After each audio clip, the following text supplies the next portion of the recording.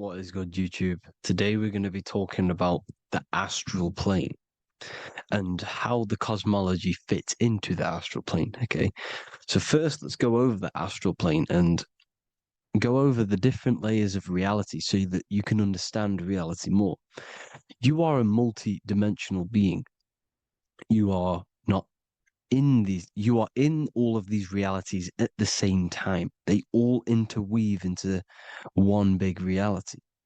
But there are different planes. They are different vibrational dimensions. There are different dimensions of reality. The mind is the root cause of reality. We're living in the mind of God. Everything is being thought into existence from the root cause, from the universal mind. This is why the ancient Egyptians said, all is mind. We're living in the mind of God. And we are a microcosm of this mind. This is why we all have the same mind.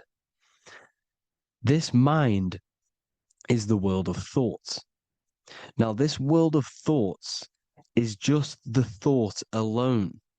For example, it is the thought of a chair.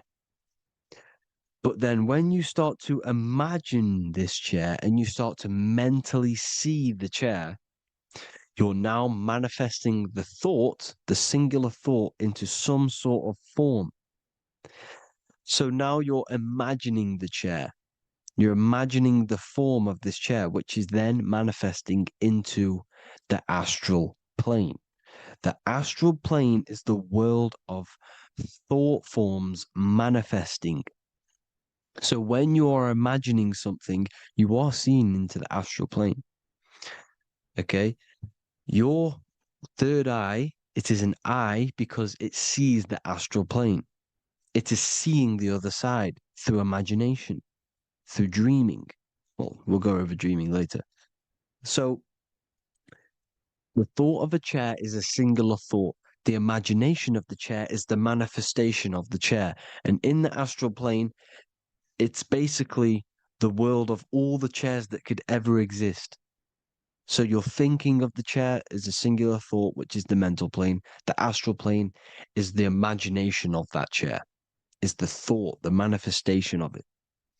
Depending on the vibrational state of the thought will depend what level of the astral plane it will go to. For example, if you're thinking about a chair to torture someone on it, it's going to go on the lower astral plane. Or if you're thinking and imagining happy things, it's going to go to the higher astral plane. So wherever your mindset is, that we call it a mindset because your mind is setting frequencies to certain things. Thoughts are frequencies. And a mindset is setting your frequency, setting your mind to a certain frequency. So when you set your mind to a certain frequency and you imagine something in that frequency, you're going to match everything in the astral plane that are on that similar frequency, just like you would in the physical world. Because we're all in these worlds right now as we speak, but we can't see them with the two physical eyes. We can feel it though. When you're around someone and you've just met a new person, for example, you can feel their vibration. And if you're not on a similar vibrational match, you will not get along with that person, or you just won't not get along, but you won't connect with that person because you're on two opposing frequencies, not matching. And this is something you can't see, you can only feel because it's the astral plane. It exists within the astral plane. Everything in the astral plane is made out of vibrations. So if you do astral project, and if you already know how to astral project, you will see beings and people and things that are on the same frequency as you. This is why before you astral project, you need to sort your vibration out before you astral project, because you are projecting your consciousness into this. It's the mind. The mind is the bridge. It can move between realities. You are a observer. You are a observing soul which observes different realities. And the mind is the bridge between all of these different realities. The mind can choose. If you want to project into the astral, you set your mind to it, you can. Okay? So let's not get off track. The lower astral plane is where demons are, the higher astral plane is where heavenly beings are. Heaven and hell are kind of a real thing. The etheric plane is a powerful substance, the ether, the fifth element that they don't tell us about. They if you type in on Google the five elements, they will try to remove it with wood or metal because they don't want you knowing about the ether. Ether is the energy double behind all physical objects. So the ether is very important. It is the fifth element. It is part of the physical world, but it's also part of the astral world. It is on either side. You see? You see how they're showing you the truth in the language? Ether and either are the same word. The ether has 1 foot in the astral and 1 foot in the physical world. It's a substance that connects the physical to the astral world. It is the either. It's on either side of reality. It's on the other side. Other, either, same word. Ether is connecting the physical to the astral plane. It's the world of frequency. Frequencies, EMFs, torus fields are in the etheric plane. It is the energy plane. It's where energy moves through the ether. Okay. So then you have the physical world, the world of effect. Everything you see in the physical world is the effect of the higher planes. Each plane is a product of the plane above. So, and it melts into each plane. The physical plane is the lowest plane, it's the most densest, and the highest is the most fluid. This is the most fluid, this is the most dense. This is where we get the saying, as above, so below from. As above, so below comes from the different planes of reality. And magicians understand this. This is why magicians always say as above, so below. Because they understand if you manipulate the higher planes of reality, you manipulate the lower planes. Because the astral plane is a direct copy of the physical world, but in the astral plane. It is mirrored. The physical world is mirrored in the astral plane. They are both the same world, but there's different vibrational states of the world. Kind of. It's hard to put this in words, people. So just try and understand.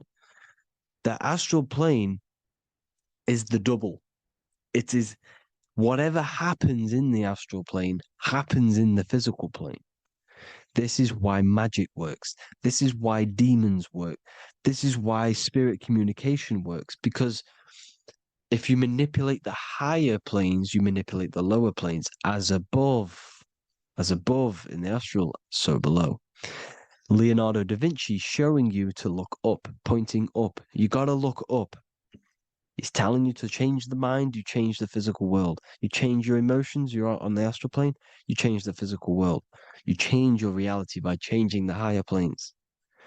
This is the Masonic 11, the two pillars. This is the 11 also symbolizing the two hemispheres of the brain here. But the 11 symbolizes the two mirrors. 11. 11. 9, 11. 9, 11 adds to 11. 9 plus 1 plus 1 equals 11. The Twin Towers were an 11. Flight 11 was hijacked because it's a mass ritual within the astral plane. Now, we're going to go deep into that later, and I'll show you these rituals they do in order to manipulate the astral plane.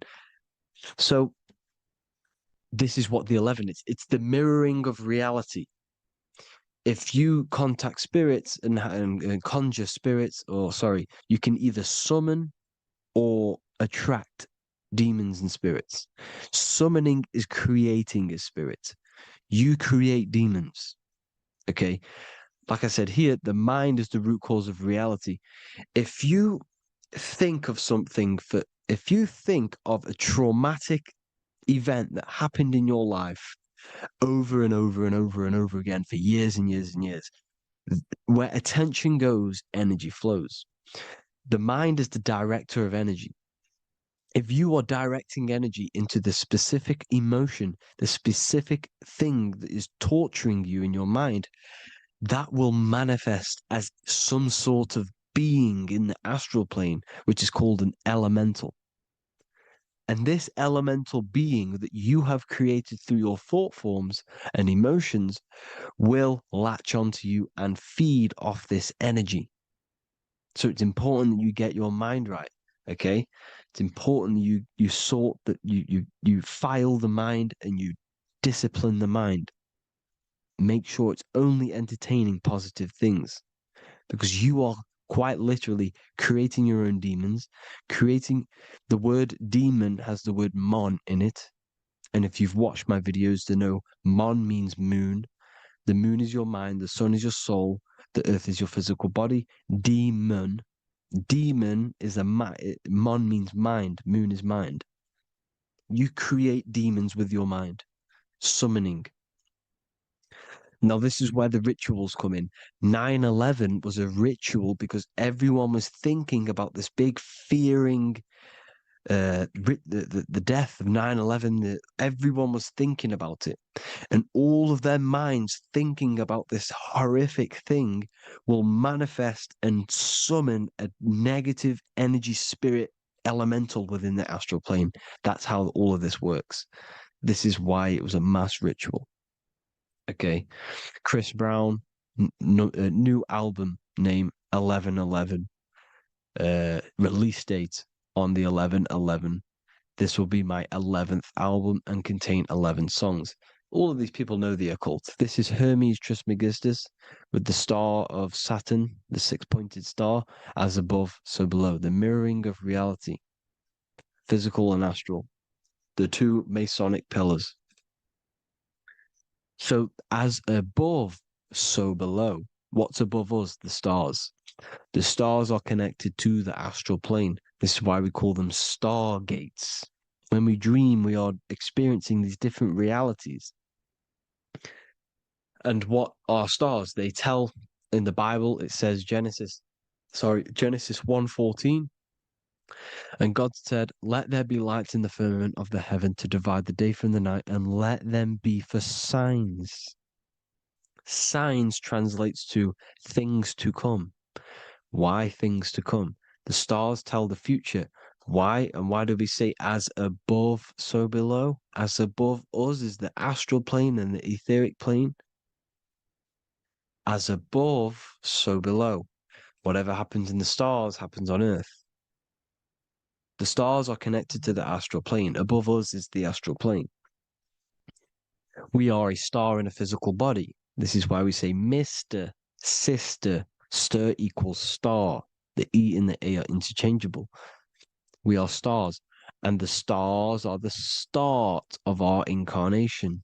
We start in the stars, same root word, and we descend through the seven energies, which are our seven chakras. Then we enter the heart of the soul system. The heart rearranged spells earth.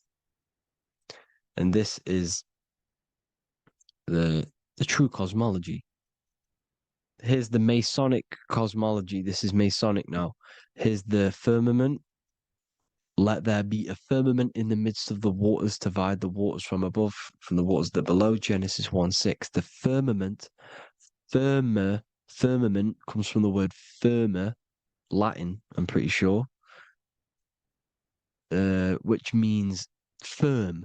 When something is firm, meaning it's stable, it does not move, it is firm. The firmament is firm.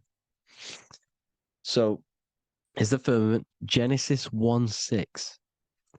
Let what does he say? Genesis 1:3, sorry. Let there be light. This is before the sun and the moon was created. Let there be light. Before the sun and the moon was created, light was appeared. So what's that tell you? This is a holographic projection from some sort of light being, some sort of projector. And that projector is the all-seeing eye you see in the Masonic cosmology. This is the all-seeing eye projecting the light beams. Let there be light. Everything is made out of light. The universe is created out of light waves. The torus field is one unit of light. The light projecting this reality is Polaris. Okay, the famous all-seeing eye. Now, what else? Then we have after let there be light in Genesis 1:16, and God made the two great lights. This is the sun and the moon, electric, magnetic, male and female. Then we have the Masonic checkered board, the black and white symbolizing dualities within the dualistic reality we're in, spirit and matter, light and matter, rest and motion, positive and negative, good and evil. Everything's dualistic here. Okay? And it's a dance. The universe is a dance between flickering of white and black light, which is the torus field.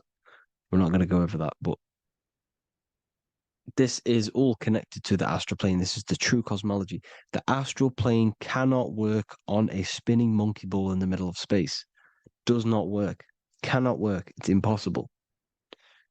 Okay? Impossible.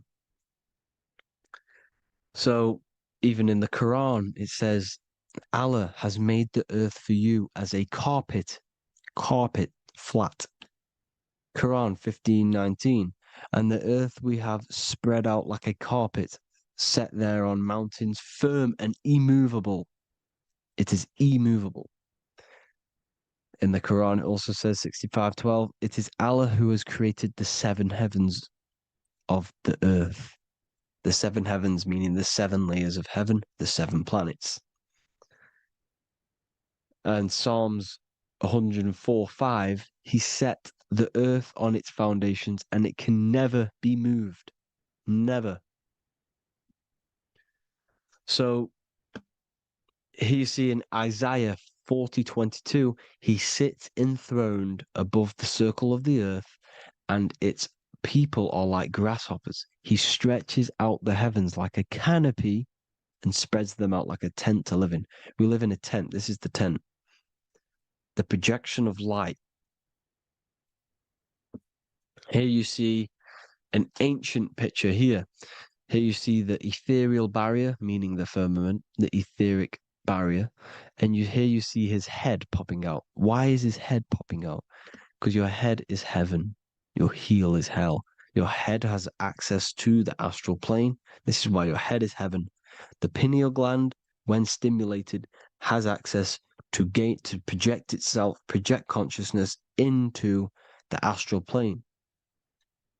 Here you see another ancient picture here with the Masonic Royal Arch, with the zodiac here, the zodiac on the top, arching, because there's a firmament above us. Here's God in the brain. Consciousness is God. Here you see the Masonic Royal Arch, symbolizing the firmament. George Washington above the Masonic Royal Arch. These are the stars. This is Polaris projecting reality. Here's ancient churches with the dome, Polaris projecting reality with Jesus. Disney World is under the dome. The seven layers of heaven, ancient paintings, all depict if you go and look at the ancient paintings, they'll all depict the firmament, the arch above us. This is where we get interesting. The Masonic Royal Arch has the 6-9, which is Cancer. The constellation Cancer, which is 6-9 is associated with portals because CERN is the 6-9. Okay, CERN is opening portals. They're trying to create a portal to the other side. Cancer has the word CERN within it, so there's a link between Cancer and the opening, the firmament opening above us to ascension. Here you see the Masonic art with the Royal Arch and the light and the opening. Here you see the light and the opening. This is the opening of the firmament. Here's the Hebrew cosmology with Sheol, the underworld, and the opening. So Cancer is definitely some sort of portal in and out of this reality. I'm just connecting dots here. Now, we're going to go change a bit now. These celebrities that you are seeing are, they have not sold their soul to Satan, okay? They have not sold their soul to Satan. Satan is a demonic, low vibrational energy that has been summoned over the thousands and thousands and thousands of years of evil occult arts. So since Babylon, Babylon was summoning this demonic energy, and this demonic energy in the astral plane will grow and grow and grow. It has no form. It has no physical form. Okay, but you can see it in the rappers. You can, when if your third eye is open, you can see clearly that these people are demonic. You can see, you can sense the energy that they're manifesting. Selling your soul is not what you've been told. It is gaining, because your soul is pure love, okay? Your soul does not want to do anything bad. So when you sell your soul, you're gaining physical gain, you're gaining physical wealth, for example, like for these rappers, they will be given millions of pounds because the people in control of the music industry, which is the dark occultists trying to brainwash the masses, the people in charge, are they're dark occultists. They understand Satan and the energy. They are satanic energy, which has been summoned in the astral plane.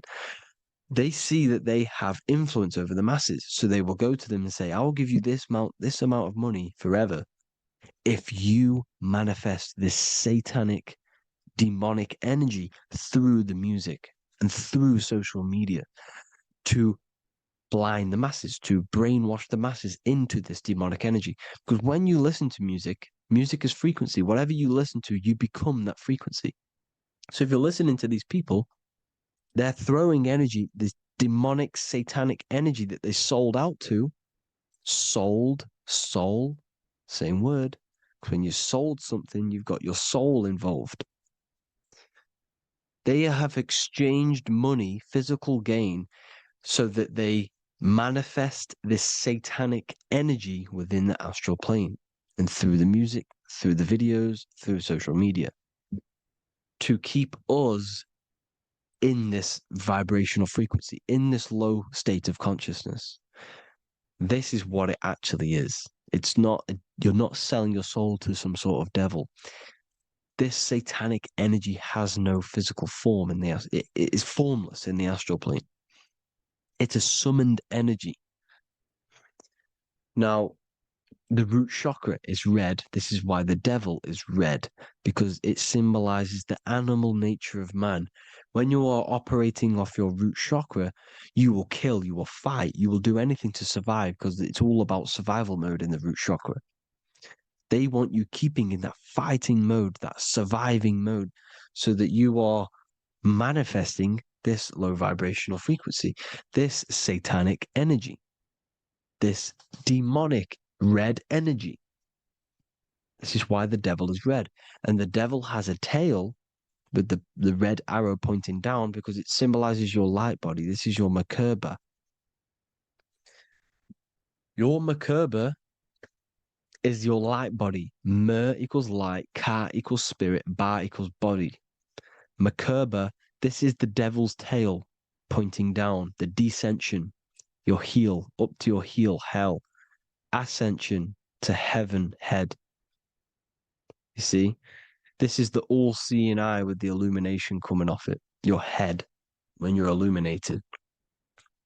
The Merkaba is your celestial sphere to portray different planes of reality. It is the vehicle of ascension. It's your light body. It's in the word Kabbalah, Kabbalah, Ka, spirit, Ba, body, La, light. Same thing, Kabbalah, Merkaba. Same thing. It's all about the light body. This light body sees different realities. So when you see the goat in the music industry, it's this satanic summoned energy that's been summoning for thousands of years within the astral plane.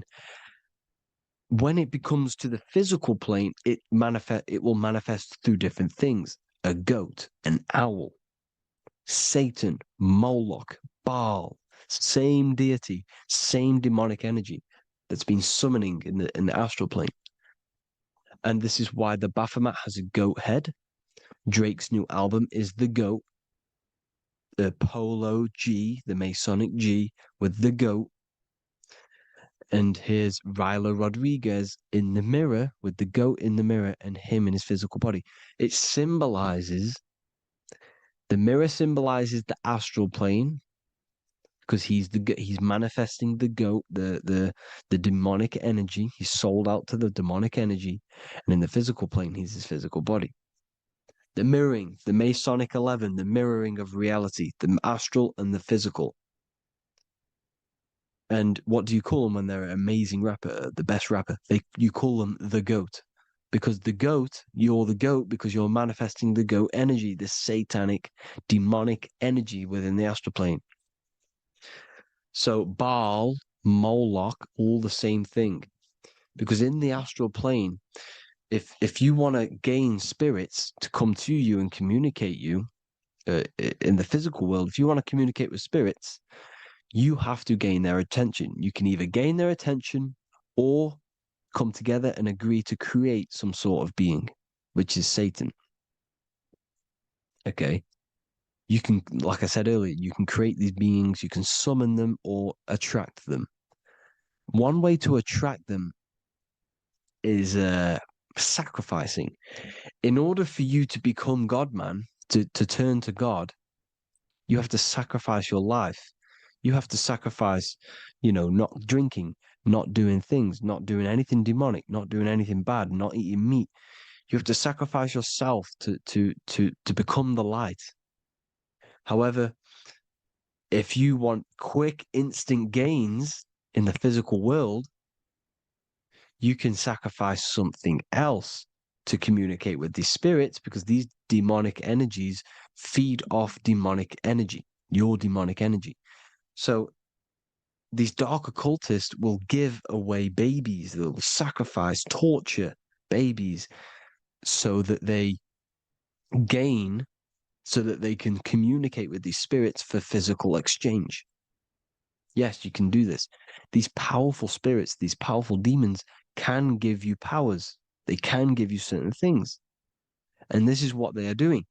They're summoning and attracting these demonic energy. This is why, trafficking is one of the most, Balenciaga. Baal is the demonic energy in the astral plane, which requires child sacrifice for his presence. Balenciaga, and they were trafficking children. They were trafficking, killing them, and offering them to the spirits. This is what they are doing. Balenciaga. It's in the name. Here you see, you can see here a stick man with two horns. The goat, obviously, it's all the same deity. Baal, the goat, Moloch, his Moloch, the owl, the Egyptian owl, because it comes from the owl of Moloch, which is Baal, which is Satan, all the same demonic energy. And it's on the dollar bill, a tiny dollar bill, tiny on the $1 bill. All the same thing. Bohemian Grove, they worship the big owl, Moloch. It's all the same thing. It's all one big demonic energy which has been summoning in the astral plane. And it's trying to take over Earth, the physical plane. That's what it's doing. So I hope you all gained a deeper understanding of the astral plane and what's actually going on in the world.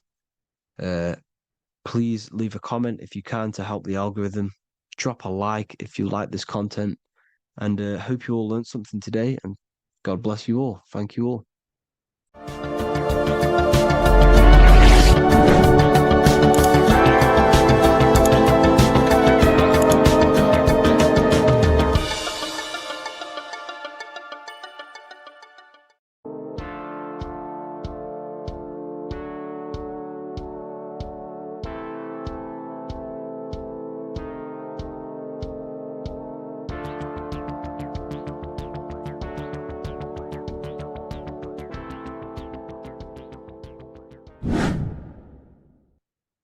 left and right hemisphere, and what are they doing? How does it contribute towards your perception in this world? And this is what we're going to be talking about in today's video. We're going to be breaking down the two hemispheres of the brain and how they function in your life. So first, we have the left hemisphere.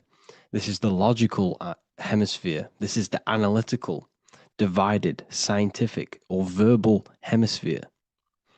The right hemisphere is creative, wholeness, artistic, symbolic, and metaphorical. The right hemisphere does with non-verbal things. It produces a holistic perception. It is more to do with creativity. Because what you must understand is that we are not in the external world. The world is produced by our brain. We see with our brain. Our eyes are a part of the brain. What we touch is the brain's interpretation of electrical signals on the nervous system. What we smell is the brain's interpretation of smell through the nose. What you taste is your brain's interpretation of chemical reactions on your taste buds. So what you are experiencing is the brain. The brain is a computer creating a simulation. And you have two hemispheres which breaks down this reality. So essentially the brain is the perception creator. It creates perception. So if the brain is creating this, who is the one experiencing the brain? Well, that is you, the consciousness, the mind, the all-seeing eye. You are the all-seeing eye experiencing the brain, the observer behind the brain, behind reality, behind the emotions. So if you're walking through a woods, this left brain sees individual trees. The right brain sees the whole woods. It sees the biome. It sees the bigger picture. So when you are walking through this woods, the right brain picks up a holistic perception of reality. It creates the woods as one unified woods. The left brain's job is to break this down and analyze it so that we can see individual things. And this is also necessary for humans to have the ability to break things down and manipulate things in this world. So without this left hemisphere, we could not manipulate things and break things down. So this right hemisphere is important because it sees the whole woods. It sees humanity as one unified consciousness. However, the left hemisphere sees individual egos. So the left hemisphere is the place of the ego because it only understands it sees the world very divided. Okay. So for example, here's another example of the left and right hemisphere. If someone pulls out in front of you in traffic, your left brain's going to start going crazy and analyzing them, calling them names. The right hemisphere, however, sees the bigger picture. Maybe he didn't see you. Maybe it's just a mistake. Maybe he's in a rush.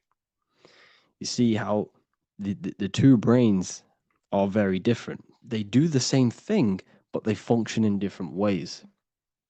The right hemisphere is feminine, the left hemisphere is masculine. So, like I said, this person pulls out in front of you, you start to think with the left. If you start to perceive that in the left brain, you're going to start analyzing them, you're going to start going crazy and calling them names because you're analyzing it. You're not seeing the bigger picture behind it. You're not seeing it from his perspective. So there is a crossover.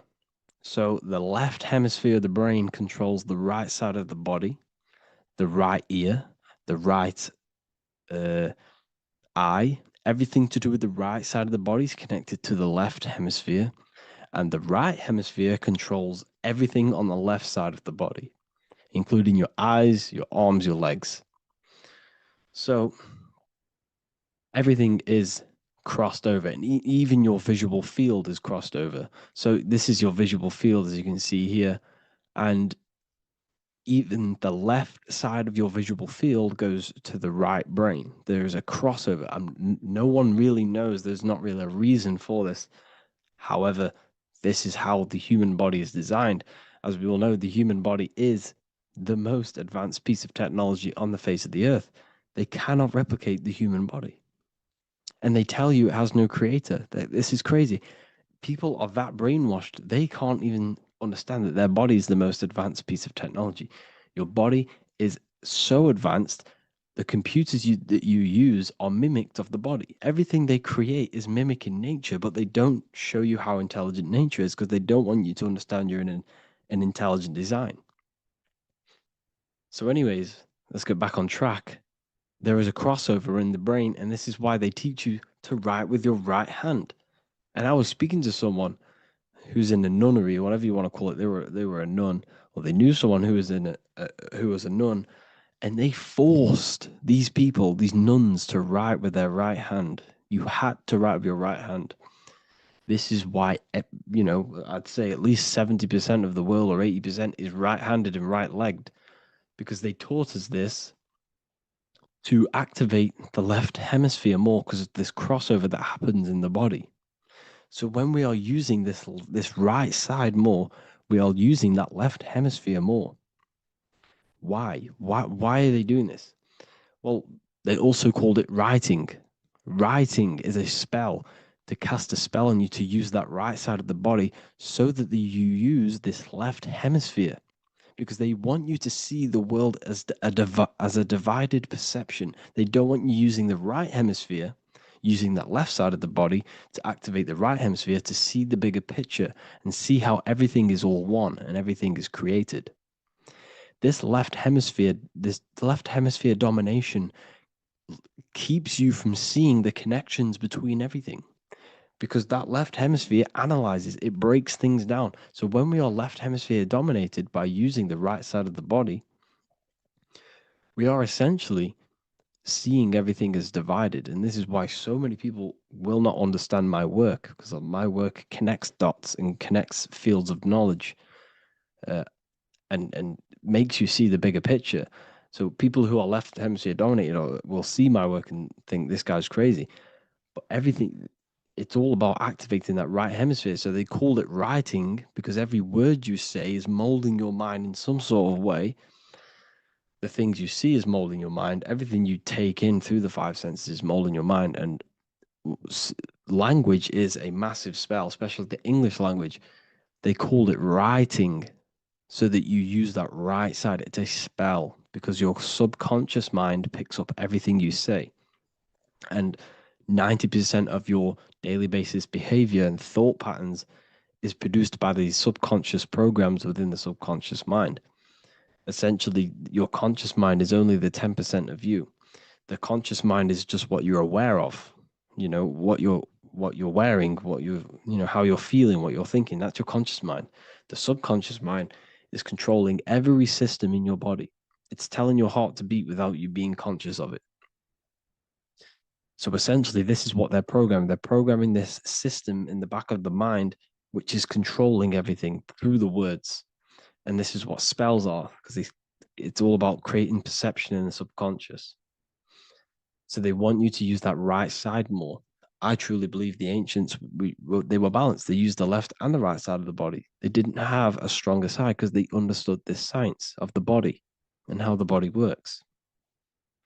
So this is actually called phonetics. It's not etymology. Etymology is the study of root words. Phonetics is the study of how words sound similar. The way words are spoken. So phonetics, phone is why we call them a phone. Because you speak into a phone. So this is write and writing to use that right side to activate the left hemisphere more. So your hands are a manifestation of your brain. The left hand is the right brain, the right hand is the left brain.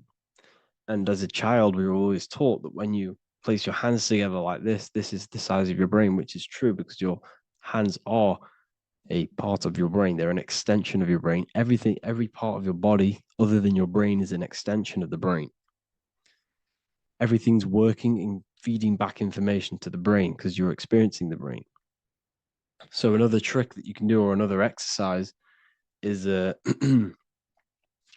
looking in the mirror and closing one eye at a time. If you close your right eye, if you take your top off, for example, you'll analyze your body if you close your right eye because you're using that left hemisphere. Sorry, other way around. If you look at yourself through your right eye, you'll use that left hemisphere, which will analyze yourself. You'll see individual body parts. If you close the right eye and use the left eye, you'll see your body as a whole and you won't really analyze it. This is how you can analyze yourself using these two hemispheres.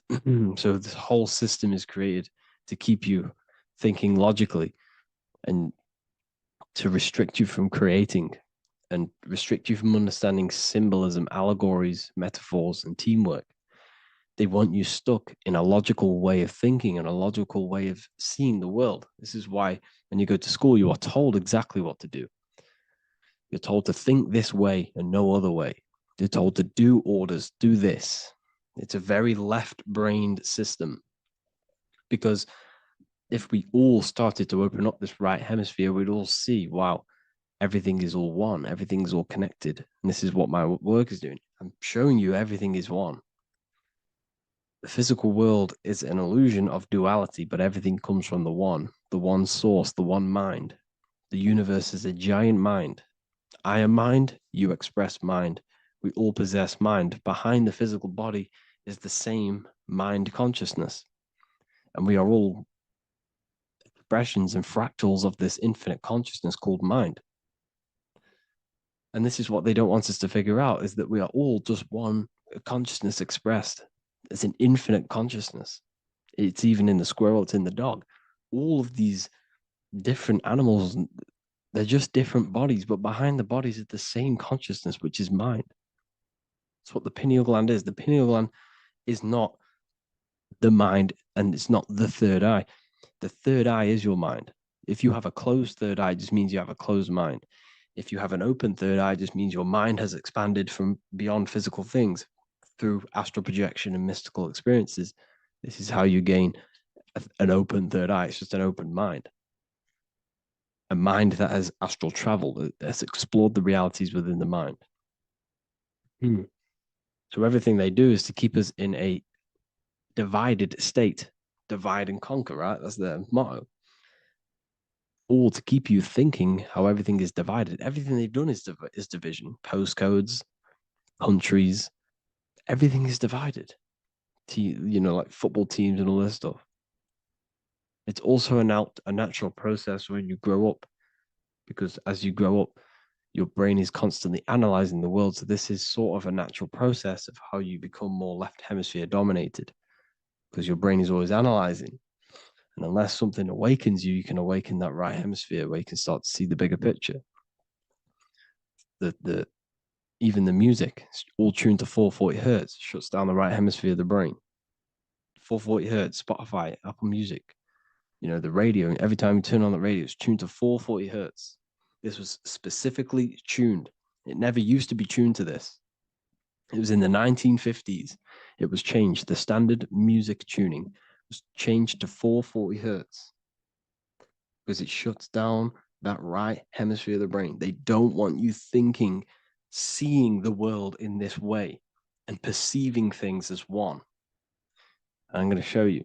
It tells you this in the Bible. Cast the net onto the right-hand side of the boat and you will find the fish. What was Jesus saying? You see, people read the Bible and they don't understand it. If the Bible is not talking about you, then it has no meaning. The Bible, everything you read in the Bible is about you and how it can better your life. It occurs to you. So if Jesus says, cast the net onto the right-hand side of the boat, this is an allegory. The boat is your body. Cast the net. It's the awareness, the perception onto the right hemisphere of the brain, and you will find the fish. What's fish? What do fish do? They swim deep in the ocean. It represents the knowledge, deep knowledge. Cast the net onto the right-hand side of the boat and you will find fish. You will find the wisdom. You'll gain understanding when you cast that your awareness into that right hemisphere. You will see that I am you and you are me. We are all one consciousness. You will see everything. You'll see that the trees are the same patterns as the nerves in your body. You'll see everything is connected. Everything is a fractal of the one infinite consciousness. And how many fish did they catch? 153. That adds up to 9. This is now numerology. The Bible's filled with numerology. adds up to 9. What's 9? Human consciousness. It represents consciousness. You're in the womb for 9 months. Feminine, feminine. It's all about consciousness. And in Revelation 14, and I looked, and behold, the Lamb standing on Mount Zion, that's the spines, the mountain, with him 144,000. 144 adds up to 9. It represents consciousness on top of the spine. You see? And he had his name the name of his father written on the forehead. What's the father? The higher mind, the higher consciousness within you. Where is that? In the forehead, the pineal gland. The pineal gland is the radio receiver for the higher consciousness. Because every body part of the body has consciousness. Your heart has consciousness. Your gut has consciousness. You are thinking with these different consciousnesses. You think with the gut. You think with your penis. You are thinking with all these consciousness. And it's about raising your consciousness to the higher consciousness, which is the father, the mind in the head. Don't think with the lower parts of the body because that is your animal nature. Think with the higher parts of the body. It's all representing consciousness. How to activate the right hemisphere of the brain? Well, it's all to do with non-verbal things. So music will activate the right hemisphere. Make sure it's tuned to the right frequency though, 432 hertz, 528 hertz. Any frequency that adds up to 3, 6, or 9 is good for you. Meditation, turning off the thoughts, and you raise yourself to the higher brain. Symbolism. Symbolism is all right hemisphere. Reading between lines, metaphors, determining the Bible, it's all right hemisphere.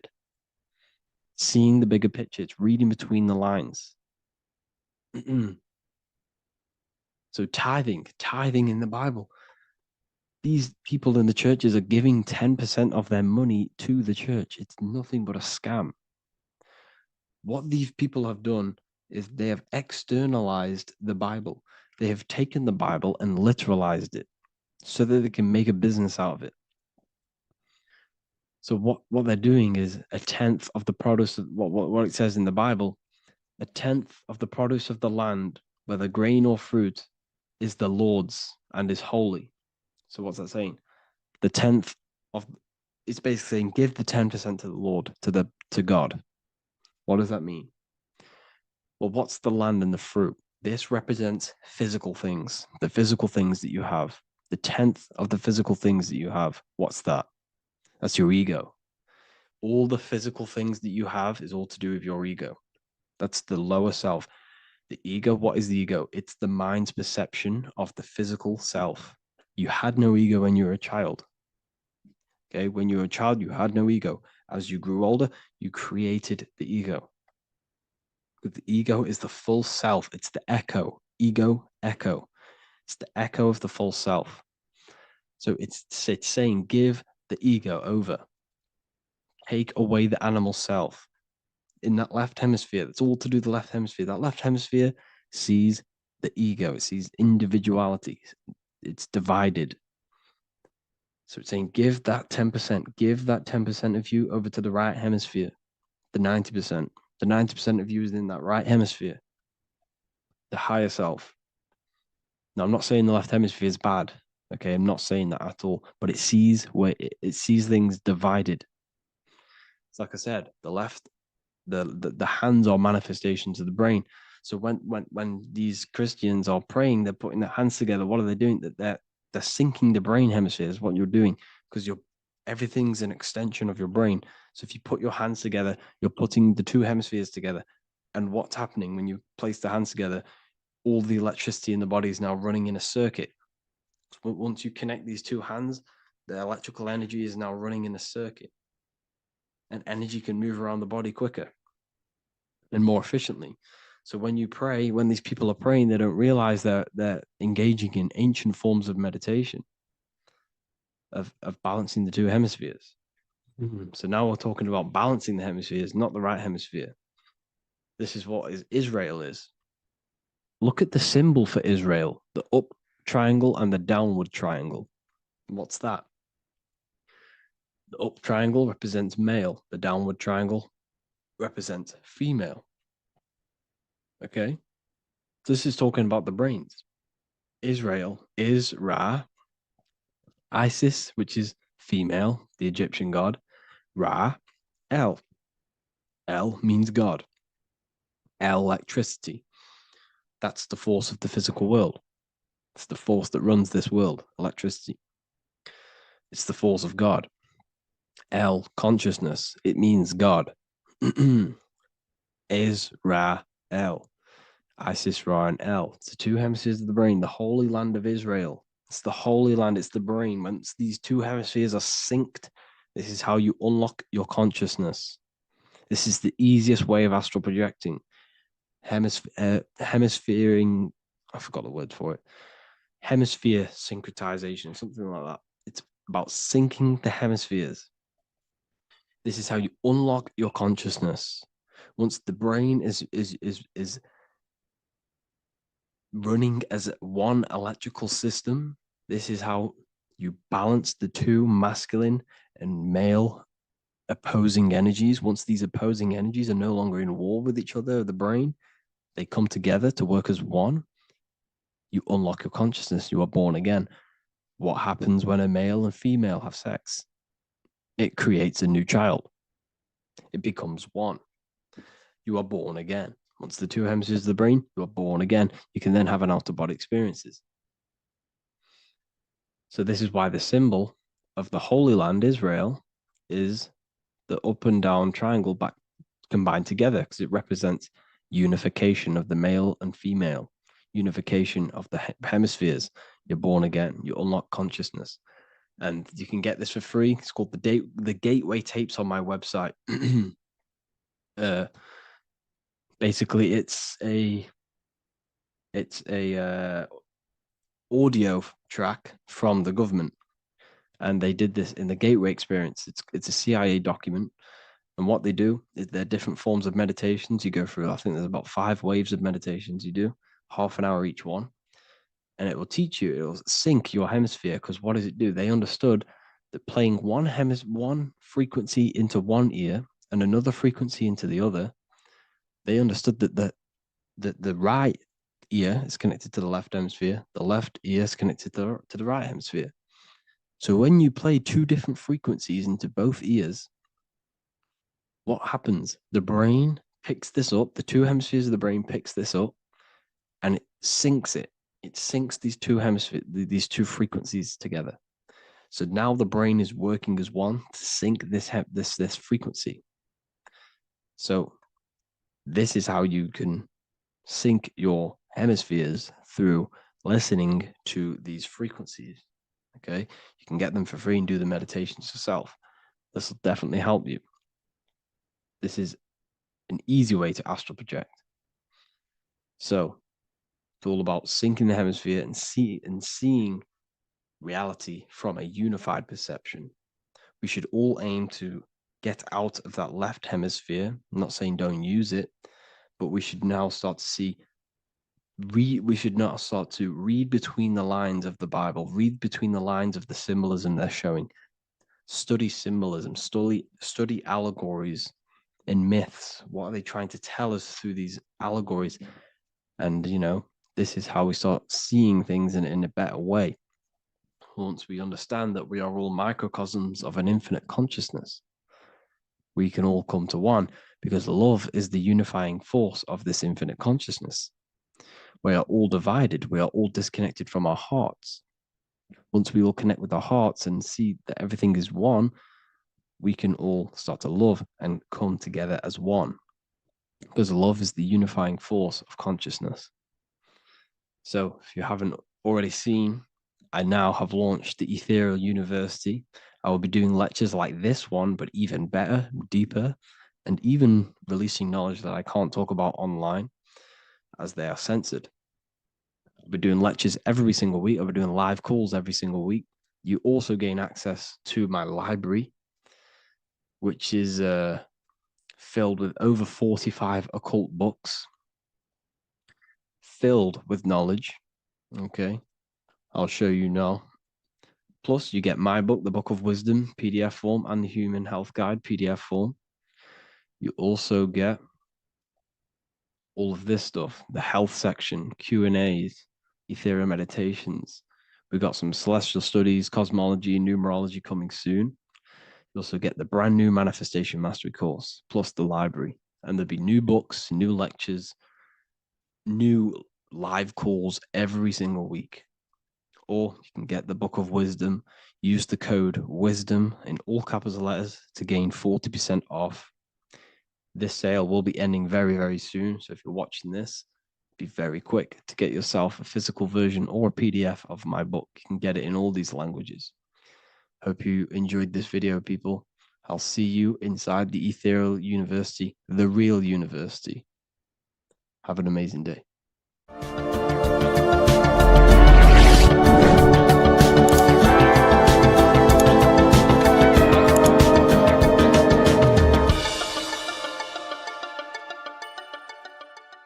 Welcome to Revival of Wisdom.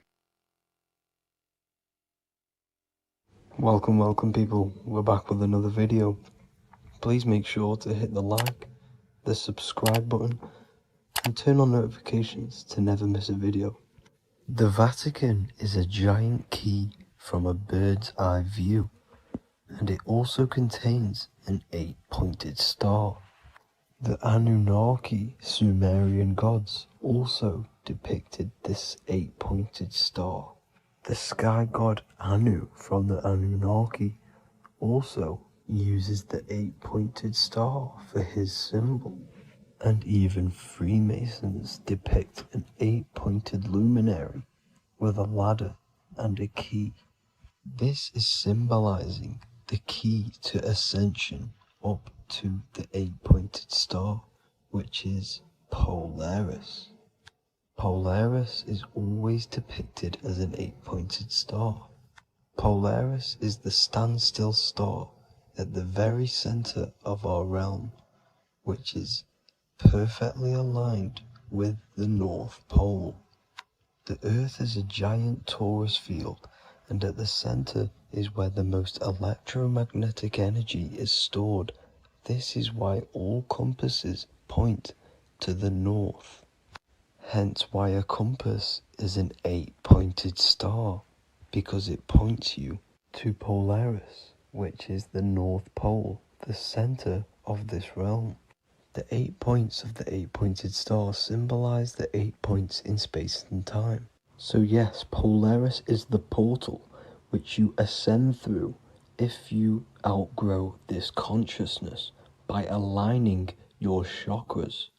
Our earthly realm is a macrocosmic reflection of us, and we as humans are the micro reflection, with the earth containing its 7 chakras as well as us. The North Pole is the 7th chakra, which is the crown chakra. So the key to ascension is held by the Vatican, hence why it's a giant key, because they mislead the masses through their religions, which teaches the masses to look outside of themselves. As stated in the 20,000-year-old emerald tablets, written by the Egyptian god Thoth. On Earth, man is in bondage, bound by space and time to the Earth plane. Encircling each planet, a wave of vibration binds him to his plane of unfoldment. Yet within man is the key to releasement. Within man may freedom be found. So the 7 planets are associated with each 7 chakras. The lowest chakra being the root chakra, which is associated with Saturn. This is why the elites love Saturn and reflect it in all of their symbols. Because the chakras are an ascension of spiritual principles, starting from the material and ascending up to the spiritual, the crown chakra. However, evil love bondage, and they are trapping souls in the physical realm by stopping and provoking the ascension process. They do this by abusing the energy of Saturn, and Saturn is associated with the lowest chakra. The lower 3 chakras are associated with survival mode, which keeps the consciousness in a constant state of fear and only aware of its surroundings.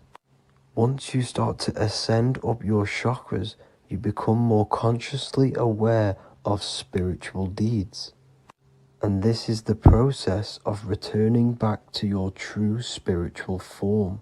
Going back to Polaris and its connection to ascension, Kanye West symbolizes this on his music video 24. As you see him rise up into the sky, you see an 8-pointed shape around him, which symbolizes the 8-pointed star as you see the beam of light. And even NASA symbolized this in their Space Delta logos, a bear holding a key with an arrow up to Polaris, the 8-pointed star. Here's another NASA logo of an arrow from the Earth to Polaris. The series Lock and Key on Netflix is all about portals and doorways, and they have the Kundalini energy as one of their keys. Kundalini energy is the energy which rises up the spine, the 33 vertebrae, and activates the third eye. The third eye is the spiritual gland which connects humans to other spiritual realms. We are not the body. Our spirit, our soul inhabits the body. We exist physically, spiritually, and mentally. Therefore, we are multidimensional. The intellectual and spiritual inhabit the body. Therefore, this is just an avatar within this timeline. However, within each and every one of us, we all have the key to releasement, as says in the Emerald tablets. This releasement is ascension, up until higher states of consciousness. As stated in the Emerald tablets, man is in process of changing to forms that are not of this world. Grows he in time to the formless, a plane on a cycle above. And another one saying, man is a flame bound to a mountain, but we in our cycle shall ever be free. Know ye, O man, that when ye have progressed into the cycle that lengthen above, life itself will pass to the darkness, and only the essence of the soul shall remain. That's it for this video. I hope you all enjoyed. Please feel free to leave a like, subscribe, and comment any subjects you want me to talk about. God bless you all.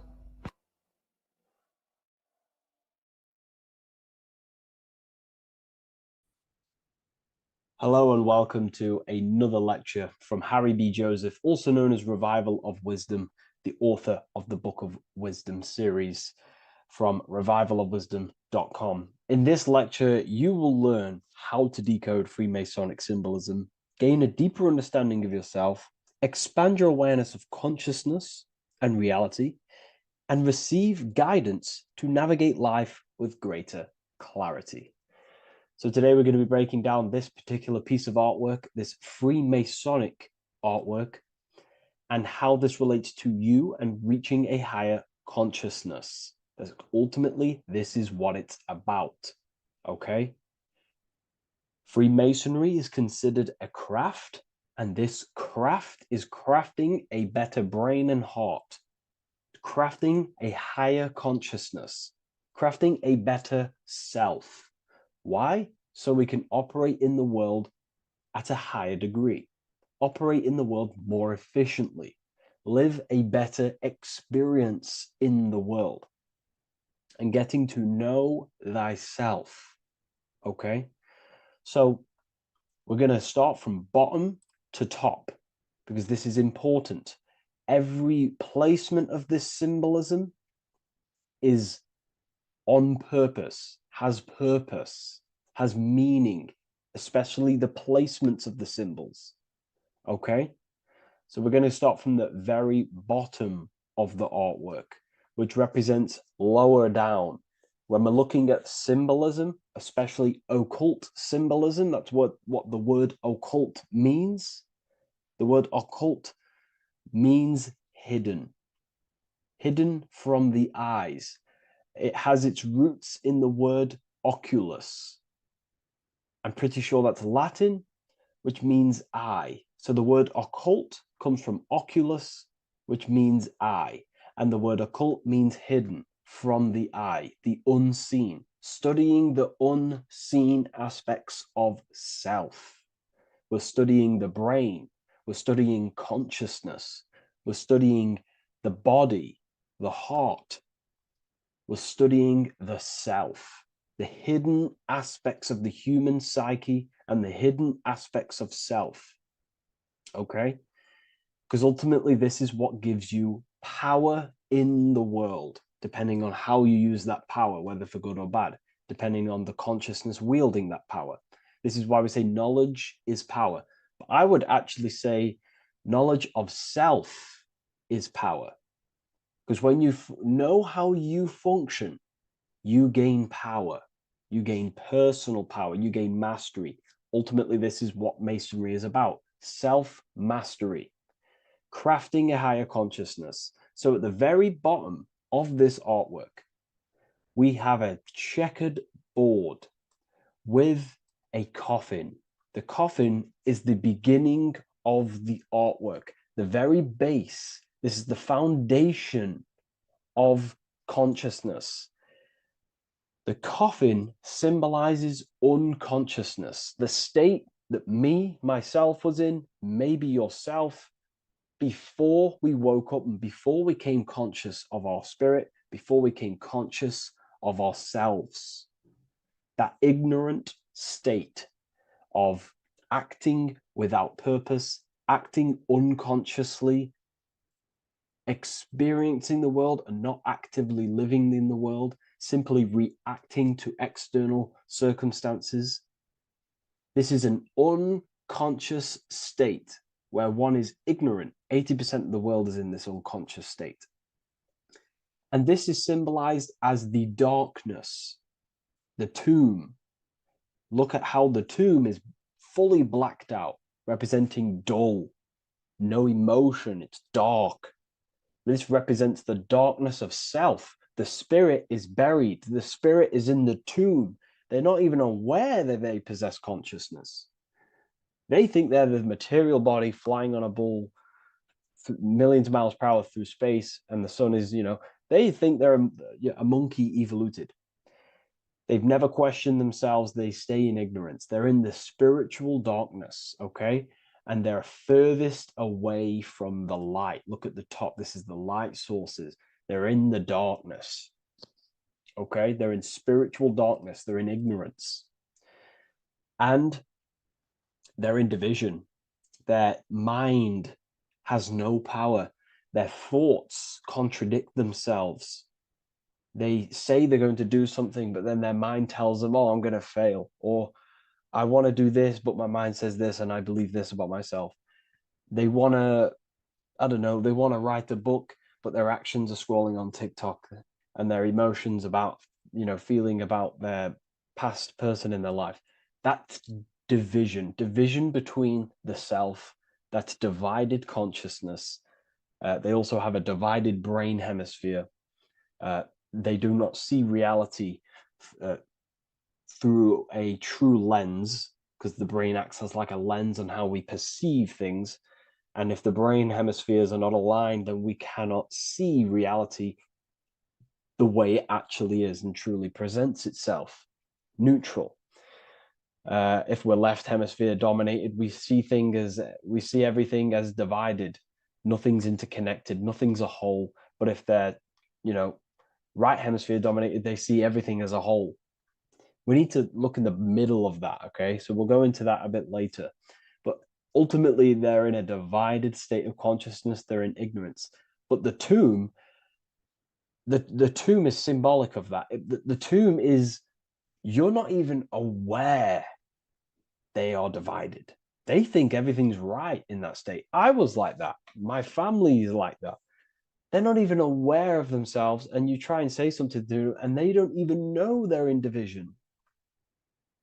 They don't even recognize that they're in a bad, low, earth base consciousness. Okay? So when we get out of the tomb, which is representing by a spiritual awakening, we get out of the tomb, we realize, wow, I possess consciousness. I've woken up. You're waking up to the things in the world, and You wake up and start to see the world for what it truly is. When you become aware and you rise out the tomb, you're born again, you start to actually start looking within. You start to become conscious of your thoughts. You start to become conscious of your actions. You start to become conscious of the evil in the world. You start to become conscious of the things. You rise out the tomb. You start to become conscious of your intuition. You then step on the checkered board. The checkered board is now you realizing you're in a divided state. Okay, so you're now putting down the ego, because remember, when you're in the tomb, the ego is fully in domination over consciousness, over your consciousness. It doesn't allow you to say that you are wrong.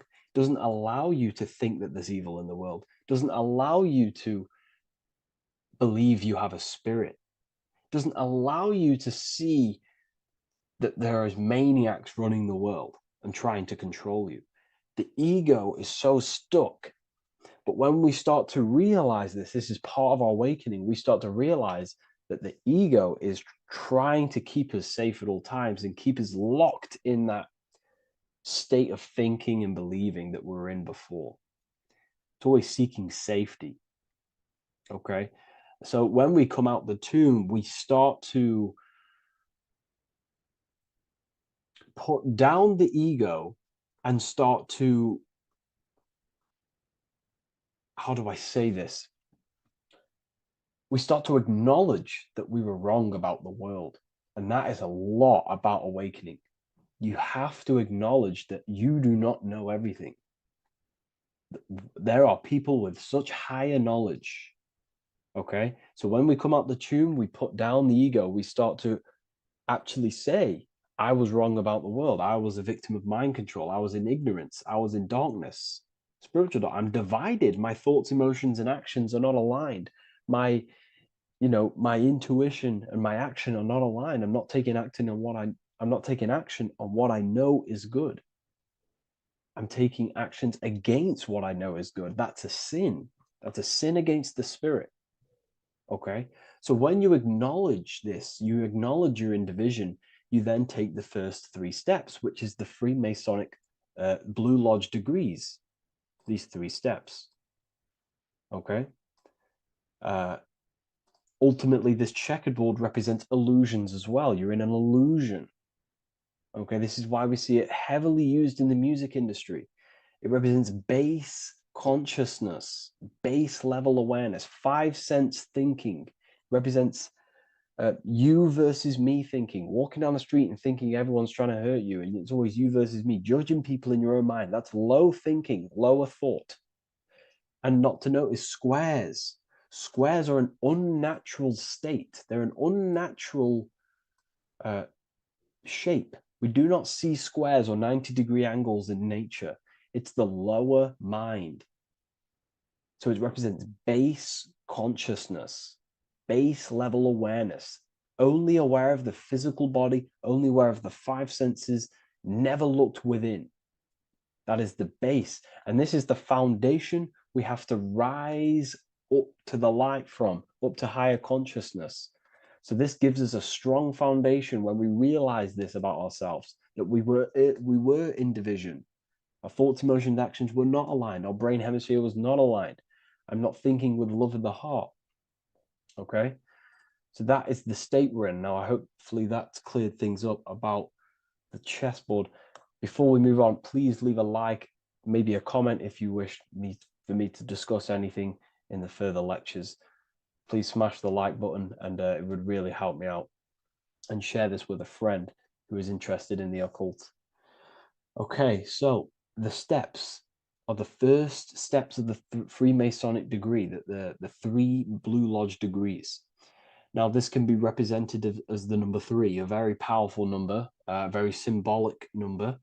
Number 3 is the 3 expressions of consciousness. How do we express consciousness? How does consciousness express itself? Well, there are 3 ways. We think, consciousness thinks, consciousness feels, and consciousness acts. They are the 3 expressions that we express our awareness and consciousness. So we're looking at thought, emotion, action. We're also looking at the three brains: the reptilian brainstem, the mammal limbic brain, and the neocortex. The reptilian brain governs basic functions of the human body: breathing, surviving, scanning the environment for threats, automatic responses, eating, scanning for food, base consciousness. That's the reptilian brain. That's what most people operate their lives in, including myself before I woke up. I'm not trying to sound big-headed, but this is the truth. Ignore my tone of voice, ignore my voice, focus on the words I'm saying. You know, if you're judging, that means you have divided thinking. It's always you versus me. So we need to get out of that thinking of you versus me all the time. That's lower consciousness. That's animal thinking. That's earth thinking. We're unified. We need to reach a higher consciousness and do not waste our mind's potential on low-level earth divided thinking.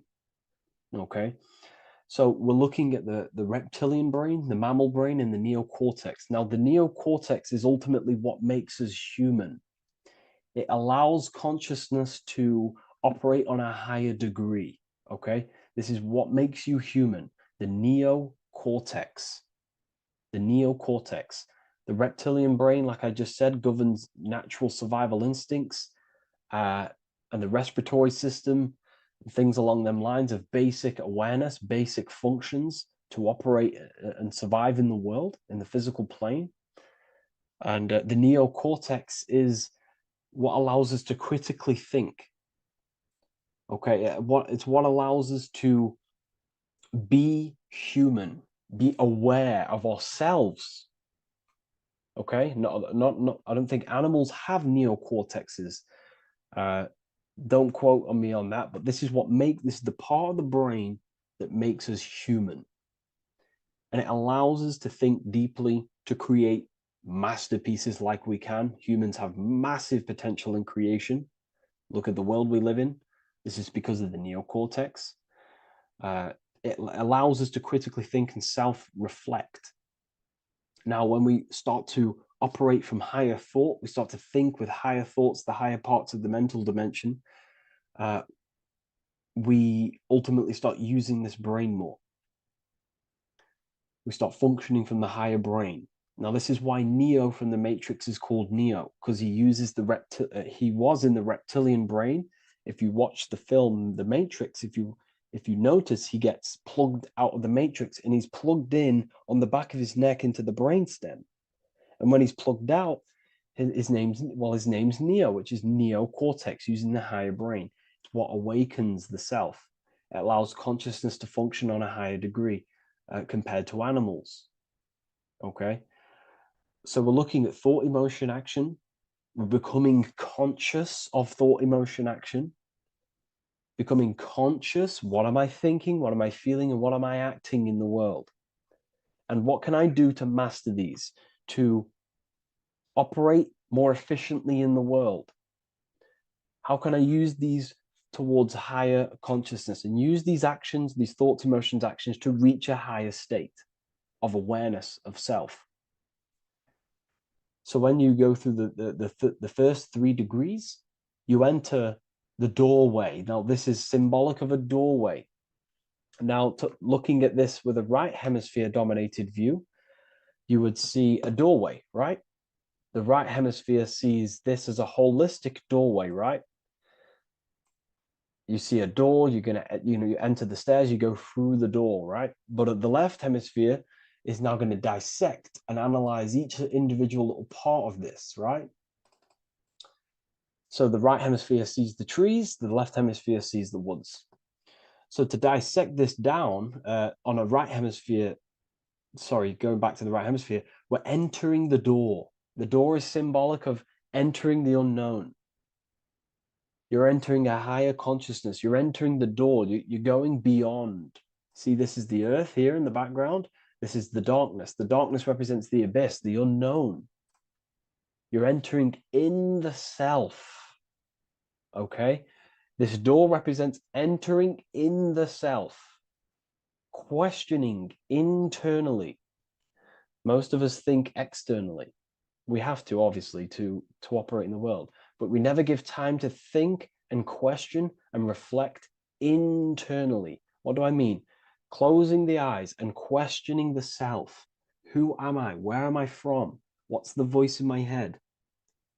If the voice in my head stopped using the language that I speak, what is it then? It's about going within, into the darkness, what you cannot see, and finding the light.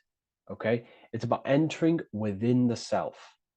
This is a doorway to higher knowledge, higher consciousness, higher self, and really digging deep for what you truly are beyond your human form. Okay? So we have, most importantly, I'm not going to go over every single one of these symbols here. I'm going to go over this on a basic, well, not a basic level, very detailed level, but it's not going to go over every single symbol. We have a left pillar and a right pillar. The left pillar has the sun next to it. The sun is more electrical energy. It's very dominant. It's a very powerful, masculine force. This represents the masculine quality of consciousness. The masculine qualities. We have many masculine qualities, such as actions, physical actions with the body. We have thinking. Thinking is a very masculine force. We have the left brain, analyzing brain, the brain that's very logical, that's trying to figure things out. That's the masculine pillar. Okay. So this is the masculine qualities of consciousness. It also represents what we can see, the sun. The sun allows us to see, to visually see in the world. So the sun represents the external world, the world outside the self.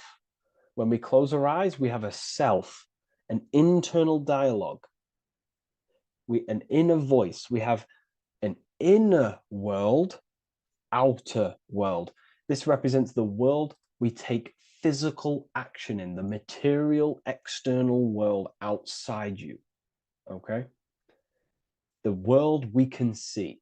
And then on the right pillar, we have the moon, which is associated with feminine qualities of consciousness.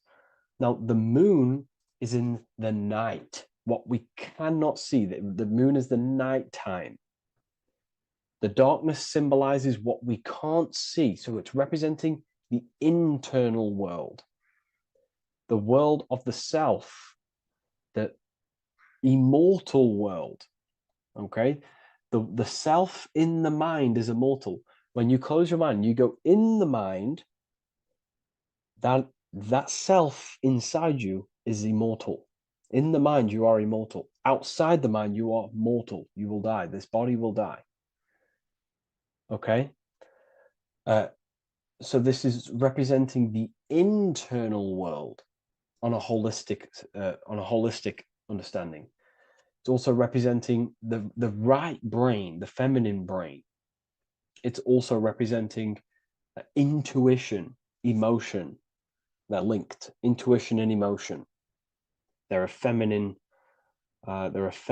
force. Also, we're looking at the heart, the right pillar. So everything that is feminine falls under this right pillar. Now, don't get confused. I know a lot of people can get confused about what I've just said. So this represents the inner world, the outer world. It also represents everything masculine and feminine.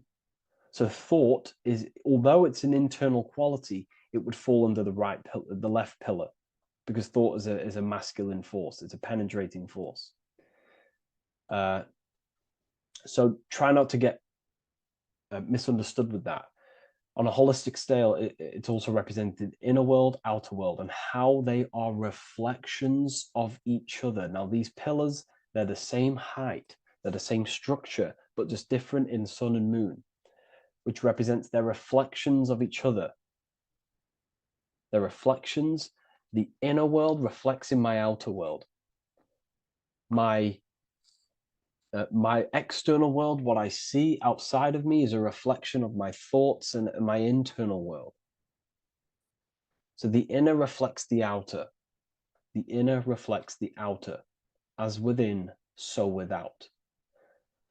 So we're also looking at the right and left brain. I've already gone over that.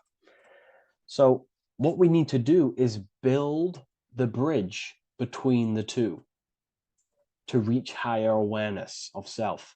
Because ultimately, remember, we're still divided. We came from the checkerboard, we entered up here, we've just entered within the self.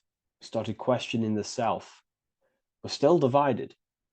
We need to build the bridge. And this is what they're crafting in Freemasonry. The bridge, the arc, the agreement, the great work. This is the crafting of aligning the left and right brain. We're also aligning intuition, feminine, with the actions. Because ultimately, the higher self is always guiding us. That's our true spirit guide. Our true spirit guide is our higher self. And the higher self ultimately exists in a higher dimension. This is going to sound crazy to some people, okay? But who you are is not your human body. And your higher self does not communicate through the language of the human material world. It doesn't communicate through English, doesn't communicate through thoughts. It communicates through intuition and communicates through dreams and symbolism. So it's all associated with the right pillar. This is the things we can't see. The higher self is always guiding us to awakening and to our purpose on the earth.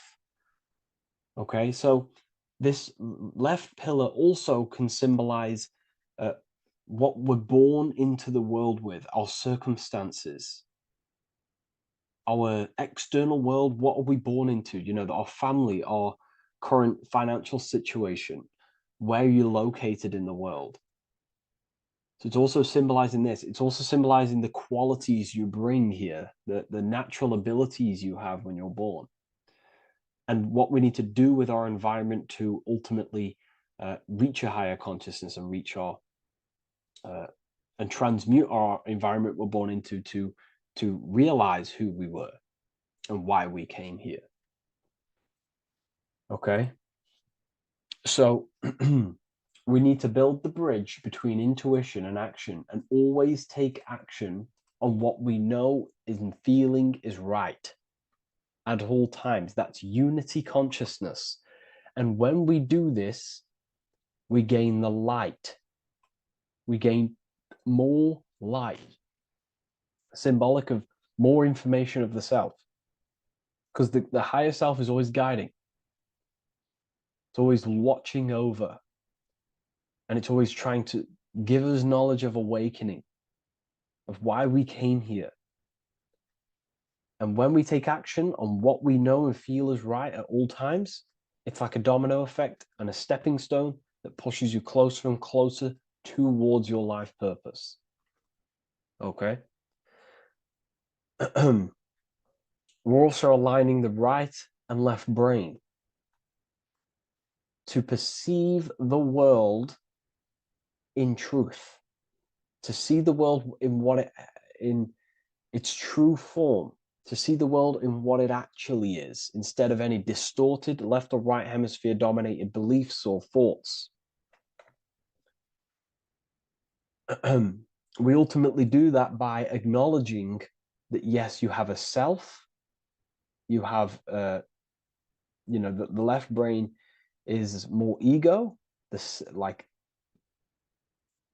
divided thinking, everything's separate. and the right hemisphere is more holistic. So we need to see the world in the middle of this, in the middle, acknowledging the self and acknowledging the collective consciousness, and how my thoughts, emotions, actions contributing towards myself and the collective. We always need to keep the collective in mind. Why? Because we are experiencing this world together. It's not just you. And your actions also have a ripple effect on the collective. We're experiencing the world as a whole as well. Yes, there's yourself and there's the collective. We need to think, feel, and act towards the collective and the self. So aligning our brain hemispheres allows us to do this. It allows us to think holistically and individually and see reality in this. And when we do align the left and right brain, what do? We gain higher insight, the eye. We build the bridge between the left and right pillars. We gain the eye. The eye is what? Insight. The eye requires light to perceive and see the material world. So this is symbolic. This is the inner eye, the inner self, consciousness. And when consciousness has light, which is symbolic of truth, knowledge. Light is a massive symbol in Freemasonry. And light represents knowledge of self, information. And when we gain information and knowledge of self, when we align our left and right hemispheres, our actions take action on our intuition, we gain higher light, higher knowledge of self, ultimately. And this is why we also have the square and the compass. Okay? We have a square and compass here. The square and the bottom, base consciousness, also representing masculine qualities. This is the masculine qualities because squares are masculine. And the compass creates circles. So we have the circle on top of a square. Circles are divine. This is oneness. The circle is one line. The square is 4 lines. It's divided. So we need oneness over division. We need to unify the masculine and feminine qualities. Masculine and feminine qualities, okay? This is in the middle because the compass would fall on the right pillar and the square would fall on the left pillar. And it's unifying. It's representing unification of these 2 pillars of masculine and feminine qualities of self to ultimately rise towards this light, out of the darkness and into the light. Okay. Let's go back.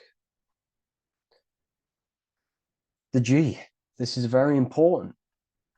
This is one of the most important teachings I could possibly give you about the G. The G is the generative principle, is what generates things. And the force within you that generates things is care and the heart energy. The heart ultimately expresses our actions. We think, if we care, we act.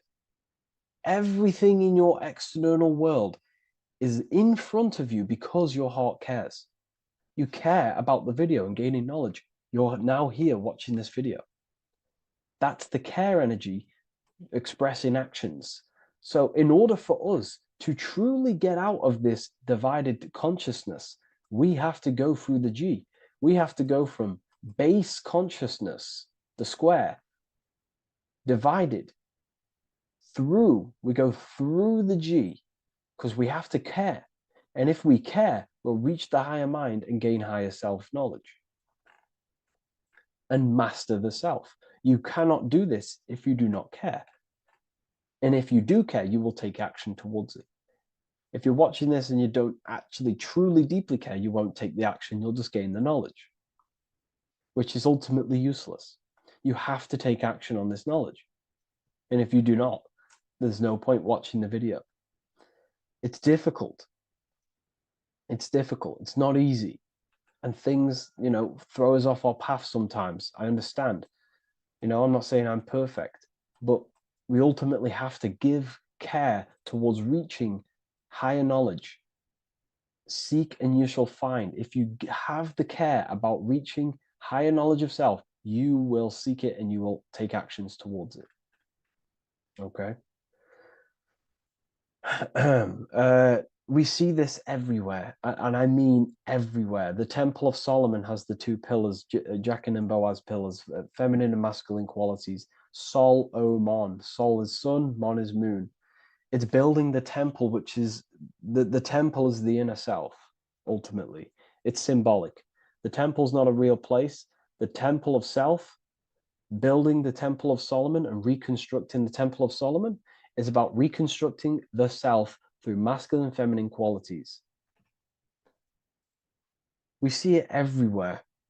And this is very symbolic, like very symbolic. We have the two pillars, we have building the bridge, and we have a stairway that goes to what you can't see because it's going to the unknown. You have to have faith. Okay? What I'm about to say is very important. You don't know what higher consciousness is, okay, until you get a little bit higher. This is hard to explain, but I didn't know what everyone talks about what higher consciousness is. I can't give you my higher consciousness. It doesn't work like that. You have to enter in and go within and have faith, going into the unknown, because you're ultimately going into something you do not understand. Higher consciousness, I cannot give it you. You have to enter the door and take action and think, feel, and act towards it, and you will go to the place, and then you will understand what higher consciousness is. Ultimately, what higher consciousness is higher knowledge and understanding of self, what you actually are. Okay, that is what's being symbolized here. It's again in the Masonic art. We have the darkness. We have to have faith to leap into the darkness, into the unknown. We see this everywhere. Like, you'll see when I say this everywhere, and I mean everywhere, you'll see this. Every doorway has this symbolism in the ancient world, because ultimately this is what it's about, people. The door represents going within into a new light, a new room, a new level of understanding of self. Okay. Here we have Astro World. Now, this is obviously a darker aspect of this. But again, we have the two pillars. See you on the other side. That's the doorway. The other side. And I'm not going to break down, this ritual, but you can guess what I'm on about here. That's for the university, of course. I can't break that down on YouTube. It's way too deep. But there's knowledge out there that is so deep you couldn't even comprehend it with the current mind, even for myself. And this is the power of symbolism. The more you learn about yourself, the more these symbols reveal to you. It is a journey of self. And I can't give you these understandings. You have to go within and question and meditate on these symbols yourself, and have thinking exercises of meditating on a symbol and seeing what your mind does with the symbol, what it lets you think about that symbol, and you'll unlock deeper meanings. I'm going to go over one more symbol before we end this. This is the hourglass, which represents time, a very overlooked thing in today's world. We do not have unlimited time in this body. You have limited time. You will die. You will die. You have limited time in the external world. This is why it's on the left pillar, located on the left side, the external world. You are limited. The scythe, represents you will be harvested. Your body will die. It'll be harvested. You will die, and you need to fulfill your mission here. You came with a purpose. You have to find that purpose by going within the self and questioning and taking action on what you know and feel is right. Unity consciousness, aligning thought, emotion, action. So if you wish to learn deeper insights, gain exclusive lectures, astral projection, self-mastery, I've just started a new section on mind control methods and how people are using this in society and becoming conscious of it. I've now opened 5 spots at a limited special price for Ethereal University. Use the code MIND, all capital letters, MIND, all capital letters at the checkout. And there's only 5 of these codes. Whoever uses them gets them. It's ultimately going to give you 20% off the university for as long as you're subscribed to the university. We go so much deeper in the university. Remember, social media is just the tip of the iceberg. Tip of the iceberg information. There are certain things I can't talk about, but I'll see you inside, and I hope you enjoyed this video. Please leave a like, comment, and a subscribe. By the end of this video, you will understand the 3 expressions of consciousness, how to use them to create the life you truly want. You'll discover the hidden meaning of the word God, the secret power of the number 3, and how consciousness itself is the key to your reality. We have 3 main expressions of consciousness. We think, we feel, and we act. God is 3-fold. It stands for generator, operator, destroyer. The generator is the mind. This is what thinks, generates ideas. This is the beginning of all creation. This is the first expression of consciousness. It is the first form of consciousness, not a physical form, but a spiritual form. Then we have the operator, which is emotion. When we think something, if we have care or any emotion towards it, then we take physical action. The body, the destroyer. We think, we care, we act. Thoughts and emotions are the 2 spiritual forces which merge together and give birth to actions. Think about it. Why are you watching this video? Because you had a care to watch the video. Therefore, the reality in front of you is because you had a thought, you had a care, you took action to express that reality. Everything goes through this 3-fold process. This is why we say, follow your heart, because the body does follow the heart. We think something in the mind, we feel something in the heart, and the body takes action towards it. Everything operates on the care energy of the heart. The body follows the heart. If you do not care about something, then you do not act towards it.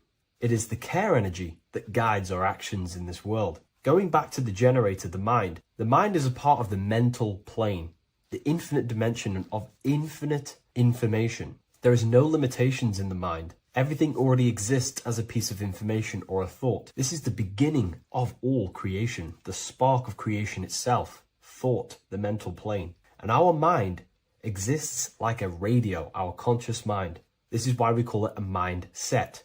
What we set our mind onto through attention, mental attention, whatever we set it on, we receive thoughts that are very similar to what we set it on. The mind is like a radio, and whatever we tune that radio to, we receive that frequency and play that song. So if we purify our minds through ritual work, meditation, and affirmations, the mind can become a temple to receive higher thoughts, higher ideas, and better genius ideas. Going back to operator, this is the Holy Spirit. This is what we care about, our emotion. This is the feminine side of consciousness. Thoughts is masculine, the Father. Emotion is the Holy Spirit, which is feminine. And these 2 create a child, which is Jesus, the Son, which is actions. When thoughts and emotions merge together, you have a physical action, which is a masculine force, which is why it's a son. The Holy Spirit represents a purified heart, love consciousness, holding love in the heart. And when we purify our minds, we have an effect and purify our hearts. And the reason why I say that is because whatever we think in the mind directly corresponds to what we feel in the heart. As above, so below. Thoughts create emotions. If we think something and our heart tells us that is bad, we have a feeling that that is wrong, then we should not take physical action towards it. And if we do take physical action against the feeling of knowing it's bad, then you are going against the spirit. That's what the word Satan means, or Satan. The Hebrew word for Satan is Satan. It means adversary or opposer. You're opposing the Holy Spirit. You're opposing what you know is good. You're taking a sin against the Spirit, against the guidance from your soul, the knowingness of good. So when we do purify our mind, we purify our hearts. And when we cultivate love for the self and one another's in our hearts, we gain the Holy Spirit, which is love consciousness. And when we think in our mind with the love of the heart and we merge our thoughts with love, it gives birth to perfect actions. This is what the true Christ consciousness is. We think with the love of the heart and it gives birth to perfect actions. And if everyone did this in the world, we would live heaven on earth. Everyone would be balanced within themselves and the world as a whole would be balanced. So we need to gain full mastery over these three aspects of our consciousness, over our what we give mental attention to, gaining love for ourselves and the collective in our hearts, and gaining a strong disciplined willpower for our physical actions. And if you can gain full control over these three-step process, you can gain full control over your reality.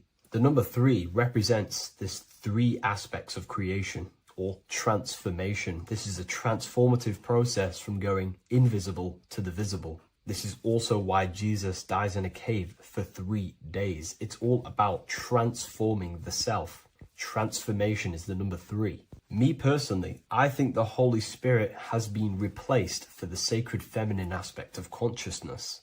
They do not want us connecting to our feminine side of consciousness, because then we will cultivate love in our hearts for the self and one another. And love is the most potent force there is in the whole universe. It is what unifies everything. It nurtures everything. It allows things to grow. Think about it. When you hold love or care for someone, you grow relationships. The sun is the perfect symbol and representation of love energy. The sun gives abundantly, expecting nothing back, and allows everything on the earth to grow. It's a caring, nurturing, feminine force that allows things to grow and unify and come together. In today's world, we mainly have thinking and acting without emotion, without care, without the judge of our hearts. It's all about gaining unity consciousness. We think, we care, true care for one another and the self, and we act. And if you align these 3 forces towards something, your business, whatever you're trying to create, you will fully create that reality, because these are the 3 forces that you can use to generate a reality. You can do ritual work to create care in your heart about something, and then you will take more action towards it. The book I'm using here is the Book of Wisdom, Volume 1. You can get this paperback or PDF on my website. So I hope this video has helped you. Please leave a like, comment, and a subscribe on the channel if you like the content. Let me know what you think about the Holy Spirit and if it is covering up the feminine side of consciousness in the comments section. What if I told you you don't have one body? You in fact have 4. There's a secret hidden right in front of you, and most of you overlook it. And by learning these teachings today, this will change your perspective on life, on yourself, and completely change the conception of yourself. This is the key to your highest potential. If you stay with me today, you will find secrets about yourself that will change your life. But I warn you, once you step this path of esoteric knowledge, there's no going back. Once you see, you can't unsee. So stay with me, and we will discuss the 4 bodies of your soul and how you can master yourself to reach your highest potential. The first thing we must understand is that there is a sun. And just like the sun gives life to the earth, there is this life force within the sun that gives life to all matter. We must understand that matter itself is dead. It has no life potential. It has no ability to create or destruct anything. All of the life comes from above, from the sun, from the life-giving power of this infinite energy source we call the sun. No matter what model you believe, the sun still gives power to this physical realm, giving life to all of the crops, giving life to animals, giving life and growth to all things that the rays come in contact with. This is a macrocosm process. We must understand the teachings of as above, so below. This means that the macrocosm repeats itself in a microcosm form. Now, what do I mean? Humans are made in the image and likeness of God.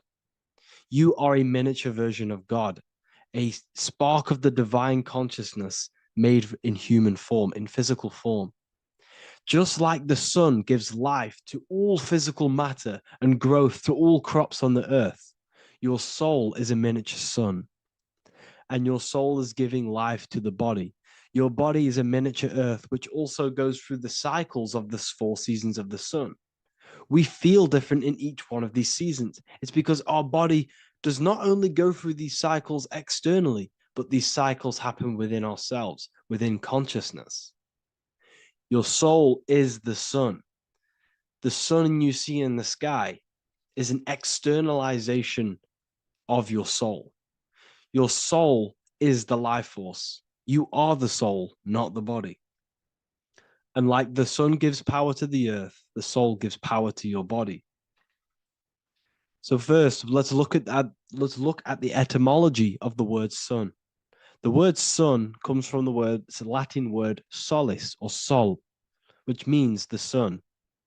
Sol then became soul, sun, soul. And in fact, S-O-N and S-U-N in the old etymology dictionary mean the exact same thing. They are interchangeable. So when we look at the symbol of the sun, we look at a circle and a cross, which represent the 4 aspects of the sun, the 4 seasons of the sun: summer, winter, spring, and autumn. These are the 4 states of the sun. Like we said, this is why we get this symbol. You have the 4 states of the sun, which represent the 4 bodies of the soul. Now, this is where we get deep. Like I said, the sun you see in the sky is a macrocosm of your soul, an externalization of your soul. Just like your sun has 4 seasons, the 4 seasons within us are the 4 bodies. Our soul is incarnated and split into 4 sections. We have a mind, we have a physical body, emotions, and spirit. These are all interchangeable and they are all linked. In ancient alchemy, we have the exact same symbolism of the 4 stages of alchemy. But in this case, they're symbolized as the 4 elements: earth, water, air, fire. In this ancient alchemical symbol, we have the pentagram, with the top one representing the soul, ether. Our soul then has the 4 bodies, with the human here. We have the man, the eagle, the bull, and the lion. We see this on the tarot card, the Wheel of Fortune. The man, the eagle, the bull, the lion. We see this in Matthew, Mark, Luke, and John. The lion, the bull, the man, and the eagle. We see this with depictions of Jesus. Jesus, the man, the bull, the lion, and the eagle. These represent the 4 fixed signs of the zodiac: Taurus, the bull; Scorpio, the eagle. Scorpio was symbolized as an eagle. It's an ancient symbol. Now it's been changed to a scorpion, of course. Leo, the lion; Aquarius, the man. These represent the 4 fixed signs, which are 4 different elements. Taurus is an earth sign. Scorpio, a water sign. Leo, a fire sign. Aquarius, an air sign. Taurus is the earth. As above, so below. The earth is the physical body. Leo is fire. Fire is the spirit. Scorpio is water, which is the emotions. Aquarius is the mind, which is an air symbol. Air is the mind. That's why we call people airheads. Okay. So, what we're actually looking at here are the 4 aspects of our soul. We have the sun in the middle and the 4 bodies of the soul. This is what Jesus is symbolizing. Jesus represents you. God made flesh with the 4 aspects of the soul. The 4 gospels are all depicting Jesus in 4 different ways according to the different body of consciousness. The wheel of fortune are representing the 4 bodies of the soul. This represents the 4 bodies. Now, how are they 4 bodies? They are 4 dimensions of consciousness. The mind is not made of the same substance of the emotion. The emotion is not made of the same substance of the physical body. The spirit is not made of the same substance as the physical body also. They exist in 4 dimensions of consciousness. They are 4 bodies of our soul. And the most important teaching here is what I'm actually getting to, is the powerful one. This is what gives you power. Most of us live in chaos. Our mind is thinking of doing something. Our emotions are feeling something else. Our body is lusting and wanting to do something else. And our spirit's energy is completely off. Most people live in unbalance. None of these 4 bodies are working together. This is why we produce chaos in our lives. When these bodies are in balance, are not working together. So in alchemy, they symbolize the 4 elements, which are the 4 bodies of consciousness. These are the furnaces with the fire. They represent transmutation of each body. We have to sync these bodies. We have to sync the mind with our emotions, and our emotions with our actions, the physical body, and with our spirit. These 4 key bodies need to be in line in order for us to create consciously in our life. Because each one of us is a creator, a miniature version of God, creating our own earth, creating our own material reality. And in order for us to create consciously and with effect and power, we must have these bodies unified so that we can create consciously and not create chaos. So this is very, very important. And this is a secret teaching found in all ancient societies. But this is what the hidden symbolism of astrology actually is. The sun is our soul, and the 12 zodiacs are 12 aspects of our soul. And we have the 4 aspects of the 4 main bodies. This is what we're looking at. We're not looking at the sky. We're actually looking at aspects of ourselves, aspects of our soul that we must master and transmute in order to become our highest potential. So I hope this makes sense. And it may take a while for you to fully understand this, but the key knowledge in order for you to understand any of these teachings that I've gone through today is the major teaching of as above, so below. What is above is below. What is within is without. Your inner reality projects the outer reality. What is inside of you is outside of you in some form or way. Whatever roots that go down will always shoot up. When you throw a bouncing ball, you shoot it down, it will go up. As above, so below. As within, so without. God did not make a creation separate from himself. We are all extensions of the divine made in physical form. And we are incarnated into 4 sections. Our soul is separated into 4 sections. These are the 4 corners of reality. These are the 4 pillars of reality that we must control. So in order to access our soul in meditation, we must turn off these 4 things. Turn off the mind, the emotion, the spirit, and the body. And then we access the soul. So I hope this video helps today. And you can learn all about this in the Book of Wisdom, Volume 2. This book is is a revolution in consciousness. I do not recommend everyone reads this book. This book is only for people who are serious and want to transform their lives. This book is a book that will change the scope you see reality. It will change your perspective on yourself because you will resonate with this. This book does not just give you information, it gives you a sense of well-being. It gives you truth, and you will find your power from this information. This information is not just information, it's a key to your path of enlightenment and transformation. So you can find this book in the description of this video. And if you are part of the university, I will see you on the live calls. Thank you, everyone. Please leave a like, subscribe, and a comment, and let me know whatever videos you want me to make next.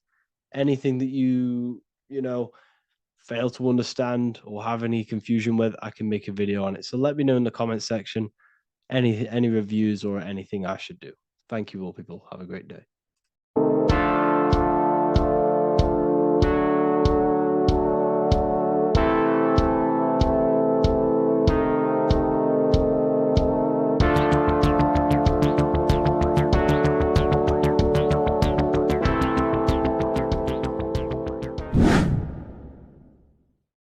What is good, people? We're back with another video, and this is going to be talking about the connection between the micro and the macro. You are the universe, everything is inside of you. So the first thing you need to understand is that the law of mentalism, we are a thought in the creator's mind, everything's being thought into existence. We have a spark of this mind, this same mind of the creator, and everything is a state of mind. Particles or atoms, whatever you want to call them, are a mental thing. They're a product of the mind. Everything's thought into existence. Thoughts influence everything. Thoughts are energetic effects which send out waves into the quantum field around you. And your consciousness is actually the universe experiencing itself, expressing itself, and viewing itself. So we are the creator, but viewing itself in separate bodies. And this is why they call the material world the world of illusions. Because everything's separate here, but we all forget that we are all one. We've all been brainwashed to think we're all separate, but we're all one. We're all the same mind, the same consciousness, everything. So everything's created out of toroidal fields. God created the toroidal field. That's the only thing that exists because part of the atoms are toroidal fields. And it's the basis behind all creation. As you can see it in the owl's eyes, it creates the infinity symbol. And this was the apple. That apple is a toroidal field. And the toroidal field is made out of dielectricity, which is ether. Ether is black light, and this is counter space. This is another realm. This is what creates God to be omnipresent, to be everywhere at one place at all times. He is everywhere because ether is everywhere. And ether is infinite potential. It connects everything together, and that's what energy moves through. It moves through the ether. And that's black light. Everything is light, as it says in John 4:2, God is light. Everything's a vibrational state of light. So the torus field is made out of dielectricity, ether, black light, magnetism, which is white light, which is the center of the toroidal field. And magnetism radiates, it has no vibration. And then when white light splits, it turns into electricity, which is physical material, and that has a vibration. This is the Holy Trinity. The sun, the moon, Saturn. Saturn, the god of materialism. If you've watched my videos on Saturn, you know that Saturn is crystallizing everything into physical matter. And that's why his old name was El. The ancients called him El. And this is why we get L electricity. This is where L electricity comes from. Because L electricity is only a product of the physical world, which is redshift, blueshift, Adam and Eve. And this is what creates the redshift, blueshift is what is a product of magnetism. When magnetism, white light splits, and this gives us vibration. And this what creates the toroidal field, which is the basis of all physical creation. The sine wave is created out of the magnetic wave and the electric wave. The electric wave is the blue wave, and the magnetic wave is the straight wave, which is radiation. This is vibration, frequency. So the magnetic wave is straight, and then you have longitude and amplitude, which is depth, which is dimension. You see how the electric wave has depth and a dimension. This is why you get the cross. This is the cross of Earth. This is the symbol of Earth, of bondage, of physical matter, because it consists of magnetic wave and depth, which is electric wave. And this is where you get the sun cross or the earth cross, whatever you want to call it. It's the cross of physical matter, and the ancients knew this. This is why they used that symbol. Red shift, blue shift, which is the toroidal field, is the basis of all creation, physical creation. And this is why you have the police siren is red and blue. The Matrix movie, red pill, blue pill. You have red blood and blue blood in your body. The Democrat and Republic, the two parties, red and blue. Like your taps on your taps, you have a red and blue tap. One's generative, and one's destruction. Fire, destruction, water, generative. So this is the basis of all things. And electric wave has dimension, like I've already said, depth, material, and it's measured in hertz. It's measured in hertz because it hurts you. It decays because the electric wave has a vibration, and vibration always has to go back to a standstill point. This wave cannot go forever, but the magnetic wave will go forever. It's radiation. Magnetic is radiation. It radiates forever. It pulses. But the electric wave will at some point come back to a standstill point, and that's why it hurts. It decays. That's why our physical body decays, because we contain of electricity. This body is an electric body, and it will return back to stillness like a guitar string. If you vibrate a guitar string, you pull it, it will vibrate, make a sound, and then go back to a standstill point. It's the exact same with every single toroidal field within the body. It will decay, and this is why our bodies decay, and everything in creation decays. So we're born into sin. The sin of Eve. The sin of Eve is us biting into the tree of knowledge of good and evil, which is the systems in the body. And the sin of Eve is biting into the sine wave. We bit into the sine wave. The sun moves in a sine wave. Our DNA is a sine wave. Time is a sine wave. Everything in this creation is a sine wave. This is why the dollar bill is a sine wave. Magnetism and electricity and electric waves in one. And this is the sun doing its sine wave, which creates, when you go bowling, it kind of creates that pin that you hit over. That's the pin of the sun. The zodiac sign is a sine wave because the zodiac sign is an expression of the toroidal field, because magnetism unfolds into 12ness. And that's why you have 12 zodiac signs, 12 systems in your body, 12 cranial nerves in your head, in your brain. So if you can imagine this, see where my pointer is, always starts with Aries. Aries is the head. It's the first thing that's created in the womb. And this is Aries, the ram. And this is why it's called a cerebrum in your brain, which is the first thing that creates when you're in the womb. And what's the element of Aries is fire. Fire is the first element. Fire, first, because it's the first thing on the wheel, the first expression of energy. As you can see here, my pointer, this is the center of the toroidal field. It would go Aries, Virgo, Capricorn, Pisces, Scorpio, Cancer. Then we go back to Libra. Libra would be center.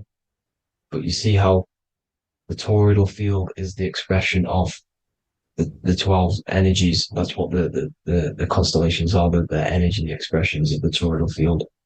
So it would go outwards, starting from Aries here, all the way back to Pisces, which is beyond the bottom half. But Libra would be the center. That's why Libra is the equinox. It's the equinox. Libra is when it goes from summer over to autumn. It's the equal. It starts to transition into the winter side. Equinox, equal, which is Libra. And that's why Libra has the two scales. It's symbolized with the two scales. That's because of the sun moving over. It's being judged. It's equal now, but then it's going to tip over into the winter. That's why Libra is here, the center of the sine wave. And like I said before, magnetic energy unfolds into 12ness. Magnesium is number 12 on the periodic table. It's the sacred number. And this is why the scientists are NASA is trying to bring in another constellation to destroy the holy science of astrology. So Aries rules the head, which is Mars. Taurus rules the neck, the lower head. Gemini, the two twins, which is your lungs, your two twins, your arms, two twins. Cancer, the breasts, the chest area. Leo, the heart, which is the sun, which is fire, the center of the toroidal field. Virgo, the belly, which is the intestines, Libra, the kidneys, the two scales, the kidneys, balancing out everything. Scorpio, the sex organs. Sagittarius, hips and thighs. Capricorn, I've missed that out, which is the kneecaps. Capricorn, kneecap. Aries, which is the ram, which is the cerebrum in your brain. And then Aquarius, the calves and the ankles. And the Pisces, the two fish, the 2 feet. So everything corresponds, as you can see here. This is an ancient way of depicting it, of the folded human. And this is everything. Each constellation rules that part of the body, gives energy to that part of the body, makes you do certain things.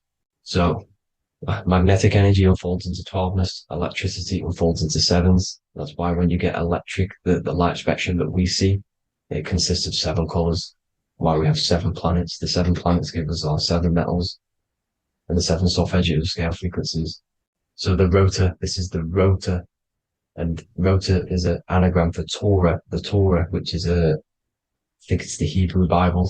Don't quote me on that, but it's one of the holy books. Which is the Torah, the Taurus. Everything goes back to the Taurus field because it's the basis of all creation.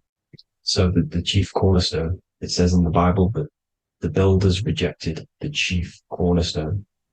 The chief cornerstone, you are the builder. You decided to incarnate into the physical world, into the electric world, El, the world of El, Saturn. When you are created in the womb, it takes you 9 months for you to be created. So for example, if your parents, if you went into the womb here, it'd take you 9 months. So let's say you're born in Scorpio. So you'd go back 9 months, 1, 2, 3, 4, 5, 6, 7, 8, 9. You consist of all of these 9 energies because it takes 9 months or however long you took to be born. Some people are born earlier. You'd have to find out how many months you were in the womb for. But you consist of these 9 energies, and each constellation has a cell salt associated with it. And these cell salts are vital for your health, and your cells are the optimal health of your body. So the chief cornerstone that you rejected is these 3 cell salts, these 3 constellations. So you're mineral deficient in these 3 constellations. For example, fluoride, magnesium, phosphate, and potassium sulfate. So that's the chief cornerstone. And a cornerstone, people always get it rejected with the cornerstone. The cornerstone is not, it doesn't say the cornerstone in the Bible. It says the chief cornerstone. The cornerstone is a cornerstone of a building, but a chief cornerstone is the top of the pyramid. This is why we get the pyramid of the wheel. So you're mineral deficient in whatever 3 zodiac signs you're not. You were not in the womb for. This is the chief cornerstone you rejected. So the human body is the micro. It is the universe in a physical form. It consists of everything in the universe. Just like your consciousness is the universe watching itself, experiencing itself. Your body is the whole universe. 12 systems in the body, 12 zodiac signs, 7 chakras are the 7 planets. The Holy Trinity of you is your Temple of Solomon, the soul and the mind, the sun and the moon. You know, everything is in you. You consist of everything, all the energies, everything. Heaven and hell. Heaven and hell is a mind state. It's a state of the mind. Head, H-E-A, which is heaven, and the heel, the bottom of your foot, is hell. And the bottom of your foot is the soul. So they're basically saying, well, it's wordplay. They're saying that your soul is in hell because, you know, with the elites being in control. So they call the bottom of your foot the soul, trying to say that you're in hell. The Christ is in you. And this Christ is Greek for what? Christos. And Christos is Greek for the oil. And this oil is produced in the cerebrum, the Aries, the ram, the cerebrum. It goes down the pineal. Well, the pineal and the pituitary are underneath the cerebrum. Goes down the pingala and the ida. The pingala being the positive charge connected to the pineal gland, pin, and the ida connected to the pituitary. And this is the 2 serpents going down the spinal column. And this is why Jesus goes from Nazareth to Bethlehem, and then Joseph and Mary are waiting for Jesus in Nazareth. Joseph and Mary are the pineal and the pituitary gland waiting for Jesus to come back up the River Jordan, or spinal column. So this is the oil. This is the story of Santa as well. Santa comes from the North Pole. Why? because the North Pole of the Earth is the center of the toroidal field, and the North Pole of you is your spinal column, which is the North Pole of the toroidal field. The North Pole, he comes from the North Pole. This is the North Pole. This is the South Pole of the toroidal field. Comes from the North Pole, which is your mind. And he goes down the chimney and then back up the chimney. This is the chimney. And he drops off the present, which is the Christos, the oil. And this is why Jesus is crucified at 33, because he crosses over the vagus nerve at the top of your spine. When this oil comes back up the 33 vertebrae, these are your vertebrae here. When it goes up to the 33 vertebrae, it gets crucified at 33 because it crosses the vagus nerve, and he's crucified on the cross at 33. This is the story behind Jesus and Santa. The Ark of the Covenant in the Bible is the two hemispheres which cover the vital parts of your mind, the brain side, which is the cerebrum, the pineal, the pituitary, etc. So the two hemispheres are the two angels, the Ark of the Covenant. This is the Ark of the Covenant covering the two vital parts of your brain. So these are the optic thalamus is another part, and it protects the Christ oil, which is inside at the center of the brain. See, the Bible is all a massive metaphor about yourself, because you are the universe. You are a microcosm of the universe. Your consciousness is experiencing itself, and the universe experiencing, and your body is the whole universe. Your head's heaven. So Moses crosses the Red Sea. These are the two hemispheres of your brain. This is the corpus callosum, the Red Sea. So he's pretty much saying that he's uniting the two hemispheres of your brain, because most people in this generation are stuck in the left brain, which is just logic, reasoning, science and maths, writing. This is what school teaches you to do. It keeps you stuck in your left brain. And you want to cross over to you want to cross the Red Sea, which is the corpus callosum, to the right brain, which is awareness, art awareness, creativity, imagination, intuition, insight, using the higher mind, creativity, imagination. If you don't have intuition, then you can't read energy, you can't pick up on bad things. This is what Moses is symbolizing by crossing the Red Sea. And it's also the upper room where Jesus met the 12 disciples. 12 disciples are the 12 cranial nerves in your brain. It doesn't just represent the 12 zodiac signs. The 12 disciples symbolizes many different things. It's like I said, energy the universe consists of 12ness. So you have 12 cranial nerves in your brain, and that's the 12 disciples as well. And they want you stuck in your left brain, which is the five senses, materialism. So they say in the Bible that Satan blinds the mind. Satan is Saturn. If you've watched my videos, Satan is Saturn. And you consist of the whole Trinity, which is the sun, moon, and earth. The soul, moon, the soul being your sun, the solar, the moon being your mind, the earth, your physical body. And Satan blinds the mind. Why? Because we enter a soul system. This is a soul system, not a solar system. And Saturn is the Lord of the Rings, which is the outer ring. When your soul enters the soul system, your soul starts to materialize. It hits Saturn. Why? Because Saturn starts to materialize you. You take on the 7 virtues, which are the 7 planets, which are your 7 chakras. And to get out of this soul system, you must get out of your lower nature, your animal nature, which is lust, desire, greed.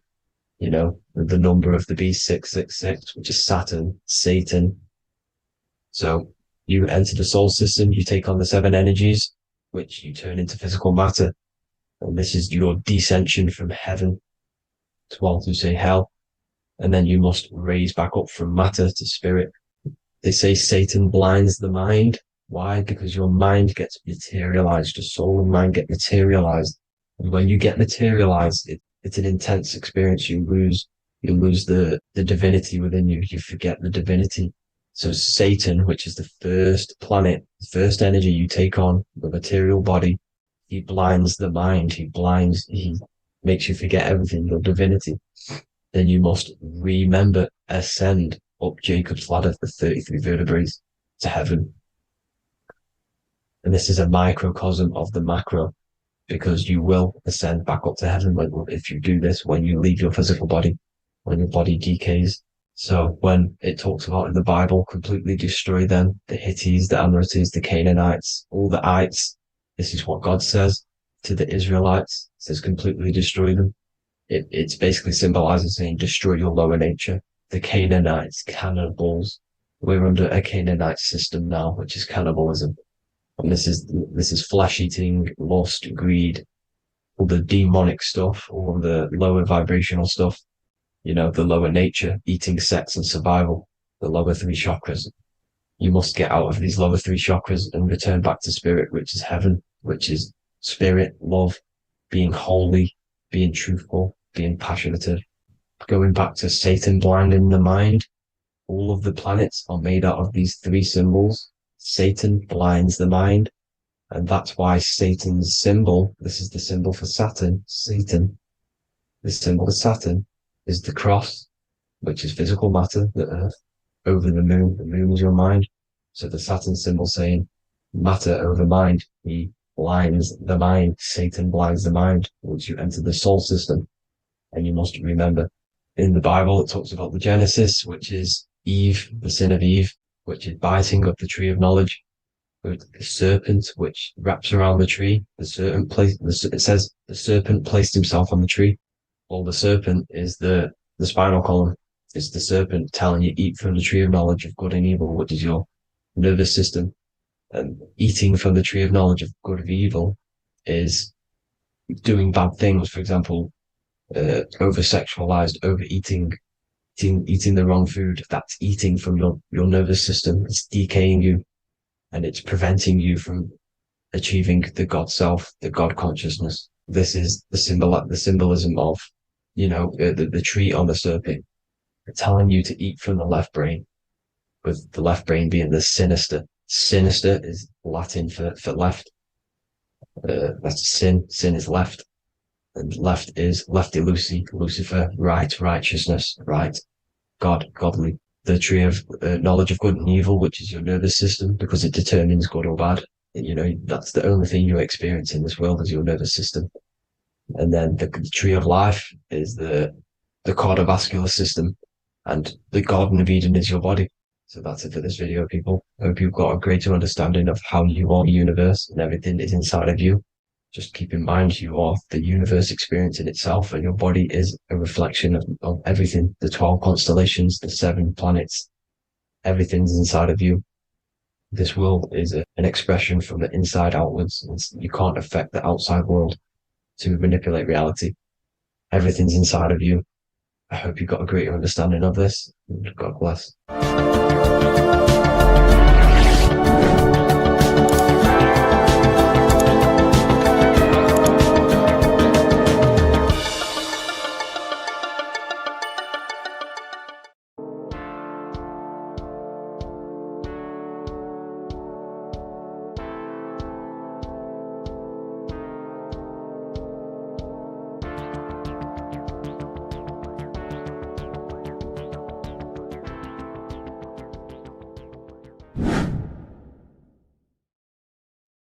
How are we all doing today, people? It's Revival of Wisdom, and today we're going to get real deep.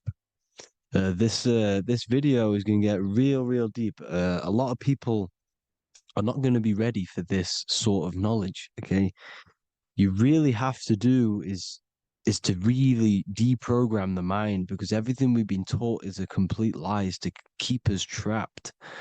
Okay, this is really advanced knowledge. Now, let's get straight into this. All of the ancients depicted other worlds, and they called this place Midgard. Midgard is the mid-garden, the middle garden. This is why the Masonic symbolism on the floor is always a black and white checkered board, symbolizing the polarity here, the good and bad, because we're in the middle garden, the heart. Earth rearranged spells heart, because we're in the heart of the system of whatever it is, a super quantum computer, whatever you want to call it, simulation. Now, in the Quran, it talks about the 7 layers of heaven. All of these ancient artworks are depicting these different layers of reality. Okay, and look at the Egyptians here with the boat outside of the firmament. Boats travel on water, and this is exactly what the Masons are doing. So they're still using the same symbols. Why? Because it's the same knowledge, just hidden. The Egyptians have the same knowledge as the Freemasons. It's just hidden. Now, this cosmology that they're showing here, which is probably made maybe 100 years ago, this painting or artwork, is the exact same as the one we see here with the arch, the boat. It's similar because the boat is symbolizing traveling these other worlds because the ether is also symbolized as water. Because if you look up at the stars through a telescope, it looks like it's water. It's shining through water because this ether, whatever this substance is outside of this world, was symbolized as water. Okay. And look at all these ancient depictions showing these different layers of reality. Now, we are being trapped within this 3D dimensional world, which is the cube, the Saturn cube, because there are 6 sides to everything in this world: front, back, left, right, up, and down. 6, which is the cube, because we're in the Saturn's world. Okay, now always been depicted as a tree of life, the tree of the universe has always been depicted as this tree. Because let's get a bit deeper.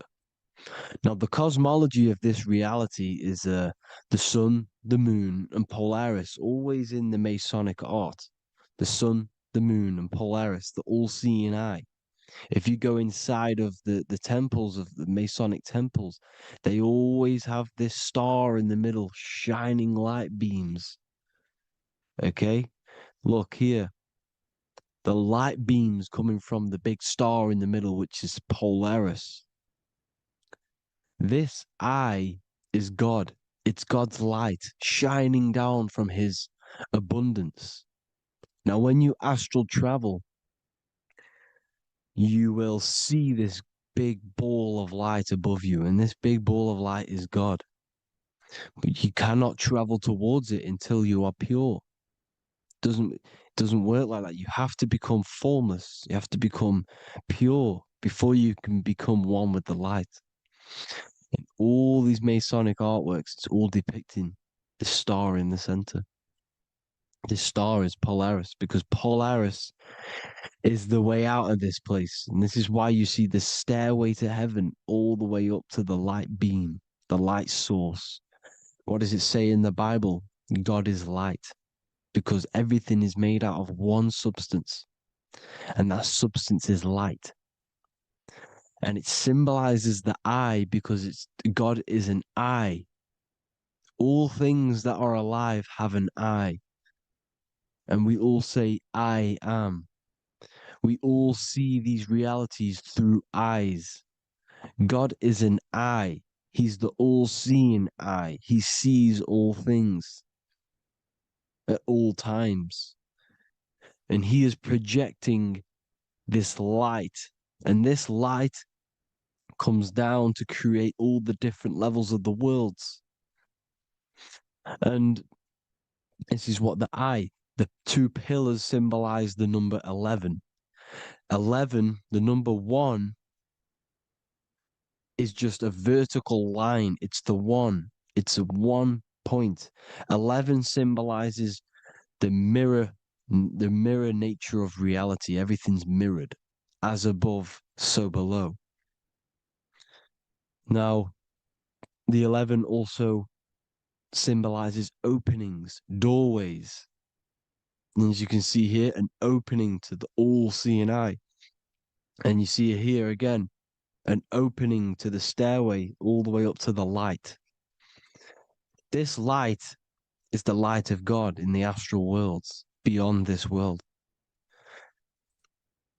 Now, Polaris has also been symbolized as the UFO. They put the truth in plain sight. So, you know, in the films, how the UFOs suck people up. That's what Polaris is doing. If you ascend beyond this world, if you do not ascend beyond this world, you will be reincarnated in this world. The whole thing is to outgrow this consciousness to the plane above.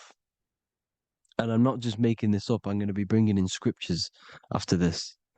But you can see with the Christmas tree, we always put a high, big star at the center, at the top, which is the star of Polaris, which is exactly what the Masons are doing here. The star at the top. And it's on top of our Christmas trees. And all of these symbolize the other stars because Polaris is the most high star. And all the other stars are wrapped around the firmament lower than Polaris. And that's exactly what the Christmas tree is. And it's a triangle. It's a triangle, just like light beams travel from one point in the triangle, just like the all-seeing eye. It's a triangle. The light is coming from one point and sending its rays downward. You see, it's kind of like you see here with the water. And the lower you go, the darker it gets, the more evil it becomes. And this is what the ancients would call hell. Now, this all-seeing eye is Polaris. And below Polaris is Mount Meru, the North Pole, the magnetic North Pole. The Tower of Babel, which is in the Bible. The etymology of the word Babel, Ba meaning spirit, which gives the ability to move the soul through the worlds, which is that's the ancient Egyptian description of the word Ba, meaning of the word Ba. You have the Ka, the Ba, the Ak, but the Ba is the one that gives the ability for the soul to move through the worlds. Your soul can't speak into a world without incarnating into it. Now, the Tower of Babel symbolizes Mount Meru because it's the word Ba is the spirit which gives the ability for the soul to move through the worlds. The Tower of Babel is the magnetic North Pole, Mount Meru, which gives the ability to move through these different worlds. And you can see the ancient Tibetans always showing this depiction of these different worlds coming from the center. Because we have to ascend our consciousness. It's not about how good you are to reach heaven. It's about how you expand your consciousness, you expand your mind. So they teach now that you have to be good in order to reach to heaven. It's about expanding the mind, expanding your consciousness to these different planes, these different realms. So that's what it's about. And Jesus was known as the fisher of man. Now, Jesus is a massive part of this. He was known as the fisher of man because he was fishing. He could have been fishing. He could have been one of these deities that had come down from these different higher realities and pull people up. So they would so they called Jesus the fisher of man. And he says unto them, follow me and I will make you fishers of men. So these deities that we see in the past, like Buddha, Krishna, Hermes, Thoth, Jesus, could all be these entities who were coming down to pick up the minds that were worthy enough to see the higher planes of reality. And this is why they called him the fisher of man. Now, when Jesus walks on water, there is a parable with Paul. And he says, but Jesus immediately said unto them, take courage, it is I, don't be afraid. He's talking about astral travel here. He's talking about leaving the body. Because when you leave the body in astral travel to see these alternative realities, you can't be afraid because fear is a bondage, which is what the Emerald Tablets talks about. Lord, if it's you, Peter replied, tell me to come to you on the water. The water. Come, he said. And Peter got down from the boat, walked on the water, and came towards Jesus. But when he saw the wind, he was afraid and began to sink. When you become afraid in astral travel, you sink back into your body. Lord, save me. So this is talking about Jesus pulling people up into different realities. And you can see the fish is the symbol of Jesus. Is another symbol of Jesus, a fish. Because fish symbolize deep occult knowledge. Because fish travel the depths of the ocean. And they symbolize us because we are fish underneath the ethers. And Jesus was pulling people up. You see, so the Bible is a people today believe the Bible is a book telling you how to reach to heaven, how to become godly and reach heaven. But you've got to become the Jesus Christ to see these alternative realities. Now look at the Emerald Tablets is a massive part, and it speaks so much about these different realities. Look what it says here. This is in Emerald Tablet 3. Then in my heart grew a great longing to conquer the pathway that led to the stars, which is exactly what the Masons depict in all of their art. Look, the ladder to the stars. And then he goes on to say, years after years, I sought after wisdom, seeking new knowledge, following the way, until at last my soul, in great travail, broke from its bondage and bounded away, broke from the bondage of the body. Free was I from the bondage of earth men. Free from the body, I flashed through the night. The stars. The stars are a massive part in the astral world. Each star is a different reality. And the true astrology is the star that you came from. You came through a star to reach this, to reach here. There is a reason why you are here. There's a reason why you have the personality traits, because your soul came from a specific star. This is why we call them stargates, because they are gates in and out of this reality. And Polaris is the way out to the higher worlds. Now look, far into space, my soul traveled freely into the infinite circles of light. Beyond knowledge were some planets and great gigantic beyond dreams of men. Then he goes to say, lift up your flame from out of the darkness, fly from the night and ye shall be free. Lift up your flame. Your flame is your soul, because it has to be lifted up out of the darkness. This is the darkness, this world, this body's the darkness. Because it's a bondage. You need to break free. You need to learn how to astral travel, people. You have to learn this. If you want to get out of this world, you have to learn how to astral travel and see the other realities. Traveled I through space-time, knowing my soul at last was set free, knowing that now I must pursue wisdom until at last I pass to a plane hidden from knowledge, known not to wisdom, extension beyond all that we know. So he's talking about he went to a place where we cannot even comprehend here, a place that is not even known to earth men. He's telling you he's ascended out of this world to the planes that are beyond. And it says here in the Emerald Tablets, man is in process of changing to forms that are not of this world. Grows he in time to the formless, a plane on the cycle above. Know ye must be one, ye must become formless before ye are one with the light. The light, the same light that I was talking about, the Masonic light with the triangle, God, the one source.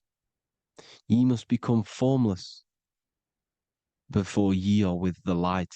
Formless, you have to leave the body. You have to leave the body. You have to gain the ability to leave this body and travel to these other worlds. Now, it says here, not as man am I, for free have I become of dimensions and planes. In each I take on a new body. In each I change my form. Know I now that the formless is all there is of form. You see, all things created come from the things that, all things that you see come from the things that you cannot see. All of us have the same spark of consciousness, the same I am. Every dog, every animal, every human has this same I, this same thing which sees through the eye. It's formless. It it takes this formless entity is the same entity of us. We are all the same entity in different bodies. And this entity it was represented as the flame, the cosmic flame, which is inside of all of us. And this is why the Masons depicted your spine as a candle or the Holy Grail.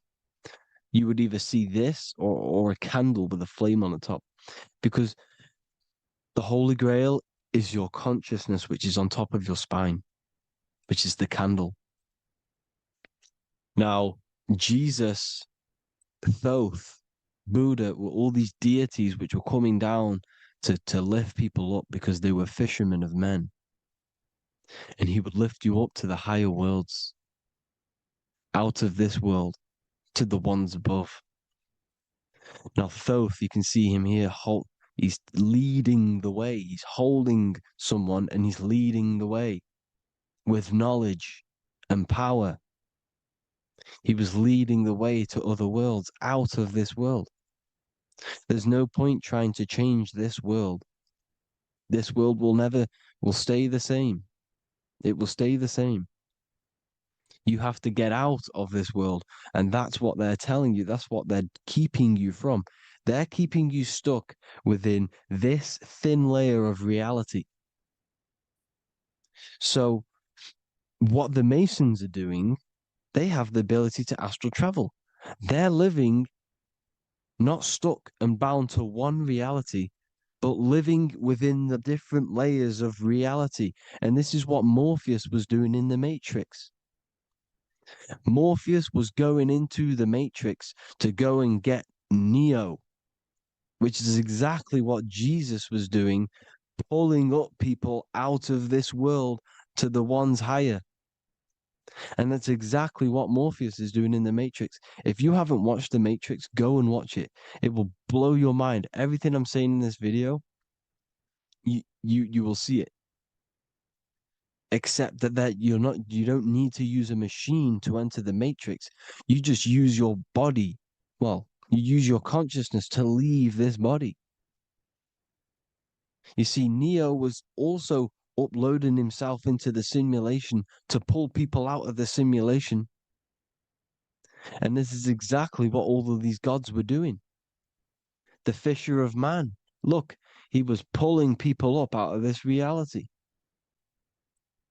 with the knowledge. Now, Jesus was always depicted with the mushrooms. Look at all this mushroom art.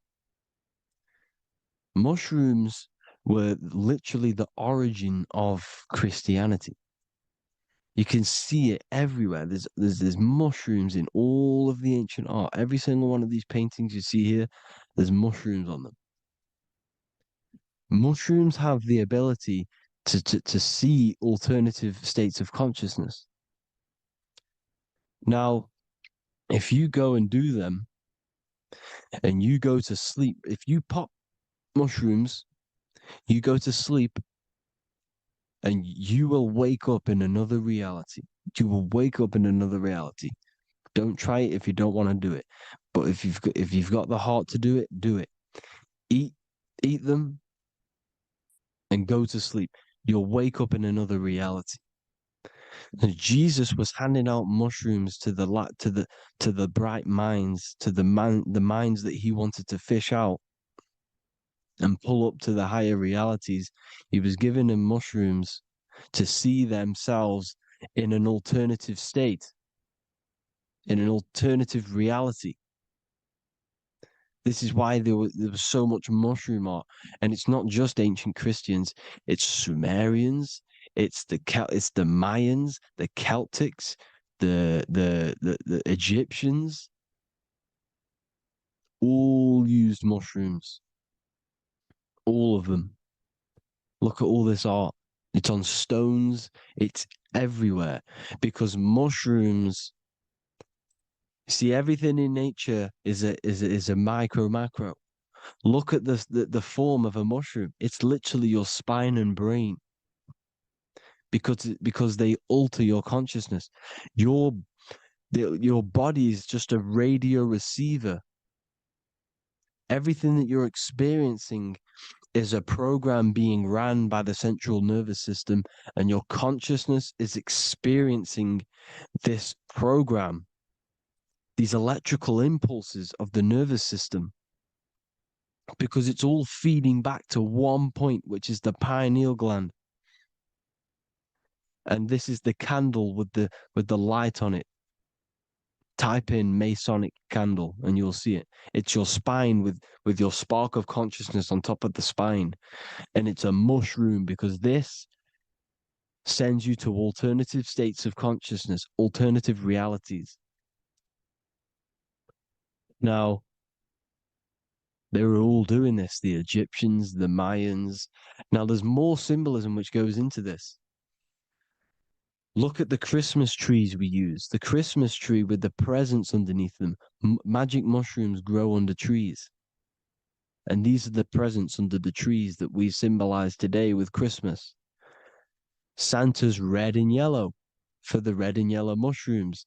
The same mushrooms Mario has to collect. And when he gets enough mushrooms, he levels up. And then what does he do when he go past the world? When you win that world in Mario, you go to another reality. You go inside of another world. It's truth in plain sight. And it's using mushrooms. It's using mushrooms. Everything, all of the characters in Mario, well, a lot of them are mushrooms. Look at this one. The presents, black, yellow, and red and white. Red and white mushrooms. And the bow on the top is the mushroom head. That's a bit of a reach, but you know, the symbolism never lies, is what you need to understand. And it's as above, so below. Now look at the Sumerians. The Sumerians were also multi-dimensional beings. Okay, look at how they have the double faces. They had 1 foot in this reality and 1 foot in another reality. And look at this one, a double-headed god inside of like a portal. You see? Because and look at these with the wings, the astral travel. Birds, ancient birds symbolize the soul. Because the soul is a bird, it flies to different worlds, it flies around the cosmos. And mushrooms gave you the ability to see these alternative states of consciousness, these alternate realities. Because you exist in infinite realities. You exist in infinite realities. Now look at the 33rd degree Ordo Ab Chao badge. You get this badge when you become a 33rd degree Freemason. And it's a double-headed eagle. A double-headed eagle. And you can see this in Sumeria first. Sumeria have the same symbol. A double-headed, bird. You can see it here. Here as well. And the Masons are still using this symbol today. And when you become a 33rd degree, 33 vertebrae on the back of your spine, above the vertebrae is your consciousness, and it's a double-headed eagle. One reality in one. You become a multi-dimensional being in the 33rd degree. And I've heard many interviews of Masons say it becomes Luciferian. You see, they speak in code. These Masons can't tell you about what they learn about, but they will speak in code. They said it becomes Luciferian. The word Luciferian is lucid. The root word of Luciferian is lucid, and lucid is lucid dreaming, alternative realities, dream worlds. You become a god. Luciferian means you're becoming your own god, pretty much. Because you are becoming a multi-dimensional being living in between the different layers of reality at the 33rd degree of Freemasonry. And look at the double-headed eagle, because the birds symbolize the soul. And they reach high, they fly high, just like the soul wants to fly high to the light, to become one with the light, like the Emerald Tablet says. Now look at Janus. Janus was another god, and he's known as the god of doorways. Janus always depicted with a double head. Janus is why we say janitor or January. And January is entering a new year. Janus is known as the god of doorways with keys, always got a key, because keys open doors. That's why the janitor holds all the keys. And Janus always has double heads, because he had one foot in this reality, one foot in another. He was a multi-dimensional being, a Luciferian, living between the different layers of reality, instead of being stuck in one like we are. Well, a lot of people. And that's the whole point. You see, all of this stuff is about like changing the world and stuff like that. This world will probably never ever change. It's probably been like this forever. Well, forever, for a long time. But it's about moving out of this reality to the higher states. And the Masons always depict the ladder to the luminaries, the stars, with a key, the same key of Janus. The Vatican is a key, and it's in charge of all the religions. Why is it a key? Because they're holding back the key.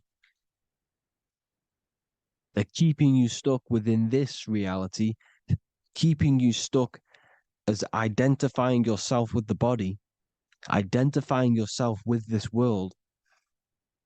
You are not in the world is within you. This is a program being ran by your central nervous system, and your consciousness is experiencing this reality. Now, this is going to be a mind-blowing video for some people. You have to have an open mind. You have to let go of all the programs. I'm repeating what the ancients are talking about and the ancient symbolism. But look at Janus with the double-headed god. He was just another god coming down, giving keys to people who had the worthy mind to be pulled up out of this reality, to be pulled up to heaven, just like Jesus was teaching how to reach heaven. But really, it's an encoded scripture. But anyways, hope you all gained some insight on this video. Have an amazing day. Please like, share, comment. All the links are in the bio for the PDF, for the Manifestation Mastery course, and all the other amazing stuff. And if you want to support the channel, I'd greatly appreciate if you became a Patreon member. Hope you'll have an amazing day, people. God bless.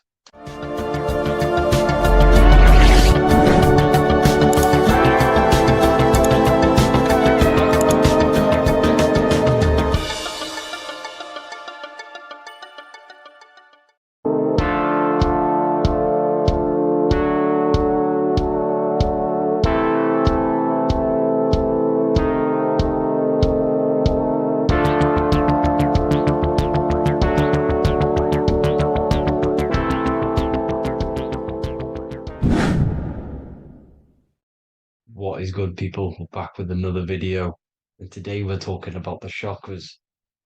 Let's jump straight into this because I know there's been a lot of requests for this video. So let's jump straight into this. So you have 7 chakras, right? 7 chakras, and these chakras are feeding off your electromagnetic field, known as your aura. This is both positive and a negative pole, male and female, right? This electromagnetic field is made out of electric and magnetism, and together they come as electromagnetic. Now, your chakras, the word chakra just means wheel, spinning wheel, because that's what they are. They are spinning wheels of energy. They do not exist on this physical plane. They exist on the etheric plane. Okay. Now, these energy centers are known to regulate your emotions, and each energy center controls the organs and cells in that particular area of the body. So, for example, your sacral chakra will control the cells and organs of your sexual reproduction area. Okay, the navel chakra or solar plexus will control the digestion in your body. Same with the heart, same with the throat, right? So they are like mini brains for each center of your body. They run along up the spine, but notice the crown chakra exists outside the body. It's just above the head. Now, this process of the chakras is obviously the 7 colors of the rainbow, starting from red, which is the lowest vibrational color, all the way to violet, which is the highest vibrational color. This, like I said, these energy centers are feeding off your electromagnetic field. So if these chakras are unbalanced, they are taking too much energy from your electromagnetic field, making it weaker. Now, this is the North Pole. As you all know, the Earth is flat, and we live inside of a giant torus field, and the North Pole is the Earth's heart chakra. And this is why the aurora borealis, or the northern lights, whatever you want to call them, that's why they are green, and they are being emitted from this center point of the Earth, because it's symbolizing the heart chakra, which is green, right?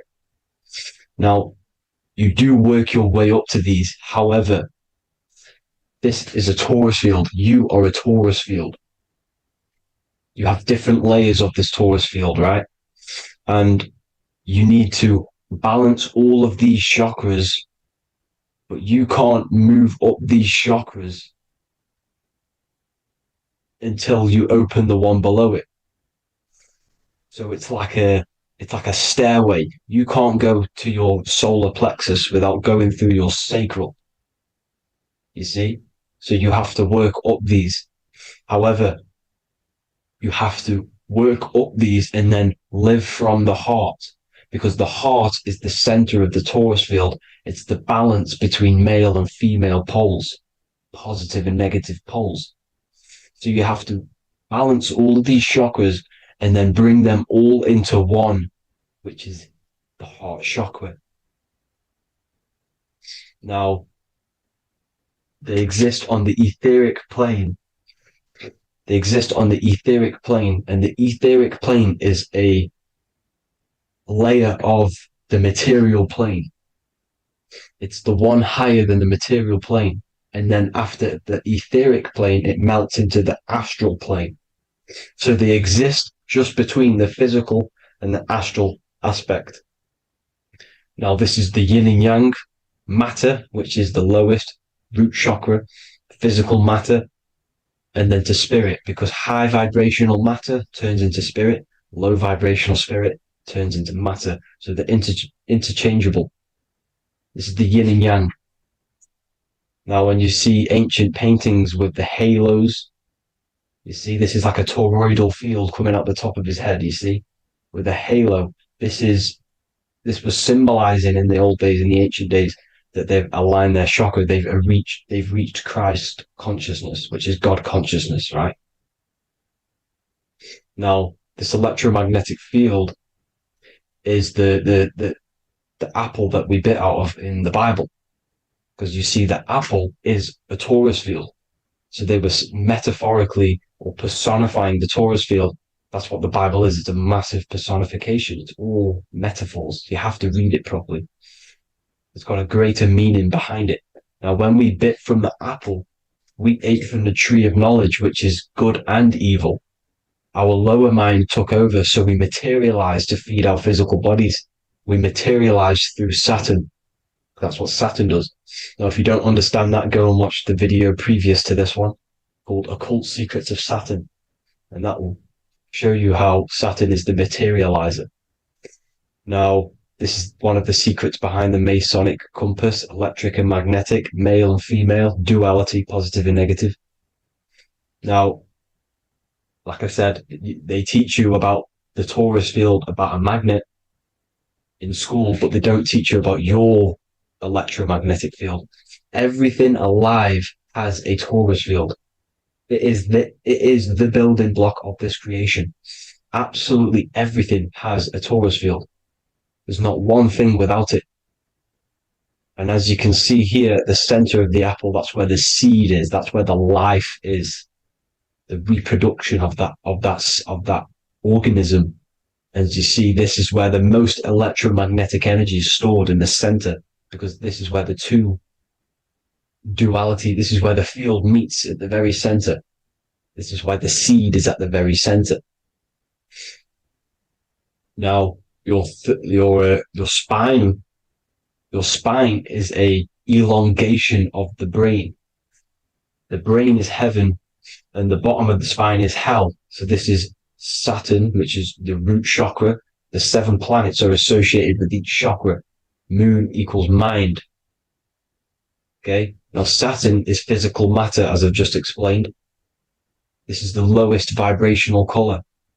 And they want you trapped down here, which is your hell state, your animal nature, your physical nature.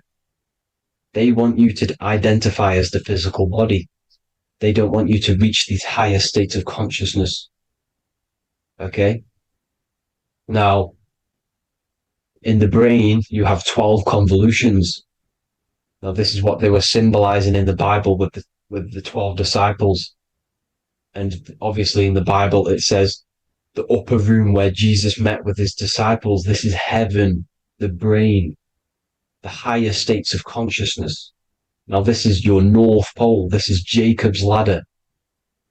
Okay. This is why you have 33 levels of Freemasonry, because it's symbolizing the 33 vertebrae, which are these little things here on the back of your spine. Because once the Kundalini energy from the bottom of your spine rises to the top, this is when you get enlightenment and opens your third eye. Spiritual enlightenment. As you can see here, this is Jacob's ladder. This is the Kundalini symbol, right? And they're even showing you this in the medical symbol. They're putting it in your face. The serpents are wrapped around the spine. Now, the serpents symbolize how the energy moves around the spine, because it's a torus field, you see?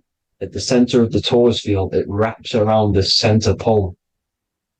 It wraps around it, and this is how the energy moves up. So they're symbolizing it with the serpents. Okay?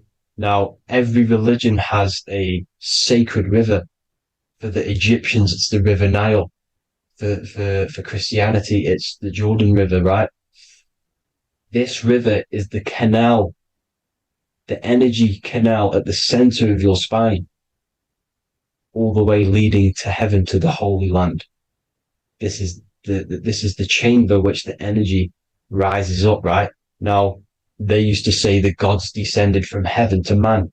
This is just heaven. This is the mind state.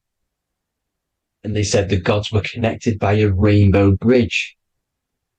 That's the chakra system, the rainbow bridge. Okay. Now, the ancients called this place Midgard, Earth, where both evil and good live, right? Midgard. But you can go to heaven, which is a pure mind state, because once you're in heaven, nothing negative can ever bother you. That's completeness.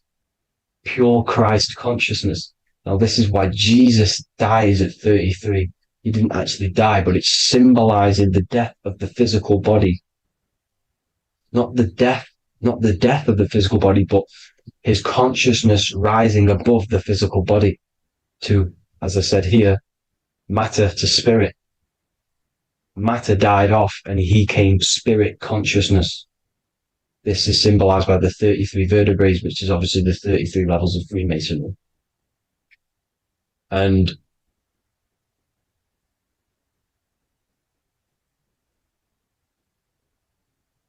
now the pineal gland, which is at the very top of this Jacob's ladder or the River Jordan, the canal, your 33 vertebrae on your spine.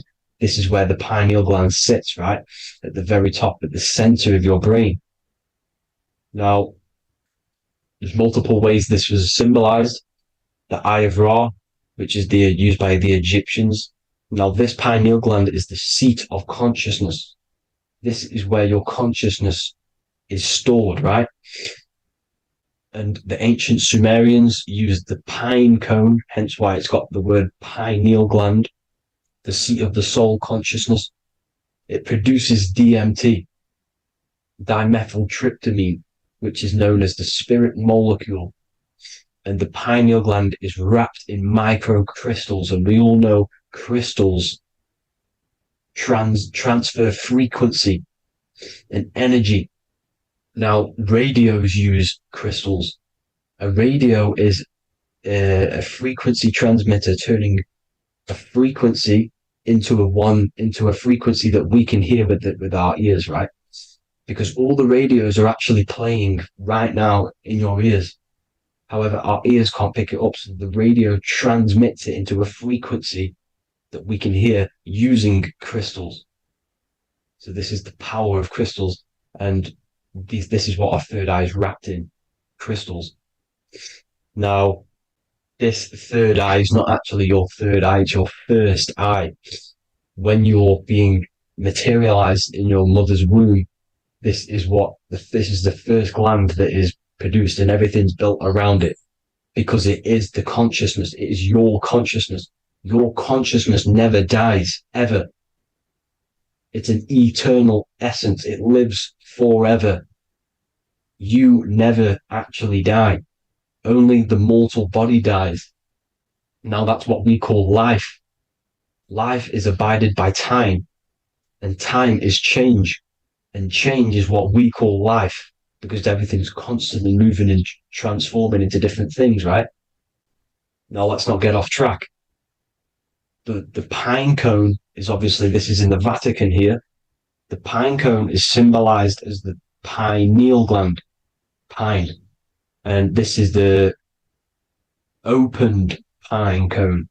The opened pine cone means or symbolizes the awakened man, the awakened third eye.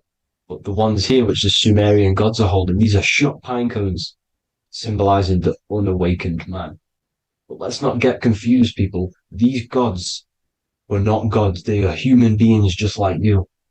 They reached Christ consciousness. They are nothing more special than you. They just had the ability to reach Christ consciousness. And obviously their knowledge was far more intelligent than ours, far more advanced than ours. They knew the truth about this reality to the depths.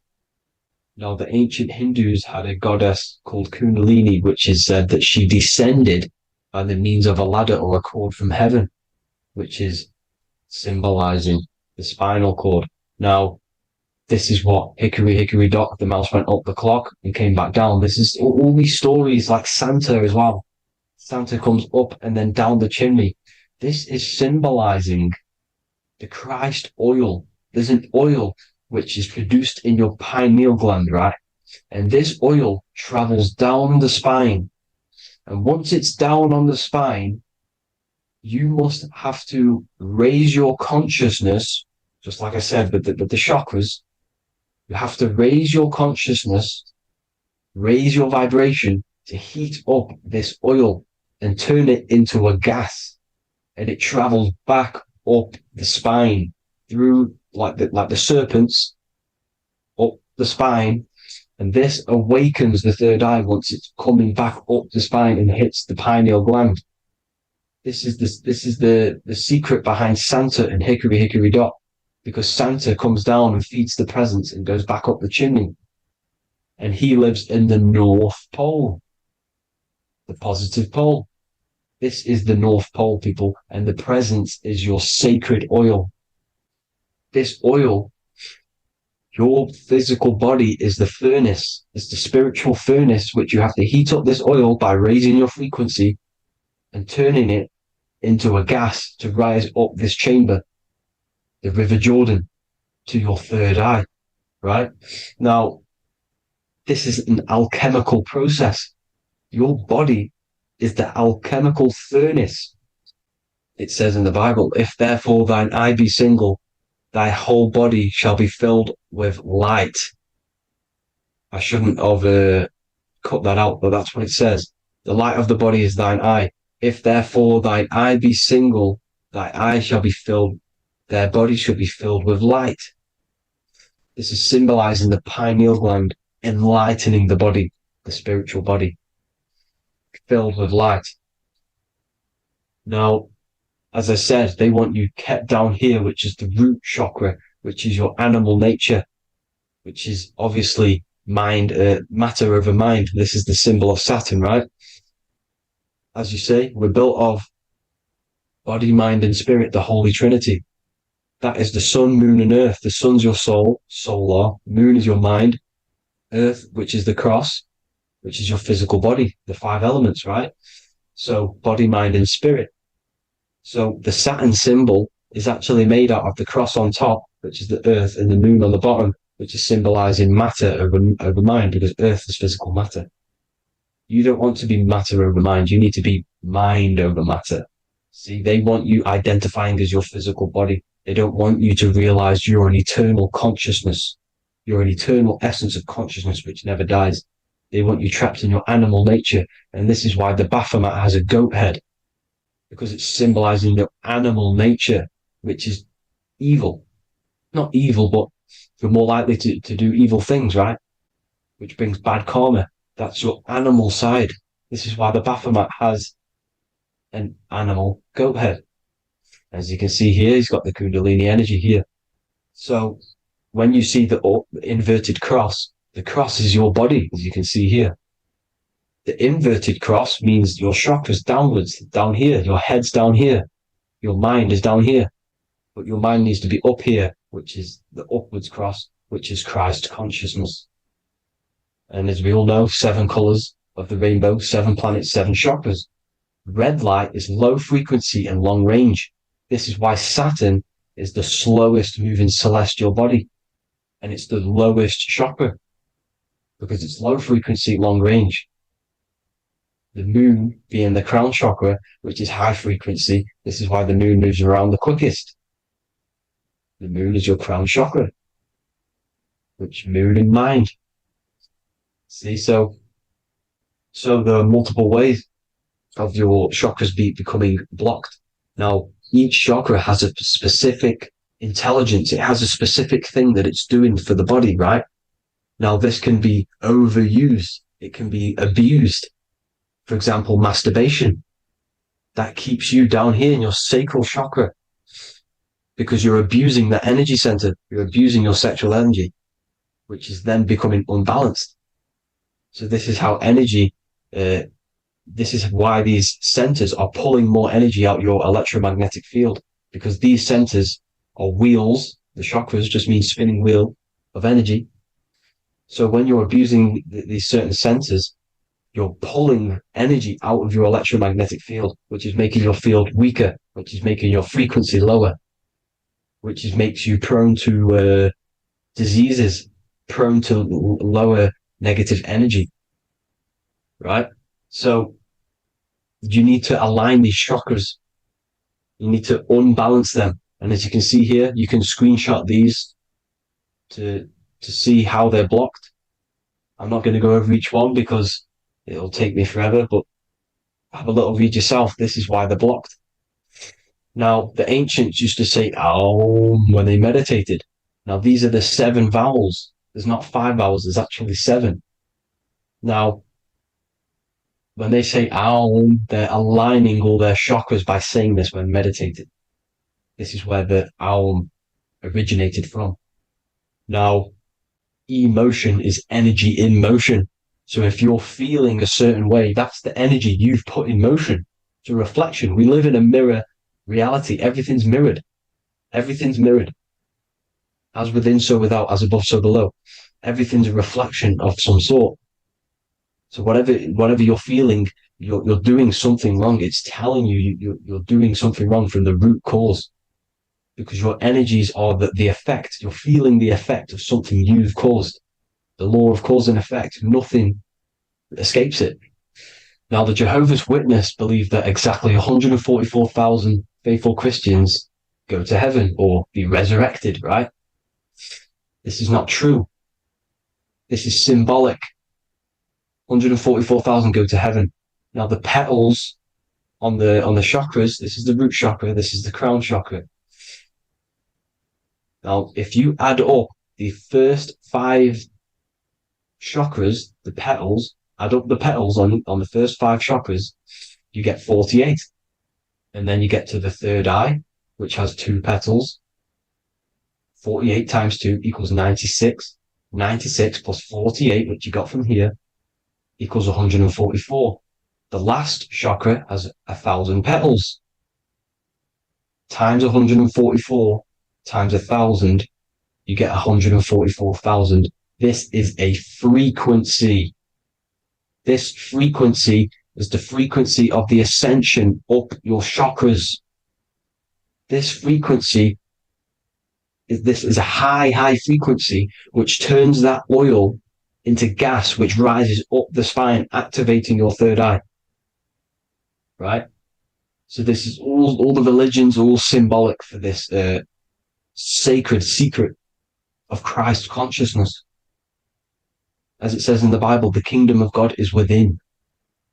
It's not out there, people. You must look within yourself. You are God. You are a spark of his consciousness, infinite consciousness, right? So 144,000 is a frequency, and you must achieve this. Like I said, these people in the past, they're not gods, people. These were just humans. Nothing special. They just reach Christ consciousness. Now, they keep you in these lower vibrational states with the food, right? And as you can see here, all of these fast food restaurants are mainly are red and yellow, which are these lower states, these lower 2 chakras, lower vibrational colors, because they want you trapped down here in matter.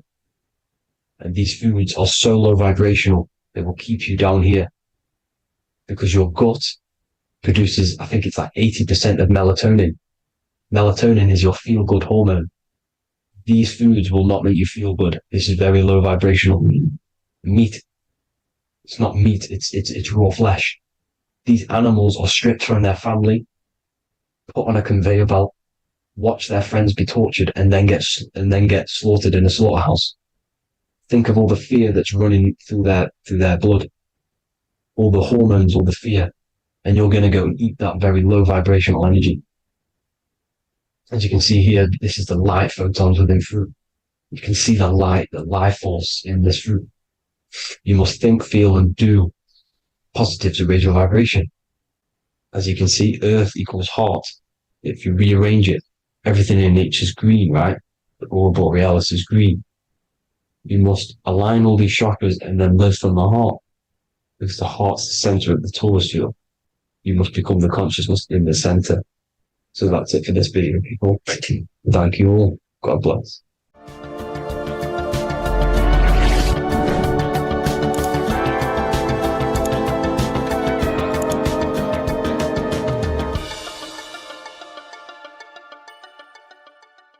The Freemasonic square and compass is not just a symbol that represents Freemasonry, a lodge, or a secret society. It is a symbol of gaining your own personal power.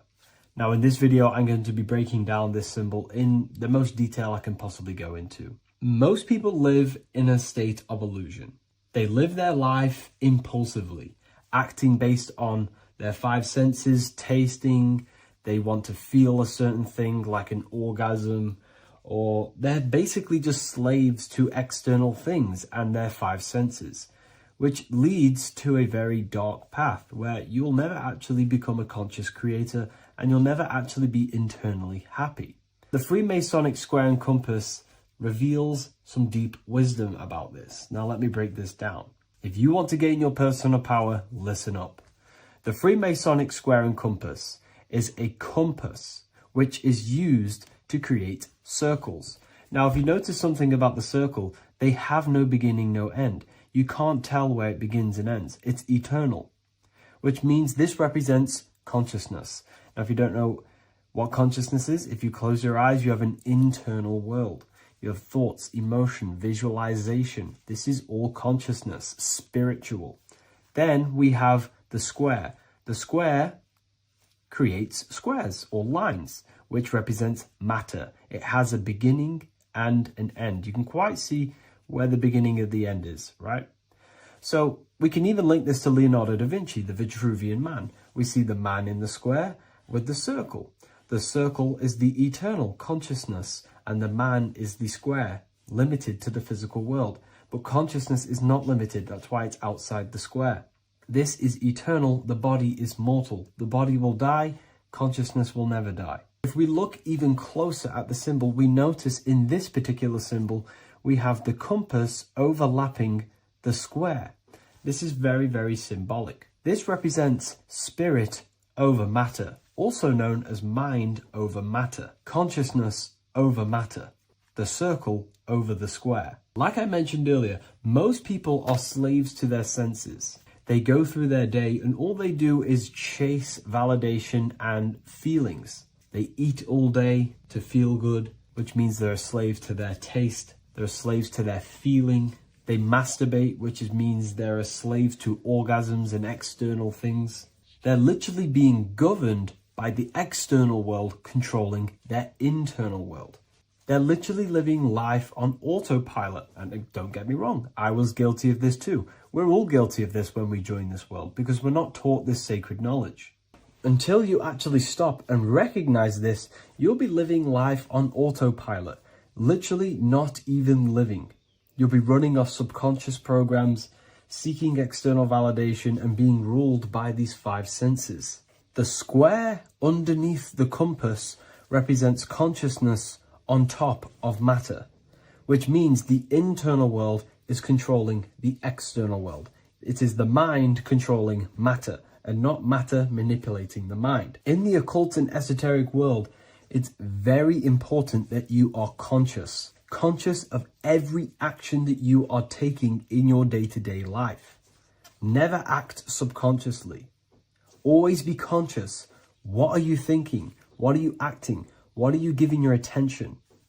All of this is contributing towards creating because you are a creator. Consciousness is a creative force. You need to make sure that the compass is on top of the square, that your inner world is controlling the outer world and not the outer world controlling the inner. As I've mentioned in many videos before, the internal world of consciousness is what's producing the external world. Your life is just a result of every thought and emotion that you felt in the past. Everything you own, everything you possess, your friends are all reflections of your consciousness. They're all reflections of what you are thinking about.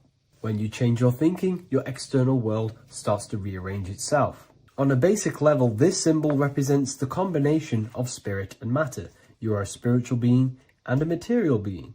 You are heaven, the sky, and earth, the ground. You are heaven and earth, spirit and matter infused into one. You are a bridge between the divine and the earthly worlds. And you can bring down these higher realms of consciousness, thought, imagination, and emotions into a physical, tangible reality. To do this consciously, we need to make sure the external world is not manipulating the inner world. Because if your internal world is being controlled by external circumstances, for example, you have a circumstance happen in your reality, an emotion triggers inside of you, and that emotion is a command to create more of that. And the thoughts that you think are creating more of that negativity. So it's a constant cycle of negative manifestation if you let the external world control your internal world of consciousness. So we need to make sure the compass is on top of the square, that the internal world are commands and not reactions to create your external reality. And not only just to create, but to actually enjoy life. If we let the external world bother our internal world, this means that we have some sort of mental or emotional attachment to the external world. We need to detach from the external world. Why do I say that? Because it's temporary. It's an illusion. We are going to die one day, and none of this will matter. You need to understand that everything in this world is temporary. You have to be okay with losing things, losing family, losing things in this world, because it's guaranteed to be temporary. We need to make sure the internal world is order and not chaos, commands and not reactions. Now, at the back of the Book of Wisdom, Volume 2, the book that I've wrote here, I go over the different meanings of the different arrangements of the square and compass. Sometimes we see the square overlapping the compass, which is the opposite of what we've just broken down. Or sometimes we see one leg of the compass on top of the square and one leg of the square on top of the compass. These are all highly symbolic. When we see the square overlapping the compass, this pretty much represents the beginning of the Freemasons' journey, when their internal world is being controlled by the external. They have a lot of spiritual growth and a lot of learning and inner work to do. Now, when we see half and half, one leg of the square on top and one leg of the compass on top, this represents the Masons' gradual emergence from the material realm into the spiritual. This interplay of symbols reflects the process of gaining greater light and knowledge as the Masons ascend from material concerns towards spiritual enlightenment. And of course, we've just broken down what this means. This represents spirit over matter. They're not chasing external physical things anymore. They're actually chasing and gaining validation and happiness from spiritual growth, more knowledge and deeper understanding of consciousness and themselves. Most people chase external material things, which actually don't make you happy in the long run. You could be given £1 million today. In a week's time, you would be back to the same original state of consciousness and actually chasing more and more millions of pounds. It's because nothing physical in this tangible world will ever satisfy your internal world of consciousness. So through spiritual growth, we can actually become happy and seek higher understanding, higher consciousness, which actually satisfies us eternally. So when we see the compass on top of the square, it symbolizes the triumph of spirit over matter. This arrangement not only signifies the mastery of spirit over the material realm, but also represents the resurrection, ascent, and dominion of spiritual principles over all earthly conditions. It's all about gaining personal power and spiritual growth. It's all about spiritual evolution, going from matter to spirit. The external world controlling the internal world, to the internal world ruling over the external world, where the mind becomes a powerful tool to actually create and command reality. The mind cannot create and command reality if it's being governed and tossed all over the place by external circumstances and thoughts. Here's a quick tip on how to know if your mind is controlling you. If your phone notification goes off and you're working on something and you instantly go to reach and pick up the phone as soon as the notification goes off, that is an indication that your mind is controlling you and you are not controlling it. The mind is the direction of consciousness. The direction, it directs the flow of your attention, your energy, your consciousness. So to practice to gain mind over matter is simply just meditation, allowing the mind to sit still and focus on one thing for long periods of time. And over time, this will gain mastery over your attention and your mind. If you are on your spiritual path, this should be your goal. Your internal world becoming the master. The mind becoming a vessel for you and not a vessel controlling you. It needs to become a command center and not a reaction. Please like, share this with a friend, and subscribe to the channel if you're new. Leave a link in the description for the Book of Wisdom Volume 2. What if I told you many people around you have probably sold their souls? It's more popular than you think, and it's very easy to do. Selling your soul is not something that you can just go and meet the devil and do it. It doesn't work like that. But before I tell you exactly how you can sell your soul and how not to sell your soul, what is the soul? So looking at Jesus, we always see two lights surrounding his head, one surrounding the heart. And as of course, if you've been watching my channel, you know Jesus represents you. He represents the divine essence of the universe made in human form. Each one of us possess a fractal of God's infinite consciousness. We are all God. We are all God experiencing himself in a three-dimensional divided form, separated from his oneness. God wanted to experience himself, so he made this world. So each one of us possess a soul, and the soul is the spark of God's infinite loving consciousness, filled with God's loving moral law. So the reason why Jesus is always have a light above his head and a light on his heart is because this represents the brain and the heart. The brain is not the mind. The heart is not the soul. The brain is the physical manifestation of the mind. It is the physical mechanical computer for the spiritual mind. The heart is the physical manifestation of the soul. The heart is a brain. In fact, it contains 40,000 specialized cells, which are the exact same cells found in your cranial brain. Yes, your heart is an emotional brain. Your cranial brain is a thought brain. It's a computer. Okay? Everything that exists physically exists non-physically. This is what the ancients called spirit, just means invisible force. The mind, the thoughts are not made of atoms. You can't touch, you can't find tangible thoughts, imaginations. These things exist spiritually in metaphysical counterspace. It's the same with your emotions. The emotions are spiritual. They are not physical. You can't touch them. So thoughts are the language of the mind. Emotions are the language of the soul. Sometimes we can become eluded by thought and we can become eluded by emotion. If we are led purely by emotion, we can create illusions in our perception. The same if we rely only on thought. We must balance these two. Okay? So the mind is the creator. The soul is the operator. Every thought we think is being judged by our soul. The soul is the judge. The soul tells you what is right, what is wrong. And even the Freemasons depict this spirit and matter in their black and white checkered boards. White is spirit, black is matter. Matter is dead, spirit is life. This is what this represents. Physical reality is not just physical. For every physical object, for every physical manifestation, there is a spiritual force bringing it into existence. Consciousness brings everything into existence.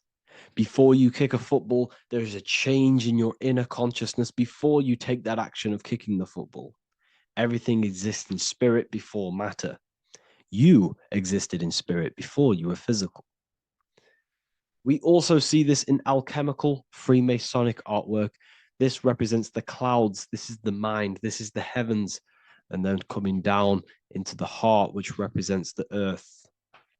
The light entering the mind into the heart, because every thought we think is being judged by the heart. The heart speaks to you through emotion. The soul speaks to you through emotion.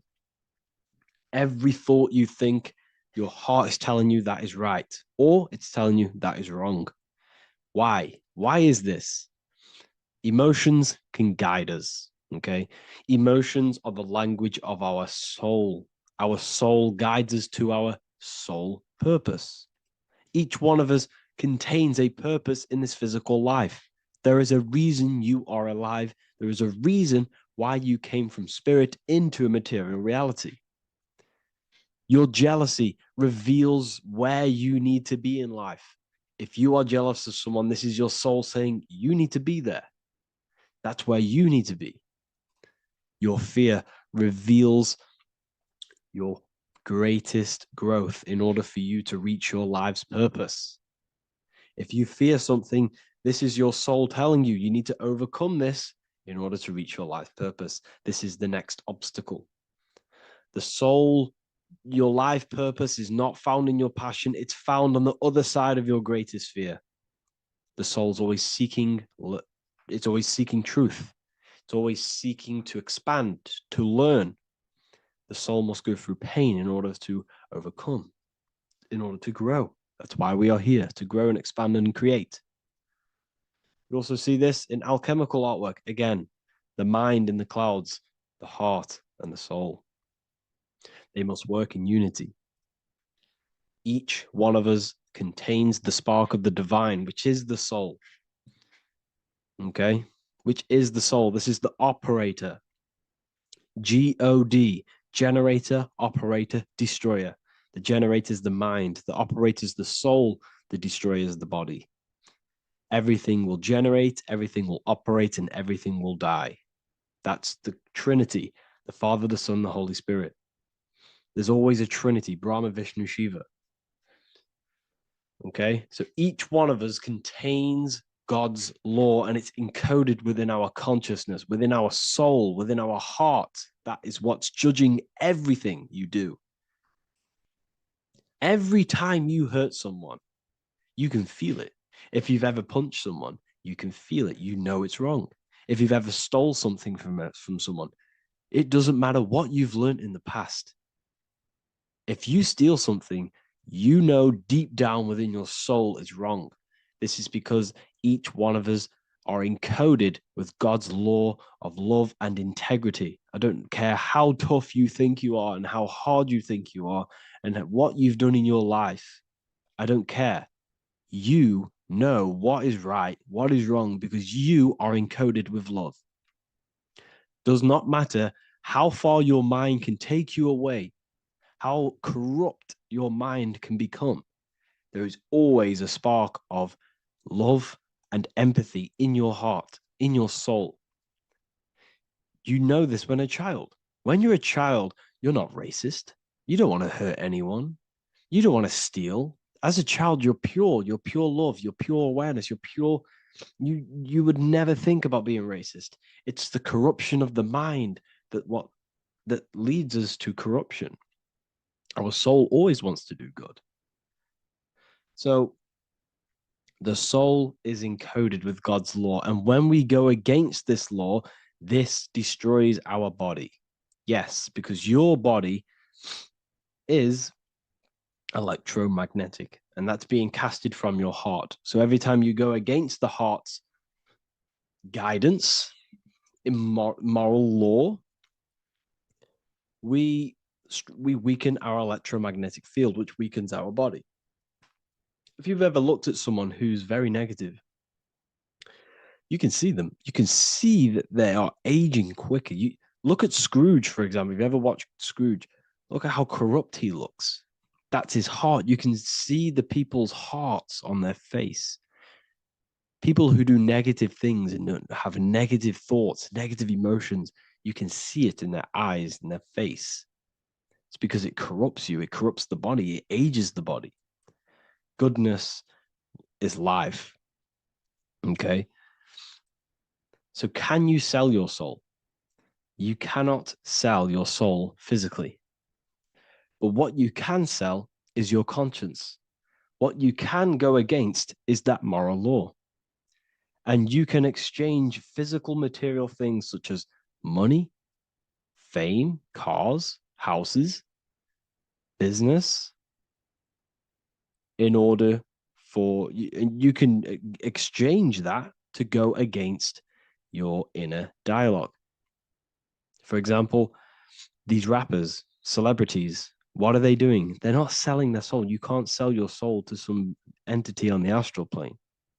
But what you can do, you can take money to say, I'm going to go against my heart. I'm going to go against my inner moral law.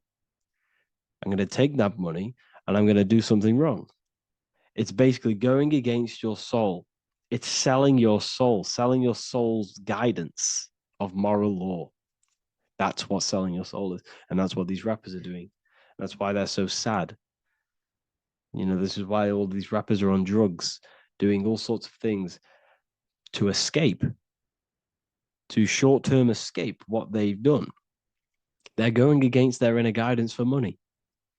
And yes, short-term pleasure may be happy for now, but in the long run, it will leave you feeling voidless because nothing material can ever satisfy your soul. Nothing.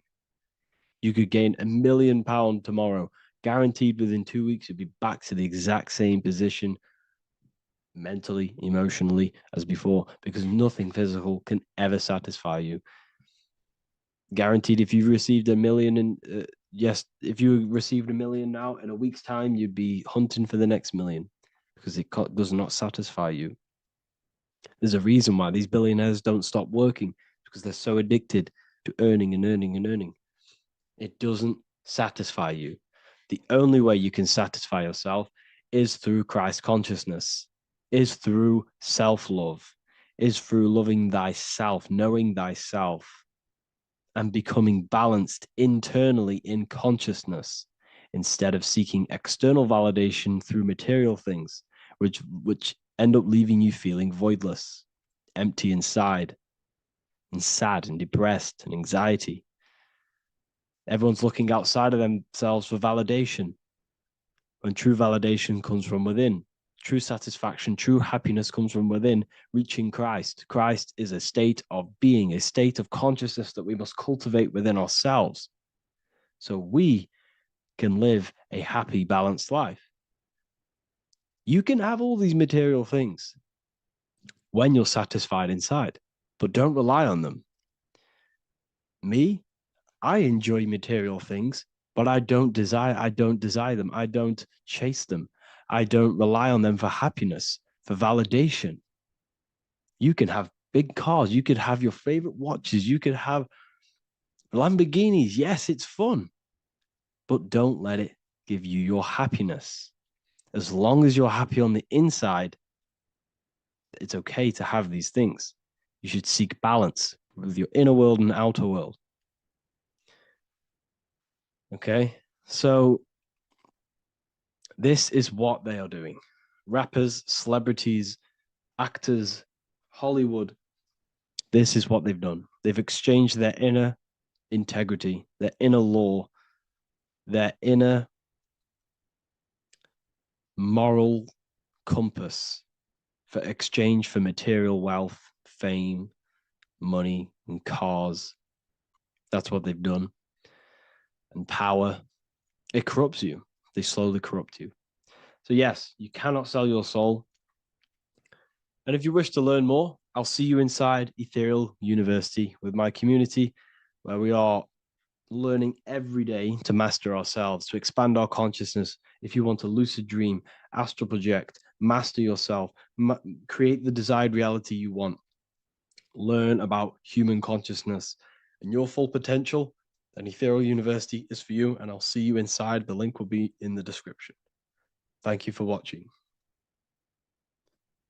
What if dreams aren't random at all, but messages from a deeper part of yourself, trying to show you things? In this video, you're going to learn exactly what dreams are from an esoteric view, how to control dreams, and how to dream more frequently. Dreams are not nonsense. They are expressions of the subconscious mind. In the daytime, we're using our conscious mind, what we are aware of. This represents the daytime, the sun, the external world. We're operating in the external, outside the body in the day. But when we go to sleep, we return inward. Everything does this breath. We breathe in through the nose and out through the nose. Everything does this in and out process in the universe. We live, we die every single day. We wake up, we express things in the external. Then at nighttime, we return back to darkness, back to the internal. This is the breath of the universe. We have summer, we have winter. This is the breath of the sun and the seasons with the earth. You have an internal world and an external world. External is physical, the internal is spiritual. Like I said, when we go to sleep, we are returning back to the internal world of your own consciousness and subconscious mind. Your subconscious mind holds everything about you, your memories, your traumas, everything you've ever learnt, your language, your name, your job. Everything you identify with is stored within this vast network of the subconscious mind. It is your own personal consciousness. Therefore, when we dream, we return back to the subconscious mind, and we are in fact thinking, but in a subconscious way. The subconscious does not speak the same language as the conscious mind. The conscious mind uses language, thoughts, and all things that are very logical and very easy to understand.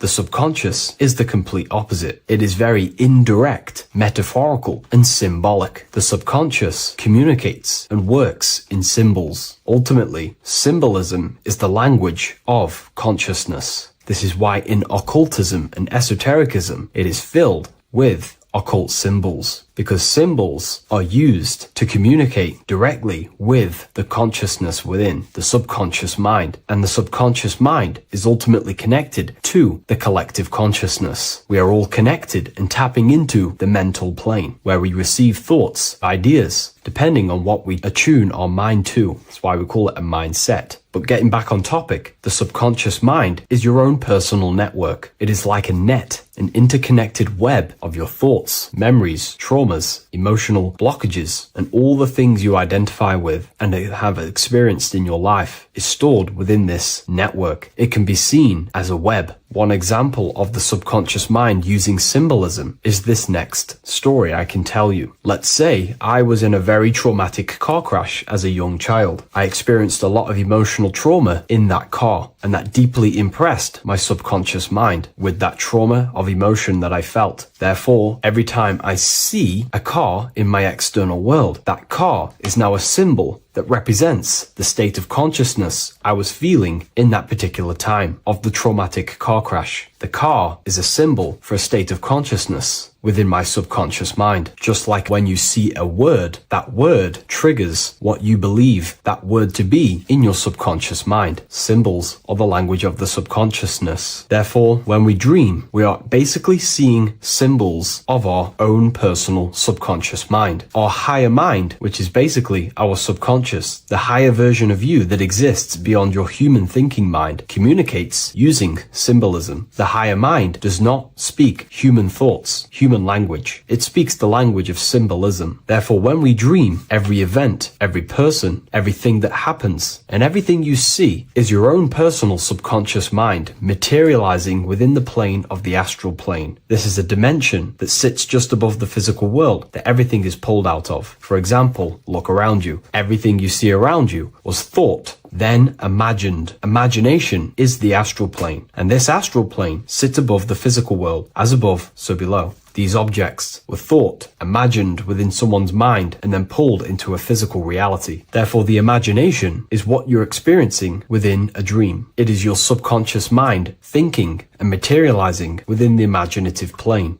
For example, let's say you are a Christian, you believe in Jesus your whole life, you have lots of emotion towards Jesus. This deeply impresses your subconscious mind. You believe in him so much, you go to sleep, you have a dream that you meet Jesus. You did not meet directly with Jesus. You met with your own belief. It was your own belief materializing within the imaginative plane and revealing itself to you. Dreams are materializations of your memories, your subconscious beliefs, traumas, and anything that could be inside the subconscious mind. It is your subconsciousness revealing itself to you in a material form. Let's say you have a nightmare. There is a big dark figure chasing you and you are running away in fear, away from this dark figure chasing you. That dark figure is not an external entity. It is not a spirit or a jinn or a demon. It is in fact an aspect of your own mind. It is a symbol that represents maybe a fear, a trauma, or something you are running away from internally, inside your subconscious mind. Something that you are not addressing, but something that is fearful, something that can be controlling you on a subconscious level. Let's say you have a fear to address something in your personal life. You want to address someone who is getting on your nerves at work. You continuously put this off and you fear doing that situation. Over a long period of time, this can slowly control you subconsciously. You start to avoid the person, avoid any contact. It is subconsciously controlling you. This is not the best example, but you can see what I mean. Hidden fears and traumas in the subconscious mind can subconsciously control your actions and ultimately lead you to low states of consciousness, keep you from reaching your higher potential, and ultimately create blockages within your own consciousness. That figure in the dream is a materialization of something that you are fearing and running away from and not addressing. This is why people always have dreams of traumas that they have experienced as a child or when they were younger, or maybe from a year ago or two. It's because that emotion is deeply impressed in the subconscious, and the subconscious is always trying to reveal things to you, communicate to you that you need to change, purify, and maybe heal within your own consciousness. This is how the higher self communicates to you, through the language of symbolism. Once you understand this, dreams can become a very powerful tool, not just entertainment at nighttime. Your consciousness never rests. Your consciousness is eternal. It is the very spark of the divine. Your body needs rest. Your consciousness is not physical. It does not need rest. So this is a way you can identify what your dreams are trying to show you, is by writing them down. A dream journal. Every single dream that you have a book placed near your bed. Every time you wake up, first thing you should do is pick up the book and write every single detail that you can remember about the dream. The people that you met are all symbols or aspects of yourself. Maybe it is a friend you saw in your dream. That friend represents a state of consciousness that is within you and is trying to reveal something to you. It's about making the subconscious into the conscious, to become conscious of the unknown. Write down every detail, everything you saw, every event that played out, even the details of the clothes that they were wearing. Everything is symbolic within dreams. Write everything down and then analyze the dream. Don't analyze it from a logical mind. Analyze it with the right hemisphere of the brain, which allows you to see metaphors, read between the line. Try and gain the message that it's trying to show you. What does this overall mean to you? And what could this reveal about aspects of yourself that you need to heal or maybe take action in your life and world? Because your higher self is always guiding you towards awakening and fulfilling your mission in the manifested physical world. Dreams speak in symbols, not logic. Ask about your dreams. What is this trying to tell me? Don't take things literally. Look for an emotional tone and symbolic resonance. With practice, you'll begin to understand the personal language of your subconscious mind. Now that you understand that, again, please leave a like or a comment on this video. This is now a technique for lucid dreaming and dreaming more often. This is not going to happen overnight. This is not an easy method. It simply takes practice and dedication. Every morning, choose 3 time slots. For me, I choose 4:30, 5 a.m. and 6 a.m. 3 alarms that are going to go off at these 3 times, half an hour apart from each other. Each time you wake up, stay awake for 5 to 10 minutes. Turn off the alarm. Try and keep your conscious mind awake, but drift back into sleep. There's no other better way for me to explain that. It's very difficult, but try and keep the mind awake, but the body falling back asleep. More than likely, you will drift off back to sleep. Then the next alarm will go off half an hour after. This will wake you up again, guaranteed. You will probably drift back to sleep by repeating this process. After the 3 alarms go off, each one of them times, you're either going to have a dream or a lucid dream, but definitely you will have a dream. And if it doesn't work one time, keep trying it. I've been using this method for a very long time, and I can tell you 70-80% of the time it triggers a dream, and a very vivid dream. And it's ideal for lucid dreaming because keeping the conscious mind awake while letting the body fall asleep, you can become conscious within these subconscious realms of your mind. But when you are conscious inside the dream world, you can do what you want, but you also want to let the dream naturally unfold. If you try and take too much control, then you will wake back up. If you feel any fear in your dream, you will wake back up into the material world. Another tip to dream more often is to meditate before bed. Simply close your eyes and think about nothing for 5 to 30 minutes. Detach from everything outside you, your name, your job, work, thoughts. Mentally detach from the world and the physical pleasures and become pure awareness before you try and go to sleep. This will help you become conscious while being within the self. If you wish to learn more about consciousness, yourself, the Book of Wisdom Volume 2 can definitely help you. I'll leave a link in the description. Thank you for watching this video, and I'll see you in the next one.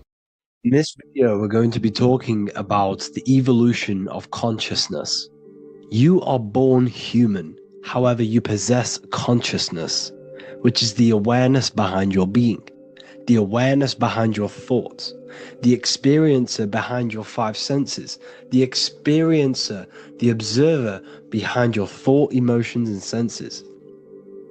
You are an eye, an invisible consciousness looking through a lens, which is your body. Your body produces this physical world that you experience. Your brain produces this world. Your brain and body is a technological computer. However, you are an infinite, ever-expanding consciousness behind this physical body. And there is an evolution of consciousness, a cosmic journey of expansion. And this is why we see so much pyramid symbolism in the occult and esoteric world, and especially within Freemasonry. Because the pyramid represents climbing, an evolution, a raising state of consciousness, a journey. Steps symbolize a journey upwards. This is the raising and the evolution of consciousness, our inner world. The transmutation of our inner selves, of our souls and consciousness and our minds. So when we see this pyramid, we're seeing a evolution, a way up to source consciousness. And the eye in the pyramid represents your source consciousness. It represents illumination. It represents divine guidance through this evolution of consciousness. This is why we see the ladder. Consciousness is ever expanding on an infinite journey of evolution. Each individual is a part of this cosmic process, contributing towards the ongoing expansion of both mind and awareness. As we evolve, we collectively explore deeper levels of existence, expanding the boundaries of thought and consciousness. The mind has the ability to expand infinitely into new realms of thought, into new dimensions of mind. The mind cannot be filled up. It is not a physical substance. The body can be filled up because it is a physical thing, but you cannot fill the mind. Therefore, the mind is constantly expanding, ever expanding into new fields of thought. So what we see in Freemasonry, the ladder, is again a journey, an elevation of consciousness. When we are born with an infant consciousness, and as we gain older, we gain an adult consciousness. Our inner world, our inner mind, and our emotional intellect changes and evolves. We are significantly different from when we were very young as an infant. It's because our consciousness evolutes, it changes, it alters like water. So just like this evolution of your own consciousness as growing up, there is consciousness of beings existing in cycles beyond our own. And their consciousness is unimaginably different from ours. They operate on a higher level of understanding and knowing, experiencing reality in ways that transcend our current comprehension. Our minds right now cannot comprehend the highest states of consciousness. There are entities, there are beings beyond our own, existing in higher dimensions of consciousness that we cannot comprehend because they have expanded. They are on a further way up the ladder of consciousness. However, we are all on the same journey. None of us can take the same journey. There is one ultimate goal, reaching source consciousness. However, this is always ever expanding. However, we are all on a different journey. There is one truth, one source, one goal.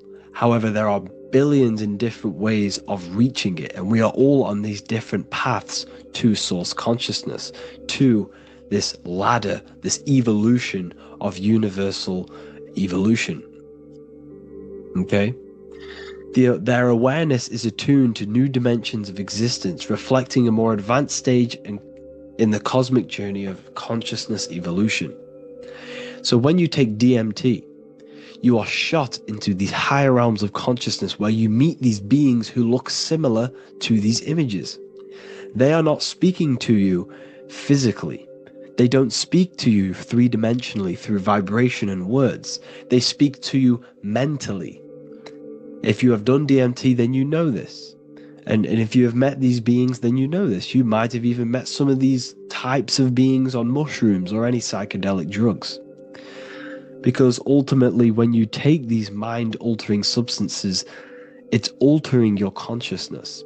It's merging your consciousness with the spirit of that substance.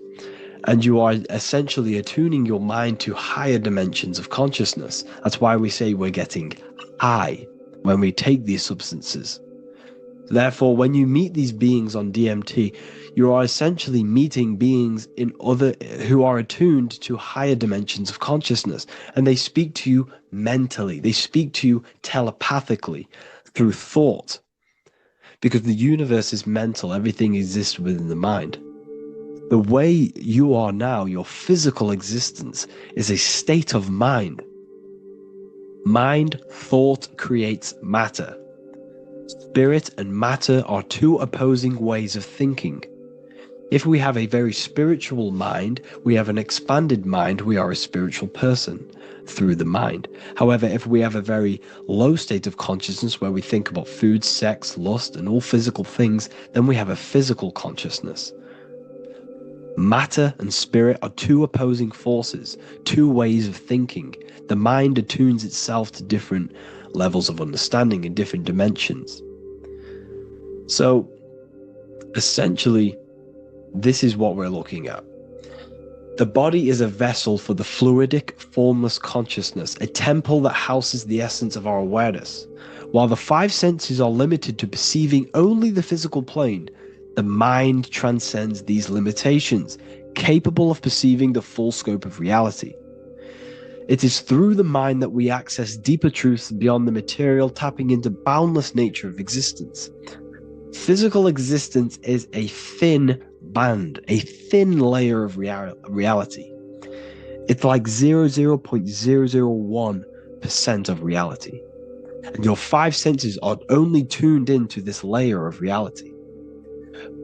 But the five senses are, by design, only allowed to perceive physicality. But the mind has the power to expand beyond this physical five sense state. The mind has the power to expand and evolute. It is a conscious decision whether you want to take this path or not. You can stay in a three-dimensional way of thinking, or you can expand your consciousness from within. It's not an external journey. There is no God going to save you. You must save yourself. Therefore, behind every single one of these eyes is the same source consciousness. However, we are all different cells in a different journey. The organs in your body, the cells in your body are all alive. They all possess same consciousness, universal consciousness. However, we are all on a different journey of evolution. As above, so below. As the baby is in the mother's womb, when the baby becomes conscious, there is a world outside of its mother. What does it do? It presses and seeks a way out to be born in the other world outside of its mother. It is the same with your consciousness, your mind. When your mind becomes aware that there is realities beyond the immediate surroundings, it seeks a way out. And this is exactly what I'm doing to you now. I am now expanding your mind and telling you there is other ways of reality. There is other dimensions of consciousness which you can access through inner transmutation, through different ways of thinking, spiritualism, and meditating and connecting with yourself and detaching from external things. We can upgrade our consciousness. Your body is a womb.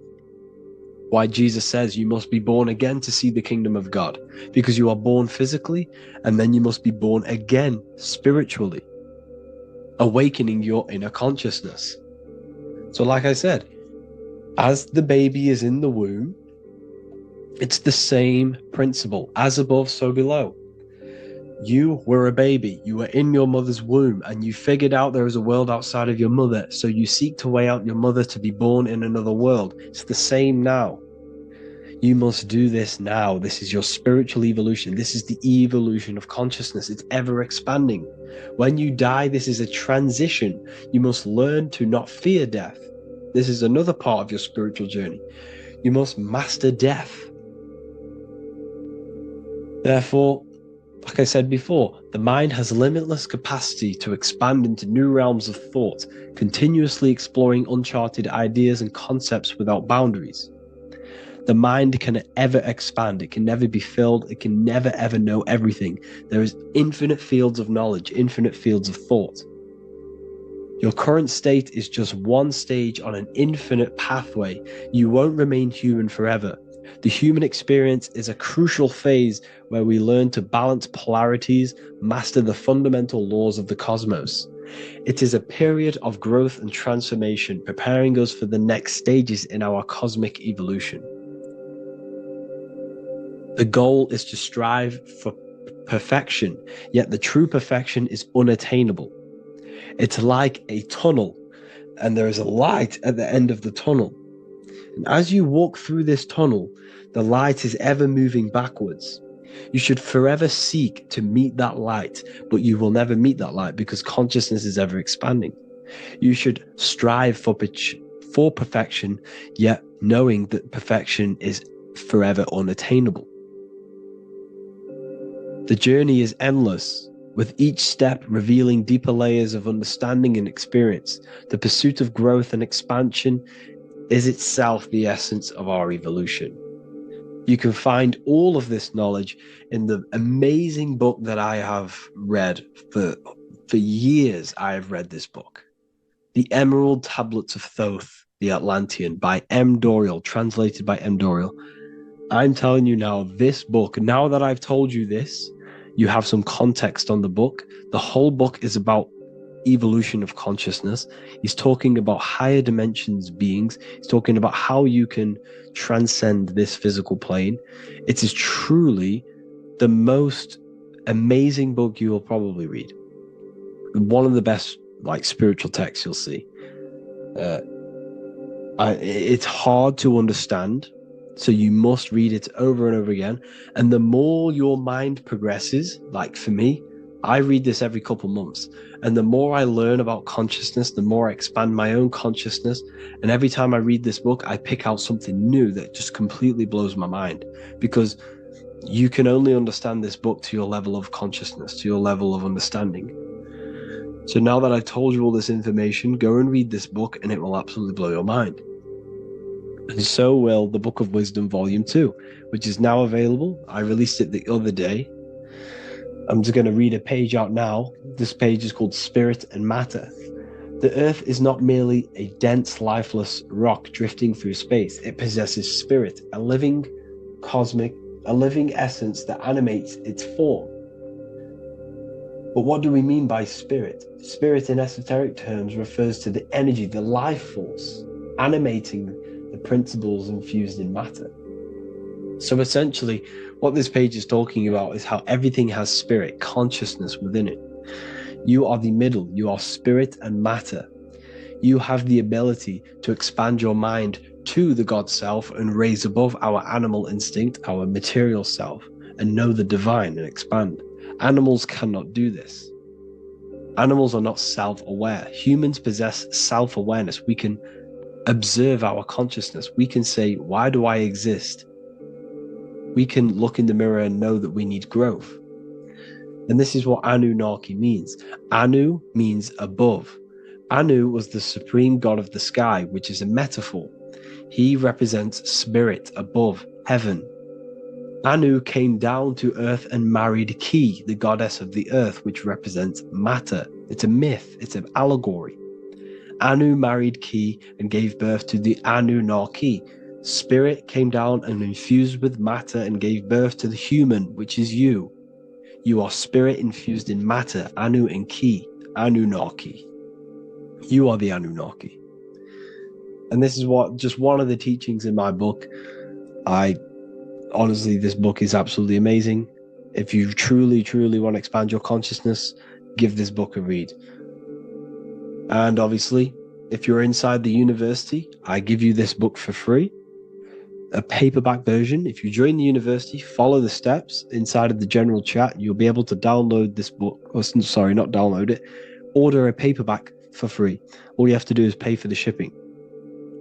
You'll also gain amazing knowledge inside of my library, where your mind will just be overblown with the amount of esoteric books. There's over 45 rare occult books, plus you get a PDF of the Volume 1 and Human Health Guide.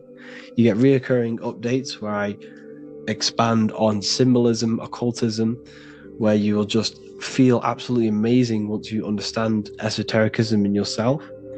You'll also learn how to create the dream reality that you want with the Manifestation Mastery course, where I teach you how your consciousness creates reality.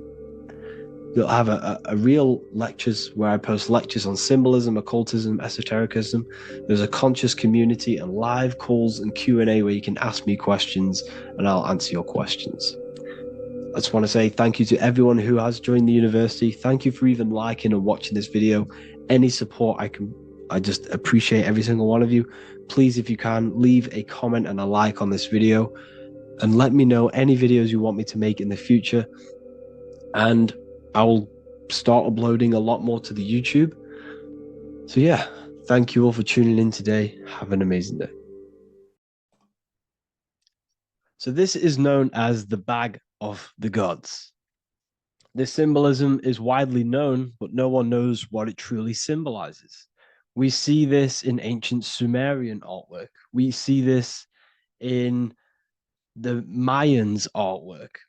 We always see this bag with the gods. What does this actually represent? Okay, so the bag itself represents carrying. Carrying what? It represents information, represents knowledge. Your mind is the carrier of the information. So this is why in his left hand, he carries the bag, and the right hand has the pine cone. This represents carrying of information. Why is it a bag? A bag can be passed on to someone else. The information can be taught to someone else. This is the information of activation of the pineal gland or higher consciousness of humans. Because as humans, we all possess an animal nature, the nature that tells us to eat, to steal, to gain material wealth, to survive, to hate. This is our animal self. This is our animal behavior. But we also have a divine nature of consciousness, which we have access to, the higher planes of consciousness, the planes that manipulate this material world and create all things in this material world. The human mind has access to. The animal does not. The animal has no idea he exists. The animal has no inner dialogue, but humans have the inner dialogue. Humans can create infinitely. We can expand our minds infinitely into new realms of thought. So we have this higher divine nature and a lower nature. This bag of the gods is basically just representing the knowledge they possess of higher consciousness, of the higher aspect of life, okay? Which is the activation of the pineal. The pine cone. The pine cone is in his right hand. The right represents wisdom. The left represents intellect, knowledge. Knowledge and wisdom are two separate things. Wisdom is applied knowledge. It's a feminine aspect. Knowledge is just gained information that you know, which is masculine. So in his right hand, he holds the pine cone. The pine cone can be opened and shut. The shut pine cone represents the asleep human being, the human being that exists in his lower nature, that just basically survives, lives on eating, consumption, material lust, living in chaos with his emotions, living in a place of hell. This is the animal nature.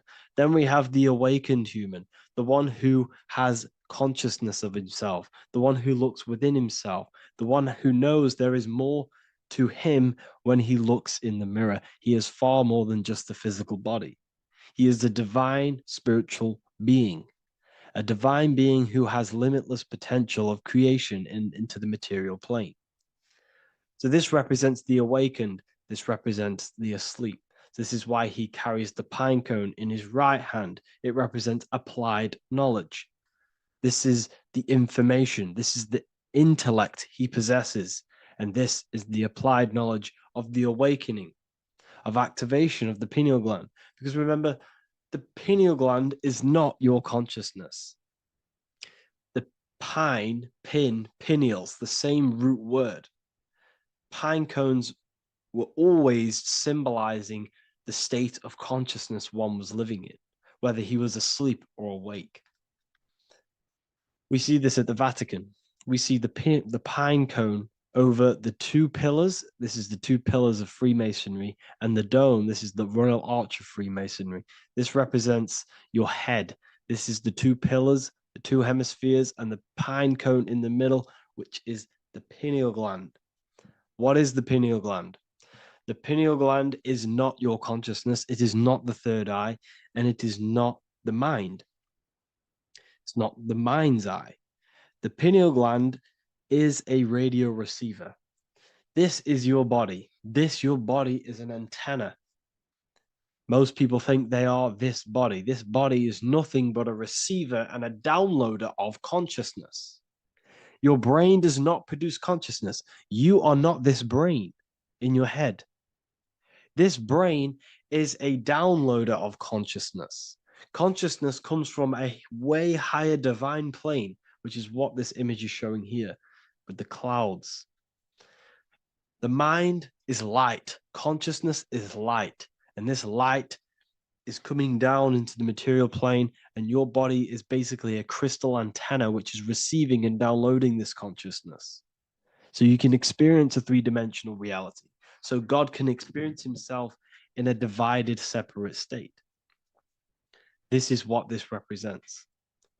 Now, the pineal gland can be activated, okay, and stimulated, because the pineal gland has physioluminescent crystalline jagged-shaped cells on it.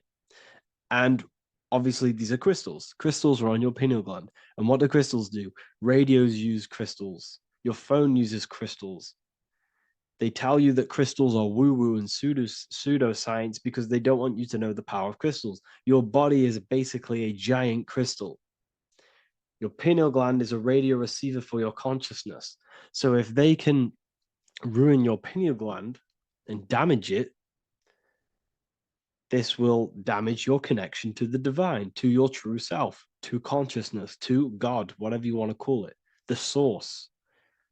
There is all one source consciousness, and we're all collectively connected to it. And this is our connection. This is our antenna.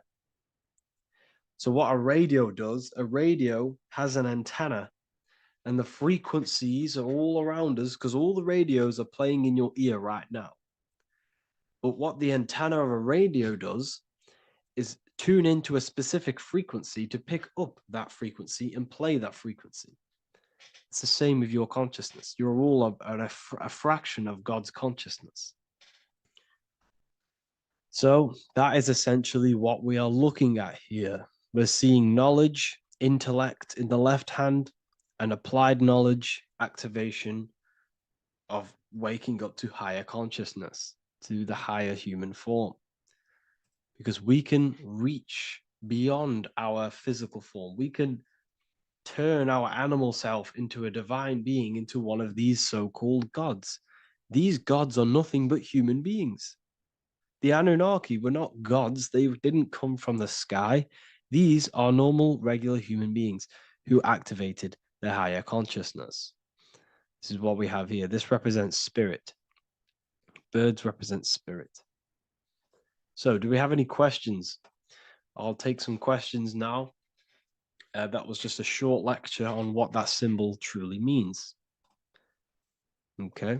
So if we have any questions, feel free to go ahead and ask some questions.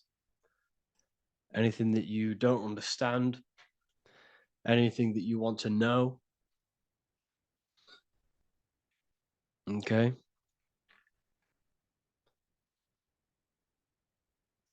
So base reality would be where source resides. Yes, the base reality is your consciousness.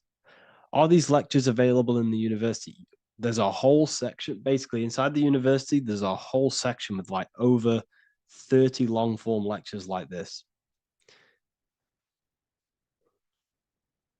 So the base reality is where the source resides. Yes, the base reality is your inner world, your consciousness. That is the only thing that exists. Your outer world is just an effect of your consciousness.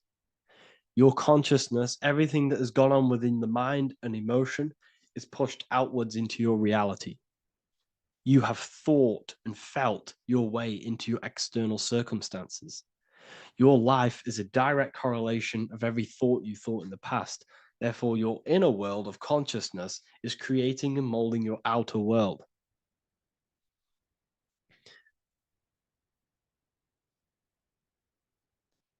The best way to keep connection consistent, the best way to keep your connection to the divine or the higher planes of consciousness is through meditation and through imagination. Imagination is the fourth dimension. It is the astral plane. That screen that you have in your mind is not a physical screen. That is the divine plane of the astral. And this is essentially where all objects of this material world comes from.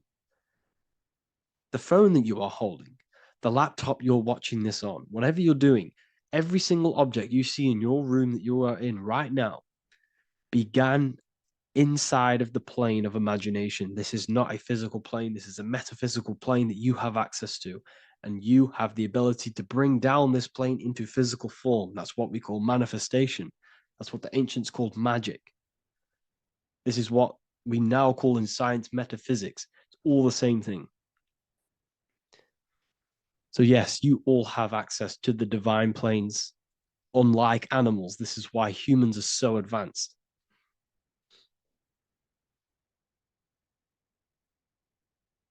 Okay.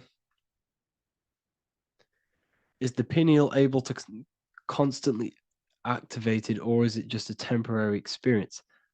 I don't fully understand that question, unfortunately. Maybe you could word it in a different way. The real meditations on the university, legit, y'all, yes. In order to connect to consciousness, you need to sit in meditation and turn off your feelings, and the feeling of unity will come. Do I understand correctly? Yes, that is correct. So when you sit in silence and in stillness, I highlight the word stillness because stillness, when you are still, no information from your nervous system is being decoded by the brain. So when your body is still and does not move, your nervous system starts to relax and comes to a balanced state. Your brain starts to relax, it comes to a balanced state. The left and the right brain stop working, the nervous system stops working. Then, once the body, the material body, is shut down, you then have access to consciousness. You can't access consciousness if the body's in such a busy state. If electricity is being fired every 2 seconds, your whole body's electrical. When you move your foot, that's electricity being fired from the brain to the foot instantly through the nervous system. Your brain, your whole body is a technological machine. So you must shut down the technological machine to access the divine that exists beyond the technological machine. Do you understand that? Did we create ourselves from the higher plane? When you say yes, you created yourself, you manifested yourself in this material form for a reason in this specific time and place. Wisdom books, are these available inside the university? Yes, they are. So anyone who joins the university, they all gain 50% off the store. So you can get anything off, anything you want inside the store for 50% off. Plus, you get the Book of Wisdom Volume 1 PDF for free. You get the Human Health Guide. Plus, you get all of the the library books. There's a load of different books on occultism, symbolism, esotericism. Do you need to place your attention somewhere specific during meditation? You can do. Okay, you can do. So if you struggle, when you first start to meditate and you struggle to turn off the thoughts, think of the back of the brain, the back of your head. Don't think of it, place your attention on it. Okay. So when you place your attention on the back of the brain, this now shuts off thought because the back of the brain doesn't have any activation to do with thought. The front brain does, the neocortex. That's all to do with activation of thinking. So place your attention on either the back of the brain or your breath. What's more important, creating yourself or finding yourself? It's balance of both. So in order for you to create fully, you must have awareness of self and awareness of thought and control over the mental dialogue, the inner voice inside of you. Okay. When you control that inner voice, that is when you gain power. That inner voice is what brings commands into physical reality. Before you kick a football, there is a change in consciousness. There's a decision made in consciousness before the body takes to action. Therefore, every physical manifestation is a change of inner consciousness before it's a physical reality. You can have the reality you want through consciousness before physically having it. That's the secret to creating. But you must believe it like you know the sun is going to rise in the morning. That's how much you should know that you have that reality in consciousness through feeling and thought and imagination. And that's how you can truly create in your reality. Shrooms help with consciousness or ego. I can't really talk about that because I'm maybe uploading this to YouTube, unfortunately. But we need to clean our pineal gland first from calcification. Yes, definitely. You should go on a detox the body. Because you can't really connect with consciousness if your body is in such a dirty state. Because the brain is, your nervous system is in a state of fight or flight, trying to fight off all these toxins. So when you meditate, you're probably going to be having thoughts all the time because your brain's firing, your nervous system's being attacked through toxins. So you must detox to have a true connection with the divine. Your diet plays a big role in your spirituality and mentality. What is the most optimal food for pure consciousness? Fruits and vegetables. They possess consciousness. So when you place them inside of you, they're syncing with your consciousness. How to check the cleanliness of your body, your skin, your teeth, your tongue, your mouth. If your skin has spots, different colors on it, you're not clean because your skin is a reflection of your inner organs. Coffee's not the best for you. Coffee gives you fake energy. Okay.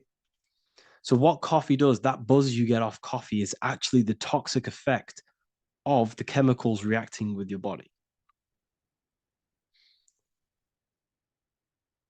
If I'm inside the university and wanted to buy your book, you said it would be 50% off because we are your student. Is that automatic or we need to have a code? You will have a code. Yes, I'm going to releasing a code for all the students after this. Caffeine equals neurotoxin. Yes, it fries your brain, it fries your nervous system, it fries your dopamine receptors. Will the Q&A last week about money symbolism be posted? Oh, I didn't post that. That's my bad. I totally forgot. I will post that after this. Thank you for reminding me. How to detox the body. The best way to detox the body is going through a week cleanse of fruit.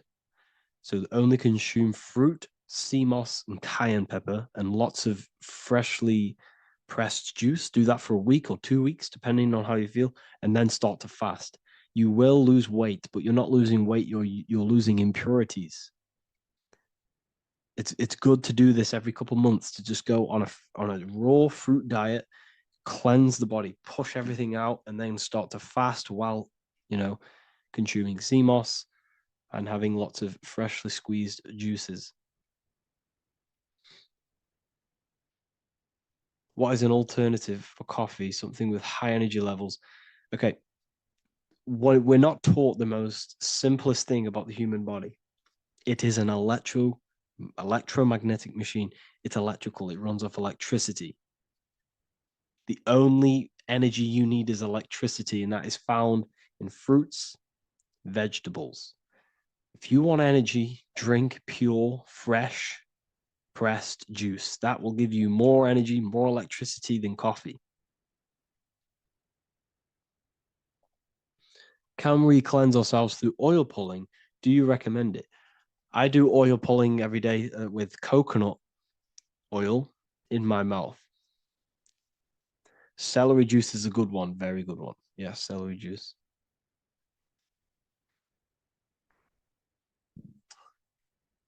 Any more questions? What kind of music do you listen to when lifting? For me, rap, hip hop push me work harder, but I know it's terrible for my subconscious. Yes, very. At least you're aware of it. You should be definitely try and stay away from the hip hop music. Try and stay away from anything that's talking about anything negative, because it's all programming your subconscious. And your belief system is your reality, people. Your belief system is your reality. Okay. So look after your subconscious. That's what's controlling your actions. 90% of your actions on a daily basis are controlled through your subconscious beliefs. Okay. I listen to a lot of Pastel Ghost. I listen to a lot of let me get my playlist up. It's all like background music for TikTok. Do you know what I mean? Like Pastel Ghost. That's mainly what I listen to. That sort of music. I don't know what it's kind of called. I don't know what that genre is called. Does anyone know what that genre is actually called? Because there's not much words in it. The reason I listen to it is because there's not much words in it, and it helps the subconscious. And I just love that music.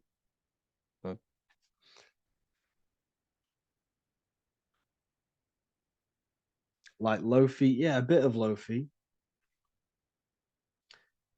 Uh,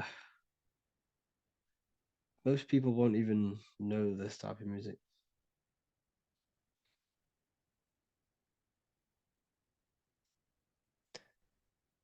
Can you tell us how you use cayenne pepper?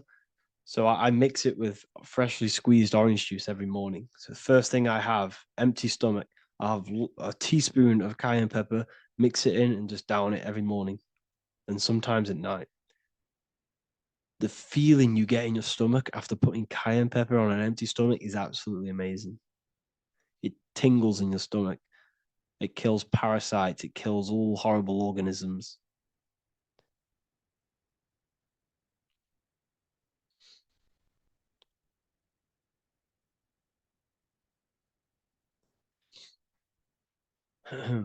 Mix it with hot water. Yes, hot water and key lime water. That I bet that's powerful. If you mixed warm water with key lime with cayenne pepper in first thing in the morning, I can imagine how powerful that is. I've never done that, but I'm going to try that. Do you use sea salt? I don't know what to think about sea salt, to be honest. I try and stay away from it. I don't know whether it's good, don't know whether it's bad. I'm kind of mixed on it, mixed information. Uh, I've heard people have benefits. I've heard other people say stay away from it. So I don't know. I just stay away from it. Just I'm not too sure on it.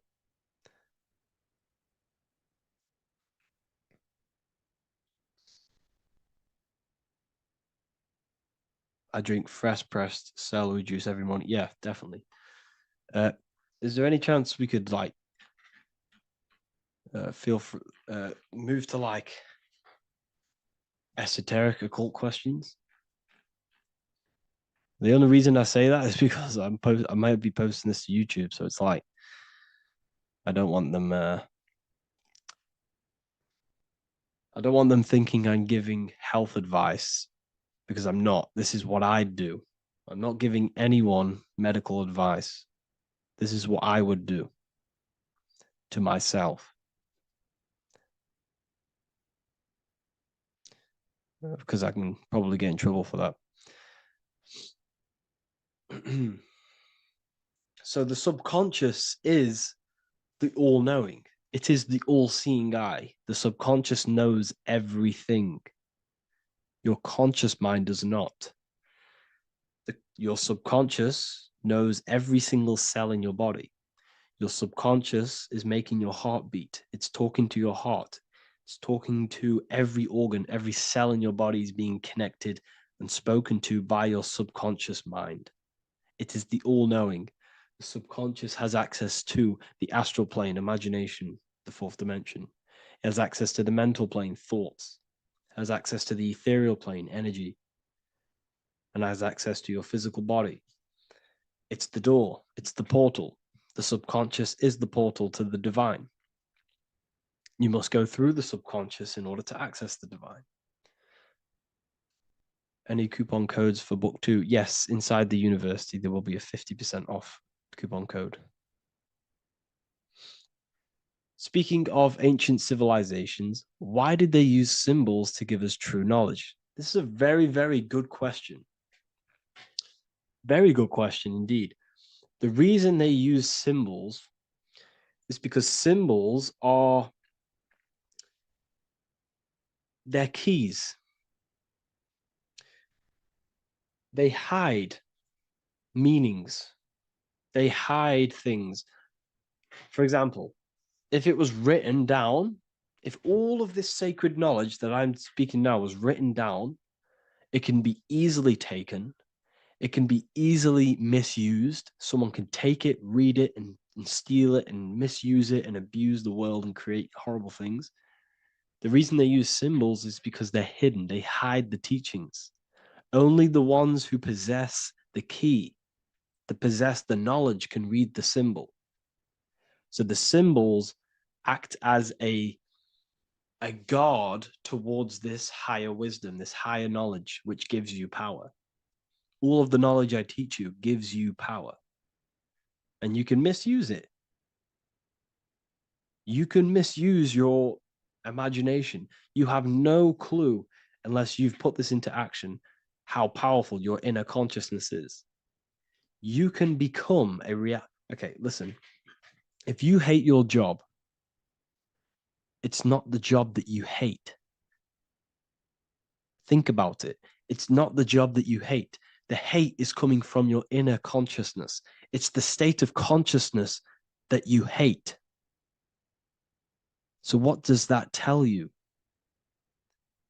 You can change that inner consciousness to another reality, the feeling of another reality. You can become that consciousness within before you actually externally have it. And by becoming and knowing that reality, that's what produces effect on shaping your outer world. When you really, truly know that reality inside of you, of being free, of being wealthy, of having abundance, your outer world has no other choice but to rearrange itself to your new inner state of consciousness. That's what magic is. It's manipulating your inner state of consciousness. It's convincing yourself that you already have it, not believing it, knowing it. Okay? Knowing is different than believing. Believing is a lie. You should know thyself. Okay? So we can say that human overpopulation is intentional. There is no human overpopulation. We're all cramped in these cities. We're all cramped into one little place. We're not supposed to live like that. We're not supposed to live so cramped. This is why there's so many weirdos out in public. So many weird people doing weird things. This is when things start to go weird and We shouldn't be living in this state, in this condensed state. We should be spread out. Okay. There is no overpopulation. It's just an illusion because we all lived in such. Have you ever been on a plane? Have you seen how much land there is? It's crazy. There's no overpopulation. And how many people do they say there's in the world? There's not that many people in the world that they say. I think it's like 8 billion. I think they say there's 8 billion people. There's not 8 billion people. There's probably more like 2 billion. And the reason I say that is because I have a friend who only has like 300K followers. So that's a lot of followers, okay? And he gets recognized everywhere he goes. And he's into all this stuff. And he says, listen, the population is definitely not 8 billion or whatever they say. I think it's like a couple billion. It's probably more like a billion. How to properly manifest intentions. Thought, emotion, and imagination are the key. You must know that you have that reality.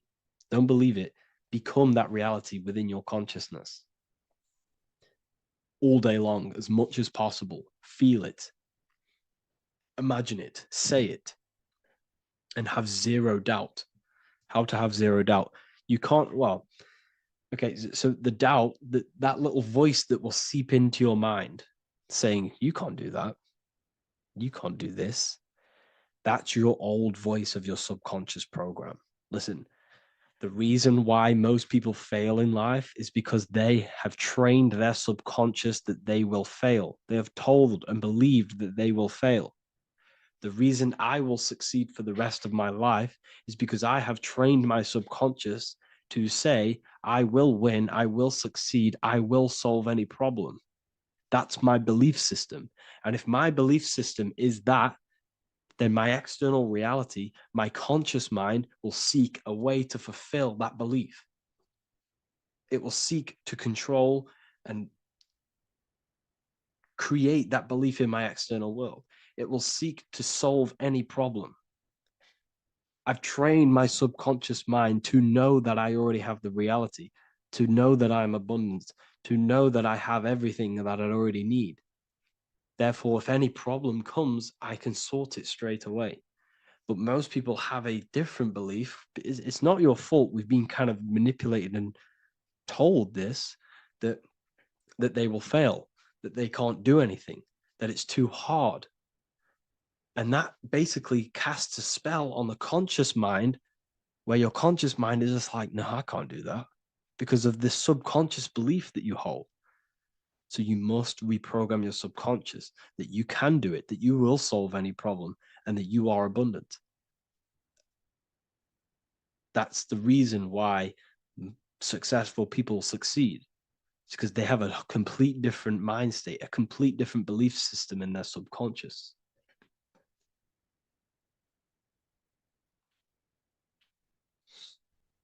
Do you offer mentoring? Yes, I do offer mentoring, but it's mainly for people who want to grow their online presence,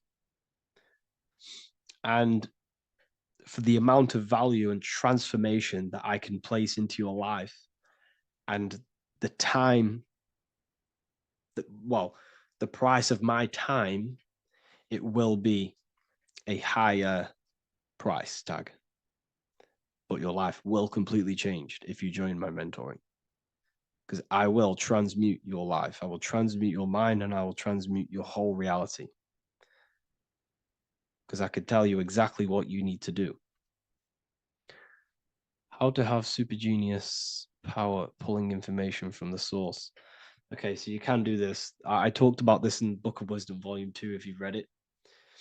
This is a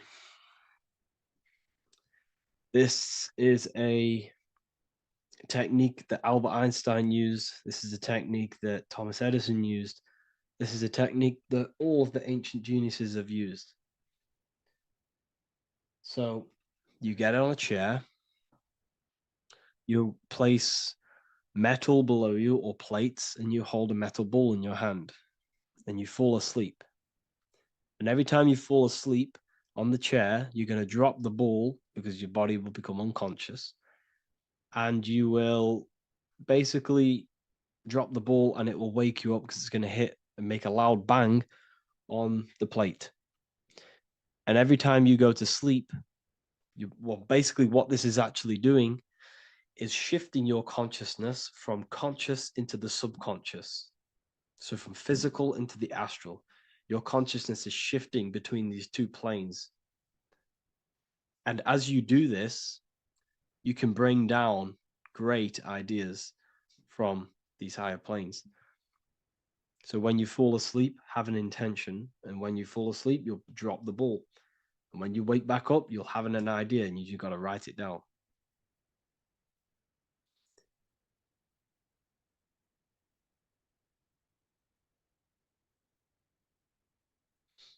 How to balance chakras. Don't focus on balancing your chakras. Focus on the mind. The mind is the cause of the chakras being blocked. If you have a blocked throat chakra, this is a problem in your mind, not the chakra. You see, the chakras are a result of the mind. You transmute the mind, you can transmute the chakras and cleanse them.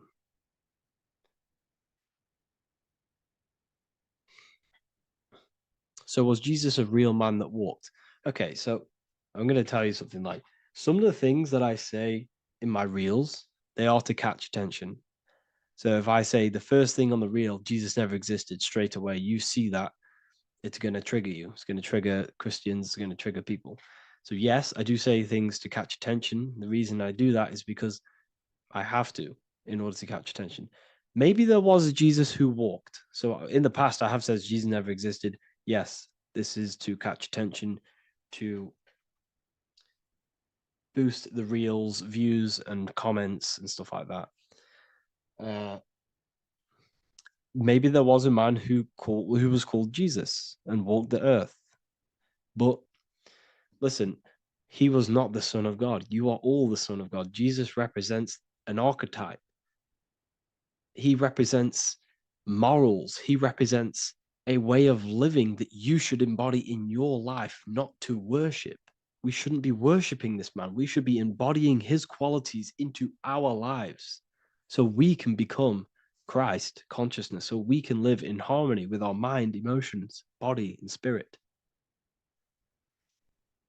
Okay? He was not the Son of God. You are all the Son of God. We are all God experiencing himself in a three-dimensional divided form. God is oneness, and he created a divided world so he can experience himself. Why do you quote from the Freemasons oft times? I don't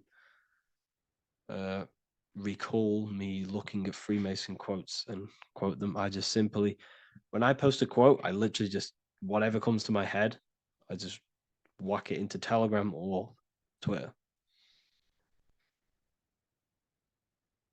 Are dreams tied to your subconscious, and how do you understand them? Okay.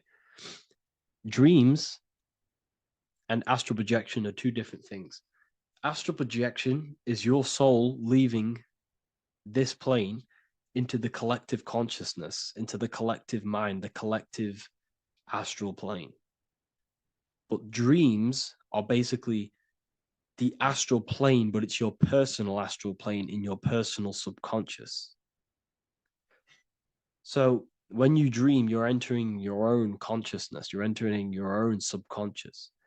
Every character, every event that happens to you, everything that is said to you, everything that happens to you in your dream is yourself pushed outwards, and you're basically experiencing your own mind. If something scary comes up in your dream, this is your belief, this is something in the back of your mind materializing and coming to you and showing itself to you. So in order to understand your dreams, it's basically suppressed emotions, suppressed thoughts, all lingering in your subconscious materialized. Okay. a few months ago, I'd have concurrent dreams of getting in a car crash that lasted for months. Then one day, out of nowhere, I got into a really bad accident, and that low-key bugged me out. I didn't know if my mind was trying to warn me or what. You can explain that. Okay. If you are having dreams about having a car crash, this is a belief. Okay, so let me tell you something. Let's say you're a drug dealer, okay? And you live in fear every single day of the police coming to you. This dealer every day is worried, he's scared, and he lives in fear of the police getting him. He was believing it. This fear, this emotion he was feeling on a regular basis, repetition, and the emotion is basically impressing your subconscious. It's impressed his subconscious that deeply that he now believes it. It's now become a belief. So one day the dealer gets caught and he goes to prison. Let me tell you something. He placed himself there because he created a program, a belief in his subconscious of the police. And his external reality is now in a prison cell. But that prison cell is just an external manifestation of the prison cell of fear he installed in his subconscious mind. The four walls he's now trapped in is just basically an externalization of his own belief system that he created through consciousness, through the subconscious. If you embedded your belief that you will be in a car crash, you will be in a car crash. He placed himself there. He materialized that reality through the thought, through the emotion, through the belief. He put himself there. You see?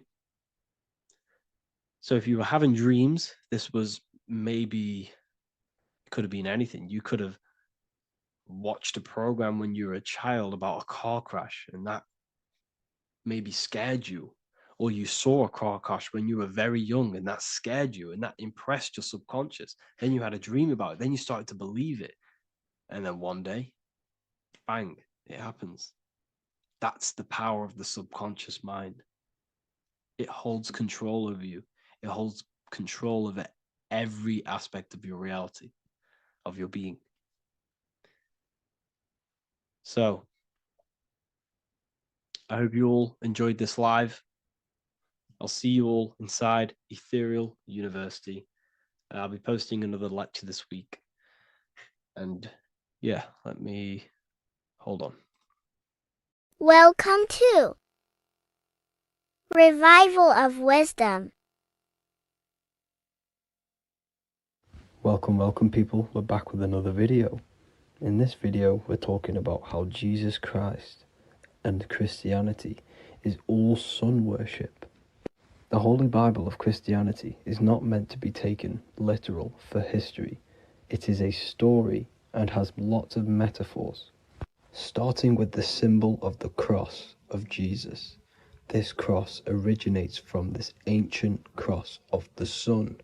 This symbol has been used for thousands of years, way before Jesus was a thing, in Europe, America, Asia, and all around the world. In fact, this symbol is still being used by Christians today, not knowing it represents the sun. This is a 4,500-year-old artifact, a golden plate with an equal-armed cross found in England. The gold to symbolize the sun, and the equal-armed cross for the 4 equal seasons of the year. So this is why in the Bible you have Matthew, Mark, Luke, and John, symbolizing the yearly cycle of the sun and the 4 equal seasons. Also in the Bible, Jesus is referred to as the light of the world. So yes, Jesus represents the sun. He is a metaphor for the sun. Hence why in all of these pictures and images and paintings of Jesus, There's always a sun behind his head, and some even with the sun cross behind his head. Jesus also has 12 disciples, which represent the 12 zodiac signs and the 12 months of the year. This is the Last Supper by Leonardo da Vinci. As you can see, the sun, being Jesus, is in the center, because the sun is in the center of the zodiac signs. There are 4 groups which symbolize the 4 equal seasons. Each group contains 3 people symbolizing the 3 months and the 3 zodiac signs in that season. There is only one female in the painting, which is Virgin Mary, who symbolizes Virgo, the astrological sign. So yes, Jesus symbolizes the sun with his 12 zodiac signs and 4 gospels for the 4 seasons of the year. However, there is another phenomenon. The 25th of December is known as the birth of Jesus Christ, which is known as Christmas today. Jesus symbolizing the sun and is born on December 25th. This is the day the sun moves 1 degree northward, bringing back the warmth, the growth of crops, the life and light back to the northern hemisphere. Everything is springing back to life, as we call it, spring. So it is said that the sun is born again on the 25th of December, and Jesus is known as the risen Saviour, because the sun is our risen Saviour, because it gives life to the whole of this realm, the warmth, the crops, and without the sun rising in the morning, we'd all die in about 2 weeks. And we all know how Jesus died on a cross. The sun also dies on a cross in the southern hemisphere. It dies on the Southern Crux constellation.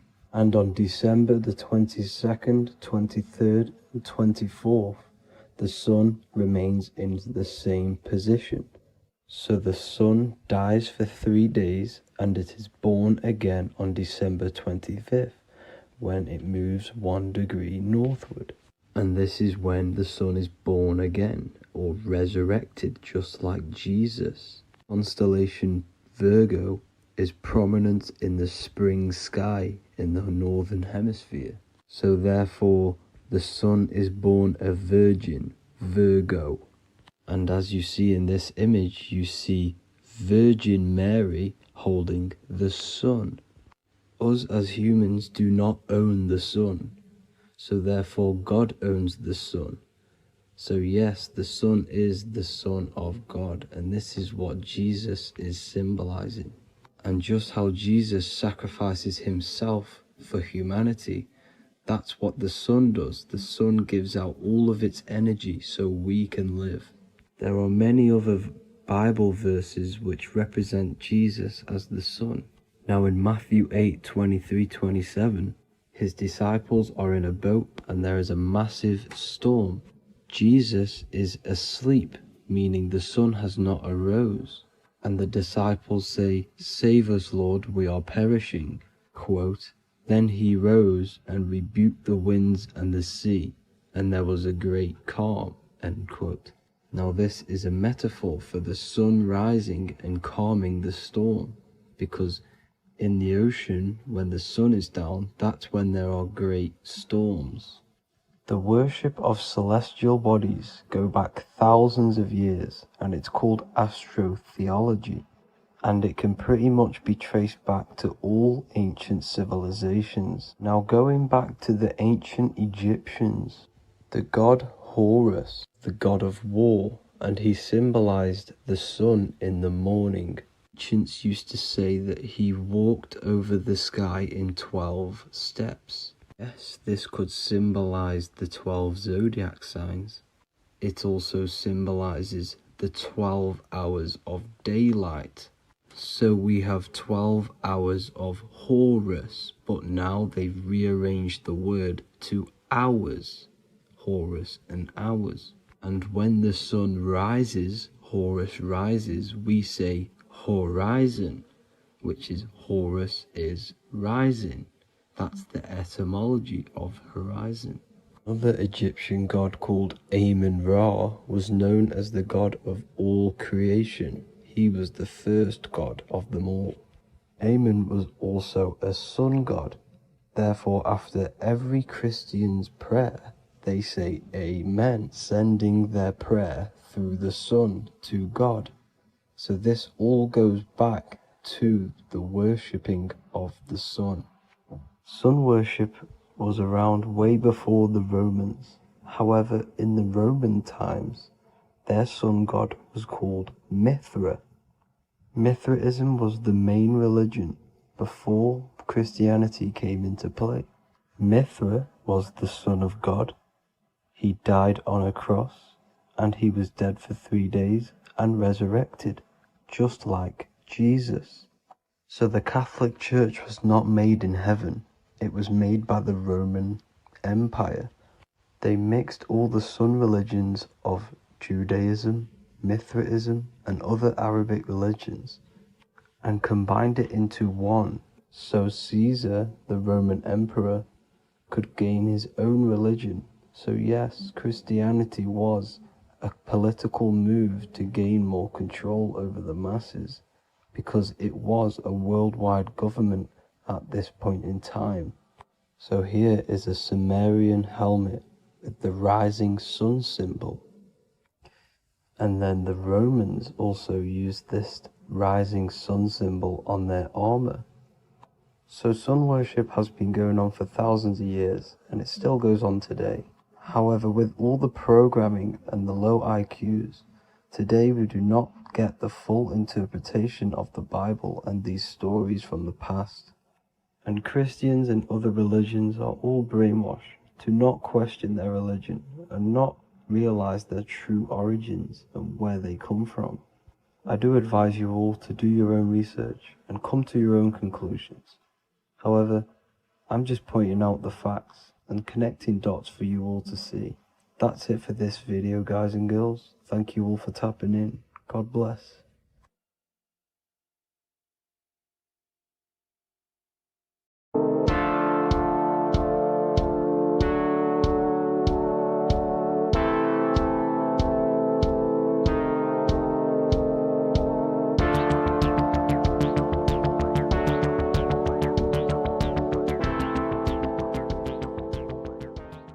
Welcome back everyone to another video. Today we're going to cover everything that you need to know about the mind, starting with the two aspects of the mind, the conscious and the subconscious. The male aspect of your mind is the conscious. This is the 10% of your mind. The conscious part of your mind is only aware of everything around you, your vision, your sight, your smell, your taste, your hearing, and your current state of emotion and thought. Every thought that you consciously think about has an emotion directly attached to it. That emotion is then impressed onto the subconscious part of the mind. The subconscious part of the mind is the female aspect of your mind. It is also a whopping 90% of your mind. Subconscious mind is controlling all of the subconscious processes which happen within your body. For example, your subconscious mind is controlling your heartbeat, your digestion of food, and all of the things that you do not have to tell the body to do. It is the hidden part of our mind which is controlling all of the hidden things. The subconscious mind is like a recording supercomputer. Everything that you have experienced in your life is all recorded and stored within the subconscious mind. One of the most important things about your subconscious mind is that it stores your mental programs. Everything in the subconscious mind manifests into behavior and actions within the body. Your daily basis routine and habits are all mental programs within your subconscious mind. These mental programs are created by mainly two ways. 1, repetition, and 2, emotional impact. The repetition is fairly simple to understand. The more you do something, the more it impresses onto your subconscious mind and becomes a program. That program will then manifest into your behavior. However, with the emotional programs, they work a bit different. The stronger that you feel an emotion, the stronger it is impressed onto the subconscious mind. And then that emotion becomes a program. For example, you had a very traumatic moment happen when you were a young child. The emotion that you felt was so strong in that moment that it impressed into your subconscious mind so hard that you can recall that moment like it was yesterday.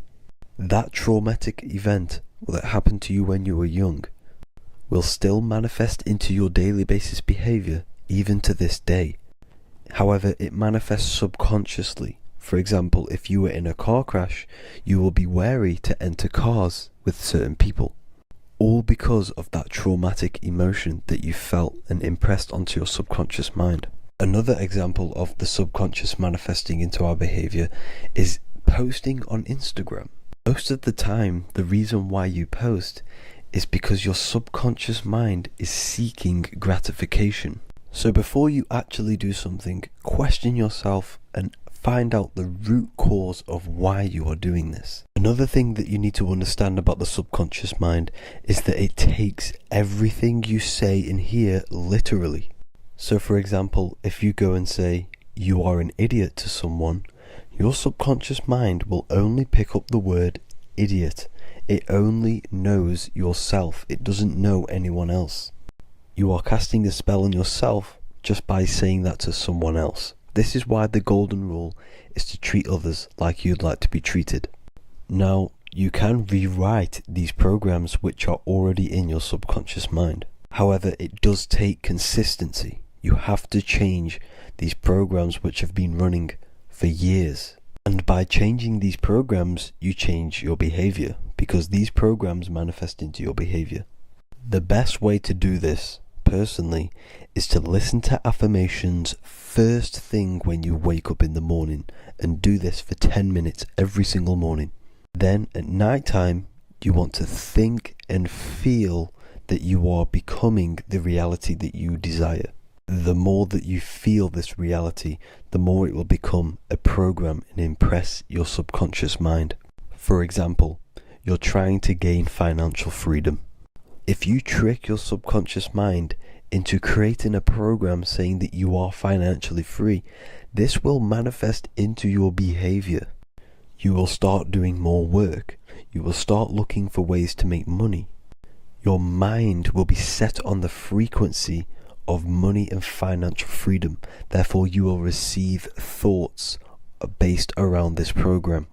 If you take enough action, your life will dramatically change because of this program that you created in the mind. This is why we call it a mindset, because your mind is a frequency tuner which sets its frequency onto different thoughts, because thoughts are frequency. If you fill your mind with a specific frequency, you will gain thoughts and ideas based around that frequency. To create a stable mind, you need to master your emotions. You need to change your mindset. Everything that you experience is neutral. Based upon the mindset that you see it, you either give it a positive or negative charge. By understanding this deeply, you will then control your emotions. I hope you gained some wisdom and enjoyed this video. Please, if you can, leave a comment and a like, and subscribe to the channel if you like this content. Love and light to you all.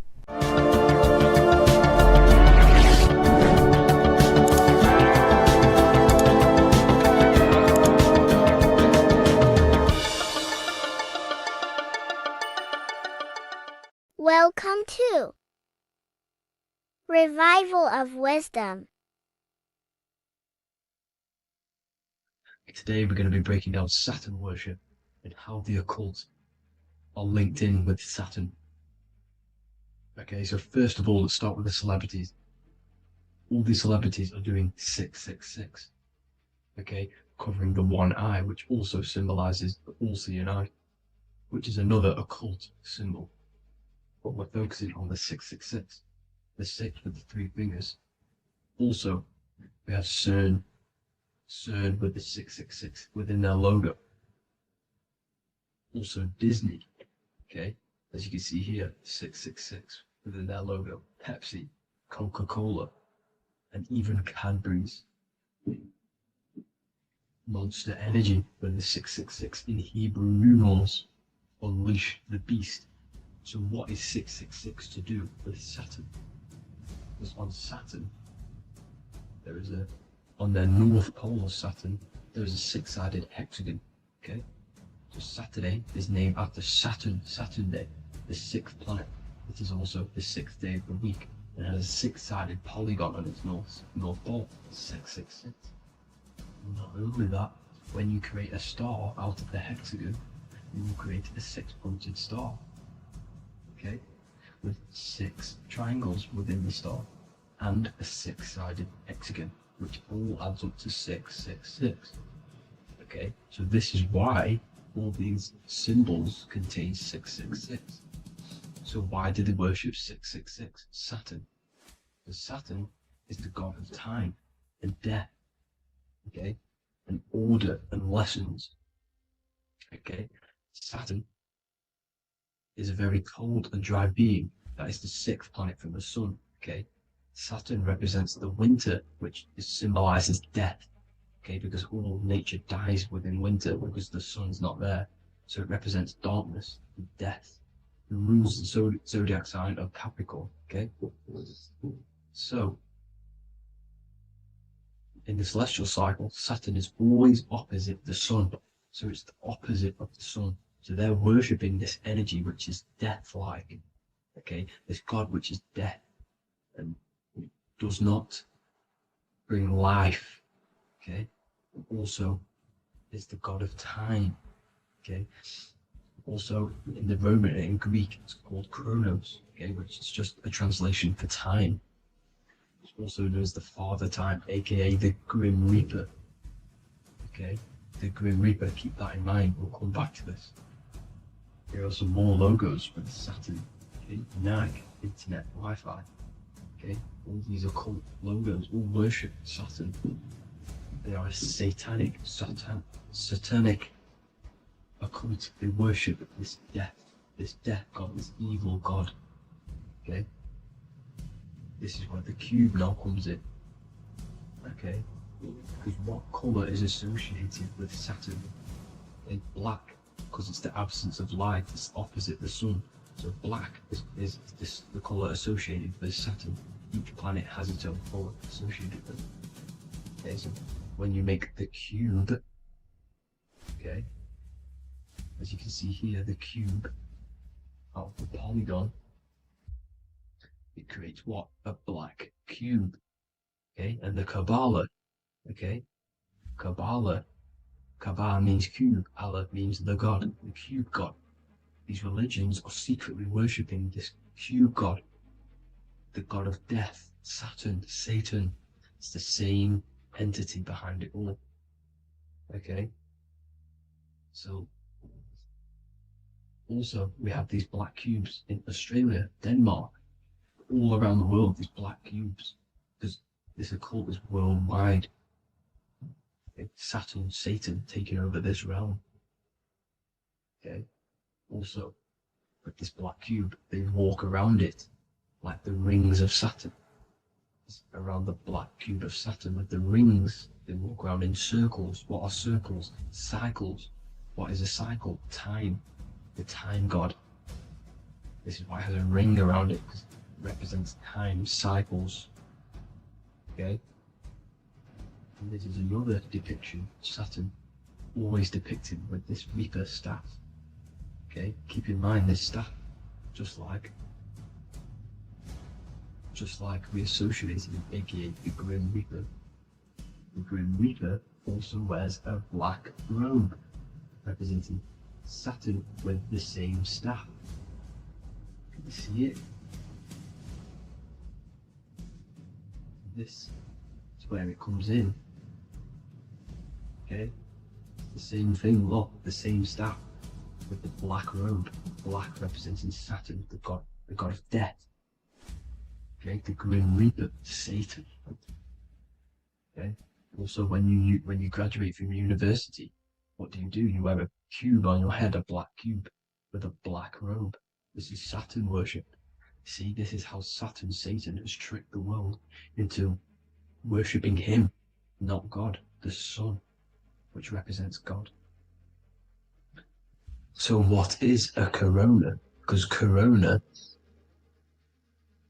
corona is a crown, a circle, okay?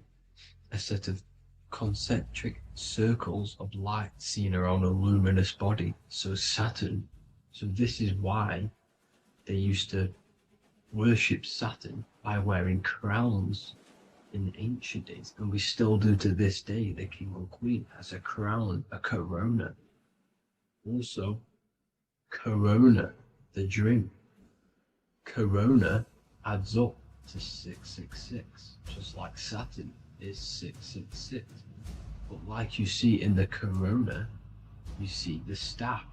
You see this staff, just like the staff of Saturn, the Saturn god, like the Grim Reaper, with the black robe and the staff, just like the Saturn god. What is the Grim Reaper? It's a killer. It represents death, just like Saturn, the god of death and time. So all these occults and secret societies all worship the 666 god, which is Saturn, Satan. All of our energy is being put into Saturn, okay? And Saturn, Satan, is harnessing all of this energy. So gradually, this is what the mark of the beast is. Like it says in the Bible, the mark of the beast, or the name of the beast. Here is wisdom. Let him know that you have to understand and count the number of the beast, for it is 6. It is the number 6 of a man, and is 600, 3 score is 6, 666. So this is what the mark of the beast is. They are going to eventually put green chips, just like Neuralink, which is what Elon Musk is pushing. Okay, so this chip is the mark of the beast, and it's going to be implanted to our hands or brains. Okay, and they will manipulate our consciousness, and it will manipulate our DNA, and it will directly connect us to AI, and AI is linked in with Saturn, Satan, as the demons and the people who rule this world are in love with AI. They want to connect humans to AI, and this will control our consciousness completely and give all of our energy back to Saturn, Satan, this deity that they all worship. Just like when you get married, you wear a wedding ring, the rings of Saturn, over the finger, which represents the sun.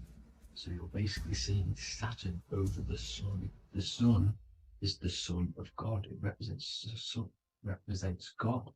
So you are putting Saturn over the sun. So thank you guys all for tuning in. I'm going to leave you guys here. Please leave a like, comment some topics that you want me to talk about. And please subscribe for more amazing content. God bless.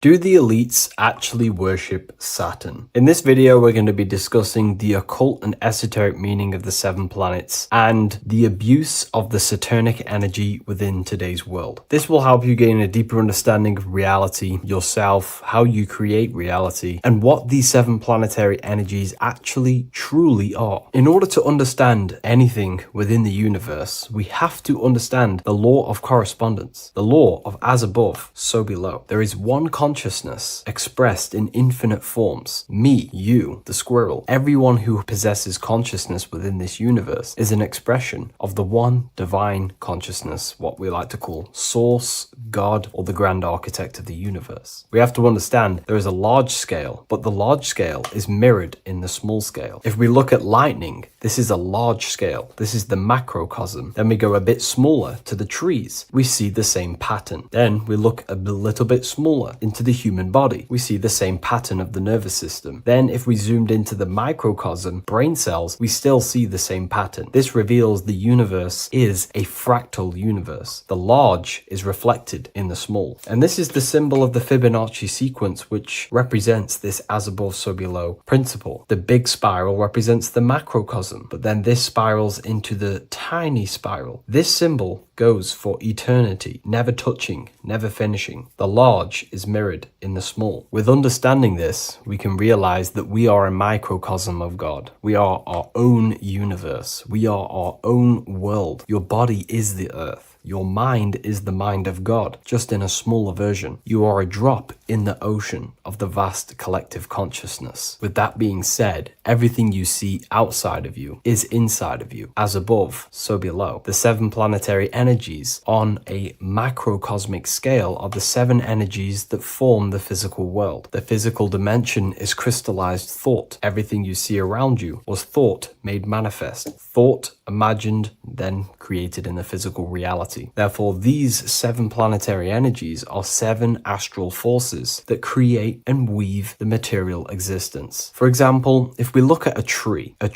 has 7 categories of consciousness, 7 creational forces that create the tree. This is the reason why we have 7 days of creation in the Bible. This is the reason why we have 7 days of the week for the 7 planetary energies. Monday is for the moon, Mars is for Tuesday, Mercury for Wednesday, Jupiter for Thursday, which is Thor. Thor is Jupiter. Venus for Friday, Saturn day for Saturn, Sunday for the sun. This is also the reason why we have 7 major energy centers within the body. The 7 life forces that flow through the body to give physical existence to the physical form. Man is a microcosm of the universe. With that being said, if we look at a tree is nature, and nature is the macrocosm, the creation of God's mind. And if we look at the tree, we can see 7 creational categories that go into create the tree. For example, the stem of the tree, the trunk, represents the sun. The root system, the base of the tree, where the tree grows out of, is Saturn. If we look at the fruit of the tree, that represents Jupiter. The smell, the look, the colors of the tree, that's Venus. How the tree communicates with other trees through the root system is Mercury, the intellect, the intelligence, the communication. The leaves of the tree is the moon. The defense mechanism of the tree, how it defends itself from infections and other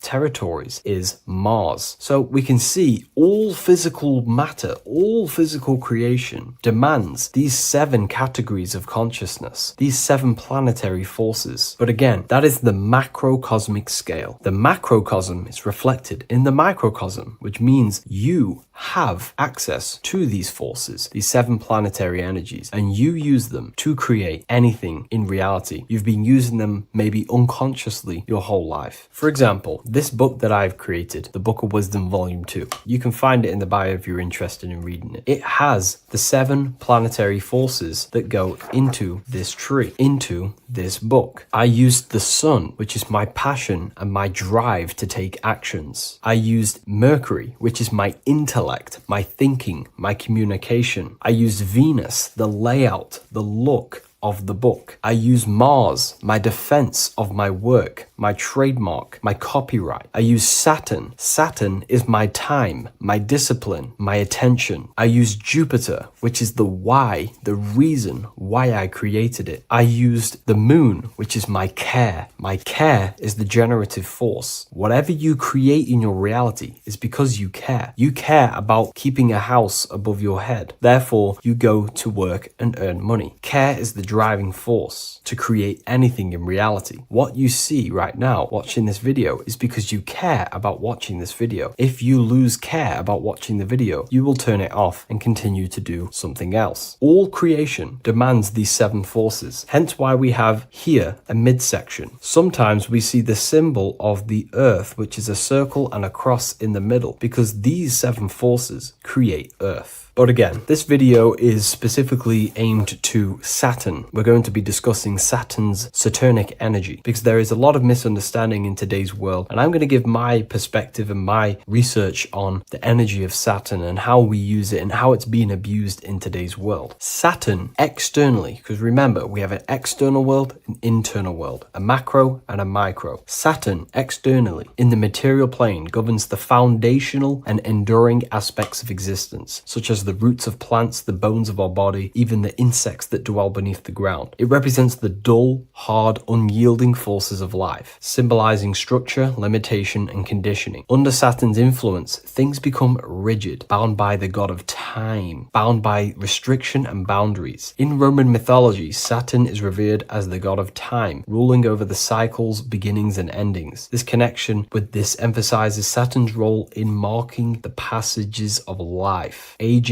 and inevitable constraints we all face. Internally, inside yourself, the microcosm. Internally, Saturn embodies the conditioning within our own consciousness. When Saturnian aspects of consciousness dominates, we become overly rigid, fixated, restricted in our thinking and actions. For example, Saturn's influence is strongly felt in today's world, where many people's minds are confined to societal norms and conditioned responses. The pervasive control Saturnian energy can lead to the sense of limitation, as people become trapped within structure imposed by society and power structures. However, we have to remember that limitation, there is dark and light. Limitation is not bad. This is why Saturn is connected to the god Satan. They are the same being. It's something that restricts, holds back, and keeps you limited, conditions and limits consciousness to its lower power. Saturn is a great teacher, guiding us through difficult life lessons that ultimately lead to growth and expansion and power. Although Saturn's energy is harsh and often challenging, it helps us to develop resilience, discipline, and wisdom. Yet in modern age, this energy has overpowered the minds of the masses, fostering excessive rigidity and limitation. Instead of being ruled by Saturn's constraints, we should seek to embrace more freedom, love, joy, balancing Saturn's lessons with openness and fluidity in our life. So like I said, Saturn rules law. Anything that is limiting or holding back, something that is a restriction or a wall. This is why we see judges wear black robes. The color black is associated with Saturn because Saturn rules over the nighttime and the winter time. Capricorn, they wear black robes. A graduate also wears a black robe with a black square cap on its head because black is associated with Saturn, restriction, limitation. University graduates wear this. Personally, not to offend anyone, these educational systems that we have in today's world are not here to give you power, to find you the power of consciousness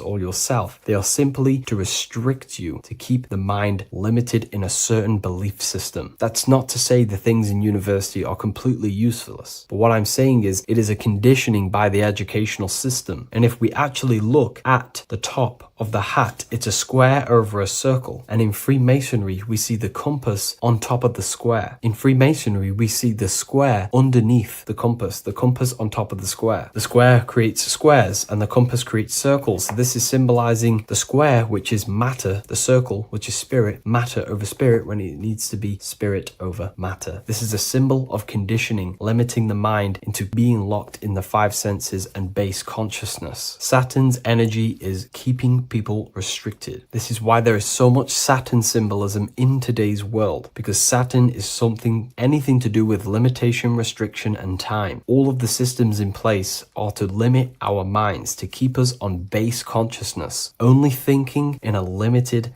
box, only thinking and aware of the five senses. In base consciousness, in animal nature, one only thinks according to their senses. When they have a sense, their mind thinks. This is an affect state of consciousness. They're living in the affect. We need to understand that in base consciousness, we have no true power to create. We're simply living in cycles of affect. Now, what do I mean? The physical world is the effect. It's already manifested and cannot be changed. Our consciousness needs to rise to become a cause instead of playing around and being lost in the effect, to become a co-creator. And this is what the system does not want you to do. It does not want you to become a conscious creator. So they keep you in base consciousness, not giving you the awareness that you are literally a God creating a world right now. You are a world and you are shaping the world. Our consciousness needs to be mastered, controlled, and then we can become a conscious creator instead of running around in the world of illusion and effect. As above, so below. What happens in the mind happens in reality. We do not want to be matter over spirit, which means the external world over the internal world. We need the internal world to rule over the external. Saturn's symbolism can be symbolized as a black cube. The cube symbolizes this physical world because everything has 6 sides. We can move forward, backward, left, right, up, and down. We are in this cube. This is why we say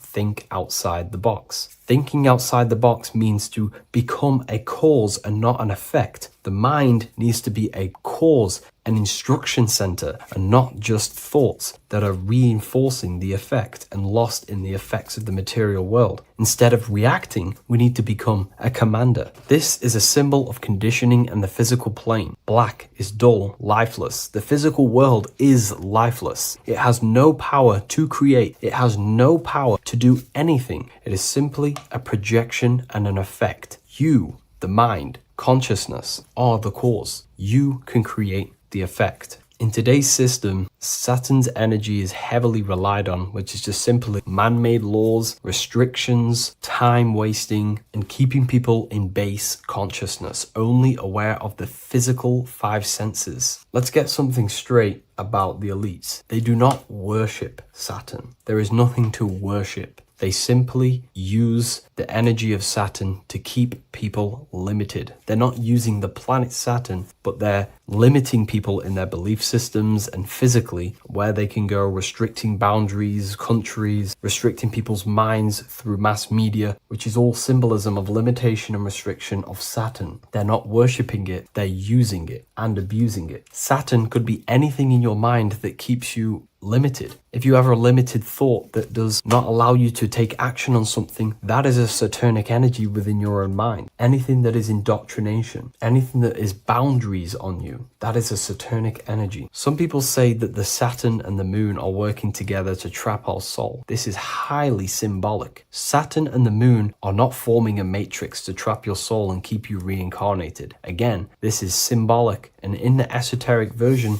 and understanding of this, we can see that they do have a relationship. The moon is our subconscious mind, and Saturn is restriction. If we have restrictions and belief systems in our subconscious mind that keep the soul locked and trapped only in these 5 bases, this 5 senses, then we will think and condition ourselves that we are only the physical body and never actually free ourselves from the material world and ascend. Saturn and the moon are not working together, but these are highly linked. By limiting the subconscious, we keep people stuck in base awareness, keeping them locked in the world of effect, never becoming a conscious creator. We have 2 spiritual currencies, time and attention. These are the 2 currencies that we spend. We spend time or pay attention. These are the 2 spiritual currencies that pretty much create our reality. And the system aims to hijack these 2 currencies from you, to limit you, to dominate you, so you do not become a conscious creator. So again, no one worships Saturn. It's simply just a symbol of limitation and restriction. Limitation has good and bad. Limitation can make us learn, overcome, become strong, disciplined. But when it's abused, it can keep people locked in base consciousness and stuck in their lower nature, never figuring out how powerful they are. You hold the power to shape a world. That's how powerful you are, to turn thoughts into physical existence. I'll see you in the next video. Please leave a like, comment,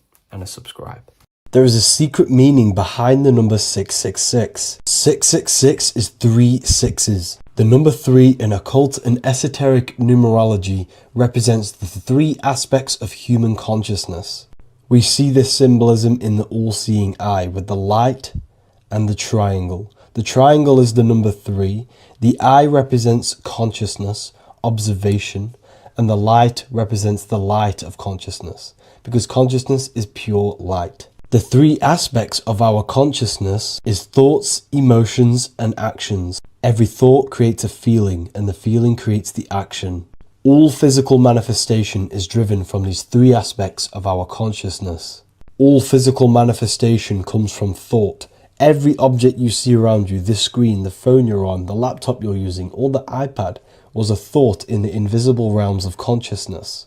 Then it was brought into physicality through feeling and action. This is because man is made in the image and likeness of God. We are all mini creators. We are all extensions of God's creative consciousness. Therefore, the number 666 represents 3 sixes. 3 is thoughts, emotions, actions. The number 6 represents the cube because cubes have 6 sides. This material world that we experience, everything has 6 sides. Everything's created by cubes. We can move forward, we can move backwards, we can move left, right, up and down. This is the cube that we are stuck in. Therefore, 666 represents our 3 aspects of our consciousness, thoughts, emotions, actions, all contributing towards our physical self, material world, material pleasures, completely cutting ourselves off from our spiritual, true, divine self, which means 666 is representing a state of consciousness. A state of consciousness where we only operate from a place of material needs and survival things.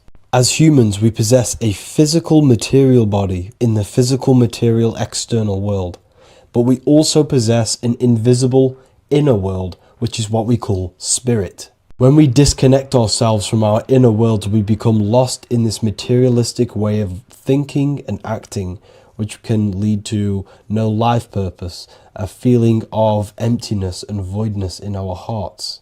Humans possess the ability to transcend our animal instinctual natures and turn to the divine mind, to the spiritual inner world.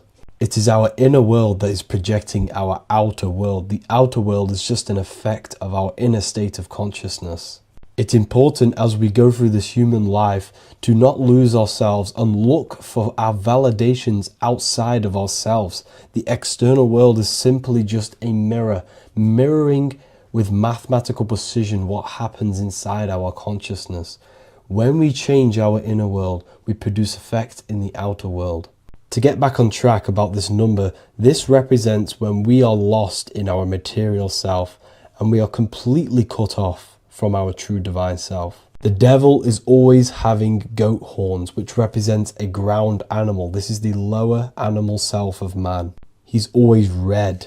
The frequency of red is the lowest vibrational color, and it also represents the root chakra. This is all to do with survival mode and our physical needs and physical self. Red represents chaotic and intense emotions like hatred and anger. This is why the devil is always red, because it represents anger and an uncontrolled state of emotion and consciousness.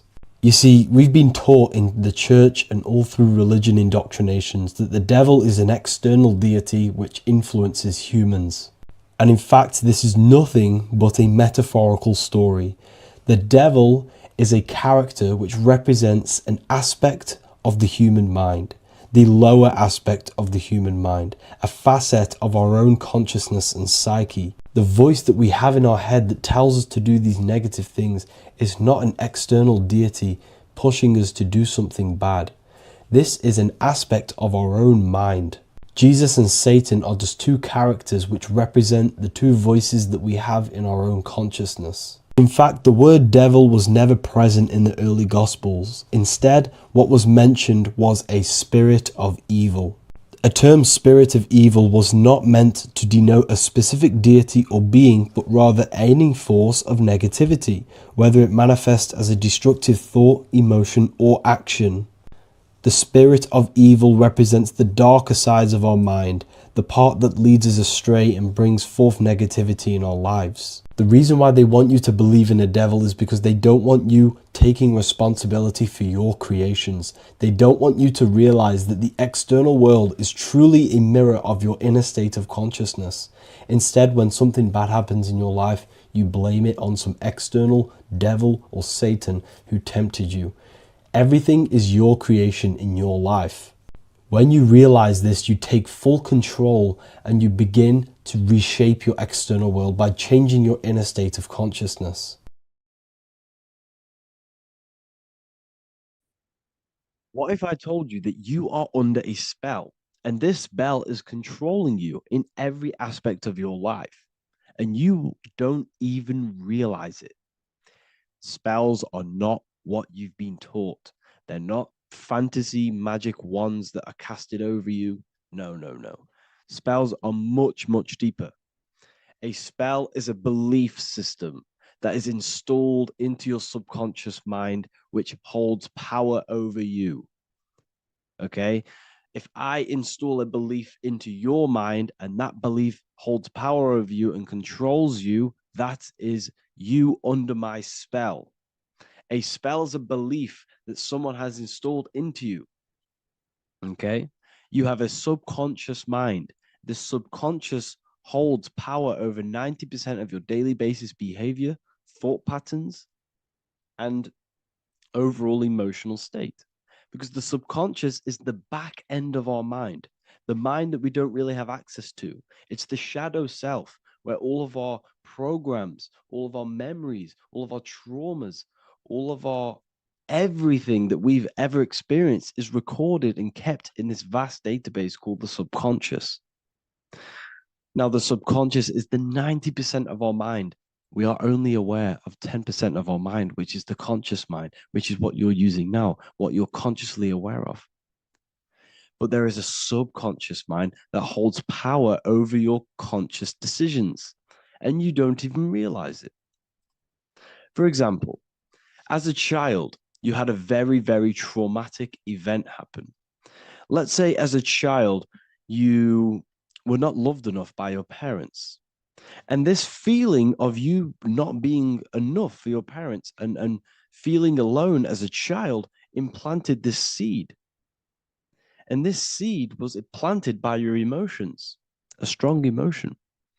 And over time, as you grew older into an adult, this seed grew and grew and grew. And what this seed grew into is you being very needy, you always seeking validation from others. Okay. But you taking this conscious decision 10 years down the line actually stems from this hidden cause within your subconscious mind, within this little feeling, this seed inside your subconscious where you don't feel like you are worthy. So this results in a conscious decision of you seeking validation from others, being very needy from others. Okay. This is what the subconscious is. The subconscious holds power over us.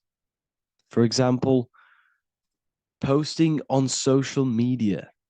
Why are you actually posting on social media? If you take a selfie with your new watch, new car, and you go and post that onto your social media, why are you actually doing that? On the deepest root cause, it's not because you just want to post a picture. No, it's much deeper. It comes from a subconscious belief or a subconscious emotion of you seeking external validation, whether you believe that or not.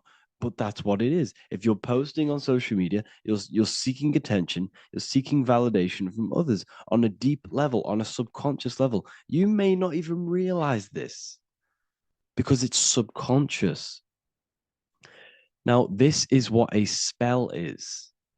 Money is a type of spell. Remember, money doesn't actually exist. Money does not exist. Money is a physical object inside of the material plane. But the physical object has a belief in the mental plane. See, the mind is the highest plane. This is the root cause of reality, the mental plane. Okay? So our belief in our mind has given this piece of paper value and a meaning. But in reality, it's just a piece of paper with a belief behind it. But this subconscious belief behind this piece of paper is controlling your daily basis behavior, is controlling your emotional state and controlling your life without you even realizing it. Without you even realizing that it's all an illusion. Money does not exist. It's the belief that gives the piece of paper a power. And the way we break the spell is by realizing that the money doesn't actually exist. The whole world is under the spell of money, and it's controlling all of us. But the spell is the belief. Once we all wake up and realize money has no value. It doesn't actually exist. It's only a belief. There is no actual money. That's how we break the spell. The spell is broken when we figure out that we are under the spell, under the belief, under the illusion of this piece of paper having value, and it's controlling our lives. That's why the word money has mon within it. Mon is moon, and the moon represents our hidden aspect of our mind, our subconscious, and the sun represents our conscious mind. So you have two versions of yourself. You have the self that you show to everyone, the conscious mind, and you have a shadow self called the subconscious, which is the hidden aspect of you. For example, do you really love your partner who you're with, or are you just with them for, is there a subconscious fear of being alone? Do you really want to be with this person, or is it stemming from, are you staying with them because it's stemming from this fear of being alone, of being lonely? Or are you just with them because you have a subconscious sexual addiction? And all of your conscious decisions are actually coming from this little seed of wanting sex or not being alone. You have two versions of yourself, the conscious mind and the subconscious, the shadow self and the self that you show to everyone else. Okay? And the subconscious is what's holding power over you. When you drive your car, you don't consciously have to think about changing gear. You've done it that many times. It's on autopilot. That's the subconscious doing it. You can be walking down the street. Your conscious mind can be thinking about what you're going to cook for tea later, but your subconscious mind is controlling your body and walking your body. You don't have to think about moving the body. You just do it because you've done it that many times. It's a program. It's a belief in the subconscious that's giving this movement power.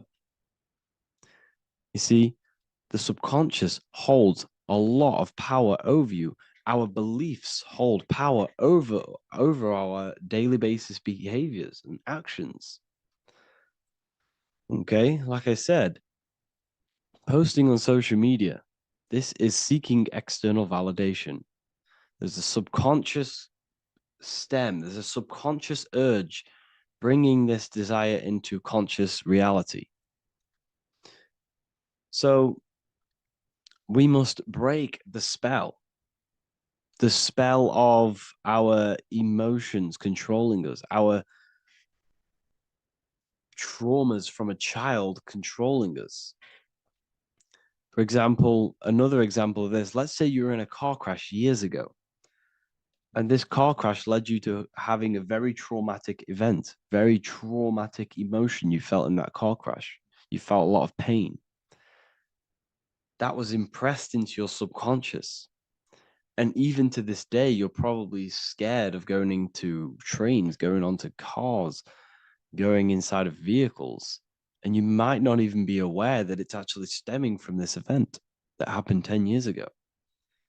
That's the spell. That's the spell that's holding power over you. And you don't even realize it. You realize the spell when you realize you're being controlled by this old belief, this old trauma.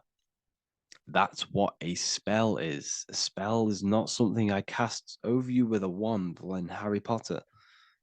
Spell's much deeper. It's the hidden aspects of our mind that hold power over us, that control us. Okay? So how do we get rid of the spell? How do we break the spell?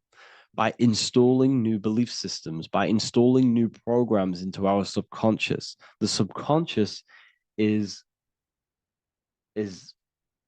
impressed by repetition and emotion.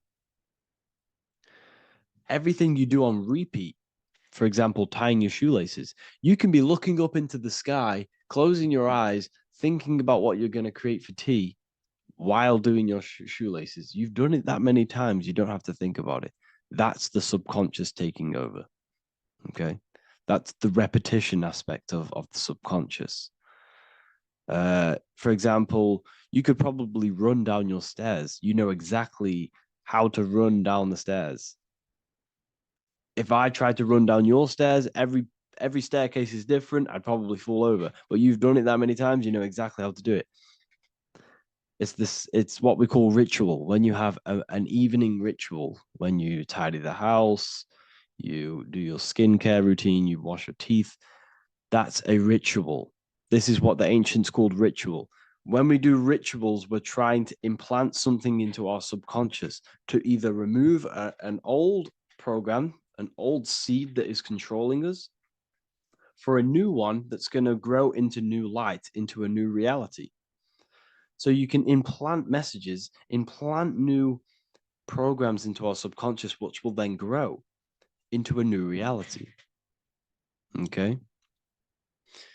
Because if I tell you something over and over and over again every single day, for example, if I say, you do what I say every single day I repeat this statement into your ears, about a month or 2 months in, you're going to start to believe in that statement and you're going to start to be under my spell.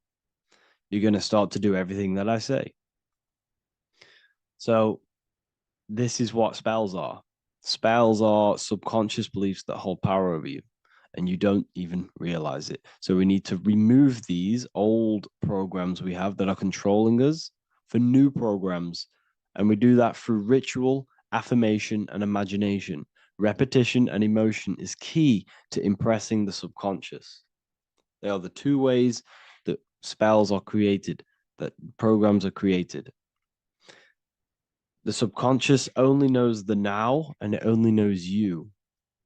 So every word you say is a spell. So when you call someone else a name, you're calling yourself a name, because your subconscious takes everything you say as truth, because it only knows you. It doesn't know anyone else. So every night we can do affirmation. We affirm the reality we want. This is what we call a ritual. We sit down or we stand up, whatever it is, you affirm the reality you are, I am statements. And then you imagine that reality. And you do this over and over again, every day, twice a day, 3 times a day, however many times. And this will cause repetition. This will install a new belief system into your subconscious, which will then start to show in your external reality. It will start to put you under a spell of the new program. For example, if I install into my subconscious that I believe that I am rich, every single night I affirmate that I am rich, I am wealthy, I am free. And then I do a ritual. I start to imagine this reality every single night. I do these two things on repetition, and I start to feel the reality and imagine the reality. Over time, I'm going to start to believe that I am rich, that I am free, and I am wealthy without having the physical reality. And what this will do is that it'll implant a message deep within your subconscious mind. It will plant the seed of this belief. And this belief over time will grow into 90% of my thoughts, 90% of my actions, 90% of my words. My words, my thinking will change due to this new belief. I may not even realize it, but I'm looking for more opportunities to make money. I'm speaking to more people because of this belief that I've installed. This belief has triggered new ways of thinking. My mind, my conscious mind, is now only operating to fulfill this belief. And my conscious mind might not even be aware of it. You won't even realize that you're manifesting this belief of being rich. And that's how it happens. You implant the belief within your subconscious. You implant the spell into your subconscious, which will then gain control over you. So we need to make sure we're removing the negative spells, the negative programs that are controlling us, for new regenerated ones, for new ones that are going to create new realities, a better life. Okay? You don't want negative traumas, negative seeds controlling you and growing into your life. If you don't cut them off, they will continue to grow and grow and grow. Your anxiety will get bigger and bigger and bigger. Your depression will get bigger and bigger and bigger. But it's all actually stemming from one belief system or one trauma. Okay. So this is important. Everything in this physical plane is an effect of the higher planes. It's a shadow of the mind. Everything we think, all physical objects began as a thought, then an imagination, then energy, then a physical reality. So we must change the mental plane. We must plant seeds into our mind to change down into our physical material life. It's about manipulating this higher plane so we can create change and effect in the physical external material plane. That's what magic is. This is what spellcasting is. This is all what it is. It's not fantasy. This is the manipulation of the higher planes of consciousness, which your mind has access to. You have access to these higher planes. Okay. This is exactly what I teach in my university. I teach different rituals. I teach specific rituals to get rid of certain things, certain belief systems. I teach all different rituals, all different ways for you to create your own reality and live the best reality you want. We also have all of these different courses. We have activating the inner eye. This will teach you exactly how to lucid dream and activate your inner vision of imagination. We have the sexual alchemy course. This will give you the power of transmuting your sexual energy into creativity. We have electromagnetism studies. We have esoteric exchange, an exclusive live call that we do every single week. And I connect with all of the students. They can ask me questions, can speak with me one-on-one inside of these live calls.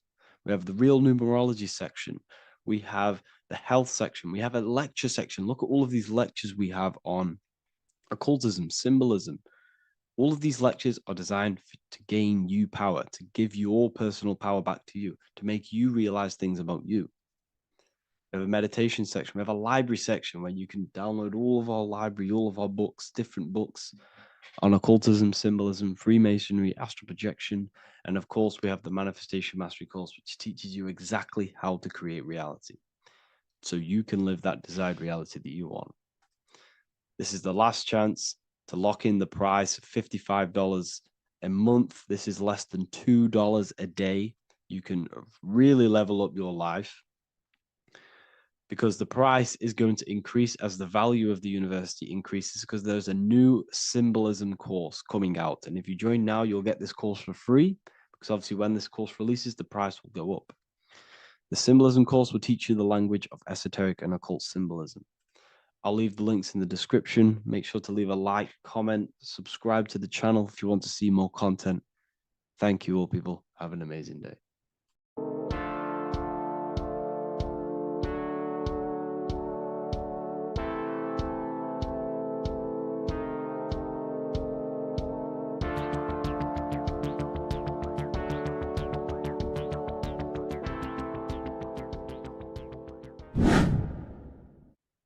How are we all doing, people? It's Revival of Wisdom from the Wisdom Academy. Today, we're going to be breaking down God, consciousness, and the higher and the lower self, and how to overcome the lower self. Now, the first thing you need to understand is that you are the invisible intelligence within the brain, within the body. This invisible intelligence is known as the mind.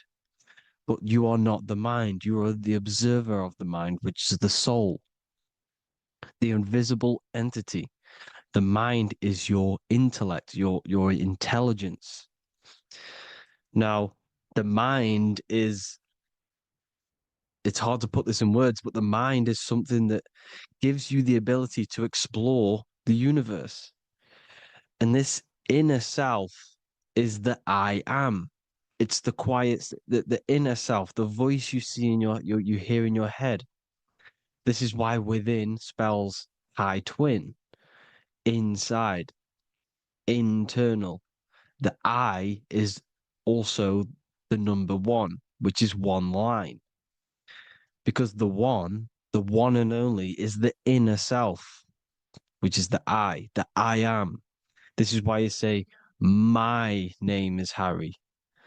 You are not Harry, you are the I, the inner self, the intelligence. Okay, this is why Jesus in French is I am. You look with the two eyes and you see with the inner eye and eye, the same thing. Okay, because the eye inside is what gives you the perception of what you're looking at. So when someone's trying to explain something and then you catch on saying, I see now, it's because you're seeing with your inner eye, the one that gives you perception, gives you intelligence, gives you the the ability to understand things. This is the internal eye, the invisible self, which the physical body is nowhere near as complicated as this inner self. Is in infinite potential, infinite potential. God, God, generator, operator, destroyer, soul, mind, and body, Brahma, Vishnu, Shiva, the Father, the Holy Spirit, and the Son. They're all the reason why you see God is always a triad is because it represents yourself. Your invisible intelligence is God. Me and you are the same invisible intelligence. We are the invisible intelligence experiencing the program being run by the central nervous system and the brain. I always say this in my videos, but I have to, in order for you to understand the things that I'm going to say later on in the video, you need to understand this concept, is that you are the consciousness experiencing the nervous system, the tree of knowledge of good and evil, which is you here. You would be in this invisible intelligence right here in the center of the brain. Now, this is why the ancient Christians show God is in the brain. This is the brain stem. This is the brain. This is also the brain stem and the brain. The brain stem and the brain. It's all depictions of the brain because the brain's the computer, the electromagnetic computer, which decodes the demands created by the invisible intelligence, the I, the inner self, you, your true self. The person moving, if you observe what someone moving, this is going to sound, but if you observe someone walking, it's not the body. The body is moving, but the thing telling it to move is the invisible intelligence. Before you kick a football, a decision is made within your invisible intelligence, your mind. And this consciousness, this invisible intelligence, is either stuck between the lower self and the higher self. Okay? When the invisible intelligence, meaning the true self, identifies itself with the physical body, it will trap its mind within physicality. This consciousness that we have is either operating in the lower self or the higher self. It's either feeding the material body or it's feeding the spirit. Okay? But because we are physical and spiritual, we need to be even. We don't want to be meditating all day long because we do have a physical body as well whilst we are here. We are playing a game in physical matter. Okay? Now, the reason that you incarnated here is to learn a lesson because the mind can manifest anything it wants within the astral planes, within the world of imagination. It can manifest anything it likes, but it incarnates into matter, into this game, so we can understand labor, because anything in matter, you have to labor to manifest. But in the astral, you can manifest at the click of a finger. You come here to learn the knowledge of good and evil. And your consciousness, I came out a bit off topic there, but your consciousness is experiencing the lower or higher self. The lower self is manifested in the lower parts of the body. Sex, food, and power, the lower three energy centers. These centers are like mini brains. You are literally thinking with these centers. And when your mind is stuck within these lower centers, you'll think, have you ever heard the term of thinking with your penis or thinking with your, you know what, as a man? Even females maybe, but mainly this is a boy saying, you're thinking with your penis. This is a truth. It's truth in plain sight. You think with these energy centers. When you're living off the lower three centers, all you care about is sex, food, and power, eating, sleeping, and greed. Power's kind of like greed. Now, when we move up to the higher parts of the body, when we live our life within the higher parts of the body, this is considered heaven, love, expression, intuition, and wisdom. This is what we need to be aiming to do, moving out of the lower half of the body and living our life within the higher self, the higher parts of the body, thinking with the higher energy centers, thinking with love, expression, intuition, and wisdom, spreading love, expression, intuition, and wisdom to others. Heaven is even. This is why Jesus is pointing at the heart chakra, always pointing at the heart. Earth rearranged his heart because in earth you're manifested as a physical being. You're in the heart, good and bad. You need to be balanced between the good and bad. Because love can be a demon too. That's a whole nother video, but love can be a demon. Now, the seven chakras are known as the seven seals in the Bible. When the Lamb opened the seventh seal, there was silence in the heaven for about half an hour. This is a verse from the Bible. The Lamb is Aries, which is the higher brain, the cerebrum, the cerebram. Ram, Aries. Because when the Ram opens the seven seals, you enter the kingdom of heaven.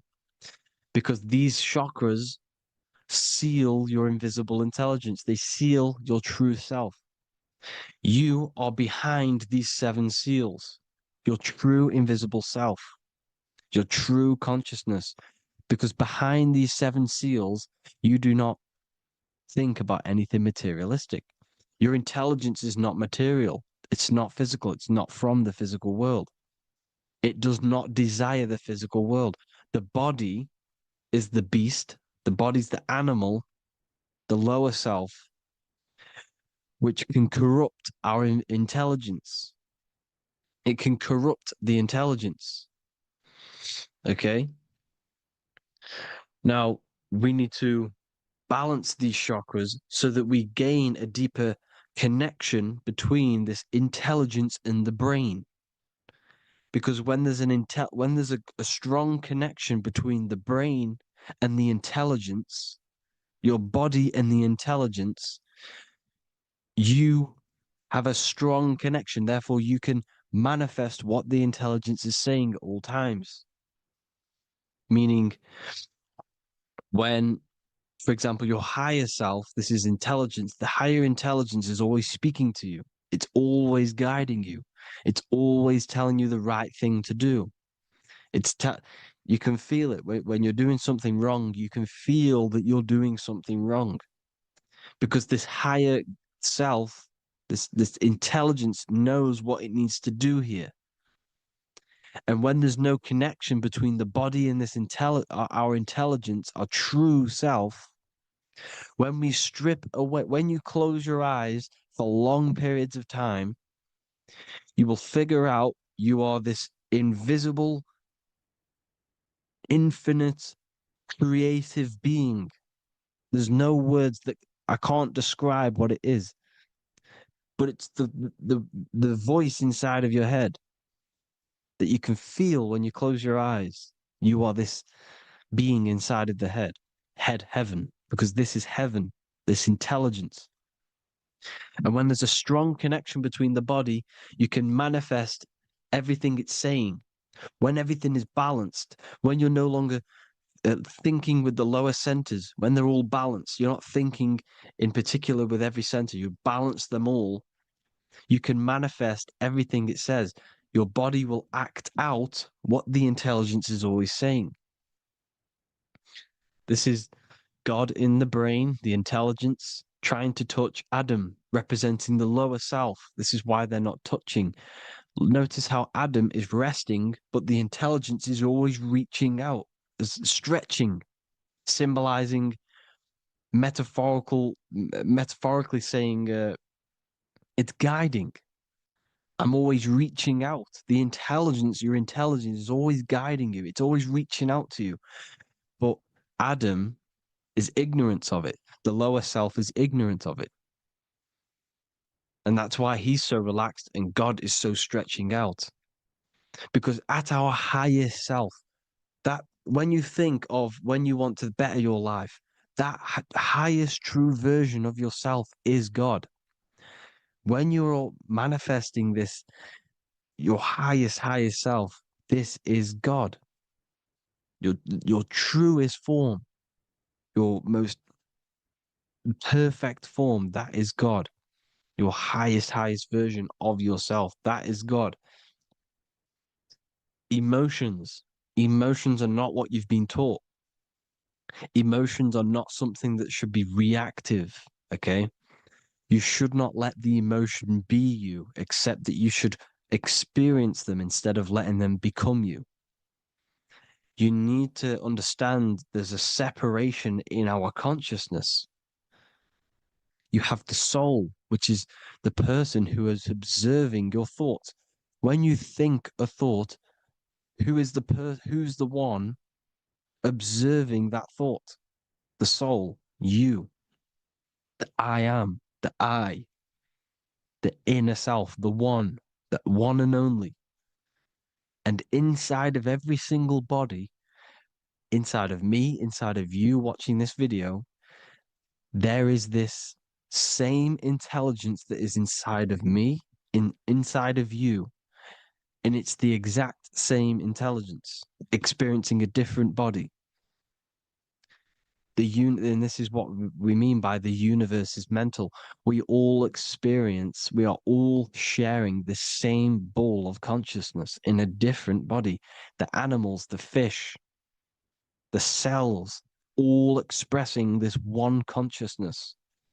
Me and you are the same. This is why the golden rule is treat others like others should be treated, because I am you and you are me in a different body. Now, going back, you need to identify that there's different levels of consciousness: soul, mind, emotion, and body. Okay? Your emotions are on a separate layer than the body, the mind, and the soul. So when you identify there's a difference between all of these, you do not let them become you. You do not let your mind rule you, because your mind can be corrupted. Your soul is the one that is pure good, pure love, but your mind can be corrupted. Okay? Your emotions can be corrupted. The body can be corrupted, but the soul can never be corrupted, only layered on top. You can only throw piles of programs within the subconscious, layering the soul down, but deep down inside of every single one of you, there is a loving being. Because love comes from the heart. Love is the universal emotion, expression. Now, your thoughts can become bondage, your emotions can become bondage. Now, what do I mean by bondage? By conquering the lower self, we need to conquer our own mind, because the mind is what's manifesting the lower self. When you're thinking with the lower half of the body, when you're becoming your emotions, you need to experience the emotion, not become the emotion. Do not let the emotion become you. Do not let your thoughts become you, because your thoughts are tools that you can manifest. Your thoughts are the idea. Your emotion is the energy that you can use to manifest that thought. Your emotion is energy in motion, emotion. You use emotion to manifest, to feel as if you already have the thought. Therefore, you become that vibration. Therefore, your emotions are actually a creational force that is given to you to manifest things, because you're a human, a manifester. You're here to manifest things. You're a creator. You are a God. Your inner self, your intelligence, your I am, the one and only inside of you, the inner self, the quiet one, the one that's deep, deep down, the invisible intelligence, is creating. It's creating things all the time. All the time.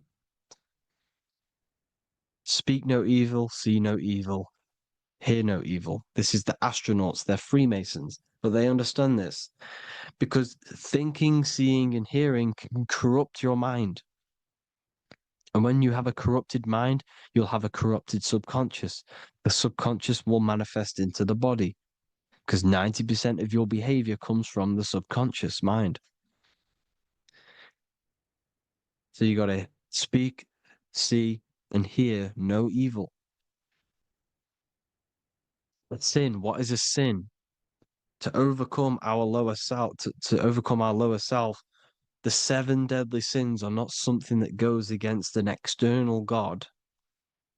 A sin is something that goes against your inner guide, your inner conscience, the inner self that's always speaking to you. It's always telling you the right thing to do. A sin is something that goes against this inner guide. And this is why you can feel something where you can feel you're doing something wrong. Because the inner guide is speaking constantly. And when you commit these 7 deadly sins, which are 7 internal states which keep your invisible intelligence bound to your physical body. Because evil, right? Evil love bondage. This is why they stay in this realm and they control this realm, because they love the bondage of the body. They like matter. They want to stay in matter for eternal life. They don't want to ascend back into the heavenly realms where you do not have a physical body. You can explore the universe within the astral planes. They stay bounded to the body, bounded to the 3D construct of the physical world. They have greed, lust, envy, gluttony, wrath, sloth, pride. They want all of this. And if you want that, that's okay. But deep, deep down, you don't want that because your soul is always telling you the right thing to do. Your soul knows what to do to get out of here. It needs to detach from the external world. Detach from all of these 7 internal states which bound you to your lower self, your lower centers. That's what a sin is. You know, you have a left and right brain. The left brain is always analytic. The right brain is metaphorical. So the right brain is producing a holistic view of reality. Now, what do I mean? And not view, perception. When you see, because your eyes are parts of the brain, sorry, when you look at something and you look, that image is produced in the back of the brain in the visual cortex. And then the right brain produces a perception, a holistic, it breaks down what you're seeing into a holistic image, a holistic perception. So, for example, if you're in a woods, the right brain sees the whole woods as one big woods. The left brain is breaking that perception down into individual trees, branches, and leaves. So the left brain's to do with duality, the right brain's to do with wholeness, unified. The left brain's dualistic, analytic. This is necessary so that we can pick things up and manipulate them and break things down. We need the left brain. We need the right brain. I'm not saying any of them's bad, but the left brain, sinister in Latin, means left. Because when you're left-brained, you see everything in dualistic. You see everything is dual, when everything's actually one. We need to be focusing and strengthening our right hemisphere. I'm not saying sit in the right hemisphere all the time, but we need to be strengthening our right hemisphere. And this is why left is sin and right is right. Because when you focus on the right hemisphere, you see the holistic perception of creation. The right hemisphere sees humanity as one unified consciousness. The left hemisphere sees everyone as individual persons and egos. Because the left hemisphere is dualistic. And this is why the Bible says, cast the net onto the right side of the ship and ye shall find. John 21:6. What does that mean? Cast your energy, cast your perception into the right hemisphere of the brain, and ye shall find unified consciousness. You shall find your higher self, the one and only. If then you have been raised with Christ, seek the things that are above, where Christ is seated at the right hand of God. Wow. Powerful. What does this mean? Seek the things that are above, where the Christ is seated at the right hand of God. God is your consciousness, your invisible intelligence between the two hemispheres. The right hand of God is the right hemisphere. Seek the things that are above the heart. Love, intuition, expression, and wisdom. Seek the things that are above the heart, the higher self, the higher part of the body. Because when you seek the things of love, expression, intuition, and wisdom, you create a strong aura. You attract the same frequency. And this frequency is heaven, God. This is the Sumerian artwork showing the lamb. This is a step symbolizing stepping upwards, raising up. He's stepping over the lamb up to the bird. His hand is going to the bird. The lamb symbolizes the lower self. Okay? The bird with the wings is in the sky. It represents the higher self. This is why angels always have wings, because it represents the higher self in the sky. The lamb is a ground animal, symbolizing the lower self. He's stepping over the lamb to the bird, his higher self, his invisible intelligence. Horus and Set, Jesus and Satan. Look, Horus has an evil brother, Set, just like Jesus and Satan. Horus is a bird, higher self. Set is a ground animal, lower self, which is the devil and the angel on your shoulder. You see? The right and the left hemisphere, the two wings. So the devil and angels always speaking to you. The higher and the lower self. It's the battle between the higher and the lower self, between the invisible intelligence and the physical body, because the body's the one that wants the sugar, it wants the pleasure, it wants the sex, it wants the porn, it wants all of the materialistic things, it wants the 7 deadly things. Okay, it wants this.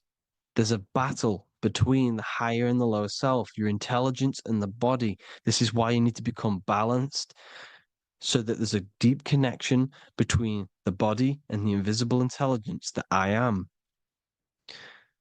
You need to master your mind with discipline, and you gain a connection between the brain, the body and the intelligence. Resurrection, transmuting sexual energy. Okay, this is important. Res is Resh, which is Hebrew. The early Hebrew Resh symbol is the head. This is the head. Resh, erection. Erection is a sexual stimulation.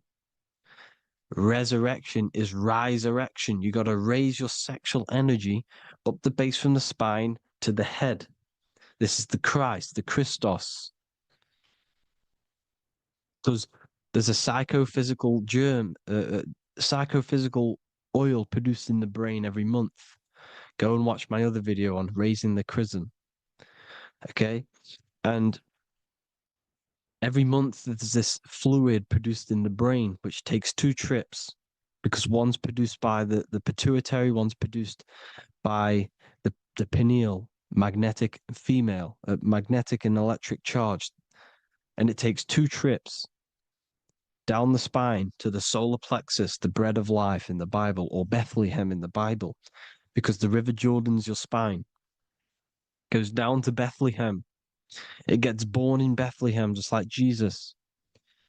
because when this oil travels to the solar plexus, it creates the seed of life, and it feeds the body, all the central nervous system, all the cells. It regulates the blood, does all sorts of good things for the body, this oil.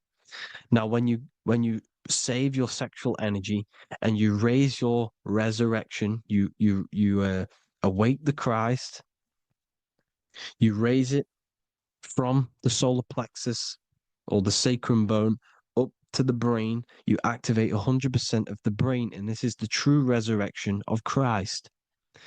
Instead of wasting the energy and giving away your sexual fluids, because behind the fluids is the energy. So when you release that fluid, the energy is out there. You've released the energy.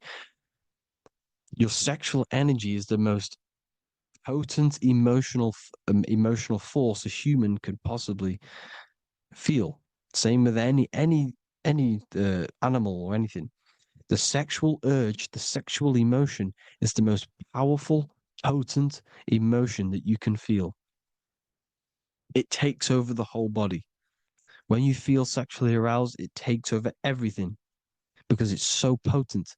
And when you fight the serpent, when you fight the sexual energy, which is shown here in the Egyptians, the cat cutting off the head of the serpent, or Hercules fighting the serpent, or in the Greek mythology fighting the seven-headed dragon, the seven chakras. The serpent is your sexual energy because it symbolizes your kundalini. When you fight it and you transmute this energy, instead of releasing it, instead of acting sexually on it, you can transmute the energy, transfer it from the solar plexus up to the brain. You can also you can do this with other tasks. Instead of releasing it, instead of raising it from the solar plexus to the brain, you can use it for other things. So, for example, you want to think critically. You can use it for critical thinking. You can use it for going to do exercise. You can transmute sexual energy into anything, but you can do this. You can raise the sexual energy, and you can use this energy to push the cerebrospinal fluid from the solar plexus up through the spine, up the 33 vertebrae to the brain, and it'll activate 100% of the brain. And this is the resurrection of Christ. Jesus was never dead. Jesus was never rose from the dead. It symbolizes the Christ, Jesus Christ. Christ is Christos, which means oil in Greek. The resurrection of the Christ, the Christos, the oil. When it activates 100% of the brain when it's raised, and it can regulate all the systems, it can regulate all the blood, it can regenerate the body. And this is the true Antichrist. They don't want us doing this process. The Antichrist is not against Jesus, it's against the fluid in our body that makes us live hundreds and hundreds of years and makes us live as gods. This is the true resurrection. And when you fight the serpent, you fight your sexual urges, your sexual emotion, the most strong emotion that you could ever feel. You can do this process. And this is the true secret of transmuting sexual energy. Because when you transmute the sexual energy, you can become a god. And this is why Hercules is fighting the serpent. Notice how the serpent is low. He's reaching down to it. It represents the lower self. Because the lower self wants the lust. It desires sex. The body desires sex. There's a fight between the higher and the lower self. But when there's balance, there's even. Heaven is even. When there's evenness between these, this is the kingdom of heaven. This is when heaven is on earth. So at our highest levels of ourselves, the highest level of our intelligence, this is God. God is something that we manifest. We need to achieve Christ consciousness by battling the body. There is no battle outside of the physical body. It's an internal battle. Jesus and Satan have been externalized. Nothing exists outside of you, because I explained in the beginning how you are the consciousness experiencing the central nervous system. Therefore, There is nothing outside of you. It's all internal. Jesus and Satan have been externalized. Why? Because it's business. The church is a business. It's all a business. They've created these figures to be historical when they're not historical. The Bible's not historical. It's all externalized. It's called exoteric when the truth is esoteric, internal teachings. So, anyways, people, balance the chakras, balance the two hemispheres of the brain, balance the conscious and the subconscious. Balance is perfect, the yin and yang. You are spiritual and physical. You live in day and night. You need to be balanced, oneness, seek oneness. And this is the true kingdom of heaven. And when we all realize that we are all the same intelligence, the same consciousness expressed in different bodies, when we all realize this, we all realize we're all one. Doesn't matter what race you are. It doesn't matter what race you are, where you're from, your nationality, because none of you are actually from here. None of you are from the physical world. You're manipulating the physical world through the physical body. You are the I am. We all have a soul. Every single one of you has a soul. We all have souls. The reason why they say some people don't have souls is because they're trying to suppress your mind. They don't want you to know that you have a mind. That sounds crazy, I know. But a lot of people haven't realized that they have an infinite intelligence called a mind. And behind that mind, if you can observe your thoughts, the person who is observing the thoughts, you have a soul. Everyone has a soul. Don't listen to all these people saying some people don't have a soul, some people do. We all have a soul. Every single one of us. So anyway, you need to break the lower nature of yourself. At our highest levels, we are gods. Our intelligence, our universal intelligence, the I am, the intelligence that's inside of the brain, is God. Our minds are being corrupted within believing that you are the body, and the result of this is a society like today, because everyone thinks they're the body, and everyone's living in the lower nature of self, where everyone only cares about themselves. But when we realize we're all one big consciousness ball, we're all the same consciousness expressed in different bodies, there will be peace. So thank you all, people. If you do want to learn more, if you do want to read my book, it's called The Book of Wisdom. I'll put it in the description. It's an amazing book, people. It's going to give you the best understanding possible about creation, yourself, and the world.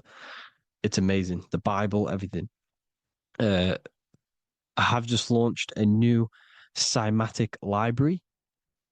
A friend of mine has just added this to the website. He creates beats and he creates the purest beats. So they are actually the frequency that it tells you. Most of the stuff on YouTube and Spotify and Apple Music it says it's a certain frequency, but we know these major platforms are all playing with the frequencies of the app. So if you want a real binaural beats, solfeggio scale frequencies to meditate on or listen to throughout the day, join the Occult Library. You can get a 2-day free trial. I'll put the link in the description. Thank you all, people. Hope you all enjoyed this video. God bless you all.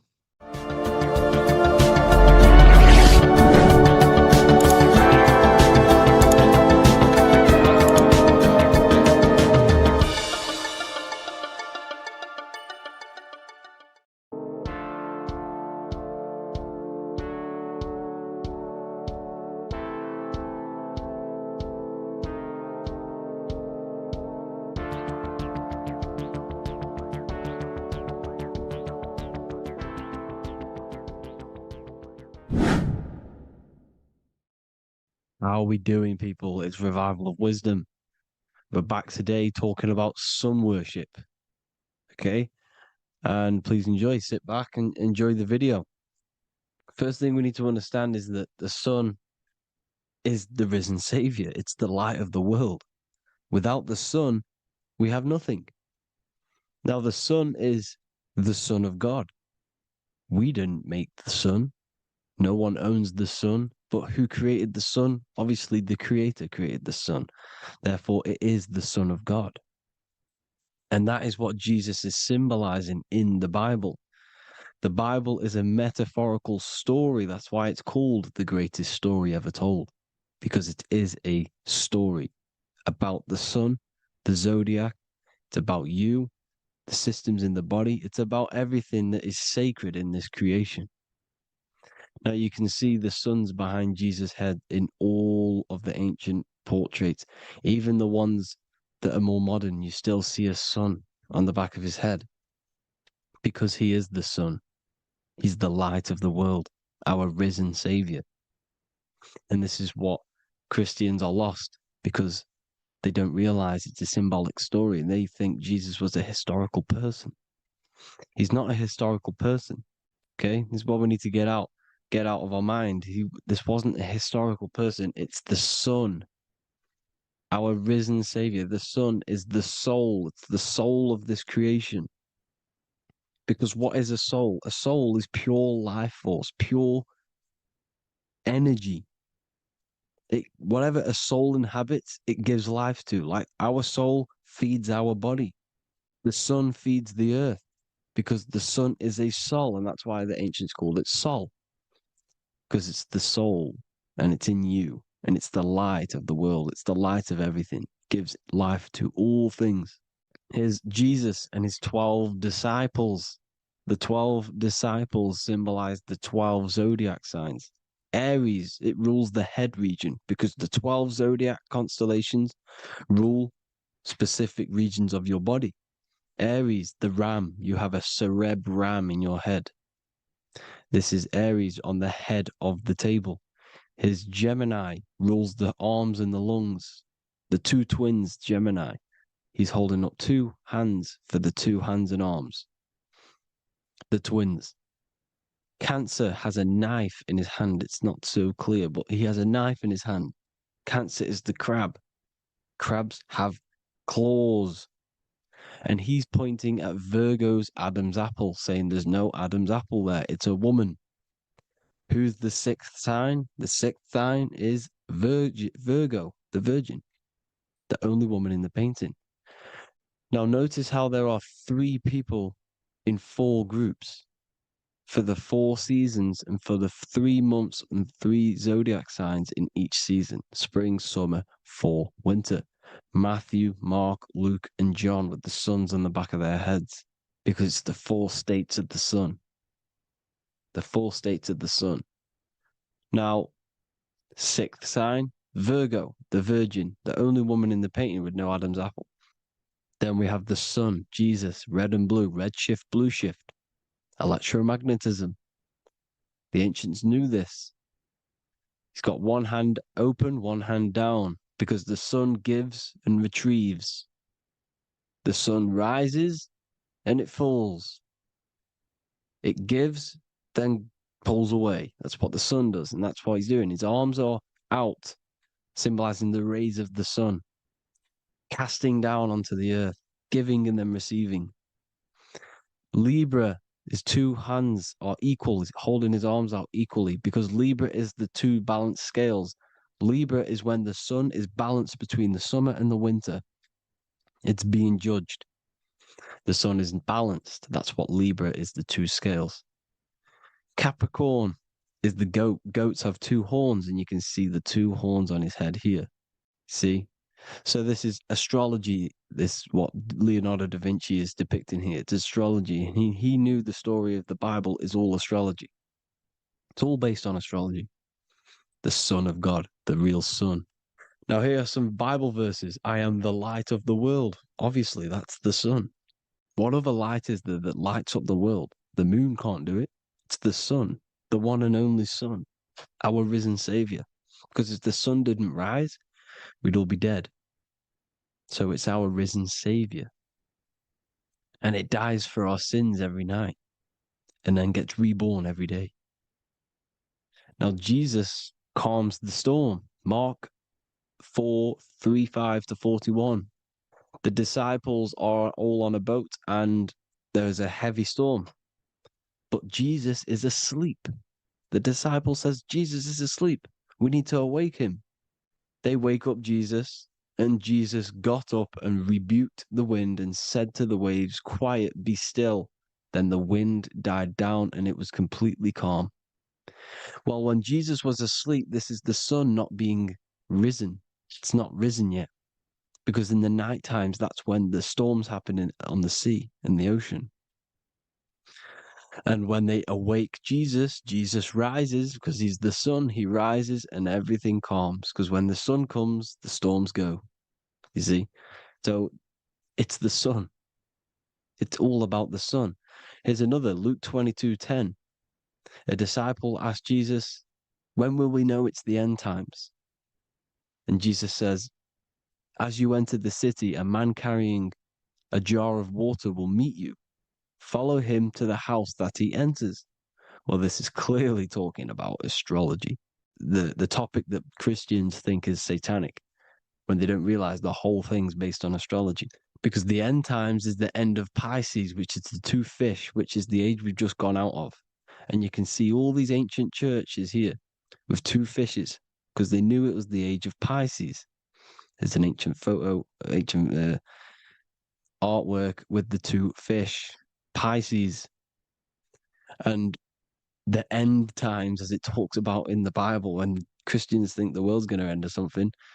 But no, it's just the end of Pisces. As you enter the city, a man carrying a jar will meet you. Follow him to the house. The house is the zodiac sign that he enters. And the zodiac sign is Aquarius, because that's what it is, a man carrying the water. We know this is astrology because a woman, that is a woman's job in the ancient times. In the ancient times, the woman used to get the water. You would never see a man collecting water back then. That was the woman's job, whilst the man builds the houses, for example. You see, so we know it's talking about astrology because astrology is the man holding the bucket of water. It's the end of Pisces. Now we are in Aquarius. And of course, Luke 24:36, the risen Savior, the Son. Now, the Son is also born on the 25th of December, a virgin, just like Horus, Mithra, Buddha, Krishna, Hermes, and thousands of other gods, all born on the 25th of December. Well, it's because the sun moves 1 degree northward on the 25th of December. And on the 22nd to the 24th, it stays in the same degree because it's moving south. But then on the 22nd, it stays in the same degree on the Southern Crux constellation. And the ancients called this the sun dies on a cross, because the cross is the Crux constellation, the Southern Cross. And it stays on that same degree for 3 days on the cross. The sun dies on a cross, and then on the 25th, moves 1 degree northward, bringing back the summer, the light, the warmth, the growth of crops. And this is the sun being reborn again, a virgin, because it's pure. And here's Mithra, another sun god before Jesus was around, before Christianity. It was Mithraism, and Mithra, Ra is Ra, the sun god, Egypt. It's all about Ra, the sun. You see the crown of thorns on Jesus' head, symbolizing the rays of the sun. And here are the rays of the sun on the back of Mithra's head. Krishna, the sun. Buddha, the sun. Horus, horizon. All born virgins, all did miracles, all resurrected. Dead for 3 days. Well, here he is, dead for 3 days on the cross. And resurrected, because it's the most ancient religion ever been on the face of the earth, the worship of the sun. And we should worship the sun, because without the sun we are nothing. The sun feeds us, feeds the earth, feeds everything. Without the sun we are nothing. It's been reversed, and now we're worshipping man. When we're worshipping a man called Jesus, was never real. It's all about the sun, the most high, the most powerful, potent, celestial body in the sky, the orb that feeds us every day. It dies for our sins and rises every day. It's the sun. Now on the Holy Communion Day, It's the worship of the sun. They give out mini suns. Here's Jesus holding a sun. And they raise the sun on Sunday because they go to worship their sun god on Sunday. Not Saturn day, not Moon day, Monday, but on Sunday when the sun is exalting. And they hold suns up above their heads because the sun rises. They're symbolizing the sun rising above their heads as savior. It's the sun. It's the Holy Communion Day. And here's Jesus giving a piece of himself to the children. It's the sun, the light. Judas was known as a backbiter, a backstabber, because he stabbed Jesus in the back. He betrayed Jesus. Well, this is just another astrological story about the constellation Scorpio, because the Scorpio is the J, looks like a J. J for Judas, the scorpion, the backbiter. Scorpions backbite, they bite with their back.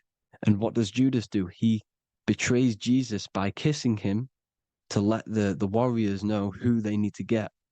So he kisses Jesus and Jesus gets stabbed in the back. Well, when you get stung or bit by a scorpion, they leave like a kiss. So Judas kisses him and gets betrayed.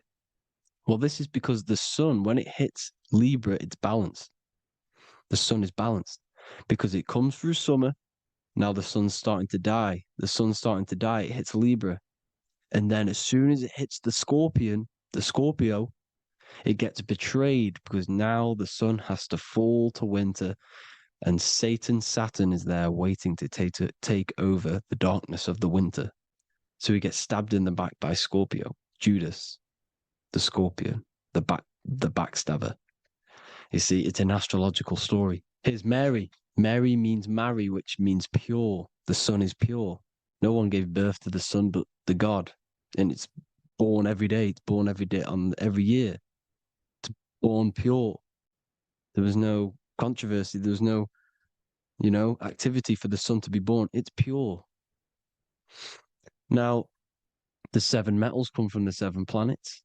The sun gives you gold, and this is why the sun is golden. It looks gold. And this is why the banks are backed by gold, because gold is the most valuable metal, because it's the sun, the most valuable celestial orb in the sky, in the heavens.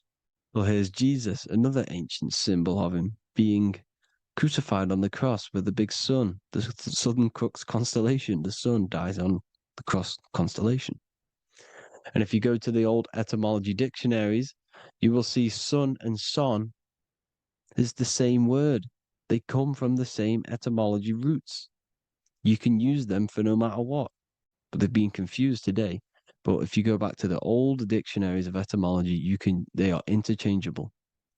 You can use them. Son, sun, sol, it's all the same thing. The 12 disciples, 12 brothers of Joseph, 12 tribes of Israel, 12 breastplates on the stones, because it's all the 12 astrological signs. They could have used any other number, but there's 12. Because 12 is the mind, which is God. 7 is the number of matter, which is man. 7 energy centers in the body. 12 cranial nerves in the brain, because it's the mind. 12 is the 12ness. The zodiac is literally the mind of God, the signs of God. Now here we see here, Job 38, 31 to 33. Can you lead forth a constellation in the season? He's asking you, can you read the sky? Can you read the heavens? Canst thou bring forth the Mazzaroth in its season? Mazzaroth means 12 signs, the zodiac. Why did they translated every single Hebrew word in the Bible into English, but they decided to leave out Mazzaroth? Why? It's because if that said zodiac, Christians would have a different view on the Bible, but they leave that out. But Mazzaroth actually means the 12 signs, the zodiac, and the stars means sign. The word stars means sign because the stars are signs, things to come, which is off in Hebrew, which means sign, things to come. You see a sign on the road, it's something coming. But God is saying, no, what does he say? To qualify as a director, a judge of man's life on earth, one must be able to govern the heavenly bodies that rule the earth. It's telling you to read the heavens. We need to read the heavens. Astrology, the 12 zodiac signs, the mind of God. It's telling you, read the Mazzaroth, read the zodiac, because they are things to come in your life. They are signs. It's not satanic, it's made by God. God said, let there be lights in the firmament of the heavens to divide the day from the night, and let them be for signs. Signs are things to come. The 12 zodiac signs. It's all about astrology. Here's Mary holding the sun. His son, her son. It's the sun in the sky. The one and only, the most high. The soul, the solo because it's on its own. The most powerful, Ra, radiance. Here's the Pope holding the sun. All three popes holding the sun because they're sun worshippers and they know the true meaning and origins behind Christianity. Sun worship. Here's the Vatican is a sundial. Yes, this is literally a clock. Your watch is a sundial. It's got 12 sections on it for the 12 zodiac signs. 12 hours, 12 Horuses. Now here you see Jesus walking on water. Well, it's the sun, and here's the beard of the sun. Here's the pyramid of the sun, the illuminated one, the all-seeing eye, the sun. Here's the Ankh. The sun creates these symbols. The ancients knew this. Now, when you see these headdresses, these are actually the days of precession of the sun. Aries, Cancer, Libra. It's all about the sun. Here's some more sun worship going back to Egypt. Ra, Horus, Osiris, and Set. Jesus and Satan is Horus and Set. The sun and Saturn. Saturn rules the winter, Satan. Jesus, the sun, the light of the world, rules the summer, rules the day. Satan's the night. Saturn's the night. The sun is the day. The evil brother, Satan. Well, Horus comes, this is where we get the word hours from. There are 12 Horuses. The sun moves in 12 Horuses, 12 hours. Where's Horus? What hour is it? Where's Horus? His Ra, 12 noon, Ra, radiates, powerful, the most high sun. That's why he has a sun on the top of his head. These are the four states of the sun. Set, sunset. This is why we say sunset, because the sun is setting. His sunset, his Horus, horizon, the Horus is rising, Ra radiating, and the sunset. Then midnight is Osiris. Here's another ancient symbol for the sun, the scarab. Ra, the sun, scarab. It's got the word Ra in it because it's the sun. And here's the sun on top of the scarab with the wings.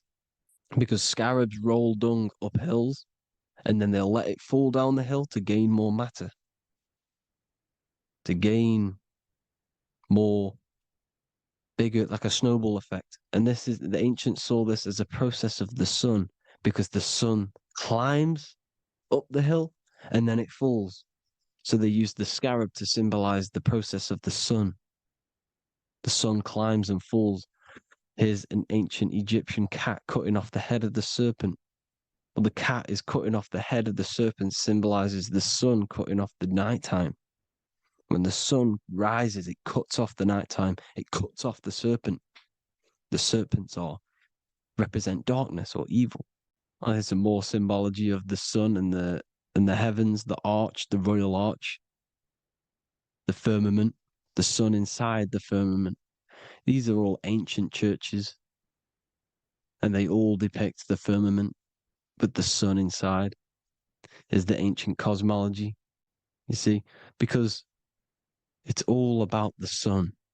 Everything's about the sun, because the sun is our orb made for us to sustain life in inside of this creation, inside of this firmament, the royal arch of heaven. Here's the Freemasons depicting it. Here's the Masonic royal arch, but you can even see The zodiac signs is Cancer, the checkered board. It's the royal arch of the firmament.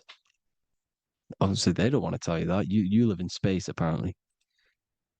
Some more sun worship. Here's the beard of the sun on the water. They all have this long beard. And why do they say amen? Amen at the end of every prayer. Amen is a sun god, a creator god. It's all about the sun. So thank you all, people. Hope you all enjoyed. Hope you all gained some knowledge and insight. Please give me a follow, drop a comment, drop a like. Have a good day. Love you all.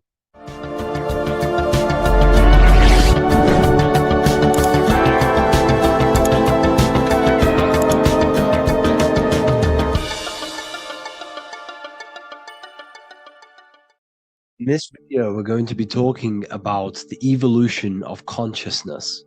You are born human, however, you possess consciousness, which is the awareness behind your being, the awareness behind your thoughts, the experiencer behind your five senses, the experiencer, the observer behind your thought, emotions, and senses. You are an eye, an invisible consciousness looking through a lens, which is your body. Your body produces this physical world that you experience. Your brain produces this world. Your brain and body is a technological computer. However, you are an infinite, ever-expanding consciousness behind this physical body. And there is an evolution of consciousness, a cosmic journey of expansion. And this is why we see so much pyramid symbolism in the occult and esoteric world, and especially within Freemasonry. Because the pyramid represents climbing, an evolution, a raising state of consciousness, a journey. Steps symbolize a journey upwards. This is the raising and the evolution of consciousness, our inner world. The transmutation of our inner selves, of our souls and consciousness and our minds. So when we see this pyramid, we're seeing a evolution, a way up to source consciousness. And the eye in the pyramid represents your source consciousness. It represents illumination. It represents divine guidance through this evolution of consciousness. This is why we see the ladder. Consciousness is ever expanding on an infinite journey of evolution.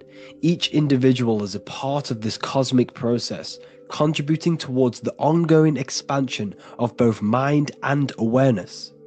As we evolve, we collectively explore deeper levels of existence, expanding the boundaries of thought and consciousness. The mind has the ability to expand infinitely into new realms of thought, into new dimensions of mind. The mind cannot be filled up. It is not a physical substance. The body can be filled up because it is a physical thing, but you cannot fill the mind. Therefore, the mind is constantly expanding, ever expanding into new fields of thought. So what we see in Freemasonry, the ladder, is again a journey, an elevation of consciousness. When we are born with an infant consciousness, and as we gain older, we gain an adult consciousness. Our inner world, our inner mind, and our emotional intellect changes and evolves. We are significantly different from when we were very young as an infant. It's because our consciousness evolutes, it changes, it alters like water. So just like this evolution of your own consciousness as growing up, there is consciousness of beings existing in cycles beyond our own. And their consciousness is unimaginably different from ours. They operate on a higher level of understanding and knowing, experiencing reality in ways that transcend our current comprehension. Our minds right now cannot comprehend the highest states of consciousness. There are entities, there are beings beyond our own, existing in higher dimensions of consciousness. that we cannot comprehend because they have expanded. They are on a further way up the ladder of consciousness. However, we are all on the same journey. None of us can take the same journey. There is one ultimate goal, reaching source consciousness. However, this is always ever expanding. However, we are all on a different journey. There is one truth, one source, one goal. However, there are billions in different ways of reaching it, and we are all on these different paths to source consciousness, to this ladder, this evolution of universal evolution. Okay? Their awareness is attuned to new dimensions of existence, reflecting a more advanced stage in the cosmic journey of consciousness evolution. So when you take DMT, you are shot into these higher realms of consciousness where you meet these beings who look similar to these images. They are not speaking to you physically. They don't speak to you three-dimensionally through vibration and words. They speak to you mentally. If you have done DMT, then you know this. And if you have met these beings, then you know this. You might have even met some of these types of beings on mushrooms or any psychedelic drugs. Because ultimately, when you take these mind-altering substances, it's altering your consciousness. It's merging your consciousness with the spirit of that substance. And you are essentially attuning your mind to higher dimensions of consciousness. That's why we say we're getting high when we take these substances. Therefore, when you meet these beings on DMT, you are essentially meeting beings who are attuned to higher dimensions of consciousness, and they speak to you mentally. They speak to you telepathically through thought, because the universe is mental. Everything exists within the mind. The way you are now, your physical existence, is a state of mind. Mind, thought creates matter. Spirit and matter are two opposing ways of thinking.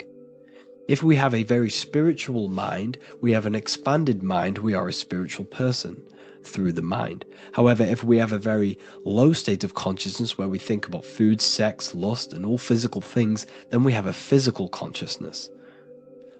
Matter and spirit are two opposing forces, two ways of thinking. The mind attunes itself to different levels of understanding in different dimensions. So, essentially, this is what we're looking at. The body is a vessel for the fluidic, formless consciousness, a temple that houses the essence of our awareness. While the five senses are limited to perceiving only the physical plane, the mind transcends these limitations, capable of perceiving the full scope of reality. It is through the mind that we access deeper truths beyond the material, tapping into boundless nature of existence. Physical existence is a thin band, a thin layer of reality. It's like 0.001% of reality. And your five senses are only tuned into this layer of reality. But the five senses are, by design, only allowed to perceive physicality. But the mind has the power to expand beyond this physical five sense state. The mind has the power to expand and evolute. It is a conscious decision whether you want to take this path or not. You can stay in a three-dimensional way of thinking, or you can expand your consciousness from within. It's not an external journey. There is no God going to save you. You must save yourself. Therefore, behind every single one of these eyes is the same source consciousness. However, we are all different cells in a different journey. The organs in your body, the cells in your body are all alive. They all possess same consciousness, universal consciousness. However, we are all on a different journey of evolution. As above, so below. As the baby is in the mother's womb, when the baby becomes conscious, there is a world outside of its mother. What does it do? It presses and seeks a way out to be born in the other world outside of its mother. It is the same with your consciousness, your mind. When your mind becomes aware that there is realities beyond the immediate surroundings. It seeks a way out. And this is exactly what I'm doing to you now. I am now expanding your mind and telling you there is other ways of reality. There is other dimensions of consciousness which you can access through inner transmutation, through different ways of thinking, spiritualism, and meditating and connecting with yourself and detaching from external things. We can upgrade our consciousness. Your body is a womb. Why Jesus says you must be born again to see the kingdom of God, because you are born physically and then you must be born again spiritually, awakening your inner consciousness. So like I said, as the baby is in the womb, it's the same principle. As above, so below. You were a baby, you were in your mother's womb, and you figured out there is a world outside of your mother, so you seek to weigh out your mother to be born in another world. It's the same now. You must do this now. This is your spiritual evolution. This is the evolution of consciousness. It's ever expanding. When you die, this is a transition. You must learn to not fear death. This is another part of your spiritual journey. You must master death.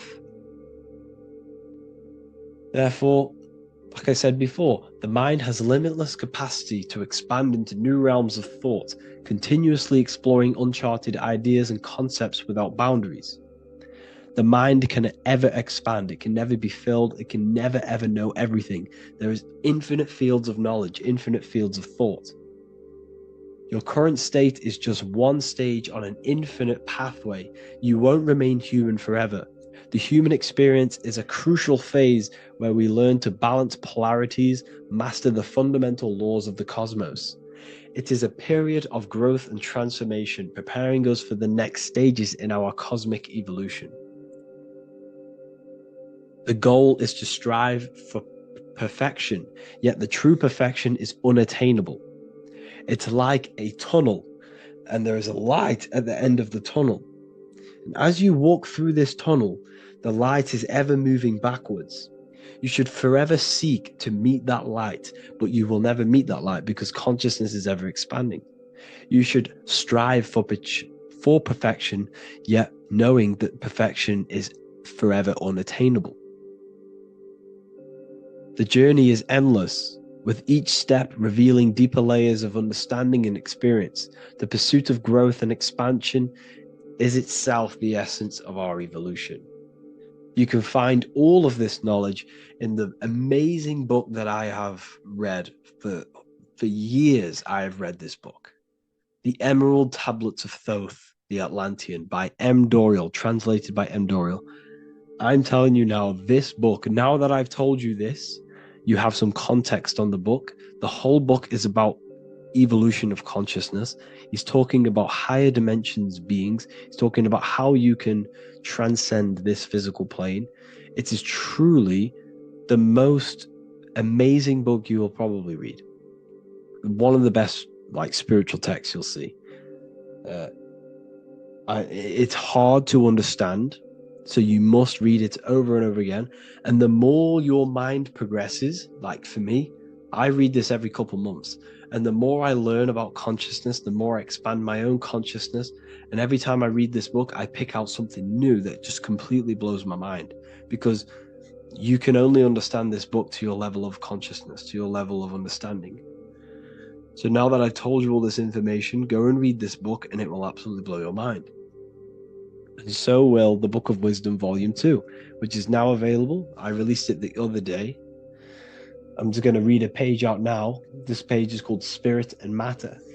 The Earth is not merely a dense, lifeless rock drifting through space. It possesses spirit, a living essence that animates its form.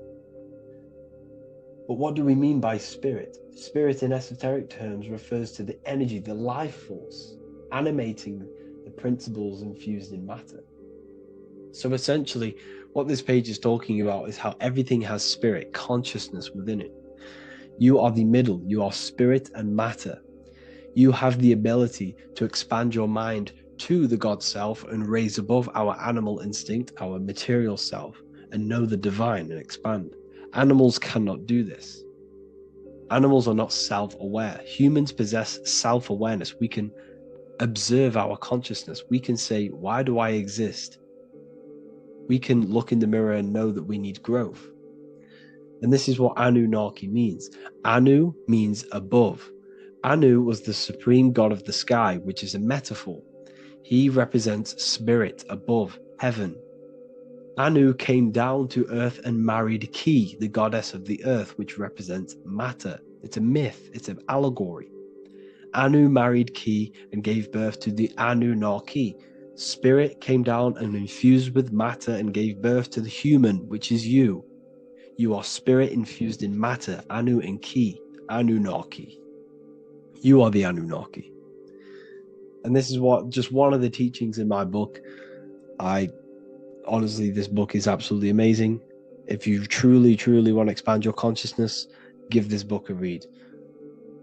And obviously, if you're inside the university, I give you this book for free. A paperback version. If you join the university, follow the steps inside of the general chat, you'll be able to download this book. Sorry, not download it. Order a paperback for free. All you have to do is pay for the shipping. You'll also gain amazing knowledge inside of my library, where your mind will just be overblown with the amount of esoteric books. There's over 45 rare occult books, plus you get a PDF of the Volume 1 and Human Health Guide. You get reoccurring updates where I expand on symbolism, occultism, where you will just feel absolutely amazing once you understand esotericism in yourself. You'll also learn how to create the dream reality that you want with the Manifestation Mastery course, where I teach you how your consciousness creates reality. You'll have a real lectures where I post lectures on symbolism, occultism, esotericism. There's a conscious community and live calls and Q&A where you can ask me questions and I'll answer your questions. I just want to say thank you to everyone who has joined the university. Thank you for even liking and watching this video. Any support I just appreciate every single one of you.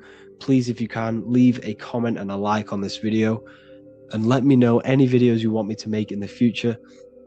And I will start uploading a lot more to the YouTube. So yeah, thank you all for tuning in today. Have an amazing day. Matthew 21:1, Jesus went into the temple of God. Corinthians 3:16, do you not know that you are the temple of God? Now what is this telling you? That God is within you. Hence why in Luke 21:12 it tells you the kingdom of God is within you. And the side of your head region is called a temple for a reason. Because the brain encapsulates the mind. The brain is a physical manifestation of the mind. The heart is a physical manifestation of emotion. So we have these different layers of our consciousness. We have an intellectual, communicative aspect of our consciousness, which we would call the mind. We have an emotional aspect of our consciousness, which is the heart. And to communicate with the divine, it's all to do with the mind. Hence why the ancients always symbolize the mind being God. This is why Michelangelo always placed God inside of the brain on top of Sistine Chapel in the middle of the Vatican. He understood that God is in the brain. God is within you, not outside of you. The church tells you that God is in the sky because they are creating a externalization of the truth to create a business and a distraction so that you don't find the divinity within you, so that you don't find your power. Now you have Adam, the physical man, the physical body, the ego, the lower self. And he is resting. He's not trying to reach to God, but God is reaching because the higher consciousness within you is always trying to communicate with you. It's always trying to wake you up to your divinity. But the lower mind, the lower self, Adam, the physical self, is always in ignorance of truth, always in ignorance, and stays in a materialistic way of thinking, which is the lower animal self. And this is what we call a sleep or an NPC. This is the lower mind of man. But all you have to do is to move your finger to touch God. You have to look within within yourself, within the brain. Meditate, and you can find God. This is why in the Bible we see many references to the human body and anatomy to truly connect with God. Kings 6:8, the door to the middle chamber was in the right side of the house, which is the right hemisphere of the brain. The middle chamber is the pineal gland, where the seat of your consciousness is, where the seat of your higher consciousness is, the mind. And they went up the winding stairs, which is your spinal column, into the middle chamber, and out of the middle chamber into the third. So they went up the winding stairs. This represents raising your consciousness up the winding stairs. Your spinal column acts as a stairway of consciousness. Depending on what sort of consciousness you are operating in, depends on what part of the spinal column you are using. Because the spinal column ascends and descends consciousness. What do I mean? If you are in a reproductive way of thinking and you're always thinking about sex, you're jerking off all the time and you're always eating, all of your brain's power and your mind's power is being descended into the lower aspects of the spinal column, which represents hell, the physical state of man, Adam, the ignorant state. We're basically living off low-level pleasures like an animal. And the stairway to heaven is your spinal column. They went up the winding stairs into the middle chamber, which is your mind, your pineal gland, and out of the middle into the third stage of consciousness, physical, etheric, astral. When you meditate and you start to raise your consciousness during meditation, you enter the astral plane when you turn off thought. But this is the middle chamber inside of the brain. Here we see another painting inside of Sistine's chapel of God inside of the brain. This is the brainstem. This is the brain. This is the frontal lobe. This is the back lobe. This is the back lobe. This is the cerebellum. Here's the reptilian brainstem. Here's the claustrum. This is what we are seeing here. Anatomy. Here is another one in Sistine's chapel in the middle of the Vatican. This is depicting the brainstem. God's neck looks exactly like the brainstem. Here we see a real brain compared to God's neck, because the neck is just below the brainstem. And this is what they are symbolizing, because they knew that God is within you. God is a part of the human body. God is inside of the body, because the body is a vessel for consciousness, for universal consciousness. Inside of you, inside of me, is the same spark of consciousness. And this same consciousness is spread out into every living essence, because everything comes from the one source, the one God, the one consciousness. Matthew 6:22-23. The light of the body is the eye. If therefore thine eye be single, thy whole body shall be full of light. Practicing the single eye. What is this? This is meditation. This is entering within yourself. So the Bible's telling you to practice the single eye. But if thine eye be evil, thy whole body shall be full of darkness. What does this mean? If your consciousness is in an evil way of thinking, if your mind is filled with an evil, negative mind space, then your body shall be filled with darkness, with evil, with negativity. Because negative thoughts destruct the body. Positive thoughts heal and regenerate the body. So he tells you to be, the light of the body is the eye, your consciousness, the inner eye of consciousness, the eye that lets you see. And what do I mean? You look with your two physical eyes, but you see with the inner eye. What you see is perception. You look with the two eyes, and what you see is perception. You are seeing, you are understanding, and that's what consciousness, the mind, gives you. Consciousness, or the mind, is the force that allows you to be a human being, that allows you to understand things and interact with things and make decisions. It's an infinite intelligence. See, the mind is not the brain. This is a big confusion with people. Hence why the eye on top of the pyramid is separate from the bottom half of the pyramid, because the consciousness is separate from the body, the eye, the all-seeing eye. It represents the observer, the eye that sees into this body, into this world, into this. You are the perceiver. You are the invisible spirit within the body. Theologians 4:17. After that, we are still alive, and our left will be caught up together with them in the clouds to meet the Lord in the air. You don't meet the Lord in the physical air. Okay?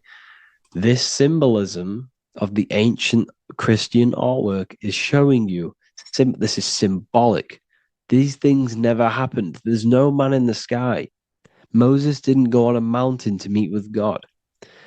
The air represents the mind. This is why you say you're an airhead when someone's very stupid.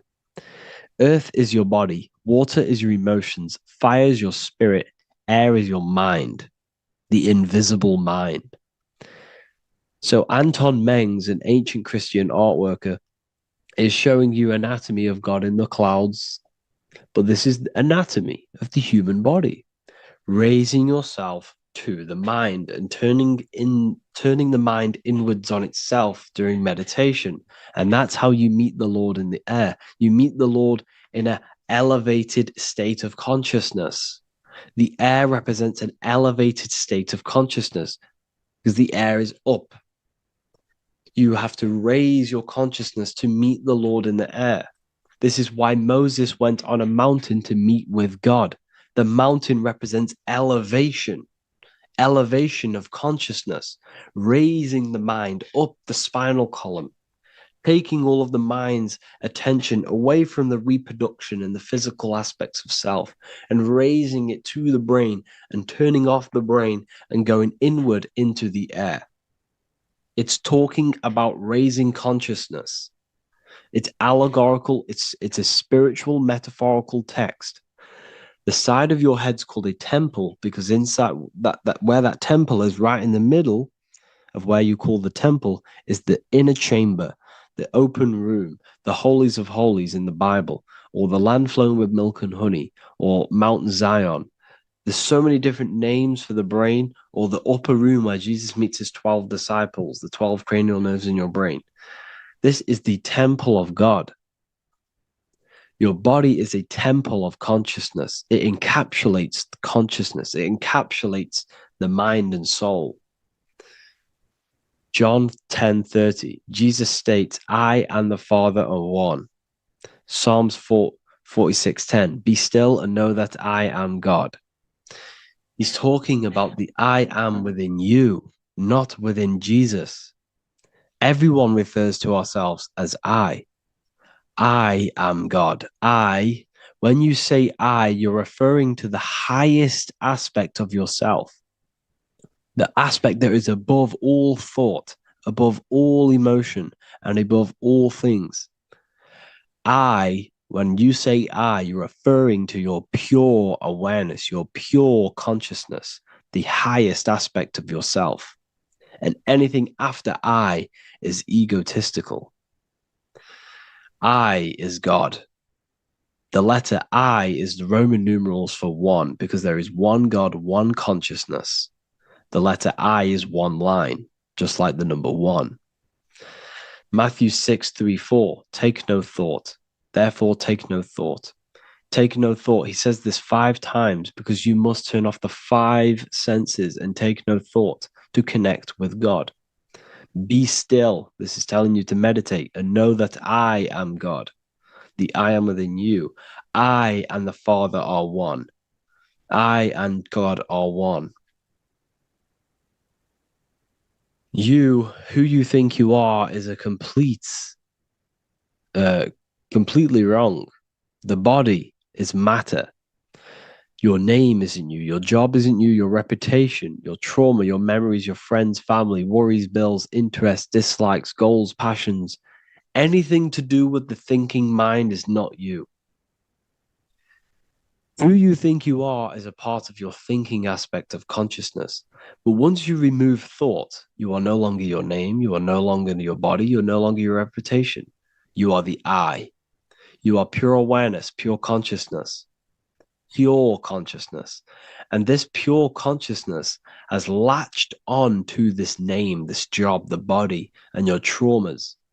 Your pure consciousness has attached itself to this character who you're playing in the physical world. And this is essentially who you think you are, but you are not. You are the I, you are the self, you are pure awareness. So, in order for you to detach from these things, you must learn how to detach from your name, your job, your reputation. And you do this through meditation by turning off the thinking mind. Turning off the thinking mind allows other aspects of your consciousness to open up. What do I mean? Your whole life you've been thinking, and all of these thoughts has attached you to this physical body. You haven't allowed your consciousness to open up. And you can only do this by taking no thought. That's why Jesus tells you, take no thought. When you turn off the thinking mind, other aspects of your consciousness starts to open up. Other aspects of your being can open up. And this is how you astral project. This is how you do all these mystical things and things to do with consciousness. It's taking no thought. Imagination, emotions, thought, and memory are all to do with consciousness. These things are not physical. You can't touch thought. You can't touch emotions. You can't touch these things because they are not a physical thing. So you must turn off these things for other aspects of your consciousness to open up. Okay? So essentially, the Bible is a metaphorical, astrological, numerological, metaphysical, spiritual, encoded text that talks about human anatomy, spirituality, and the true nature of the human experience. Everything they teach you in school is to make you think that you are this body.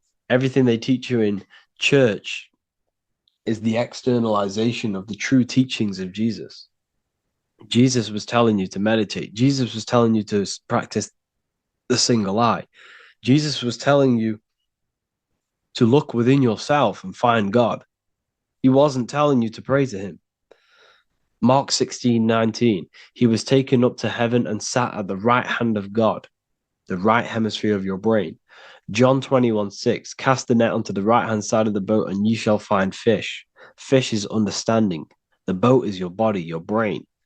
Cast your awareness into the right side of your brain and you will find understanding, because the right side of your brain is all to do with the creative aspect and the intuition and the spiritual sides of your consciousness. This is why God is here. This is why Michelangelo depicted God in the right hemisphere of your brain, because this is all human anatomy. And I speak about all of this in the brand new Book of Wisdom, Volume 2, which is now available. The start of the revolution has begun. This book is truly going to change the way people see the world. It's got so many more topics than the last one. It's truly a revolution. It's written in so much detail. It's very practical. I cannot wait to share this one with you. I just want to say thank you for the opportunity for me to create this book, because without you, I couldn't have created this. And I just love sharing my work with you. And I thank every single one of you for the support, the watch, like the views and the likes, everything, especially the people who have joined the university and stuff like that. And for people who have joined the university, you do get a free Book of Wisdom paperback if you just go to the general chat and follow the description, follow what the instructions that I gave you in the chat, and you'll be able to order a free Book of Wisdom if you are inside of the university. Plus, you get all of my other books, 2 books, and over 45 occult books on occult and esoteric things.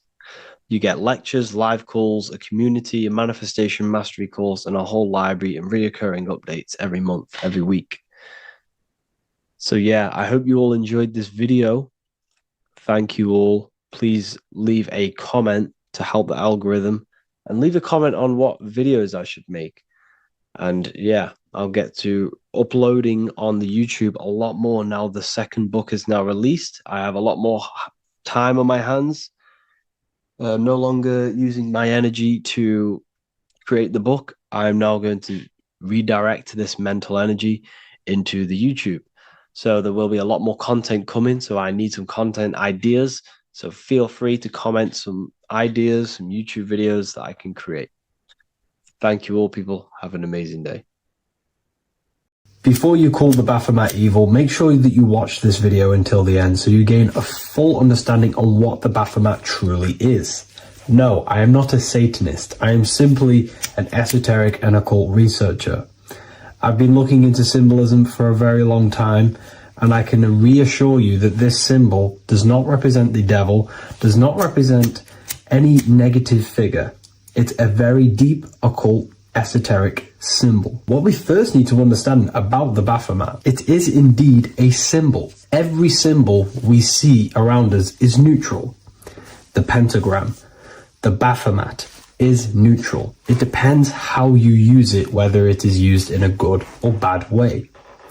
Everything is neutral. It's your mind's perception that gives it a positive or a negative charge. First of all, let's break down the Baphomet symbol. Let's look very closely at the Baphomet. We have clearly the 4 physical elements corresponding to the Baphomet. Here we clearly have the fire element. The wings represents the air, the flapping in the air. The fish scales, which is the water.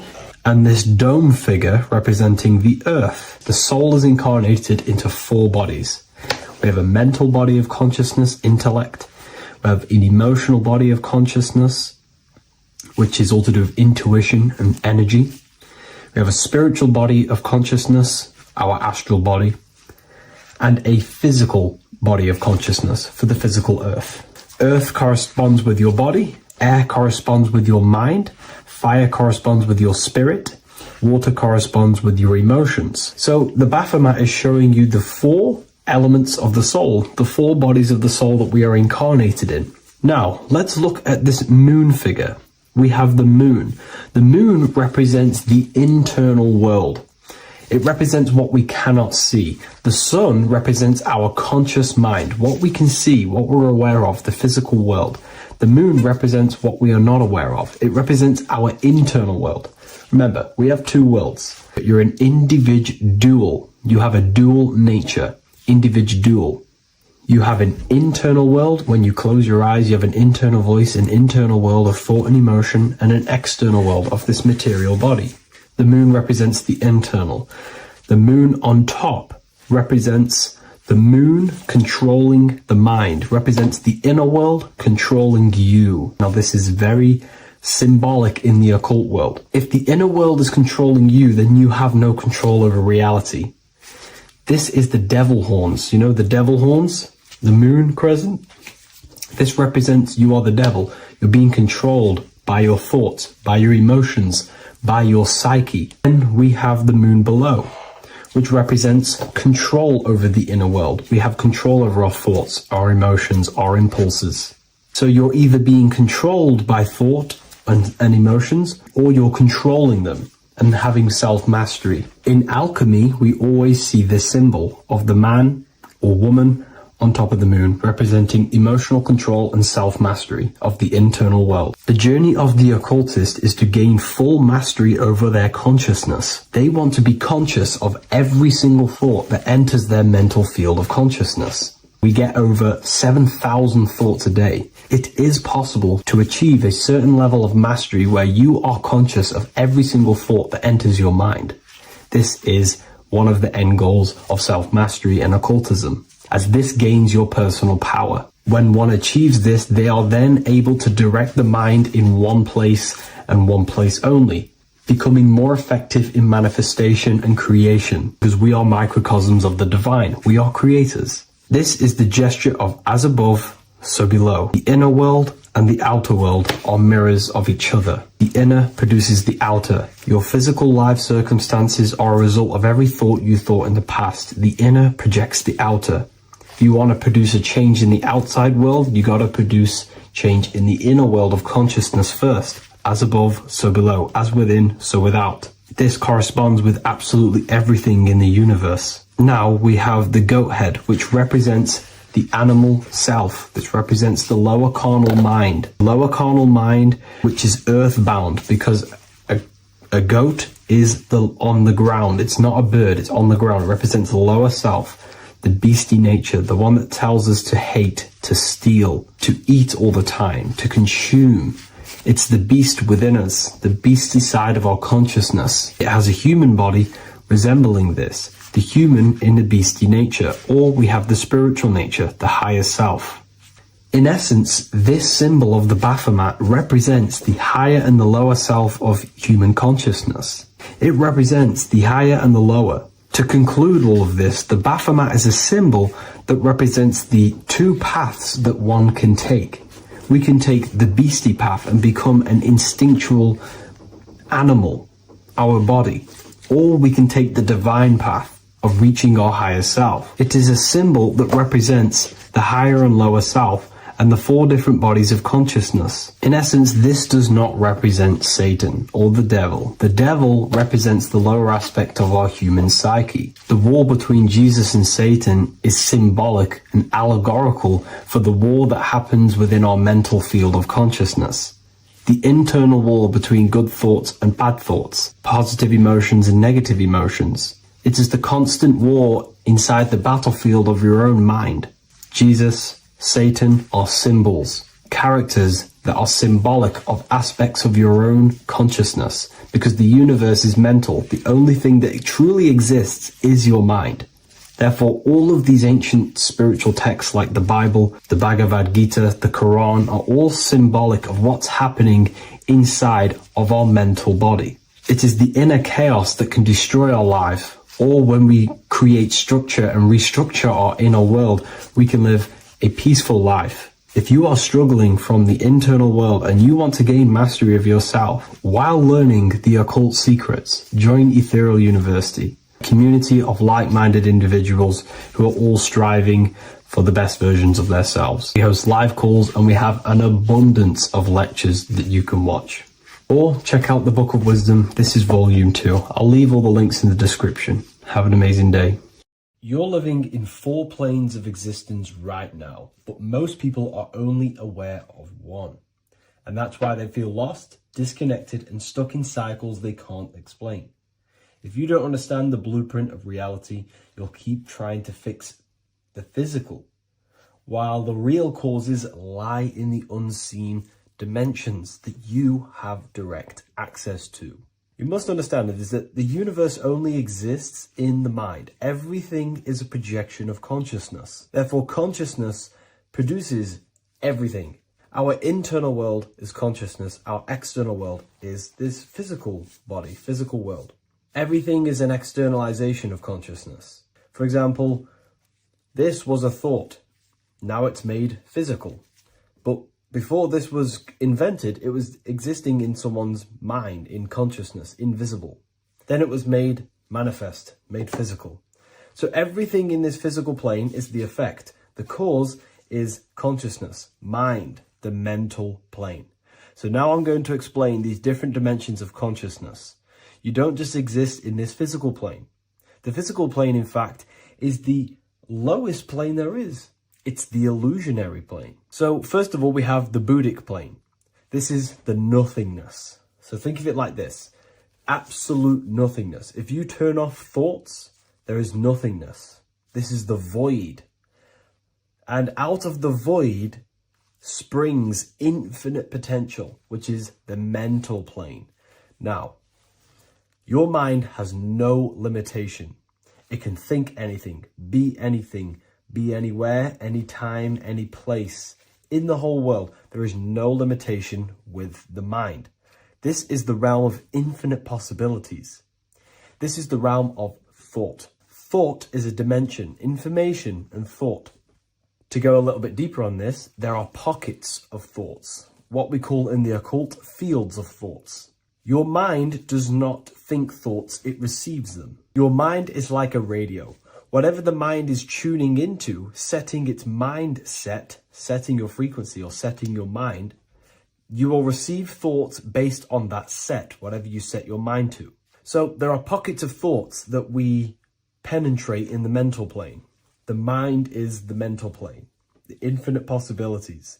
This is the spark of creation. This is where all things begin to manifest as an idea in the mind as a thought. So if you want to gain certain information, you need to meditate or do thought exercises where you are penetrating that dimension of thought, that pocket of thought. For example, if you want to find a way on how to make financial wealth, you would use your mind, set your mind on wealth and money, and think, close your eyes and think about that specific topic and see where your mind takes you. And you will expand your mind into different pockets of thought and gain information. So this is the mental plane. This is how you can use the mental plane. You can use the mental plane to do this. Then we have the astral plane. We have higher, middle, and lower astral plane. The astral plane is the body for thought. So every dimension, physical, etheric, astral, mental, Buddhic, is a body for a dimension above. Each dimension below is a product of the dimension above. So for example, the astral plane is imagination. This is the lucidic realm of imagination. This is where thoughts begin to manifest into some sort of form. It's not a physical form because this is physical, but imagination is a lucidic form. It's not really physical, but it's there. It's a projection of light. It's astral matter condensed by the willpower of the mind. So depending on the vibration of that thought will depend whether it manifests in the higher astral plane, middle astral plane, and lower astral plane. If you think about more material things and visualize material things, this will manifest on the lower astral plane because material matter is low vibration. Now, that does not mean it's evil. That does not mean it's bad. Okay? It just means low vibration just means more material. But if you think and imagine more spiritual things, this manifests on the higher astral plane. So the astral plane is the screen in your mind that allows you to vision an apple, that allows you to vision anything. It's that mental projection that's inside of your mind. Now, this is what we call the third eye. It's an eye because the eye is the mind, and the mind can see into the astral plane. It perceives this spiritual world, this lucidic realm that we have access to. This is where also infinite potential takes place. This is the realm of spirits, demons, jinns, whatever you want to call them. Spiritual entities exist in this because this is where thought forms manifest into form. This is where thoughts create bodies. Think of it like this. The mental plane is a thought of a chair. The astral plane is the imagination of that chair and all of the different possible chairs that could possibly be. The etheric plane is the energy double of that chair. And the physical plane is the physical chair. So as you can see, the higher we go up, the more formless and lucidic it is. The lower we go down planes, the more dense it becomes. This is formless and this is form. Everything manifests through this process. This highlighter is down here in the physical plane, but the idea began in the mental plane. Everything begins in consciousness before it creates a physical body. It goes through this process. Therefore, if you want to start to mold and create your own reality and create things in your world, you can use these planes to your advantage. You can use your mind to do mental thinking exercises by closing your eyes and expanding your mind into a different pocket of thought to gain wisdom, gain information, gain downloads. The way you do that is simply get into a meditative state, close your eyes, pick a topic that you want to think about and see where your mind takes you, but always remain centered on that topic. And you can do this for maybe an hour or two or half an hour, and your mind will take you places where you will unlock information. You can even use this to make decisions in your life. Think of the topic and see where your mind takes you. You'll gain information. This is how you use the mental plane for ideas. The astral plane is imagination. You have to reconnect with your imagination very vividly. Your imagination, your consciousness is infinite. It's not a three-dimensional plane. It's an infinite plane. You can think and make form anything in your consciousness, in your imagination. You can think anything and you can imagine anything in the most vast details. You just have to reconnect with your imagination. I have a free book on my website. I'll leave the link in the description. It's an ebook. It's called Activating the Inner Eye. This is going to help you reconnect with your imagination. It's a practical guide on how to imagine. So once you know how to use the mental plane and astral plane, thought and imagination, you pretty much need to use the physical plane to take physical action with this physical body that you have and start to manifest these desires you have in the higher planes. Now, it's very important that we master the mind, because the mind is the very fabric of reality. We become what we think about. Your life is a product of every thought you thought in the past. It is the mind that directs the flow of consciousness. And wherever this consciousness is flowing is what you will create in your life. Consciousness is the most potent force in the universe, and the mind is pretty much the universe in a microcosm form. It is infinite potential, and your mind will continue to expand into new realms of thought forever and ever and ever. You are eternal. You are not this physical body down here. You are consciousness, literally dreaming that you are in this physical body. So everything begins with the mind. We need to be conscious of the thoughts that enter our mental field of consciousness. There is a level of self-awareness that you can reach where you can become conscious of pretty much every single thought that enters your mental field. Now, we have over 7,000 thoughts a day. You can gain such mastery over your mind where you can become conscious of every thought you think. And that is when you gain superior power. Because when the mind is fully under control of self, you can direct the mind's potent force into a specific goal. Most people's minds are dualistic. They want something, but their mind is thinking something else. They have limiting belief systems. They have the little voice that comes in and says, you can't do this, you're a failure.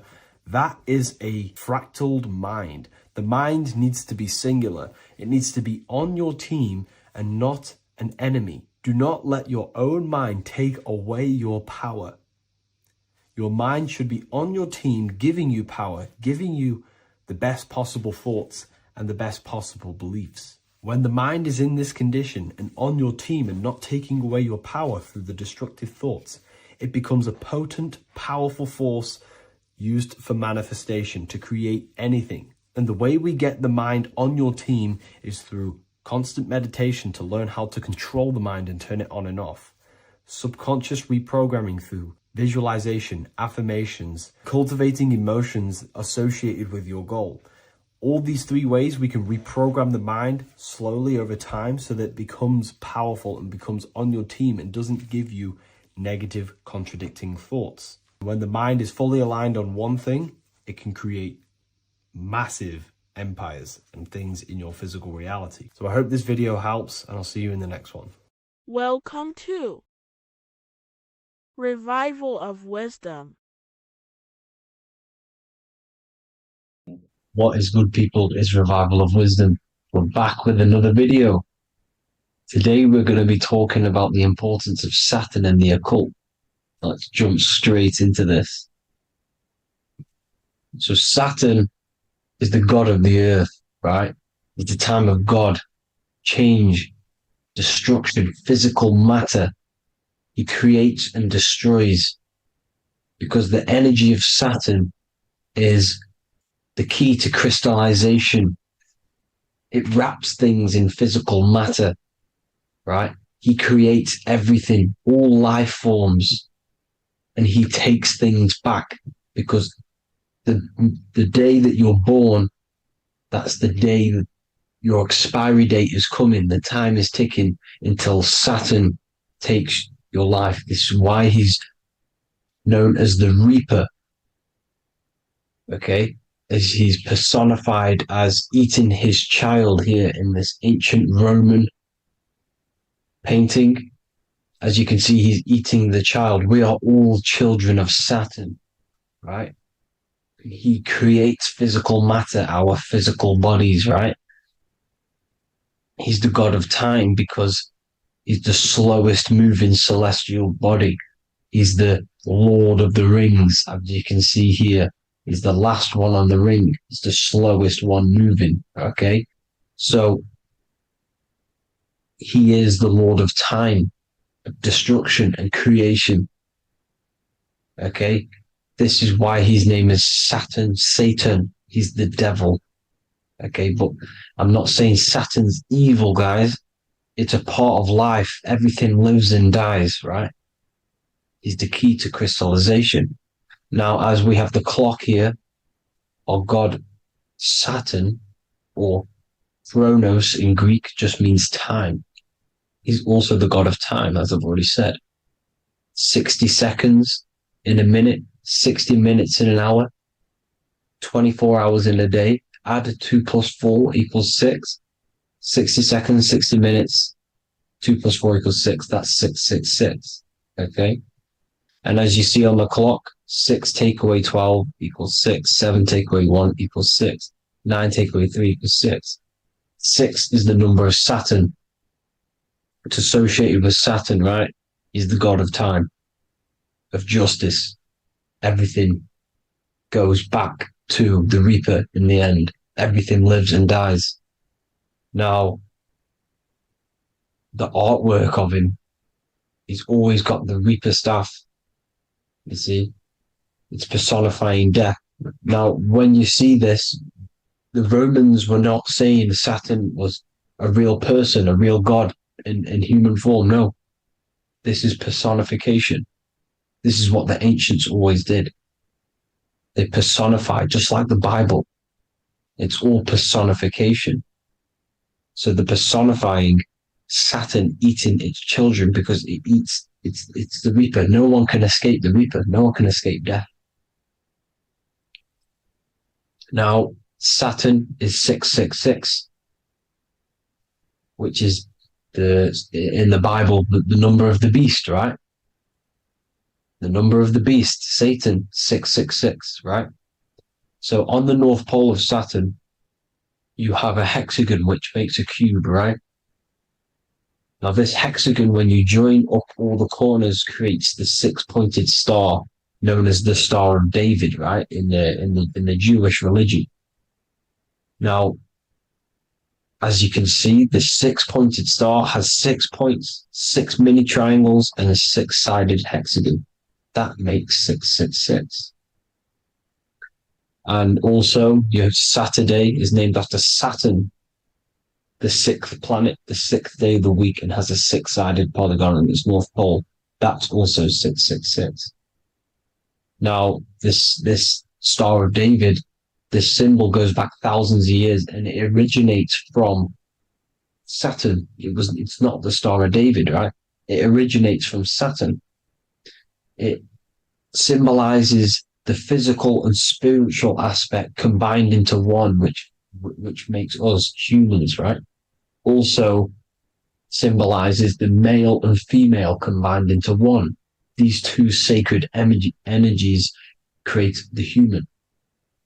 We consist of both male and female energy, also known as the Seal of Solomon. And we all know if Solomon was a real person, he talks about communicating with 72 demons.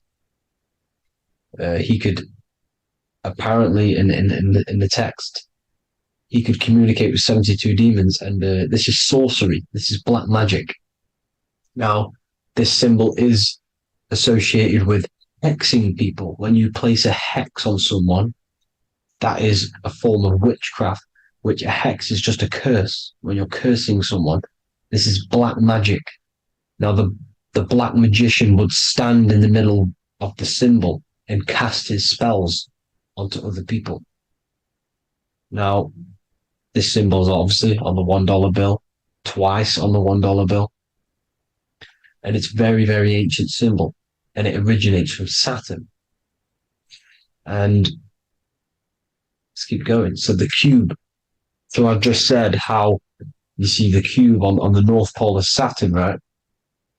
The cube is limited. It's a 3D shape. It symbolizes limitations to the physical 3D dimension, the third dimension, the physical realm which we are in. Now, as you can see, the color associated with Saturn is black, right? Black is infinite potential. Black is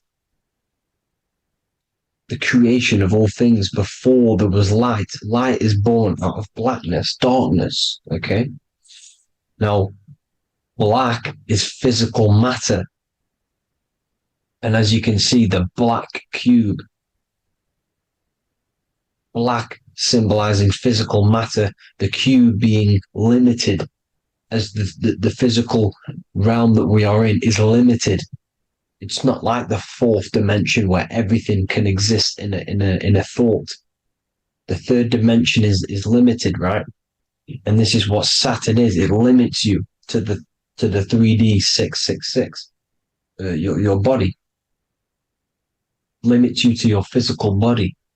Now these black cubes are placed everywhere, as you can see: Australia, Denmark, Manhattan. There's one in New York. As you can see, the Apple have a cube.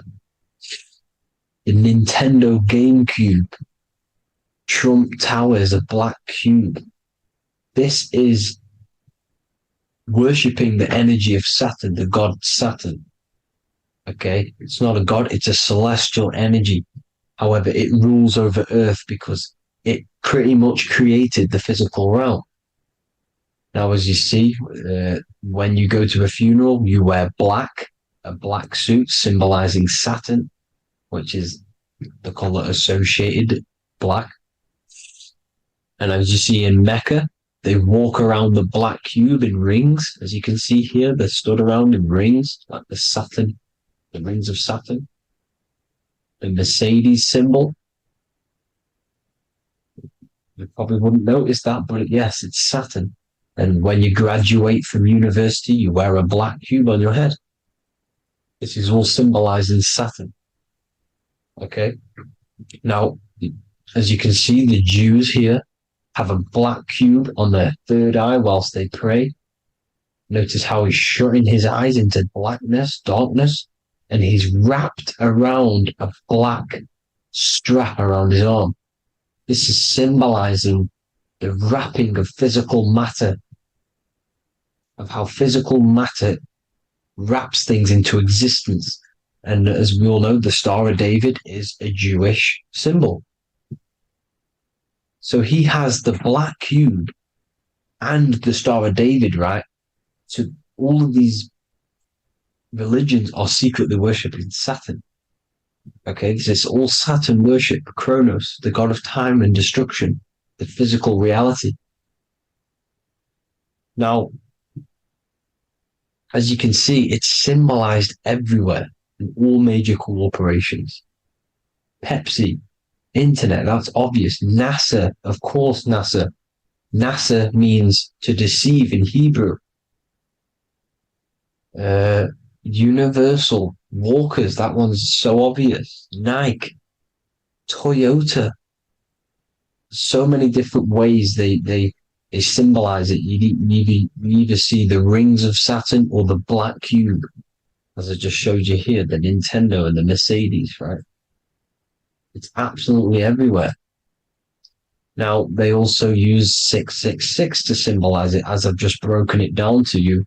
666, the World Economic Forum. We all know how they're trying to enslave us into this new world agenda. Google Chrome, CERN, Disney, Coca-Cola, Cadbury's, all of these have 666. Now, every UPS barcode has 666. And even www. Is Hebrew for 666, as you can see here. Monster. It's the same Hebrew letter that means 666. Drake, 6 God. That's his God, Saturn. Why? Because they love physical realm. They love the physical dimension, the third dimension. Because they can rule here through riches. They can build an empire here. It's not like the fourth dimension. They don't want to ascend. They want to stay down here in the physical realm. Okay? Now, this is why they're cloning. They can move their consciousness into other clones to live forever. This technology exists. This is why they love the third dimension. As you can see, all of these sellouts here, Drake, Leonardo DiCaprio, all of these people doing 666 because this is their God. This is their God. They love the physical realm. They sold their souls for wealth and fame in this physical realm. So why would they leave? You see? Now, this isn't all just evil, okay? So you have 7 chakras, right? You have 7 days of the week, 7 solfeggio scale notes. These are frequencies, the solfeggio scale. Now, it's called the Saturn moon matrix because the moon symbolizes your mind because you're created out of the Holy Trinity, which is body, mind, and spirit, right? That's the triangle, the equal triangle, body, mind, and spirit. Now, the 3 main celestial bodies are Earth, Moon, and Sun. The Earth being your physical body, the Moon being your mind, and the Sun is your soul, hence why it's called solar. It's a solar soul. Now, these symbols are alchemical symbols. So when you're doing alchemy, you use these symbols to obviously symbolize what we're talking about. Now, as you can see, these are all the symbols of the planets. Of Saturn is created out of the moon on top, the moon on the bottom and the earth on top, as you can see here. You see? And this creates the number 5. Now, with the moon being your mind and the earth being your physical body, this is mind over matter, because the earth is your body's matter. This is matter over mind. You don't want to be matter over mind. This is low states of consciousness. You won't be mind over matter. You see, to manipulate matter, to create your own reality. Now, obviously, we all know Saturn is associated with the lowest chakra, which is the root chakra. This is to deal with your animal instincts. When you're down here, you identify as the physical body. You don't know anything spiritual. You're you have a pure physical mind. You don't believe in anything spiritual. This is survival mode, consumption. They want you trapped down here, which is matter over mind. They don't want you to create your own reality, which is mind over matter.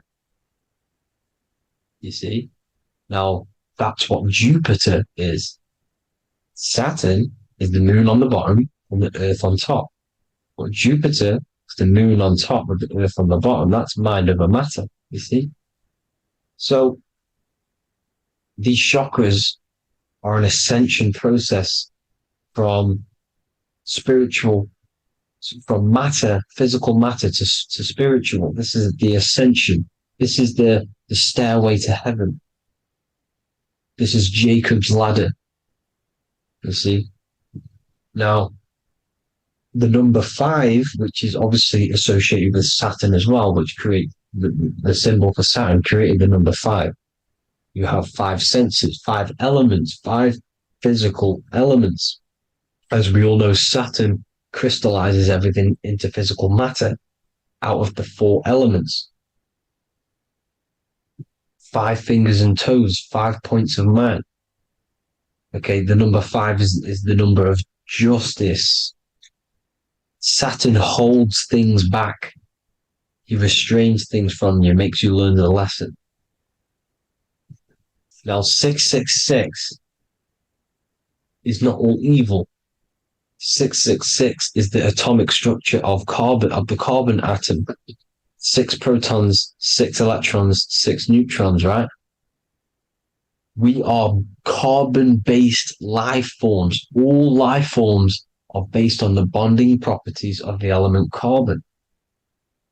Because Saturn crystallizes everything into physical matter. Now, the Masons symbolize this with the checkered boards. They have the black square, which is obviously matter, as I just said, the black cube.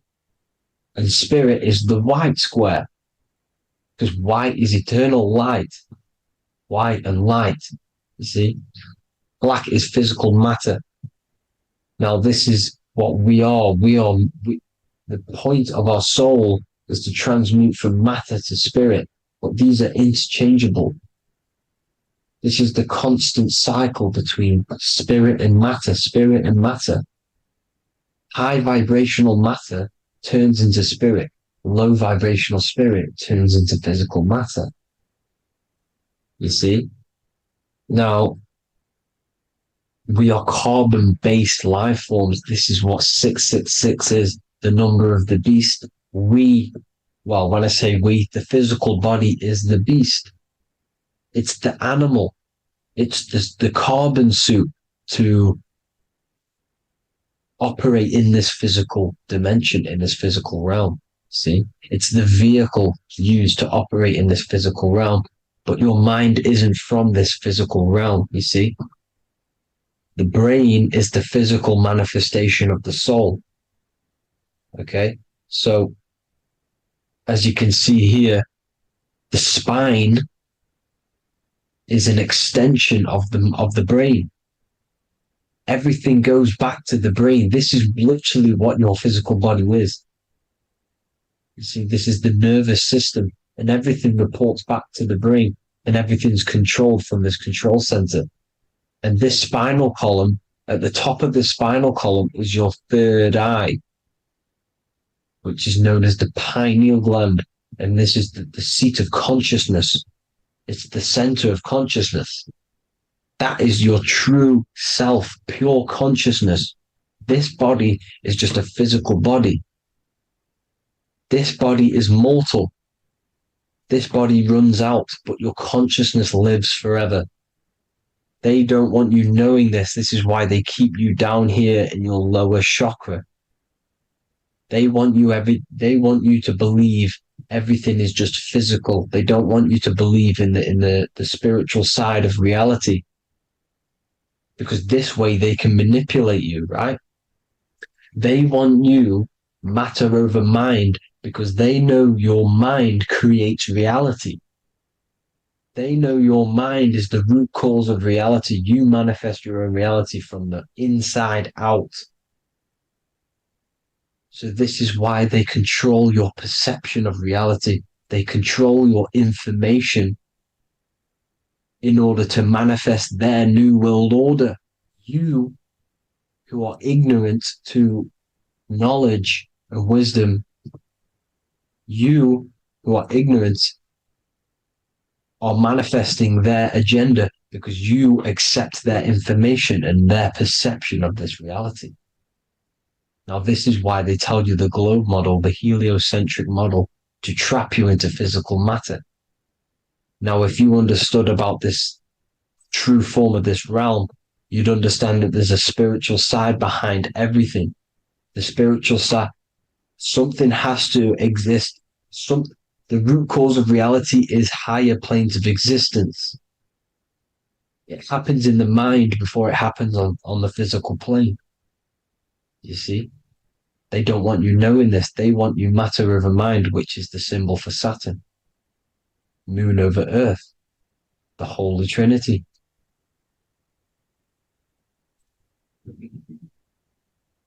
Now, as you can see, the cube also makes IXXI. This is Roman numerals. This is Roman numerals. And when it's translated from 9/11. Yes, 9/11. This is the secret code of the one world order. The two twin towers, when the two become one. Okay, when the two become one, this is how you reach the higher states of consciousness, the physical and spiritual. Now, as you can see, the 9/11 memorial are two black cubes. It's two black cubes. This is all Saturn worship. Now, I'm not saying that Saturn is an evil celestial body, right? No, everything has a good side and a bad side, right? It's duality. The spirits of Saturn on the dark side are the most evil demonic spirits. Now, these are the spirits that these are invoking through these rituals, right? Yes, 9/11 was a massive ritual. It's a satanic ritual, okay? Now, we all know Elon Musk. Elon Musk is coming with the mark of the beast. And English gematria, this equals 666, right? 666, as I said, is the number of the beast. You are the beast, your physical body. You see how the Bible twisted things up to make things more confusing, right? But it's there. You just have to have the knowledge to be able to read the Bible properly. As we all know, we had this virus. I'm not going to say the name because I'll get flagged. This virus adds up to 666 because this is all part of the New World Order. It's all part of keeping you in this physical dimension. Okay? Now, as you can see here, Novus Ordo Seclorum on the back of his shirt, on Elon Musk's shirt, this is also on the $1 bill, Novus Ordo Seclorum. This means New World Order. Yes, New World Order. This is on the back of Elon Musk's shirt. And as you can see here, he owns Neuralink, which is the brain chip, which they're going to be putting into implanting this onto your brain. This is the New World Order to connect you and merge your consciousness with AI. Neuralink and Meta, he owns Meta as well, which is the metaverse. These are going to be linked in, hence why they have the same symbol, but just in a different format. It's the infinity symbol. And the infinity symbol comes from the torus field, as you can see here, your electromagnetic field from around your body. Now, the end goal is for this New World Order is to trap your consciousness inside of an alternative reality being projected from the metaverse. Because the metaverse will be the reality. Neuralink will be the brain chip inside of your brain, projecting your consciousness into an alternative reality while they harness your energy of your physical 666 body. Now, this stuff gets real deep, people. Now, this is the end goal of the New World Order, is to connect you with AI. This is why they're trapping you and keeping you in these lower states of consciousness in the Saturn-associated root chakra, so you don't find out about the spiritual side of reality. Because if you knew the truth of this reality, you wouldn't connect to AI. You see, you have the power within you to travel to other worlds, the astral plane, for example. You travel to different worlds when you are sleeping. Okay? They want you to know it's just a dream. However, their end goal is to trap your consciousness and feed off your energy, spiritually and physically. Okay? I don't know why these people are just pure evil. As I said, evil love bondage. They love the physical dimension. They don't want to ascend to other realms. These evil love the third dimension. This is why evil spirits will inhabit bodies, exorcisms, because they miss being in the physical realm. They miss it. Evil love bondage. So this is why they're cloning and putting their consciousness in clones to stay in this third dimension, to stay as further away from the source as possible. Okay? This is why they're doing it. And this is how it's all linked in. So I hope you all enjoyed this video. Hope you gained some wisdom. Please feel free to join the Telegram. And please leave a like and a subscribe. Thank you all, people. God bless.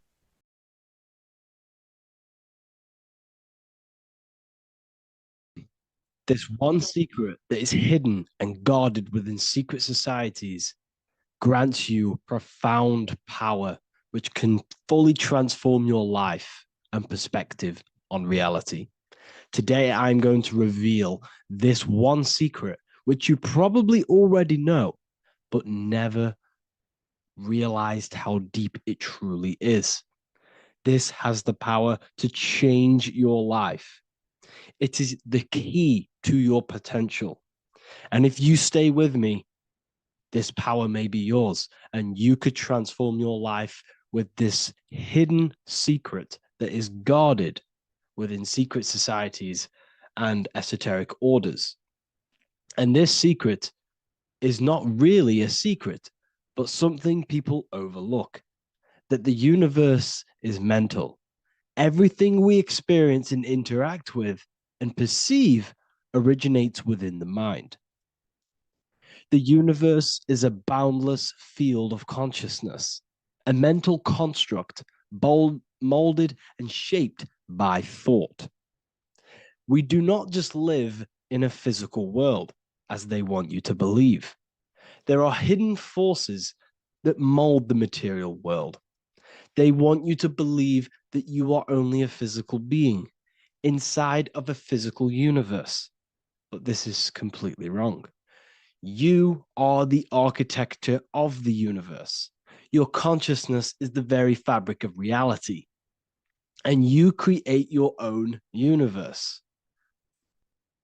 The universe is an infinite field of consciousness, a vast and limitless mental construct, intricately woven and shaped by the power of thought. It is a dynamic and ever-evolving field where the interplay of awareness and attention gives form to existence. Within the boundless realm, every idea, perception, and belief contributes to the creation and transformation of reality itself.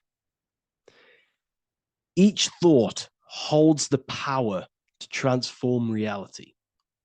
Your consciousness is the very fabric of reality. And this is shown in the symbol of the flower of life. The flower of life is a symbol.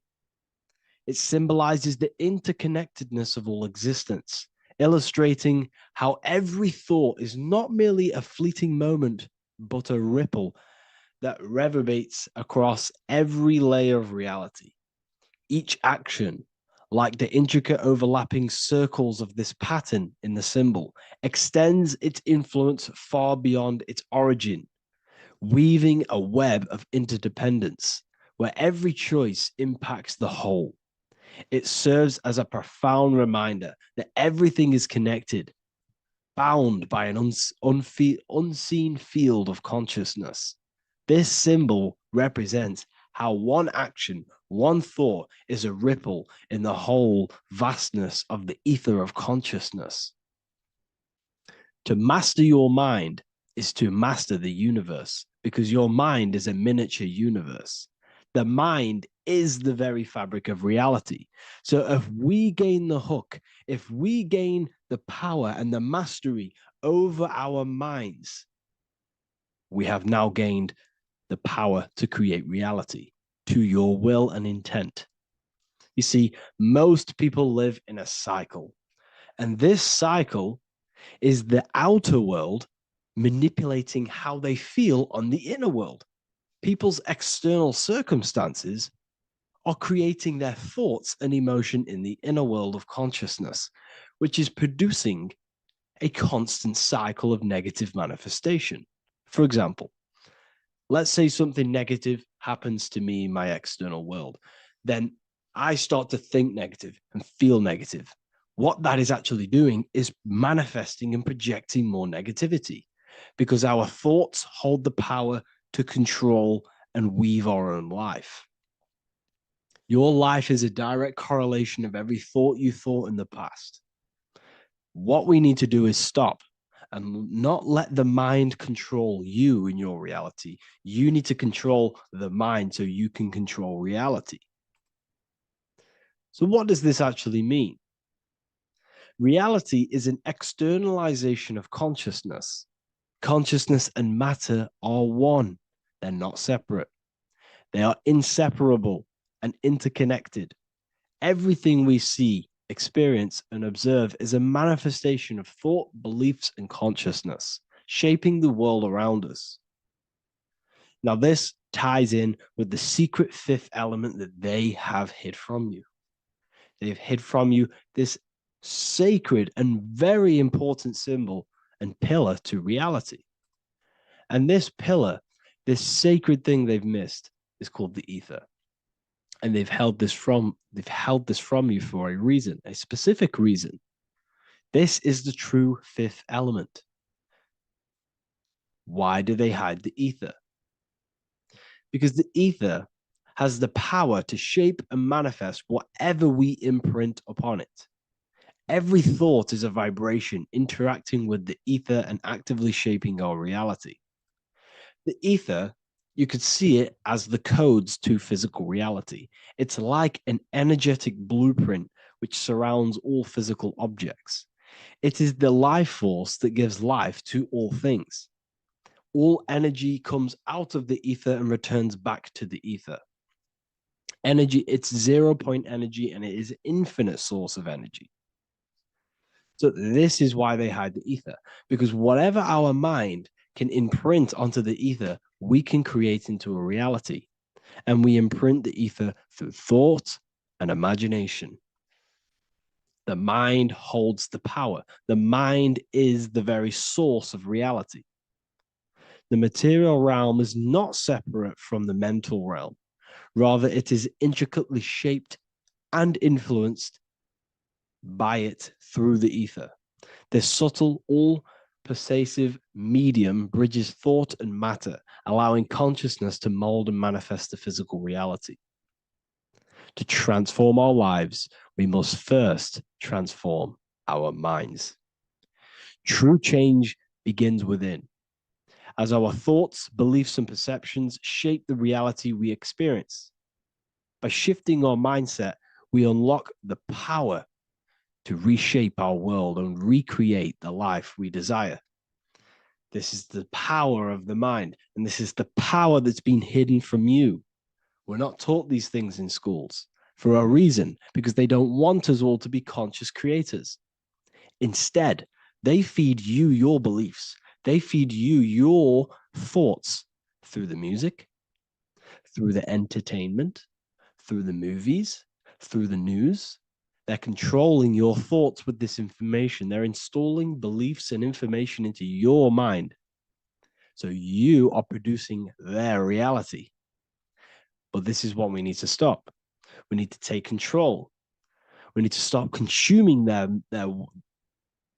music, their movies, their information, their news, because all of this is contributing towards your reality. They have the collective consciousness at the tip of their fingers. They do not create the world. We create the world by believing their beliefs and their thoughts and installing their information into our minds. You see, it's mind over matter, and most people live in matter over their mind. Most people let matter, the external circumstances, dictate their mind when it should be the other way around. It should be mind over matter. This is the mental plane. This is the astral. This is the etheric. This is the physical. The mind holds power over the emotions, over the imagination, over the physical, and over our spirit. It holds power over everything. It's mind over matter. It's the mental body that we must transmute and change. Most of us live in a chaotic state of mind, and this is what we must change. Turn chaos into order. So we need to be mind over matter. We need to install this belief into our subconscious. I, Harry B. Joseph, have created the ultimate esoteric school on the earth. As a member, you'll gain access to live mentoring calls twice a week, along with new lectures, books, and exclusive content released every week. Additionally, you'll have a full access to all my life-changing programs. If you're ready to transform your life and start your journey today with me, join Ethereal University. These are the campuses. We have the real lecture sections filled with lectures that you can watch.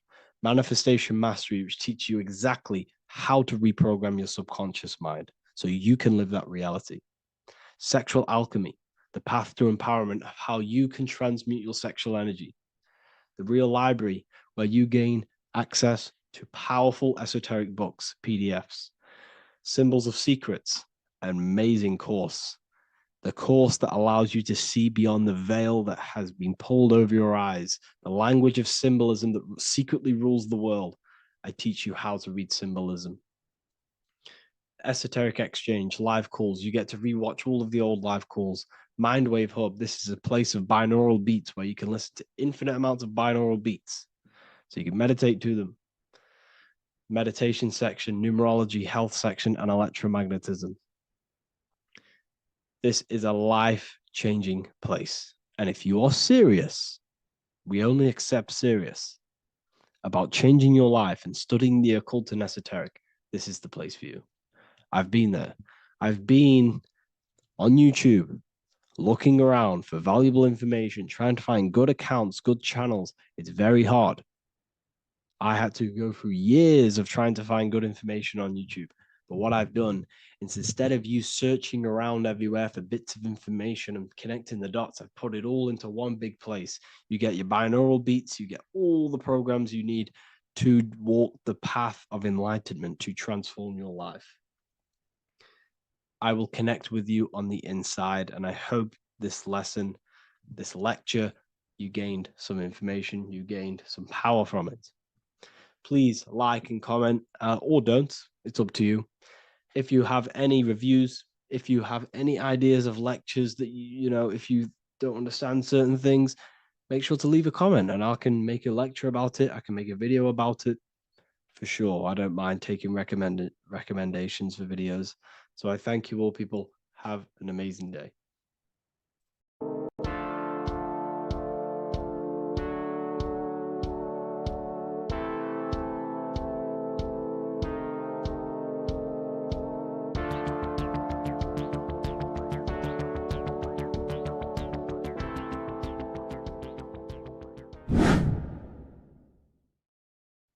What is up, people? How are we all doing? Today, we're talking about the flat earth cosmology. So let's jump straight into this. Please drop a follow and leave a like to help the algorithm. So we live in a torus field. Everything's made out of torus fields. And every torus field has motion. It's what it is. It's the motion of energy. And every torus field has a center, which is the black hole. It's a womb of creation. It's counter space. Now, this is why the North Pole is magnetic, because the center of this torus field is the most magnetic part, the strongest part of the field. So this is why all compasses will point you to the center. And the Earth's magnetic field is spread across the whole of the Earth. And it's spinning, as you can see here. It's like a tornado at the center. And this tornado is the force which is spinning the sun and the moon around us. You got the sun, the moon, Polaris, just like in the Masonic cosmos here. The sun, the moon, Polaris, the all-seeing eye. Now we'll get into Polaris a bit later, but the sun is the magnetic force. Sorry, is the electric force, because every field is electromagnetic. Now, the sun is electric. It's positively charged. It's gonna give you energy. It's feeding energy. The moon is more magnetic energy, which is taking your energy away from you. And this is why you become sleepy when the moon comes out. Because it's taking away your energy.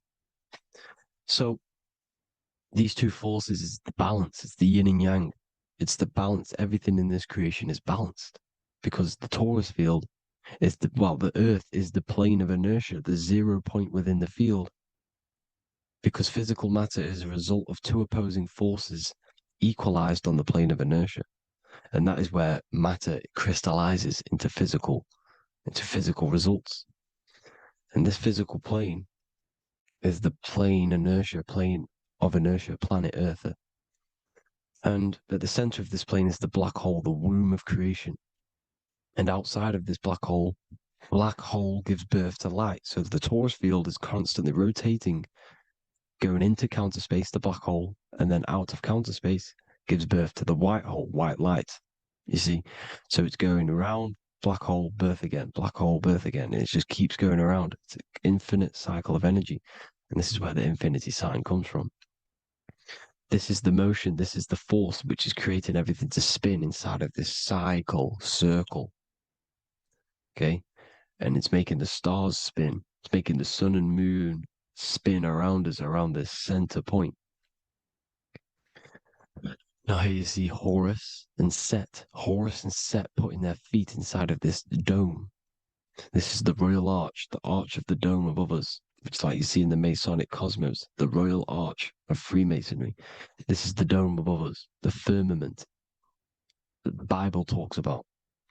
You see, they're putting their feet in because Set symbolizes the moon and Horus is the sun. Horizon, Horus. Horus is rising, the sun.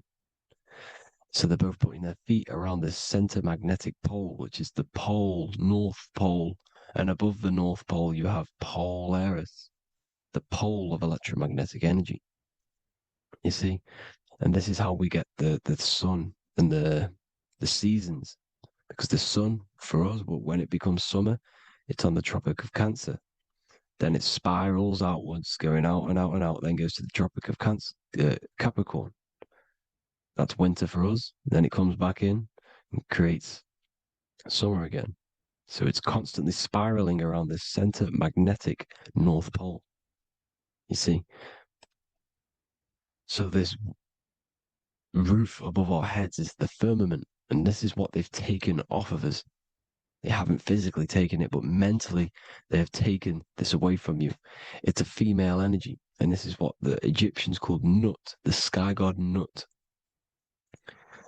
And this is the womb. We are inside God's creation, God's womb. And the woman's womb, when she has a baby, is a microcosm of this, because everything inside of this creation is macro. It's a reflection of the bigger things, as above, so below. So the dome above our heads is the dome we are in when we are a baby. And you can see the sacred geometry of it is the exact same. It's the dome. And when we are inside of the womb, the woman, the sacred maker, which is the M, the Masonic M, this is the Gmail symbol. The Masonic M is maker, mason, matter, male. She delivers the male, you see? She delivers the male because it's the maker, the female, the magnetic. The woman is magnetic in nature, the male is electric in nature. So when we are in this womb, the female, we are being fed by the center umbilical cord, by the center of the mother's stomach. We're connected to the center of the woman's stomach, just like we are when we are in the earth. The center is where the aurora borealis is being emitted from, the electromagnetic aurora borealis, the northern lights. This is our spiritual umbilical cord, connecting us to counter space, connecting us to the realms beyond this world. Because at the center of every torus field is counter space. And at the center of the earth is our spiritual umbilical cord, and this is the earth's belly button, as you see. As above, so below. We had a physical umbilical cord. We have a spiritual umbilical cord, and this gets cut when we die, when we're cut away from the physical reality. You see, here's the ancient Egyptian tablet showing this female. You can see the hair, it's a female above us, because the female energy is nurturing, helping, looking after. And that's exactly what the dome is. It's protecting us. It's the Ark of the Covenant, the Ark covering us, you see? And this is what they've taken away from us. By you believing in space, it completely destroys the idea of this being a sacred creation. They've taken the roof off your head, whether if you believe in space, you believe that there's chaos, there's planets, there's asteroids about that could kill us at any moment. But this isn't true. They've made you fear your own creation that you're inside of. They've made you fear what's above you. You see, and it's to hide the power of astrology, the power of the lights in the firmament, which are constantly flowing through the ether. These powers which are above us are sending rays down to the earth, which are influencing our psychology and how we behave. And this is what astrology is. It affects human consciousness. It interacts with our consciousness. And there's a different energy every day because the planets are in different houses, different alignments. And this is, we'll go into this a bit deeper later on. So the world tree, this magnetic north pole, the pole of electromagnetic energy, was symbolized as a tree, the great tree at the center of the earth. You see? And this tree is symbolized everywhere. You can see here how the center person, this Egyptian person, is holding up the sky. This is the North Pole, the hyperboloid, at the center of every torus field.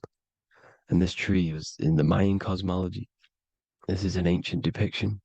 This is the torus field. Here's the plane of inertia. Here's the center tree. Here's the tree in the center, the magnetic North Pole, the woman holding the stars. Here's the Hindu with the two birds symbolizing the sun and the moon revolving around this center tree. The Mayan tree, his Horus and Set around the North Pole. They all knew this flat earth cosmology. They knew these secrets. It's so sacred you understand the creation that you're inside of. Because if you don't, you'll be led astray. You don't know where you are. You're lost. You see? And here's the Masonic art with the rays of the stars coming down with the tree in the center. So it was personified as a tree. And we are in Asgard, Midgard, the middle garden, where there's good and evil. So the 7 layers of heaven, which is talked about in the Quran. Each planet has a different layer of the firmament, and this is the 7 layers of heaven, and these are our 7 layers of the energy centers in our body. So we start in the stars, so we are stars in a physical body. And this is why we say Mr., sister, fraudster, sinister. Stir is star, and we are in the stars, and our star descends into the soul system, not solar system. And as we descend into the soul system, we enter Satan's kingdom, Satan's world. As it says in the Bible, Satan is the god of this world. Well, if you've been into my research for a while, you know Satan is Saturn. Saturn's world, because Saturn's the outermost ring. He's the Lord of the Rings. And you enter his kingdom, the kingdom of time. And this is why Saturn's the time god. As soon as you go past the rings of Saturn, you're now in the soul system. You're now in time. You're now bound by space and time. And you're bound to the earth plane, the heart. Earth is heart. It's a rearrangement, it's an anagram for heart. And the heart of the electromagnetic color spectrum is green, and that's why the earth is green. And above green is blue, and this is why the sky is blue. In order to go to heaven on the macro scale, you have to go through the blue sky, through the 7 layers of heaven. In order to reach heaven in your body, whilst you're here, you have to go through the blue chakra to your head, which is heaven. It's micro, macro. Everything is micro, macro inside of this creation. It's an ancient. I think this is a French image piece of art from the ancient French with obviously the 7 layers of heaven, which they all depict. And notice how it's like a dome. We'll go into this dome symbolization, the Royal Arch of Masonry, which is next. But these 7 layers of heaven give us the 7 metals, the 7 days of the week, the 7 diatonic tones, the 7 chakras, the 7 everything. It's God's favorite number. And this is why the Masons use the G inside of the compass, because the G is the 7th letter and God starts with G. You see? So it's 7. God is 7. Here's another depiction of the heart, the soul system, the 7 layers of heaven. La fermente, la fermette. You see, la firmament, with the stars on the outermost layer. Here are the 7 planets: Jupiter, Mars, la Sophie, the sun, la luna, the moon. So Saturn. So we are in the heart of this soul system. In order to ascend, we need to ascend up our chakra system, reach 144,000 hertz, God consciousness, the God man. You have to unfold God man, master of the mind, mastery of the mind. So what are the stars? The stars make everything unique. The stars are constantly rotating around the center, magnetic North Pole, the tornado at the center, which is stirring everything. It's stirring the ether. The center is the ether, and the 4 elements are born out of this ether. There's 5 elements: ether, spirit, water, air, and earth. The ether gives birth to the 4 other physical elements, which the whole of creation are made out of. About them 4 elements. 4 is the number of stability. You know, a chair, a table has 4 legs. It stables things. It's a foundation, and these 4 elements are the foundation of this creation. You see, and this magnetic North Pole is stirring this, and the 4 vibrational states of the ether are the 4 elements. Now let me get back to the stars. I just wanted to give you that. The stars are being stirred around this center point. Center. It's stirring everything. And they're always in different alignments. Every millisecond they're moving in different placements of the stars. And the planets are called the 7 wanderers because they're not fixed. The stars are fixed. But the planets are called the 7 wanderers, the 7 layers of heaven, because they move faster and slower than each other. Each planet is slower and faster, has a different rate of speed it's moving. So these alignments are mixing in with the energies of the different 12 constellations.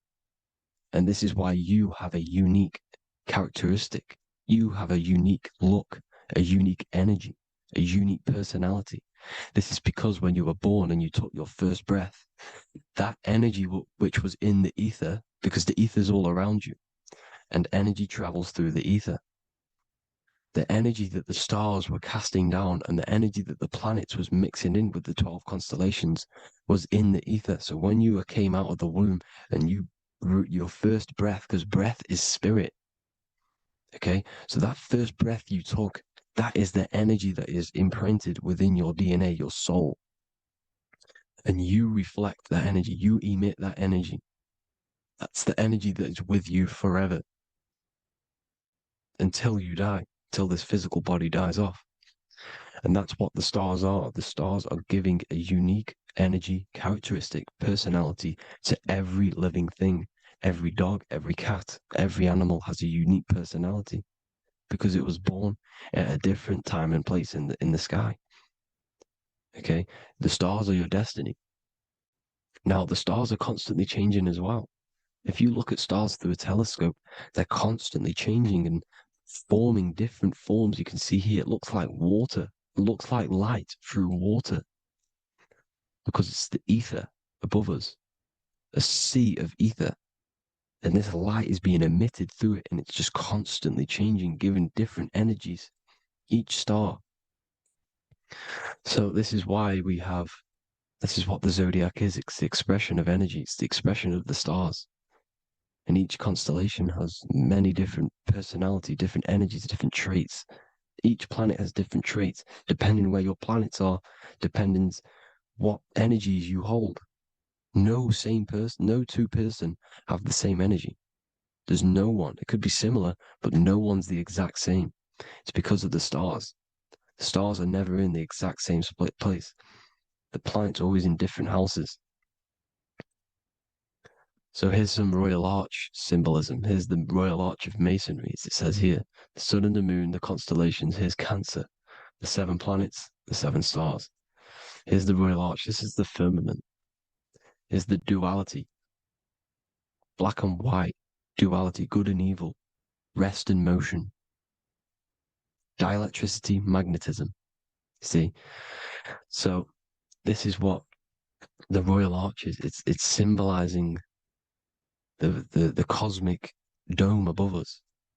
The womb we're in. We're inside God's womb. And here's George Washington, the Freemason, inside of the Royal Arch. See? With the G, the Masonic G, God, 7. Here you see another depiction of George Washington with the stars in the dome above his head, his Polaris, the sky vault, Polaris. We'll get into that later. Go inside of all of your ancient churches, you will see the dome. Go to the Vatican, you'll see the dome. All of your ancient churches have this dome because it's the dome above your head. The ancients knew this. This was known. We did not live in space. It was known back then. They all knew. This is Crown Court, which is one of the most important courts in the UK. You can see it's clearly so much Masonic symbolism. You've got the 4 pillars of Masonry. The Royal Arch is like an arrow pointing upwards to Polaris. Is the Disney World is under a dome. In his Polaris, the sky vault. You see?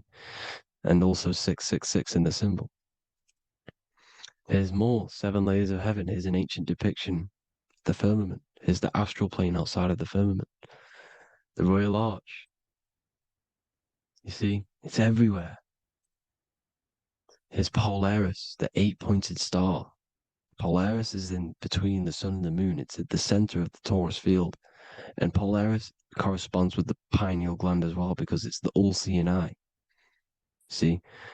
So is Polaris, the 8-pointed star, which is at the very top. It's the very center. It's on top of the North Pole. And it's an 8-pointed star that's always symbolized as an 8-pointed star. Here you see the Vatican. The Vatican is a giant key with an 8-pointed star. See, it's a key. Here's the dome. Here's the Space Delta, the USA Space Delta logos. Here you see the Egyptian god looking from the center of the North Pole, looking upward to an 8-pointed star, Polaris. An arrow pointing up to Polaris. Here's another, the bear holding a key with an arrow up to Polaris. 7 holds the key to Polaris. Here's an eagle holding a key above the North Pole to Polaris. Polaris, and here's another one. There's another bird, like a dragon, holding a key to Polaris. Because Polaris is definitely something to do with leaving this creation. Okay, maybe, I can't say for sure, but maybe it's to do with ascension, and this is why the Vatican hold the key to the 8-pointed star. And this is why the space, well, we all know space is a lie, but they're showing Polaris and its sacred symbology. Maybe it's to do with something leaving this creation, going to another. Here's some North Pole symbolism. As above, so below. You see the four seasons of the Big Dipper constellation going around Polaris. This is Polaris, this is the Big Dipper constellation, and this is the swastika. This image gives us the swastika because all the symbols we use are created in nature. They're created somehow in nature. This is how we get them. As above, so below. This is the map of the North Pole with the 4 rivers looking like the Big Dipper constellation. It's the Masonic, there's the ancient cosmology with the 4, you see the 4 islands, Mayan cosmology, 4 islands. This is the alchemical symbol for Earth, 4 sections. The windows, because the center of the North Pole is a window to another dimension. The 4 lucky 4-leaf clover, which is supposed to be lucky. It's just, it's truth in plain sight. And here's Hitler looking at 2 flat Earth maps. So this swastika has been used for thousands of years, thousands and thousands of years. And it's symbolic for the most sacred land on this plane, the North Pole. Shambhala. Do some research on Shambhala, people. It's a it's a Hindu mythology about the sacred lands at the center of the earth. And it's known to be full of enlightened beings. And it's all symbolized at the center. You can see their paintings of Shambhala. It's all at the center, the North Pole. And it's known to be the most godly place ever because it takes you to a portal to the higher places. And maybe this is something to do with Polaris, connecting you to this sacred land at the very center. But anyways, people, thank you all for tapping in. Hope you all learned something. Have an amazing day. Please follow, subscribe, like, all the links in the description for the courses, the PDF. Please have an amazing day. God bless.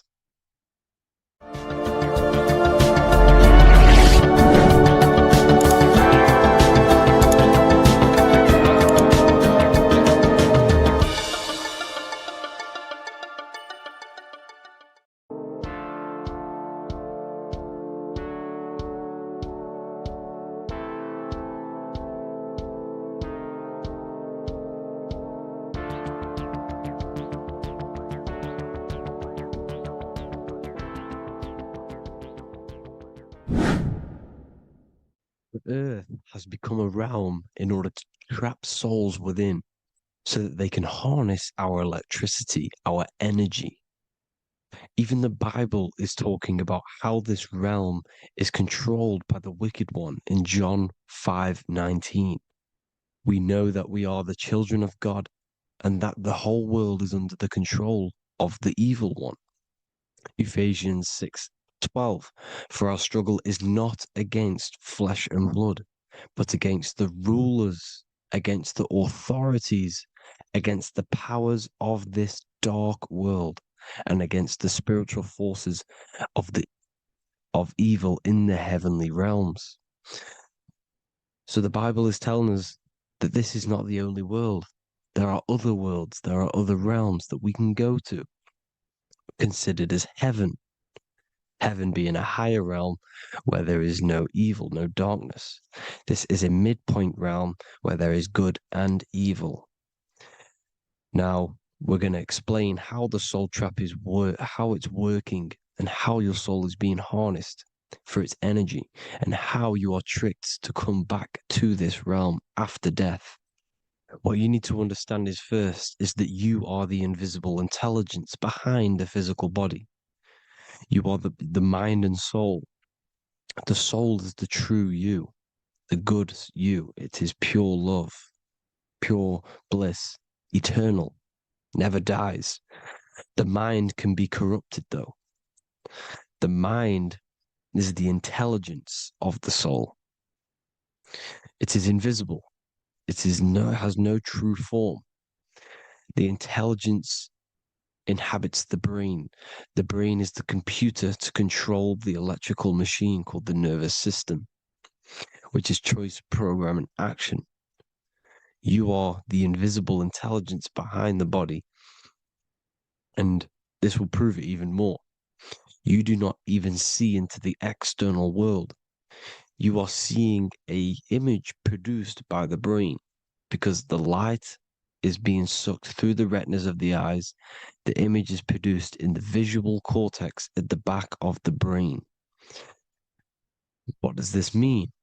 This means that we are the consciousness in the center of the brain, in the pineal gland, that is experiencing the program being ran by the central nervous system in the brain. This is the sigil of Lucifer. Lucifer in Latin is Lucy. Lucy is light in Latin. Lucifer is known as the light bearer. This is how the eyes work, people. It's not a demon or a devil. The sigil for Lucifer is how the eyes work and how the left eye is controlled by the right brain. The right eye is controlled by the left brain. There is a crossover. It's the same with the body. The left side of the body is controlled by the right brain. The right side of the body is controlled by the left brain. There's a crossover with our hemispheres in the brain. Now, this empty chamber in the center of the brain is where this universal cosmic intelligence is held, known as the most holy place in the Bible, the throne of God. Okay? This is above the 33 vertebrae on the spine. As you can see here, you are the being in the center of this point. All of the nerves are being sent back to this one particular point, which is the seat of our invisible intelligence. You can see it's an empty chamber.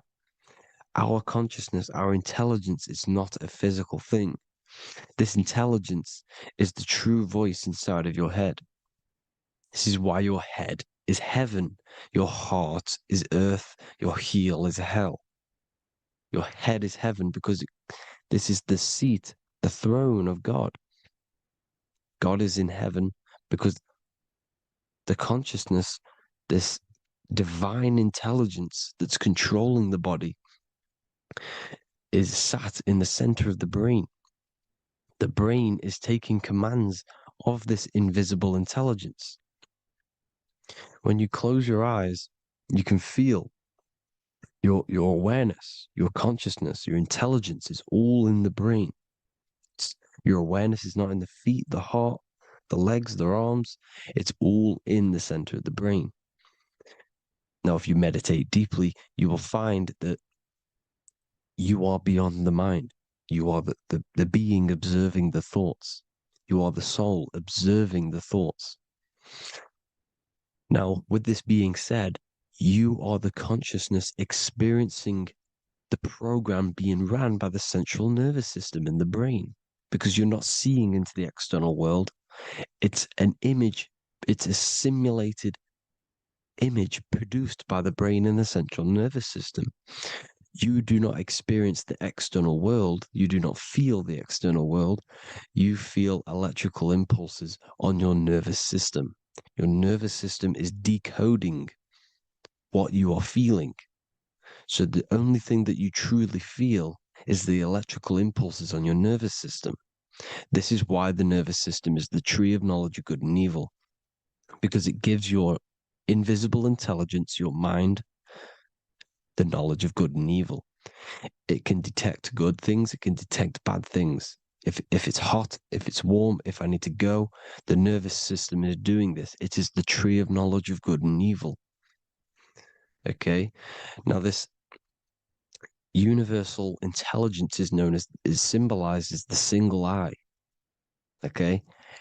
Matthew 18:9. It is better for you to enter life with one eye than to have two eyes and to be thrown into the fire of hell. What does this mean? It's symbolic, it's metaphorical, people. It is metaphoric. Your universal intelligence is the single eye, the one eye. It's the balance between the two poles, between the left and the right, the good and the evil. It knows the right thing to do all the time. This is our inner guide. The inner self is the inner guide. And when you are operating your life off duality, using your two eyes, you'll be thrown into the fire of hell, lower states of consciousness. Because you're split. You need to live in oneness, even, balance. Matthew 6:22, the light of the body is the eye. The light of the whole body is the eye. You are a light being. Human. Hue means an attribute of a color. Man is the word manifested. We are light manifested into physical form.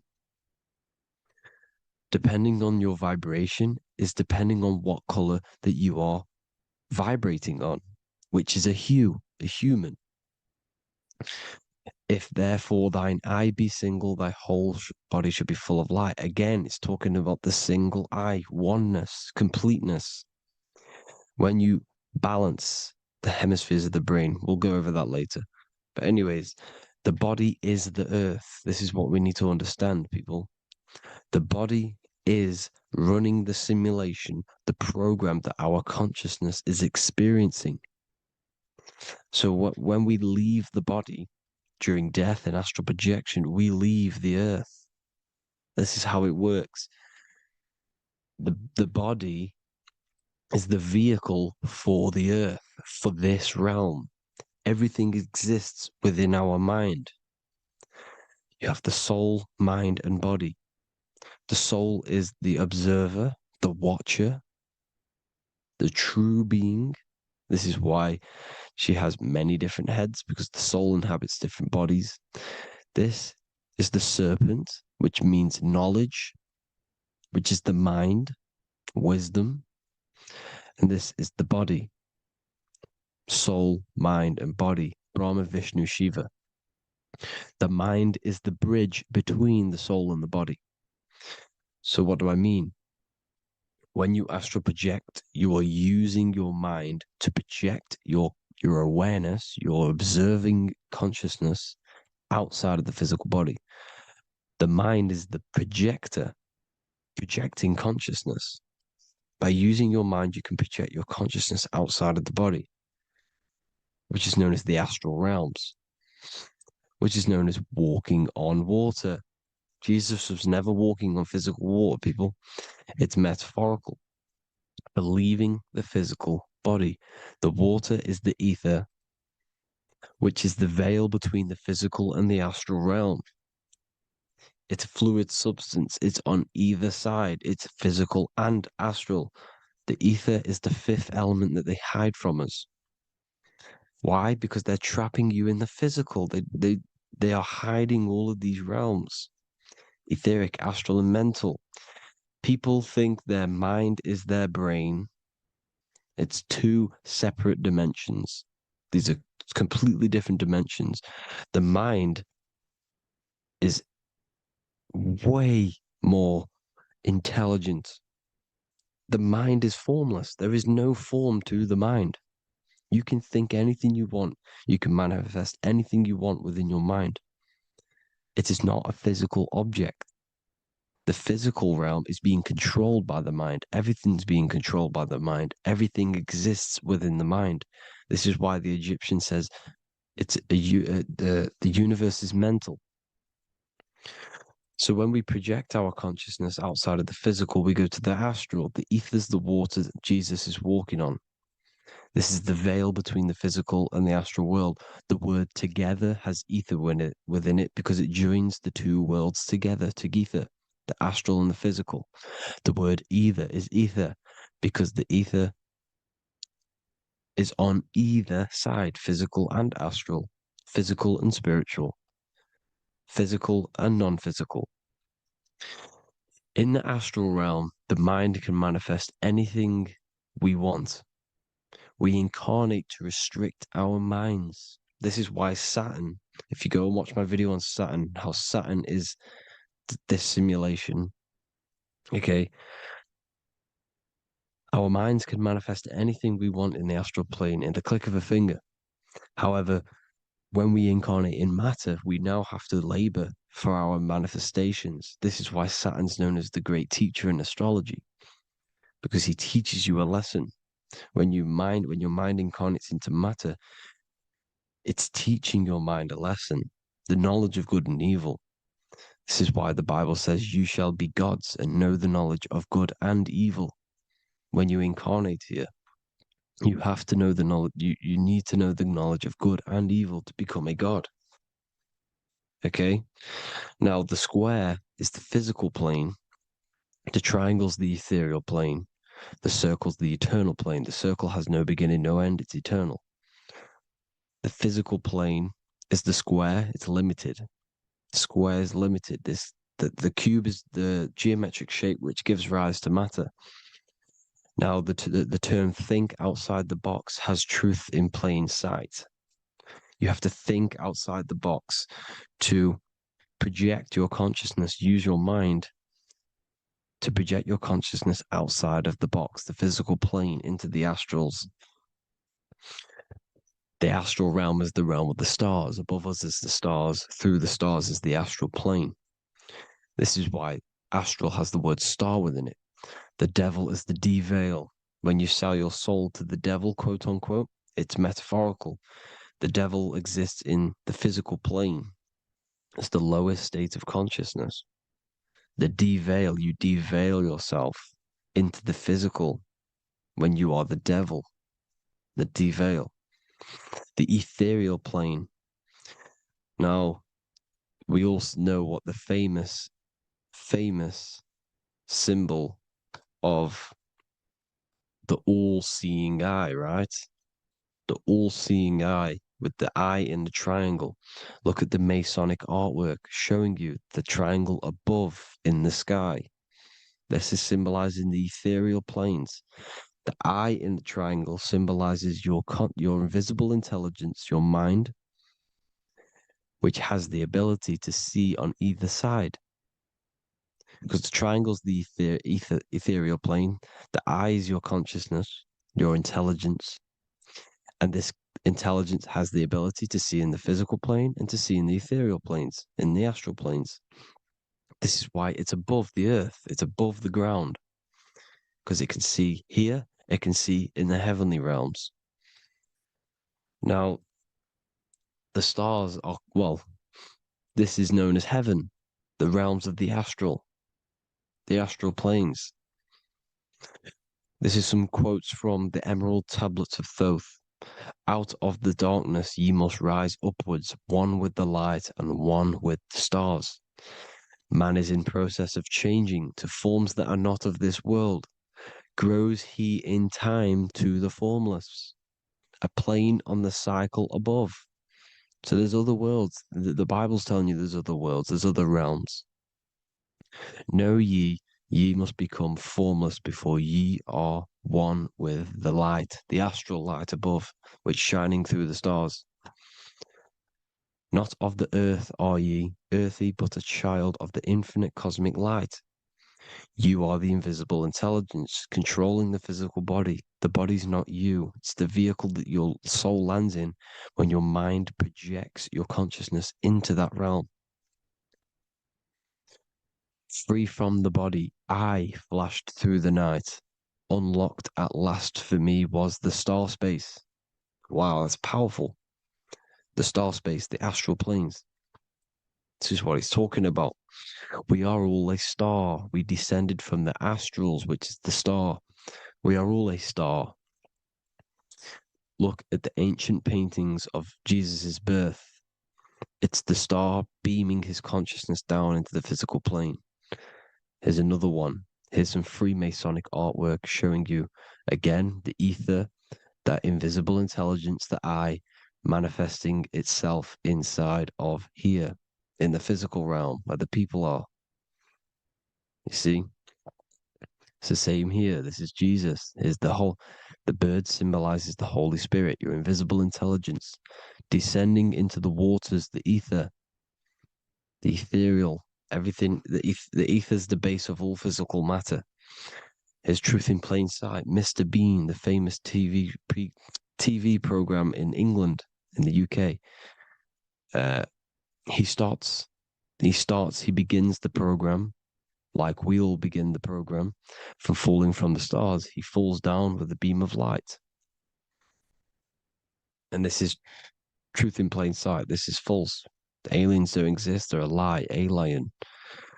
But this symbolizes the star beaming our consciousness. And when we die, this star will suck us back up.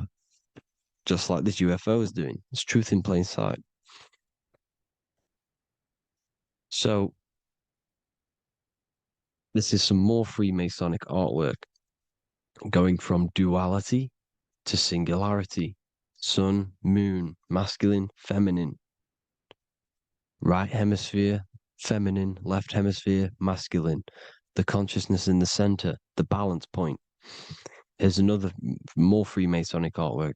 The two pillars, left and right hemispheres, and the invisible intelligence between the left and right hemispheres, the light of the body. This is why light's coming off it. Because it's light, it's pure light. The blazing star. The stairs go from the checkered board, the duality, up to oneness, in between the sun and the moon, the masculine and the feminine. This is symbolizing going into oneness. What did the Emerald Tablet say? You've got to become one with the stars, one with the one with the self. Balancing the two hemispheres so that you can gain, because when the two hemispheres are balanced, you can gain a more deeper connection with your invisible intelligence. Same with the chakras. When the chakras, the 7 seals in the Bible, these are 7 seals because when you conquer the 7 chakras, when you balance the 7 chakras, you then gain a more deeper connection with your internal self because your mind is not filled, it's not being ran, it's not being dominated by these 7 deadly sins, the 7 seals, the 7 chakras. These are 7 energy centers which are concealing our true form. Balance makes us have a stronger connection with our true cosmic intelligence. Heaven is even. This is why Jesus is pointing at the heart. The even point is the heart. You got to balance the chakras and live from the heart because the heart is the earth. You're in good and evil. The body manifests the lower and the higher self. The higher self is in the higher parts of the body. Wisdom, intuition, expression. The lower self is in the lower parts of the body. Sex, food, and power. This is how they are trapping your soul, people. Like I said, the mind is the bridge between the soul and the body. So by tricking the mind, not giving it the right knowledge, and keeping the mind stuck in the lower 3 centers, thinking about power, food, and sex, this is low vibrating energy. It's going to keep your mind addicted to the physical realms. Okay? This is why you need to go even, balance, heaven. Okay? I will explain the soul trap in a second, how it fully works. But I'm telling you all the science behind it so you can understand. When you are doomed, you are domed. This is the dome, the firmament, the firmament, the mind. Ment is mind, firm is firm. A firmament is doomed under the firmament. You must have a loose mind, an open mind to expand your consciousness beyond the stars, beyond the ethereal barrier. You have to vibrate higher than this world. Your consciousness must be expanded more than the physical plane. You need to learn how to astral project. You need to learn how to leave the body, how to operate outside of the body, so that you, when you do leave the body, you will have recognition. You'll have knowledge. You'll have practice. But this is as above, so below. The woman's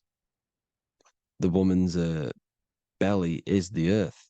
It's as above, so below. It's a microcosm of the macrocosm. We are the children in the womb.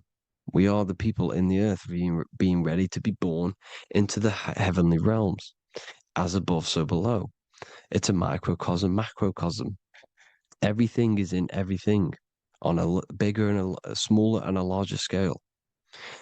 Now, when the baby figures out that there is a world beyond its mother, what happens? The baby starts to move around and tries to get out of the mother. Because once it starts to hear the external world, starts to hear people, it's going to wonder, what's outside of why am I in here? What's outside? So the baby will force its way out of the mother. It's the same with our minds, as above, so below. When our minds figure out that there are other realms beyond this world, we will seek a way out. This is the womb, the mother earth, mother nature. It's the mother. We're in the womb. We can be born out of this world, which is being born again in the Bible. When you are doomed, you are domed under the dome, under the firmament, the firm mind. The firm mind will keep you under the firmament. Due to the law of polarity, there has to be other realms. There has to be. Because the law of polarity works in this world, and it will work on every scale possible. It's universal laws. These are universal laws. The law of polarity means that there are other realms polarizing this realm. There is a hell, there is a heaven. There is a midpoint, which is Midgard, which is the one we are in now. Earth, heart. Earth is the heart. Heart is the center, good and bad. The balance between good and bad. Your reality is your level of realization. Your mind realizes other worlds, you will seek a way to them worlds. It's that simple. The soul trap is to keep you stuck in this physical body, which is the earth. This body is the earth. It's running the program, like I said at the beginning. It's running the simulation that your consciousness is experiencing.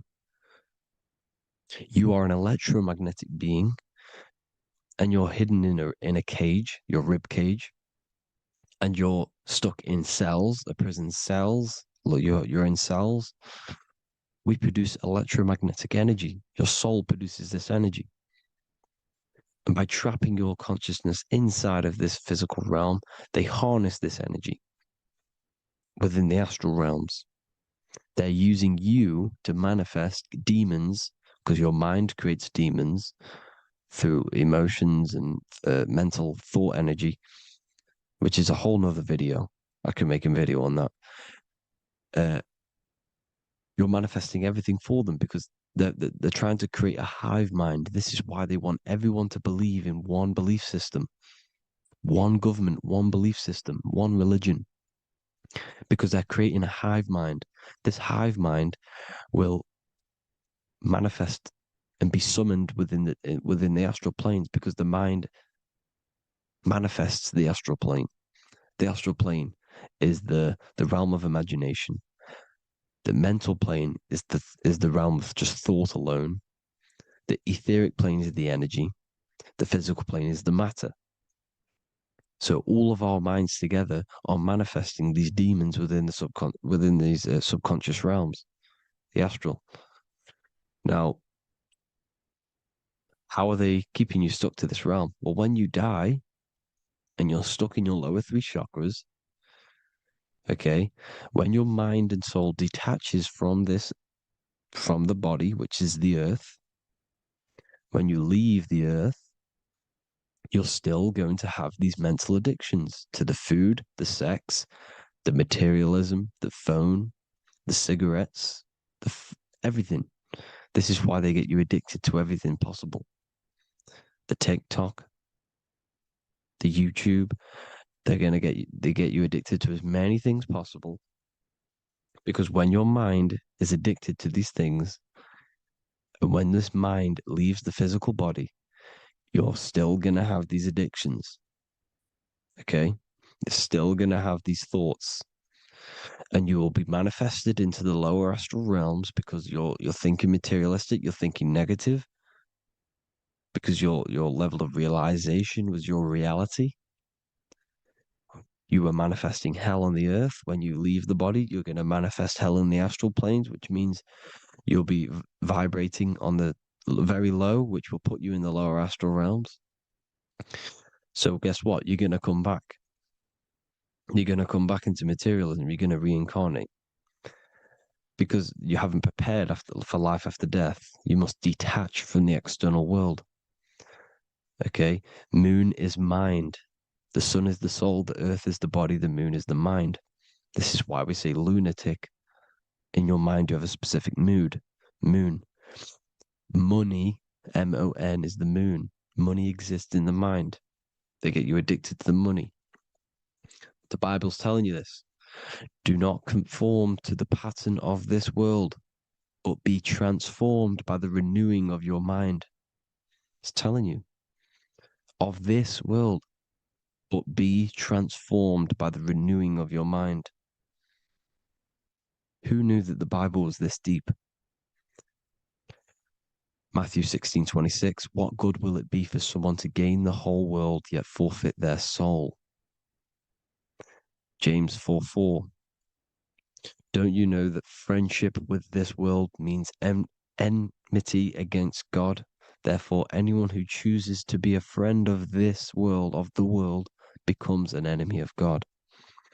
John 4:4, dear children, are from God and have overcome them, because the one who is in you is greater than the one who is in the world. It's talking about the invisible intelligence. It's greater than the physical world. John 2:15, do not love this world, nor the things it offers you, because this world will create you to, if your mind has attachments to what this world offers, sex, money, and power, pretty much, you will reincarnate here. You will come back here, because when you leave the body, your mind will still have these addictions. Do not love the world, nor the things it has to offer you. All of this is in my newly published book. The paperback versions are now available. Finally, for all the people who have been waiting, the Book of Wisdom. All of this knowledge is inside of the Book of Wisdom. The paperbacks are available. There's worldwide shipping. You can get it anywhere, pretty much, any country. My new website, it's amazing. There's going to be some amazing products coming on the new website. But I thank you all for the support. Before I leave, I need to explain what is going on with the soul trap. Like I said at the beginning, the mind's the bridge between the soul and the body. The body's the realm. By tricking your mind with false knowledge, they are keeping your soul stuck to this realm. They get you addicted to all the physical things, and that is it. As soon as you're addicted and you die, you're going to come back. So by tricking your mind, which is the bridge between the realms, they keep your mind stuck within this body. They keep you in physicality. They deveil you, the devil, the deveil. Thank you all for the support, people. If you do want to join the Academy, all the links will be posted below this video for the book, The Academy. Thank you all for the support and have an amazing day.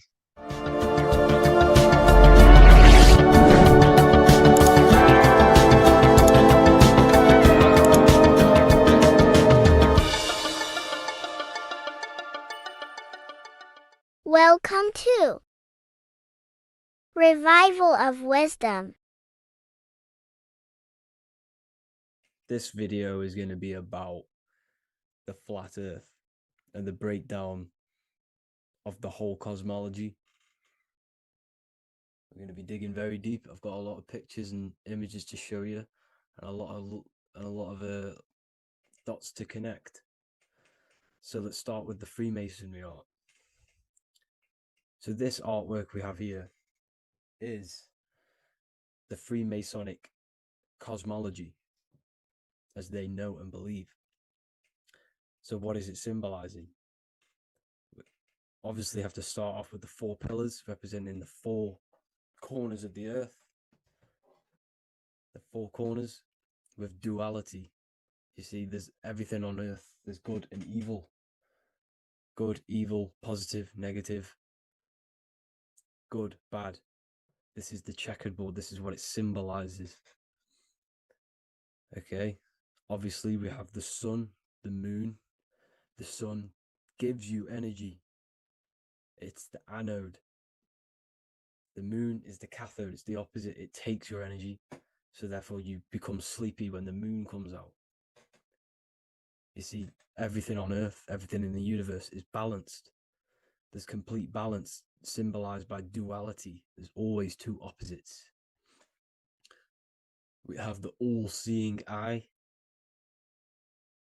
and obviously 7 stars representing the 7 planets, but not planets as in we know planets. They're not physical spinning balls of gas.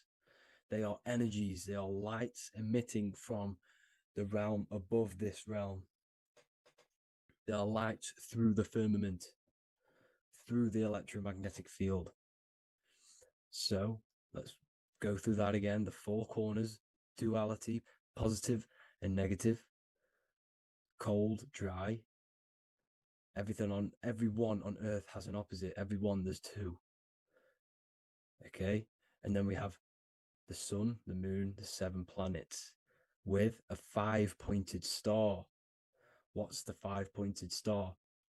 Of course, it's the 5 elements: spirit, water, earth, fire, and air. Okay, that's what the 5-pointed star is symbolizing, the 5 elements of Earth.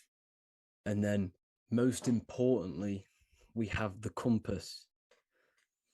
The compass is very, very important, hence why it's in the center. The compass is symbolizing many, many things. And one of the most important things, but we'll get into that after.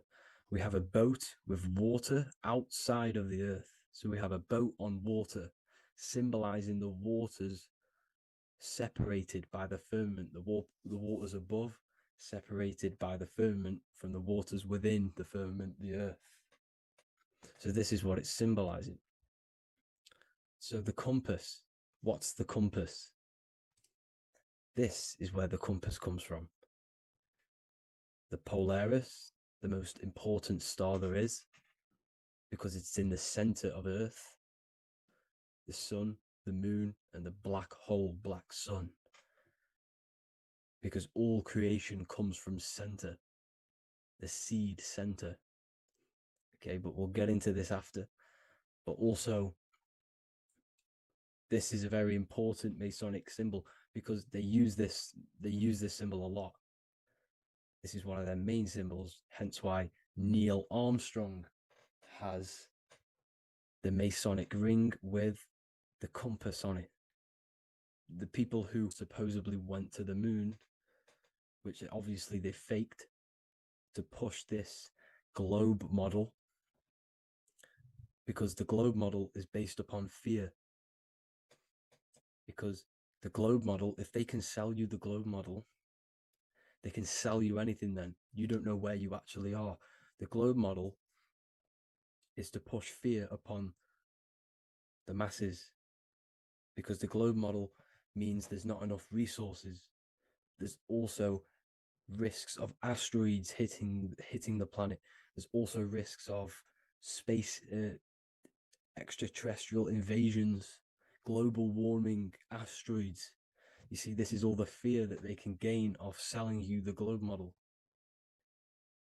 Okay, because they don't want you to know that this is an intelligent design. And also, they're hiding God, the creator, the source. This is why they are satanic. They are opposites. They are lefty, Lucifer, right, righteous, godly. Hence why they do the symbolism on their eyes. 666. This is another famous, famous astrologer, astronaut. This is another famous astronaut doing 666, showing that he's in the alliance of the occult. But even look at their 10th anniversary stamps. They have a Masonic compass on there. Also, the Order Out of Chaos. Order Out of Chaos, double-headed eagle. Okay, the Order Out of Chaos ring, which they wear. So all of these astronauts are in the occult. They are lying to you. They are in with this order, this Masonic New World Order, whatever you want to call it. So let's break this compass down a lot more. Because as I showed you here, the center, okay, this is what the compass is symbolizing.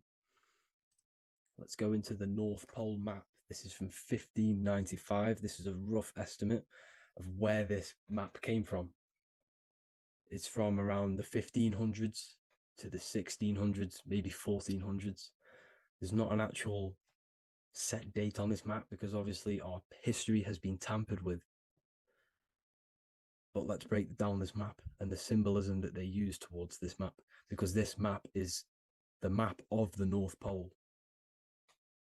Okay, so in the center, we have the black rock symbolizing the tower,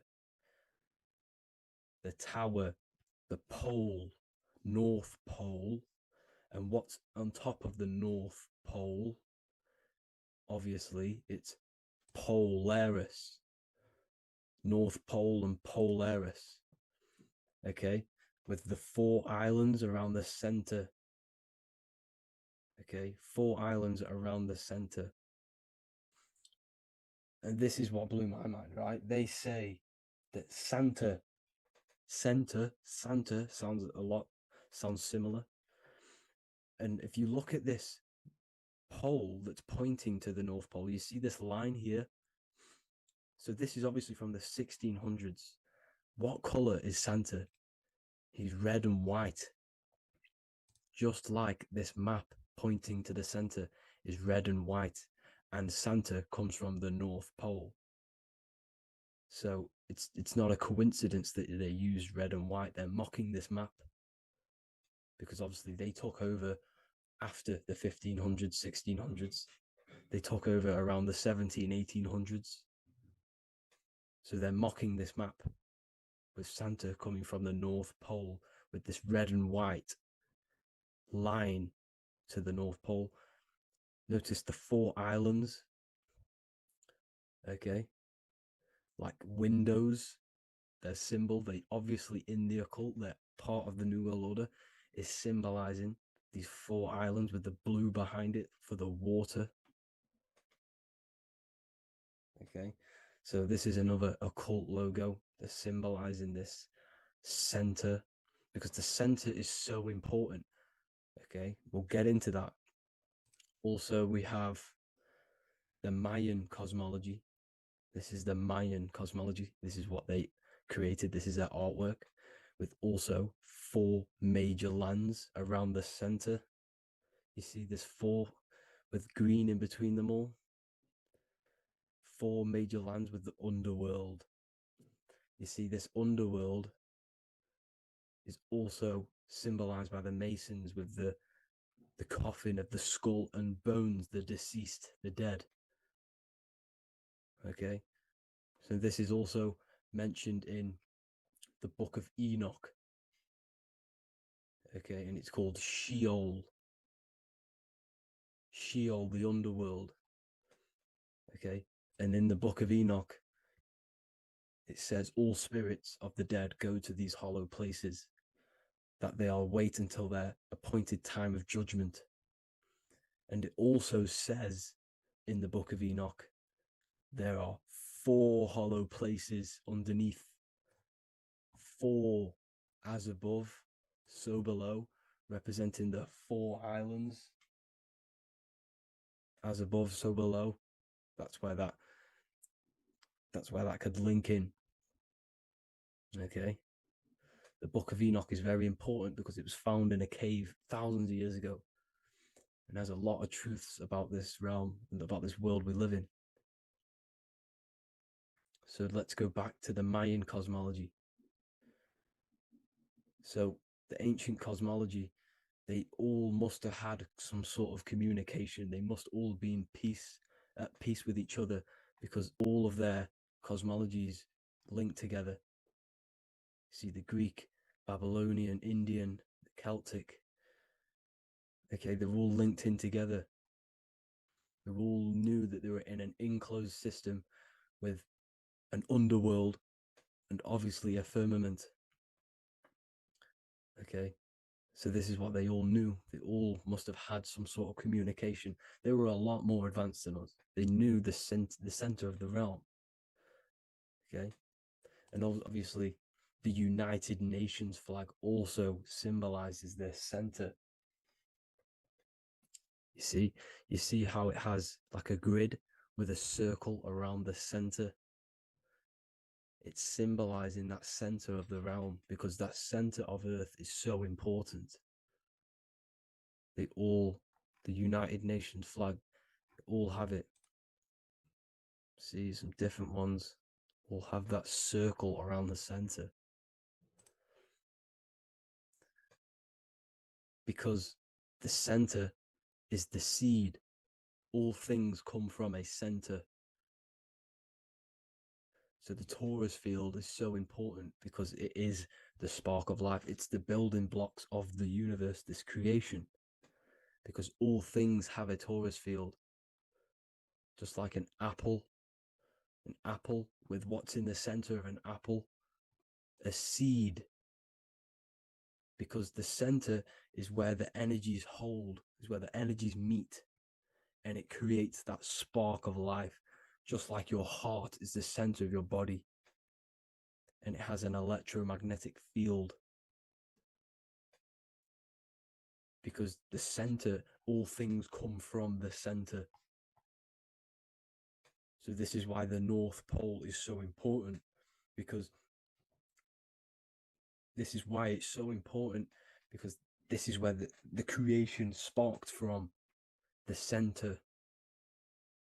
This is where the most electromagnetic energy is stored. So this is why the northern lights come from the center. It's electromagnetic energy. This is what the northern lights are. It's being emitted from this black hole in the center. Okay? And obviously what else is on the center? Polaris. Polaris is the center star. Okay? So the center star is what sits on top of this North Pole, Polaris, because it's a pole of electromagnetic energy, symbolized as a black rock, a black hole, pole. You see, because all creation comes from void. Light is born from darkness. Without light, darkness can't be born from light. You see, but light can be born from darkness. This is why darkness is so important. And this is why there's a black hole in the center of our realm, like the black sun. The black sun. The Polaris star, the North Star. You see, so this is this North Pole, Polaris. This is what they're talking about. And this is why compasses are an 8-pointed star. Because Polaris is symbolized as an 8-pointed star. This is where a compass will point you to. It will point you to that center. So notice how a compass has this black hole in the middle. You see? And it will point you to this meeting point. The north. Because in the center is the center of the torus field of the earth. This is where the most electromagnetic energy is. You see, everything gets sucked into the black hole. Okay, this whole reality is being projected from that center point, just like your eyes suck in light. It's a black hole. Your eyes suck in the light of this light being emitted from this center place, this electromagnetic energy at the center, which is the seed of everything, of everyone. You see, just like an apple has the seed in the center in darkness, because in the center of the apple, it's dark. It's black. It's pitch black. But that's where the seeds are. That's where the life is. But Polaris is so important because it's that center star which lines up. It is the pole, it's the top of the pole of the torus field. So Polaris would be here at the very, very top. And this is where the compasses point you to. And this is why the star of Ishtar, the 8-pointed star of the Sumerians, also talked about this 8-pointed star, and it's called the Star of Ishtar. Okay, and who is Ishtar? Ishtar is the goddess Okay, so she's not a male, she's a female, because every creation is brought through a female, a womb. Every single human on earth is brought through the womb, the sacred feminine energy. And the womb is pure darkness. There's no light in a womb, just like the center of our realm. It's a black hole. Okay, and guess what? She's the god of fertility and sexuality. She is responsible for all life. Okay, so the star of Ishtar is the star of Polaris, which is symbolizing the responsibility for all life, the center of our realm, the black sun, the black hole. Okay, so this is what that god of Ishtar of the Sumerians is talking about, the goddess, the womb, the seed of creation. So this would be the portal, more than likely the portal in and out of our realm, because it's the top of the Taurus field. And what's above this realm is the heavens. So this is where you get sucked in from the heavens. Your soul gets sucked in and brought onto this plane of existence called Earth. These are some space NASA symbols. Look how much Polaris symbolism there is. And notice how it's at the center. You see this circle? This is like a half circle. And at the center is an 8-pointed star of Ishtar. It's the same thing. It's Polaris. It's at the center. And notice on some of these, look, this one is a bear holding the key and an arrow pointing to the Polaris star, so that they hold the key to Polaris. And another one with like a demon holding a key to the what? Polaris on top of him. Also an eagle, which is a Masonic symbol. The eagle holding a key on top of the center. You see, and notice how there's an arrow going up to the Polaris and an arrow down, as above, so below, to Earth. So you can go out of Earth and into Earth through Polaris, and the eagle holds the key. You see? The eagle holds the key, just like this. This demon dragon holds the key to Polaris. And look at this one, Earth, with an arrow up to Polaris, an 8-pointed star. So Polaris is more than likely that portal which the Anunnaki used, the Sumerian gods used, because the Anunnaki symbol is also an 8-pointed star. Okay, and like I said, that center is the seed of creation. The center is the black hole. Okay, just like your pineal gland is at the center of your brain. The pineal gland is at the center of your brain, and that's what connects you to that spirit realm, to the source. That's it for this video, guys. Thank you all for tuning in. I hope you all learned something today. Please leave a like, a comment, and please subscribe to the channel for more content. God bless you all. Greetings everyone, it's Revival of Wisdom. I facilitate human enlightenment through occult and esoteric teachings.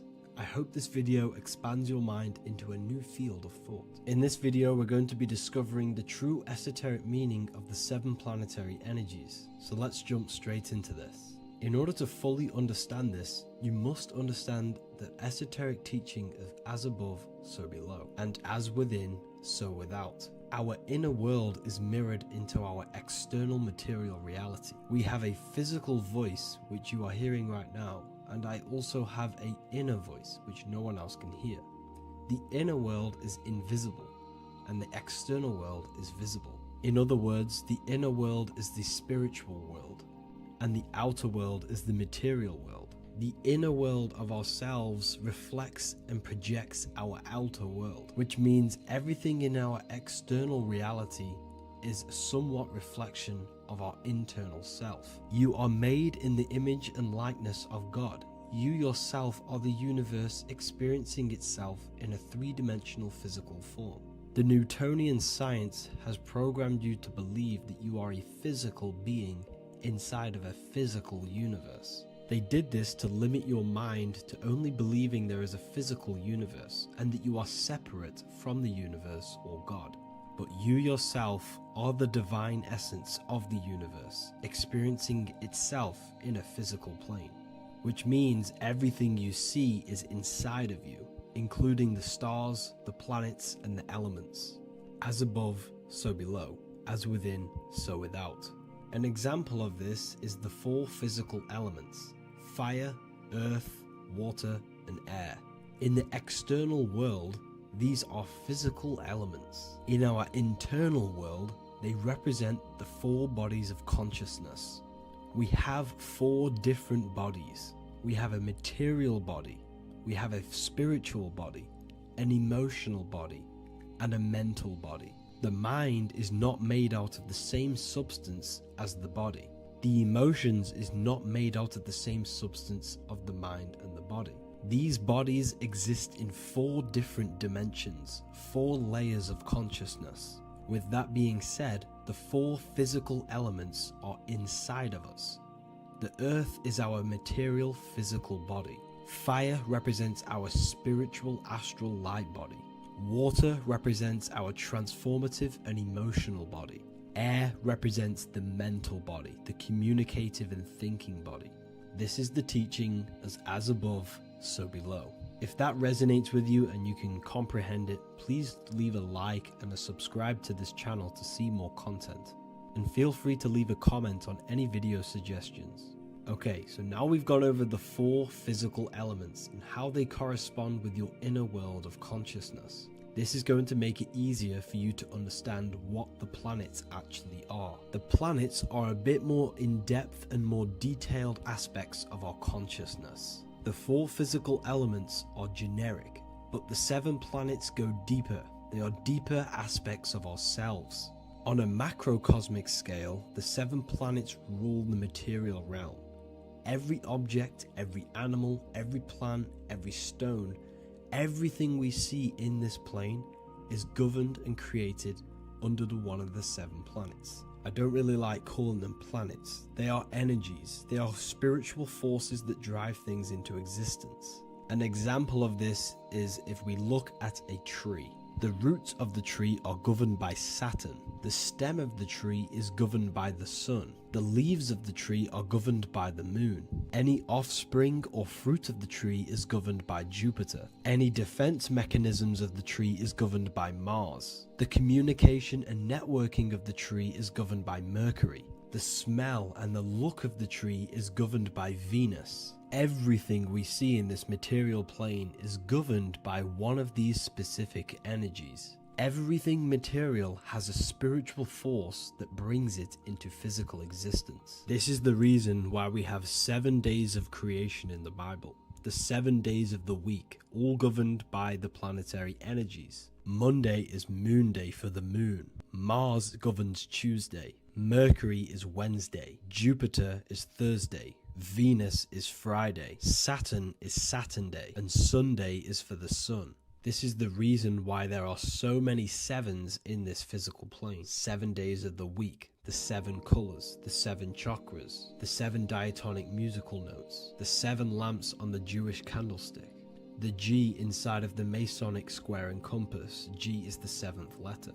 Now let's go a little bit deeper into every planetary energy. Saturn in the external material plane governs the foundational and enduring aspects of existence, such as roots of plants, the bones of our body, and even the insects that dwell beneath the ground. Saturn represents the dull, hard, and unyielding forces of life, symbolizing structure, limitation, and conditioning. Under Saturn's influence, things become rigid, bound by restrictions and boundaries. This is the reason why Saturn is known as Father Time, because Saturn rules anything that is a restriction and a limitation, which is time. The whole of this material plane is governed by time. You will be born and you will die. This explains why there is so much Saturn symbology in this material plane. Saturn is one of the most important planetary energies. You are a spiritual being in a physical body. Your light, your consciousness is bound to the physical body until you learn how to escape the physical body. The body is a limitation for our infinite minds and spiritual bodies. Our infinite mind is stuck in this material body, governed by Saturn's limitation of time, matter, and space. Now let's dive into what Saturn means to our consciousness within our internal world. We've gone over what Saturn means in the external world. What does it mean to our consciousness? Internally, Saturn embodies the conditioning within our consciousness. When the Saturnian aspect of our consciousness dominates, we become overly rigid, fixated, and restricted in our thinking and actions. For example, Saturn's influence is strongly felt in today's world, where many people's minds are confined to societal norms and conditioned responses. Saturn is the aspect of our consciousness, our minds, such as limiting belief systems and limiting thoughts and emotions. This is the negative thought that you can't get rid of, that's holding you back. This is a Saturn aspect of our consciousness. However, this is not a negative thing. The Saturnian aspect of our consciousness is a great teacher, guiding us through difficult life lessons that ultimately lead us to growth and expansion. Saturn's energy allows us to experience and overcome fears and limitations so our minds can expand into new fields of thought, into new life. Although Saturn's energy is harsh and often challenging, it helps us develop resilience, discipline, and wisdom. However, in the modern day, this Saturnian energy has overpowered the minds of the masses, fostering excessive rigidity and limitation. This is why we see so much Saturn symbolism. It's literally everywhere because our minds are being dominated by the Saturnian limiting aspect of our consciousness. Now, let's move on to the moon. The moon, or lunar energy, in the external material macrocosm plane governs the elements of water, influencing the natural cycles such as the ocean tides, which rise and fall in harmony with the moon's phases. Beyond water, the moon also guides instinctual behaviors such as animal migrations. Birds, insects, and other creatures rely on the moon's subtle energies to navigate their journeys. For example, dung beetles use polarization patterns in the moonlight to orient themselves and travel safely home. The moon creates the months. M-O-N is moon. There are 28-day cycles, and this 28-day cycle of the moon is reflected in the woman's body, known as the menstrual cycle. The moon is a feminine energy, governing the feminine elements such as water and the feminine cycles of the body. The moon is the womb. This is why eggs have the same color as the moon, because eggs are ruled by the moon's energy. Now that's the external world. The internal world, the moon symbolizes the emotion aspect of our consciousness. It represents the subconscious mind, the seat of intuition and psychic abilities. Just like in the external world, things are born out of the moon, such as eggs and the womb. The subconscious mind acts as a womb for our conscious mind. Our deep subconscious emotions and programs are born into light into the conscious mind and controls the conscious mind. The moon represents our hidden psyche, our shadow self. Now let's go on to the sun. The sun represents the life force. In the material external world, the sun is ruling over pretty much all life. The sun gives life to all things. Without the sun, animals could not exist, the human body could not work, and plants would not grow. The sun is the life force. It's the soul of the world. Now, in our internal world of consciousness, the sun represents our passion, our drive, our conscious mind. The aspect of our internal world that wants to drive things and give life to physical manifestation. Now we go on to Mars energy. Mars is well known for being the god of war. Mars energy manifests into the material plane through anything that seeks to protect or defend itself. For example, the holly tree. The holly tree leaves are very sharp and they defend itself. Anything that is protective in the material world has Mars energy and is governed by this specific aspect of consciousness. For example, any predators or animals such as hedgehogs with spines on their backs for protection. Mars represents all things that is driven by conflict, aggression and defense. Now internally, inside of our inner world, Mars symbolizes the aspect of our consciousness that is focused on self-preservation and protection. Mars governs our ego, the instinctual urges of anger or maintaining reputation. Mars is not evil.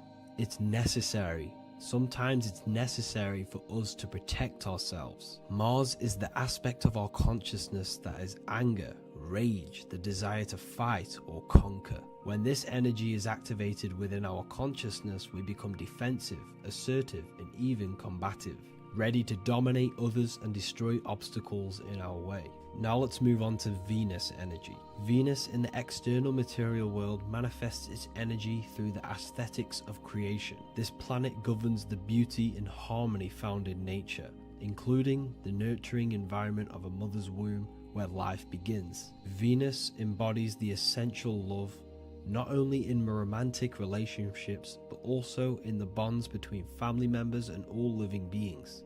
Venus represents relationships. We have relationships between plants, animals. They all depend on each other to give life. Plants provide food and medicine, while living creatures contribute to their own growth and pollination. Internally, Venus represents the aspect of our consciousness that yearns for relationships and connections with others. This is an aspect of our consciousness that encourages to care for our physical appearance and embracing beauty. Aesthetics play a role in our interactions and self-expression. This is why there is a beauty brand called Venus. Now let's move to Jupiter energy. Jupiter in the material plane manifests its energy as forces of fortune, abundance, and wealth. This energy manifests itself as plants, as fruits that we can consume and eat in abundance. Anything that is nourishing and cultivated by the earth for humanity and animals. Jupiter embodies the giving energy that provides for and sustains life, fostering growth and ensuring that resources are available to all. Its influence is seen in the natural cycles of abundance, where fruits must grow and ripen before they are enjoyed, symbolizing the importance of effort and patience. Internally, in our spiritual world, Jupiter represents the aspects of our consciousness that yearns for abundance and seeks growth in various aspects of our lives, including wealth, knowledge, and personal development of the mind, spirit, and the soul. This is the aspect of our consciousness that wants to gain wealth, that wants to gain expansion and abundance in our lives. However, when Jupiter's energy dominates our consciousness excessively, it can lead to feelings of stinginess and greed. It represents material possession. The last planet is Mercury. Mercury in the external world governs the vital elements such as seeds, air, communication, education, and electricity.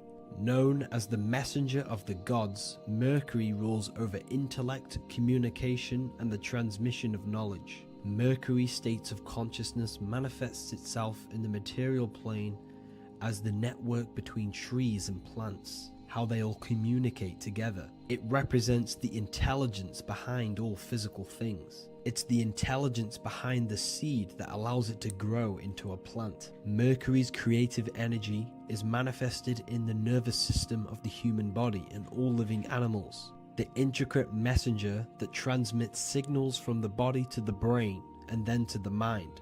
This intelligence within us allows us to facilitate thought and movement. Internally, in our spiritual aspects of consciousness, Mercury is the state of consciousness that seeks knowledge, understanding, and intellectual growth and expansion.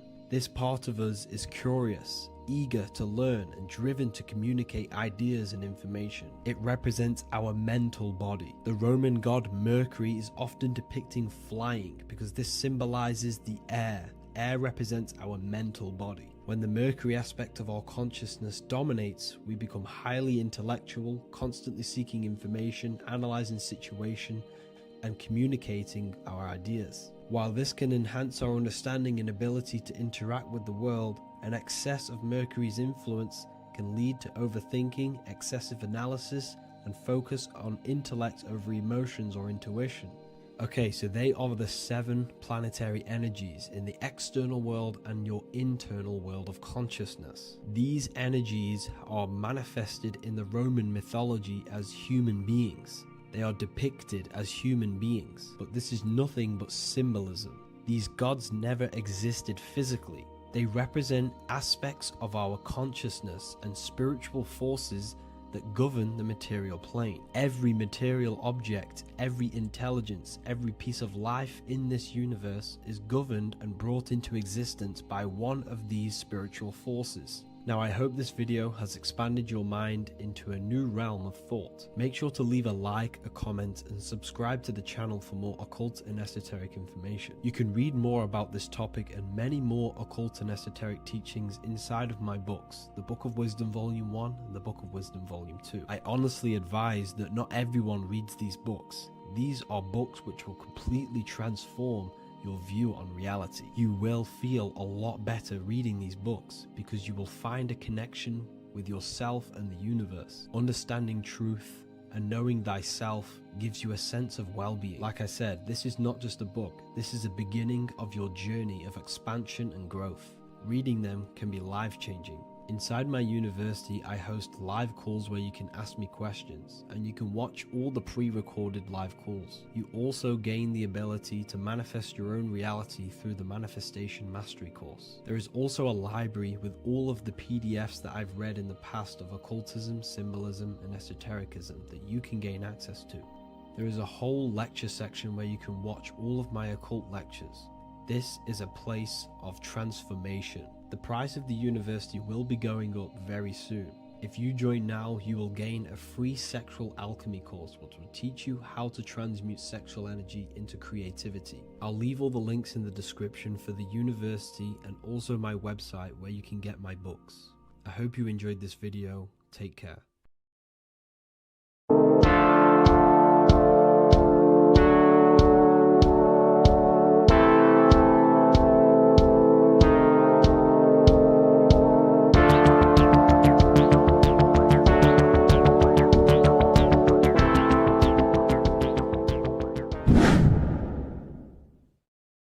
Welcome back, people. We're back with another video.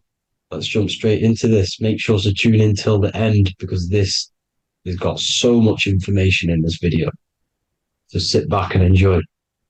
So everything's Taurus fields. The Earth's a Taurus field. Everything's Taurus, which is electromagnetic field, electric and magnetic. The center of the Taurus field is where the two opposing forces meet in the center. And this is what creates the plane of inertia, the dielectric plane of inertia. Okay? You got red shift, blue shift, positive, negative, south and north pole, right? This is what the ancients were showing with the tree of life. As you can see here, this is the plane of inertia and this is the Taurus field. Everything consists of this. Everything is a Taurus field. A atom is a Taurus field. Okay, now the inertia is the 0 point. So this plane is a 0 point. It's the balance between two poles. Okay, now this creates matter because matter is two opposing forces in motion equalize. So these two forces coming together is what creates matter on this physical plane. And this is why we can't see the electromagnetic field, because it consists of one of the elements, which is either electric or magnetic, but when they combine together, it's what creates this physical plane, which is physical matter, which is light in motion. Now, everything is one. Don't get confused by duality. Duality is two opposing forces, but them two opposing forces are created by the same substance. It's two aspects of the same substance. So, for example, water and ice are the same thing. You know what I'm trying to say? But it's two aspects of the same substance because all is one. The whole universe is one. All goes back to the one, which is God, the creator, or magnetism, whatever you want to call it. Because magnetism pulsates. Electricity has two poles, red shift, blue shift. Okay. So red shift, blue shift is electricity, and electricity vibrates. And all vibration always comes back to a standstill point. But magnetism is what pulsates. This is why your heart pulses. You breathe, which is a pulse. This is the breath of the universe, magnetism. Now, this is why the earth is green, okay? Earth can be spelled heart. If you just move the H to the beginning, it spells heart, okay? Because the heart is the center of the torus field, which is the heart chakra for us humans, okay? We consist of the same field, as you already know. Heart being the center, which is green, which is the center of the seven colors. The center of the seven colors. This is the most powerful chakra in your body. People think it's the crown chakra, but it's the heart chakra because it's the center of the torus field. You must align them all and combine them all into one, which is the heart chakra. Now, earth is green. Nature's green. Okay, this is because we live on heart chakra, the plane of inertia. It's the center of the torus field. Okay, and this is what the Egyptians called Isis, which is nature. Nature is balanced, and nature is female, Mother Nature, because it looks after us with the fruit it grows with abundance and the water. It's a female energy, Mother Nature, and this is the symbolism of an equal, balanced arms. This is the scales, it's balanced. Mother Nature is balanced. This is why the sky is blue, because what comes after the heart chakra? Blue. Sky is blue. We live in Midgard. This is what the ancients called Midgard. You don't have to take this tree literally. It's a metaphor.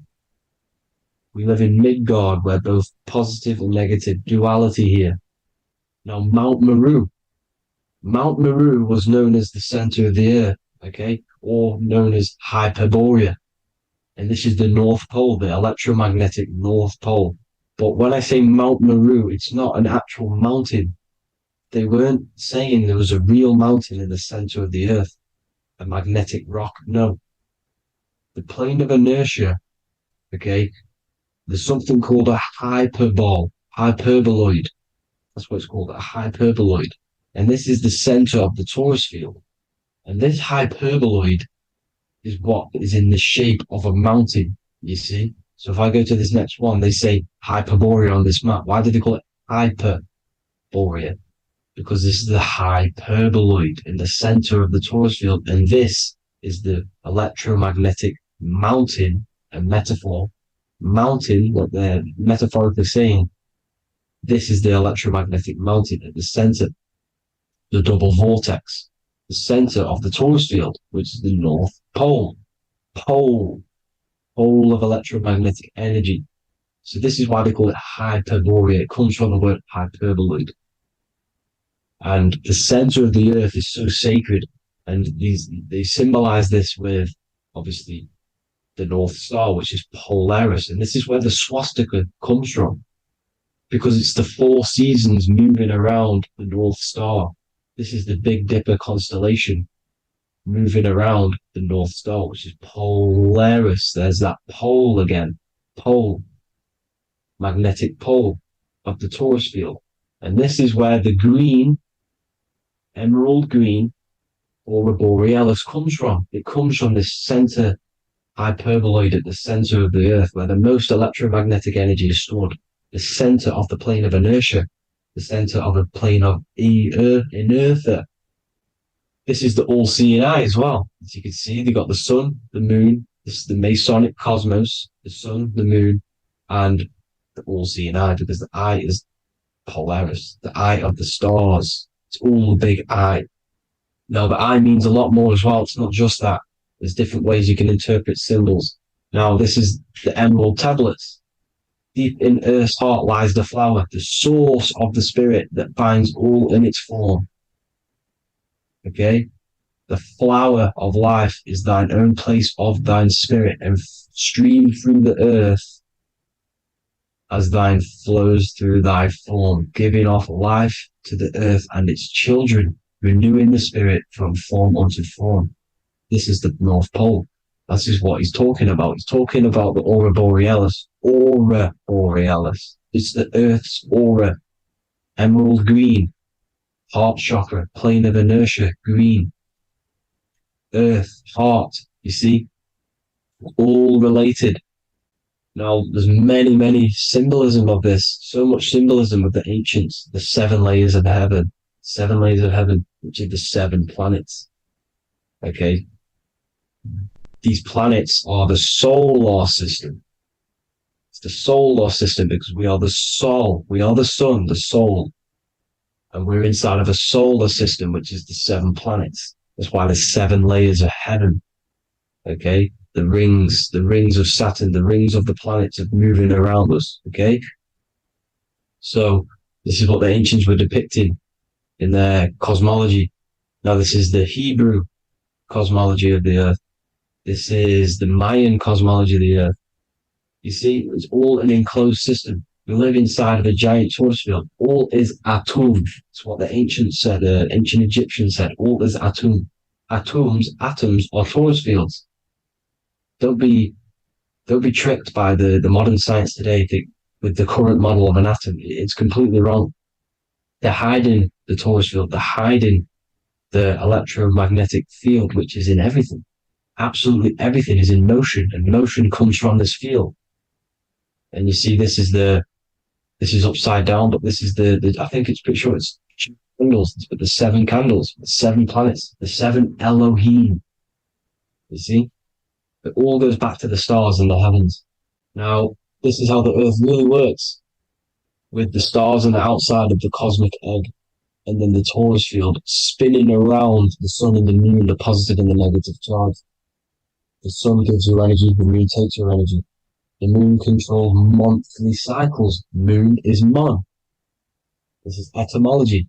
Mon, month, money, demon, monster.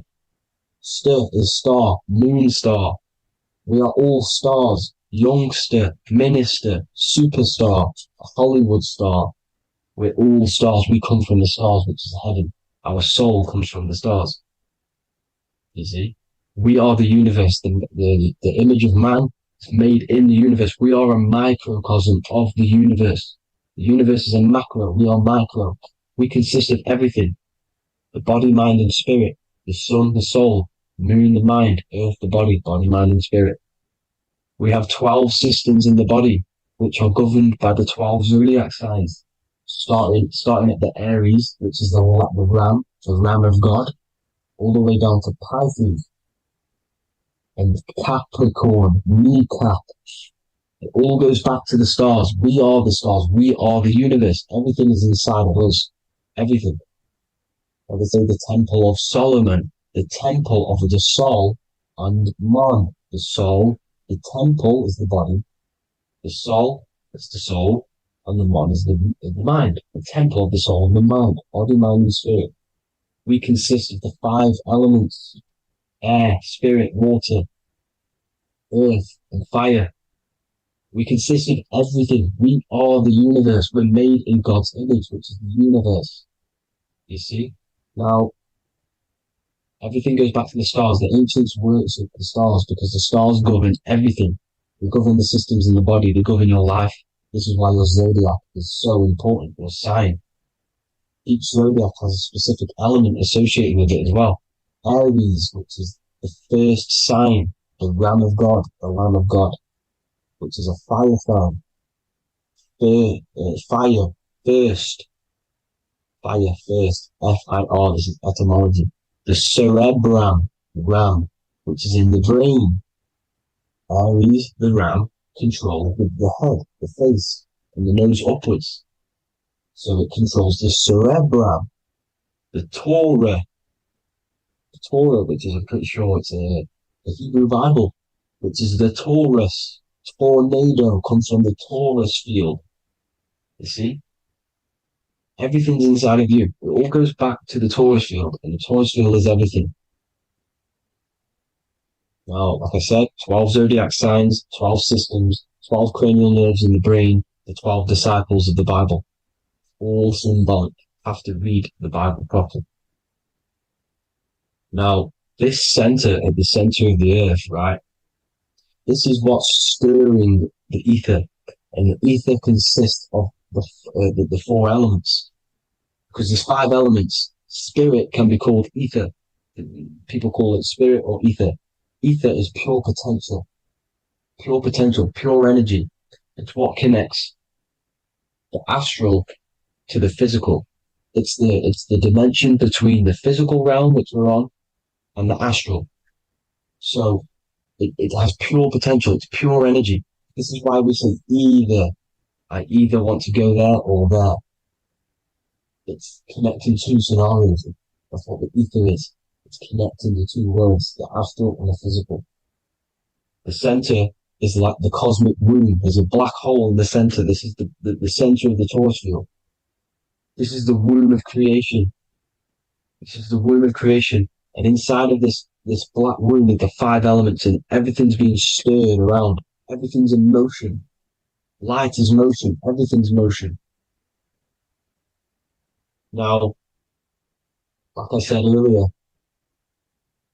light crystallizes into physical matter. They are the same substance. Spirit and matter are the same substance, but different variations, different aspects of the same substance. Low vibrational spirit turns into matter. High vibrational matter turns into spirit. Or light, whatever you want to call it. Matter is light crystallized. This is where we get the 7 metals from. The planets. The planets are light. Specific frequencies and vibration of light. When these lights, or the planets, materialize, material metals, materialize, they turn into the 7 metals. Saturn turns into lead. That's why lead is red. Saturn is red. The sun turns into gold. That's why the gold is yellow and the sun is yellow. You see, Saturn is the time god. What happens in autumn? The leaves turn red and they die. This is why Satan, time god, the reaper, everything is crystallized till it's death and then reborn again. You see, rust. When things rust, it turns to red. Because it's Saturn. Saturn crystallizes everything. He's the reaper who comes around in winter. You see? He's Satan. Jesus and Satan, the sun and Saturn. They say we live in a solar system. The solar system. I think I've already just broke this down. The 7 planets are the 7 chakras. Everyone already knows this. But I'm going through it anyway. But this is where we get the 7 planets from. And the 7 metals. You see, all the ancients knew it was an enclosed electromagnetic system. It's not a spinning ball in the middle of space, people. They want you to believe this so you get stuck in this material world. Because if you believe everything's material, you can never affect this plane effectively. You can never create your life effectively. You don't understand the planes of existence. Because the mental plane is a higher plane. And it breaks down and it controls the planes below it. The mental plane, hold on, I've got it here for you. The mental, the astral, etheric, and physical. Etheric connects the physical to the astral, but the mental is what's above them all. You see? Now, it's important to understand this. It's important. However, the ancients always talked about the enclosed system. Only NASA, which is introduced around the Roman times, not NASA, but the globe Earth was introduced around the Roman times. Okay? by these Masons. These Masons introduced this because they wanted to take over the minds of the masses and control them. These people worship the physical realm. They know how it works. They know the ins and outs of it. They know how to do the magic. They know how to do it all. They understand it all. That's why Masonry have to take the oath of not speaking. You're not allowed to speak about anything you learn about in Masonry because they're discovering the truth about your mind and how it creates reality and stuff like that. So this is the Masonic cosmology, the 5-pointed star, the 5 elements, the checkerboard for duality, positive and negative, the 2 aspects of every substance. This is another ancient painting depicting the firmament, the stars inside the firmament, the sun. You see, the ancients worshipped the sun because it's so important for sustaining our life. It's the only reason we're alive is because of the sun. But then people think it gives you cancer today. They brainwash you to think the sun gives you cancer when it's the #1 source of all life. They want you to believe it's a big, spinning, dangerous ball in space. It's not. It's here to give us life. It's God's son. That's why Jesus is known as God's son. It is the Son of God. God created that to sustain us. You see? So it's important you understand the true cosmology of where you are, because if you don't know where you are depleted of all of your morals. You're depleted. You're demoralized. You're lost. You don't know where you are. You don't know where you exist. Okay? Once you accept the globe model, the heliocentric model, you will subconsciously think that you come from nothing. This is why they implemented the evolution theory just after the globe model was introduced by Charles Darwin. Charles Darwin came in after the globe model. He's a Mason. He was another Freemason, and implemented evolution where we came from monkeys because they want you thinking less of yourself so they can manipulate your mind. You see? They want to manipulate your mind, and they have done since you got here. Since you came through that portal, you were manipulated from that day to believe this, believe that. The true cosmology, the truth will set you free. You will understand things better. You will feel better in yourself when you know the sun is here for you. You'll feel better in yourself that you know that you didn't come from a monkey. You were created as a human, a manifester, a creator. You're so intelligent. Your mind is amazing. You can manipulate matter, mind over matter. See? Thank you all people for tuning in. Tap in with yourself. Love yourself. Find the truth. Spread the truth. Everything's energy.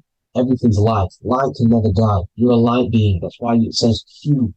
Q man. Q is light in Hebrew or Latin. Either one of the two. You are light. You're a light being. You never die. Ever, ever, ever die. Ever. Stop thinking you're going to die. This body will die because it contains electricity. And electricity always goes back to a standstill point because of vibration. Electricity vibrates. You are pure light. You will never ever die. Thank you all people. God bless. Make sure to like, subscribe and share.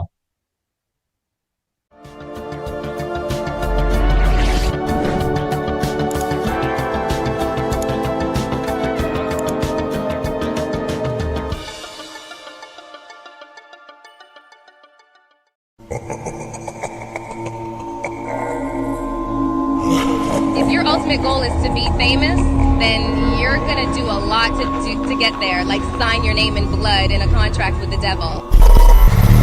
That's how I got introduced to the music industry. I swear I wanted to be like the Amy Grant of music. Yeah. But it didn't work out, and so I sold my soul to the devil. Well, needless to say, sold my soul. Alright, y'all. I'm finna sell my soul. I'ma hit y'all when I'm through. I'm gonna be rich as hell, alright? My soul, little bro, man. You trying to sell your soul, man. Look.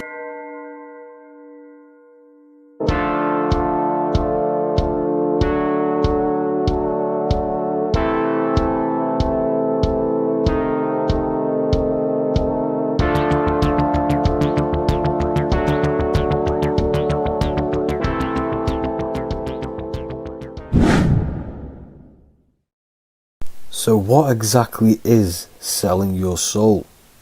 In order to understand this to its full potential, you have to understand the spirit world and the occult world which our eyes cannot visibly see.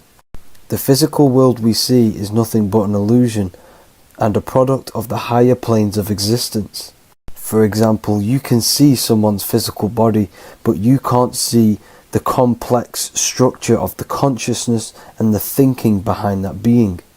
With that being said, there are forces and entities not attached to physical bodies, which they exist on the astral and etheric plane behind the physical plane. Now there are numerous videos and music with artists talking about this. For example, I sold my soul to the devil and the price was cheap. Why do you still do it? Why are you still out here? Well, it goes back to the destiny thing. I mean, I made a bargain with it, a long time ago, and I'm holding up my hand. What was your bargain? To get where I am now. Should I ask who you made the bargain with? with the chief commander. On this earth? And on this earth, and then in a world we can't see.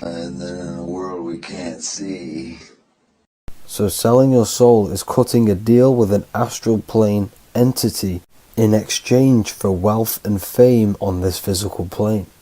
This is classed as black magic because you are bending reality against your intuition. Now, making deals with entities beyond the physical plane, you always have to give something in exchange. When it comes with demonic entities, it always involves some sort of sacrifice, bloodshed, or humiliation. Now, there are countless of rappers who someone close to them have died just before their career takes off to the next level.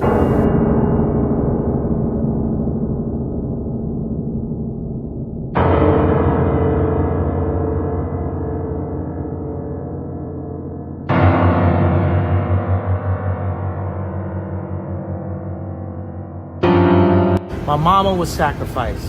Me too. You understand? Yeah. Appreciate Michael Jordan, what about him? His daddy, right? Bill Cosby, his son, right? Dr. Dre, his son. Out in Hollywood, a lot of people come up missing. So these rappers and celebrities do have to do sacrifice rituals in order to take their career to the next level. Tough flight, I've been growing up, it's a ritual. So the occult side of this reality is heavily connected with the music industry and the elites. This is why they are all connected to Freemasonry.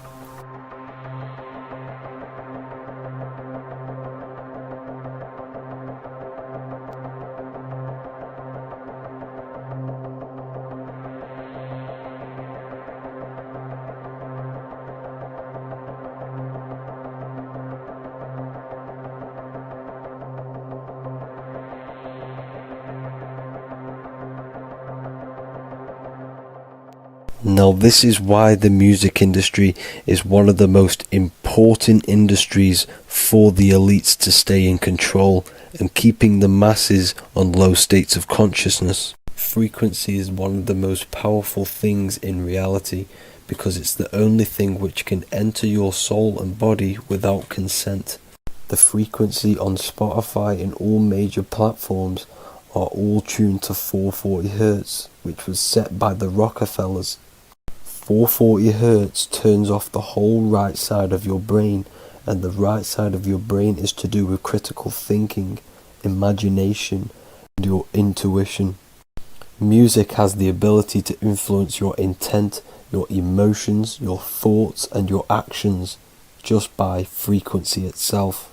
By controlling the music the celebrities put out and the things they talk about, they're actually molding society because of the celebrities' huge amount of influence over the younger generation and cultures within society. This is why the music industry is mainly talking about sex, guns, violence, and hating other people. These are all very low vibrational acts and things to do which destroys humanity and societies, keeping us all conquered and divided in order for them to stay in power.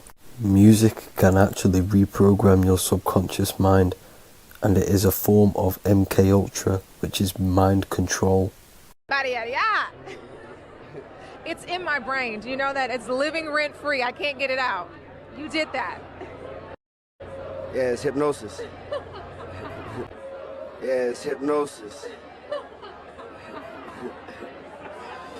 You're so awesome and dope. You do need to be very careful with what you're listening to and what frequency it's playing at, because all of this has an effect on your electromagnetic field and your state of consciousness. Now let's go back to selling your soul. When these rappers and celebrities sell their soul, they now gain eternal life on this physical plane. When you do sell your soul, you are allowed to live forever. And these people that are called youngins, rookies, new booties, like I was, had no idea that these people still live. They will prey, haunt, kidnap, anything to stay on top. This is their world. They have nothing but time, is what they believe. Now this explains why there's so much Saturn worship, because Saturn is the father time. He's the god of time and crystallization in the physical realm. If you want more information on that, go to my previous video. Now here is ASAP Rocky standing inside of a pentagram, but notice the way he's standing, it's an inverted pentagram. The pentagram is associated with magic, however, the upright pentagram is the 5 elements with spirit on the top. It's either called spirit or ether. It's at the top because it rules the other 4 elements, because it's the baseline of reality, which is spirit and matter. Spirit is behind the physical reality. However, when it comes to black magic, they invert the pentagram, so spirit is at the bottom because they worship the physical world. This is why the Baphomet is the inverted pentagram. These people are operating off their animal instincts. They do not want anything to do with spirit. These are antichrist. All of these celebrities know full well the effect that what they're doing on the rest of the world. They have sold themselves out, and the elites use them as puppets to push this new world order and mold society in the way they want it. This is why all the celebrities are linked to Freemasonry, because in Freemasonry you have to take the oath of silence, where you can't speak on anything that they learn inside of Freemasonry. This is the symbol of silence.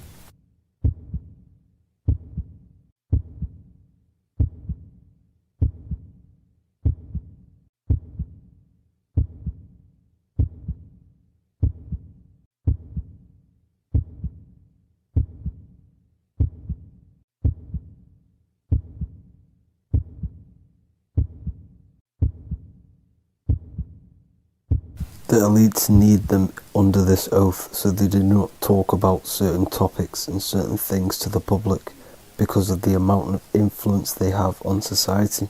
Now, even the name Hollywood is an occult term, because back in the ancient days when they used to create wands, they used to create them out of Hollywood, out of the holly tree, because each wood has certain attributes and virtues when it comes to magic.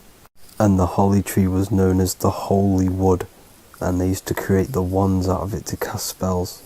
And Hollywood are still casting magic to this day through the films and through the music to the masses. That's it for this video, people. Hope you enjoyed. Please like and comment and subscribe. Peace and much love.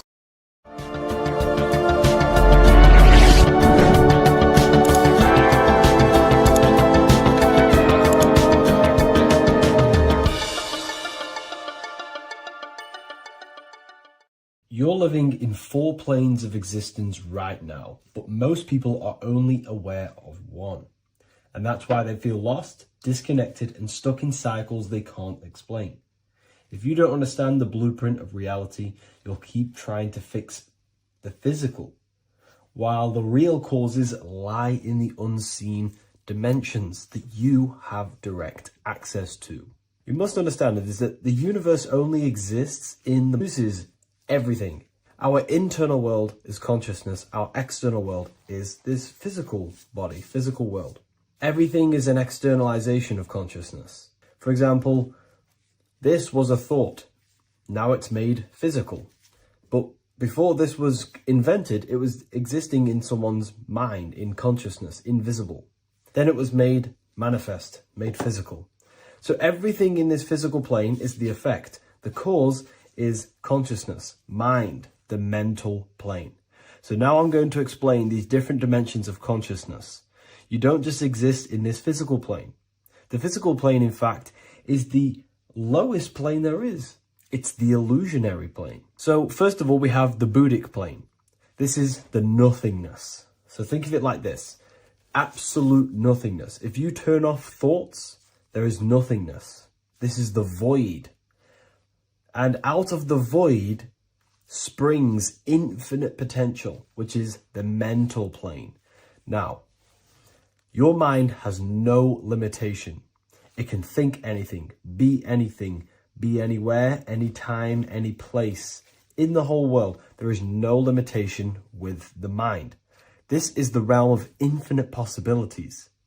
This is the realm of thought. Thought is a dimension, information and thought.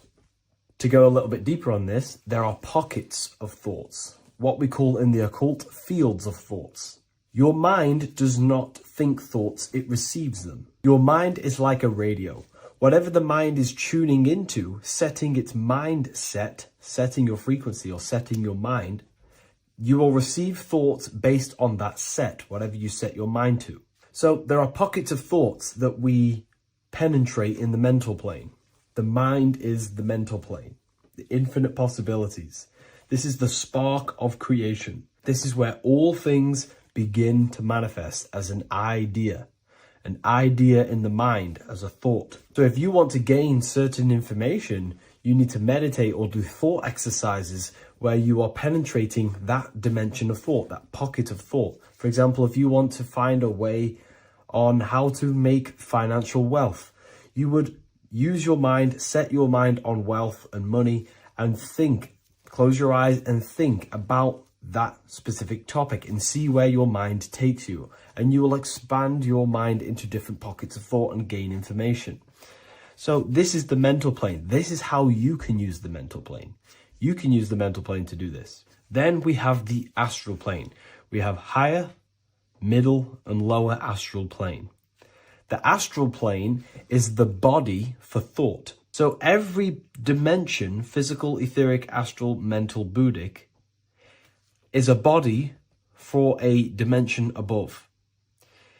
Each dimension below is a product of the dimension above.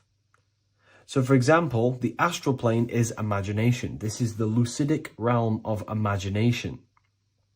This is where thoughts begin to manifest into some sort of form.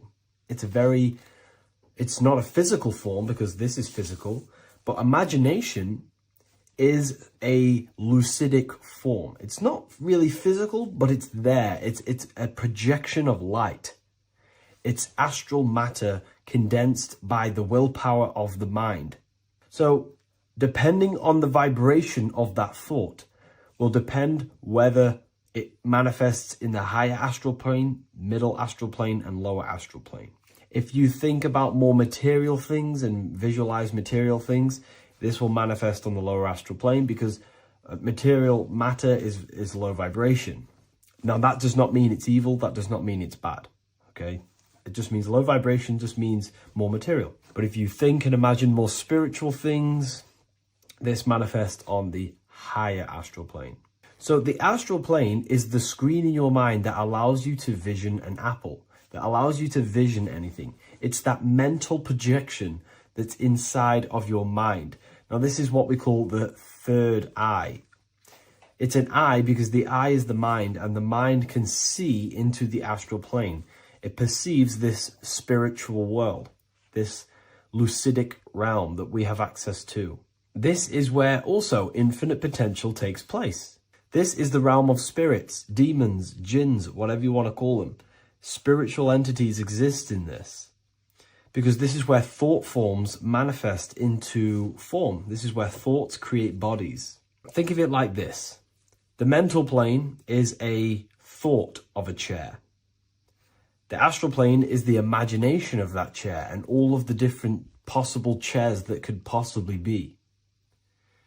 The etheric plane is the energy double of that chair.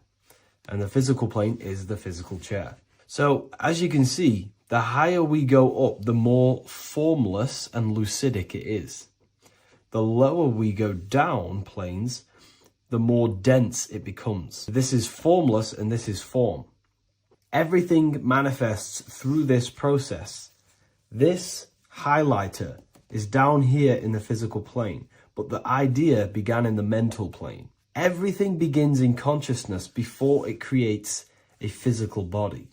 It goes through this process. Therefore, if you want to start to mold and create your own reality and create things in your world, you can use these planes to your advantage. You can use your mind to do mental thinking exercises by closing your eyes and expanding your mind into a different pocket of thought to gain wisdom, gain information, gain downloads.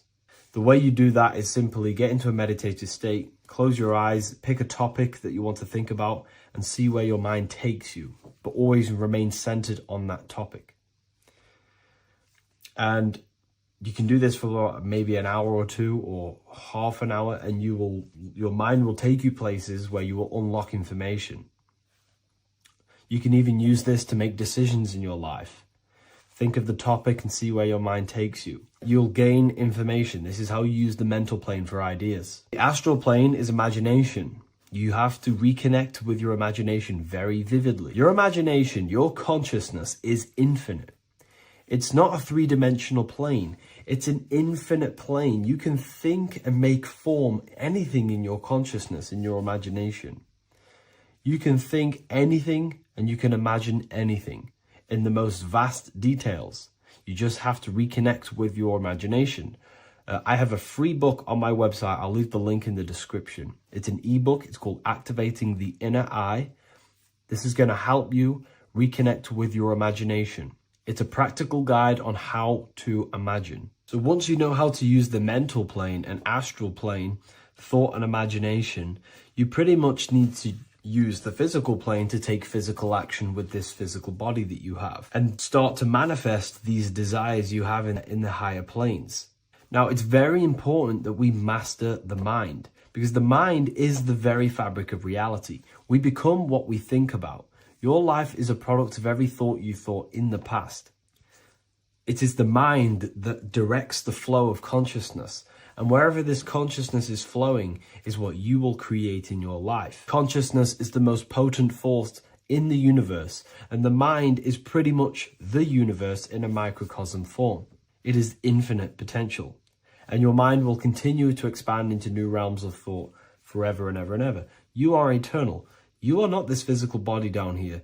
You are consciousness, literally dreaming that you are in this physical body.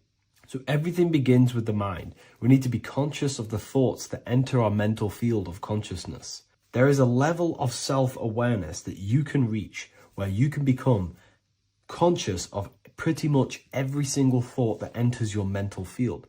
Now, we have over 7,000 thoughts a day. You can gain such mastery over your mind where you can become conscious of every thought you think. And that is when you gain superior power.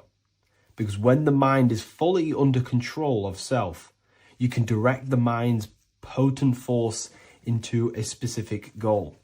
Most people's minds are dualistic. They want something, but their mind is thinking something else. They have limiting belief systems. They have the little voice that comes in and says, you can't do this, you're a failure. That is a fractaled mind. The mind needs to be singular. It needs to be on your team and not an enemy. Do not let your own mind take away your power. Your mind should be on your team, giving you power, giving you the best possible thoughts and the best possible beliefs. When the mind is in this condition and on your team and not taking away your power through the destructive thoughts, it becomes a potent, powerful force used for manifestation to create anything. And the way we get the mind on your team is through constant meditation to learn how to control the mind and turn it on and off. Subconscious reprogramming through visualization, affirmations, cultivating emotions associated with your goal. All these 3 ways we can reprogram the mind slowly over time so that it becomes powerful and becomes on your team and doesn't give you negative contradicting thoughts. When the mind is fully aligned on one thing, it can create massive empires and things in your physical reality. So I hope this video helps, and I'll see you in the next one.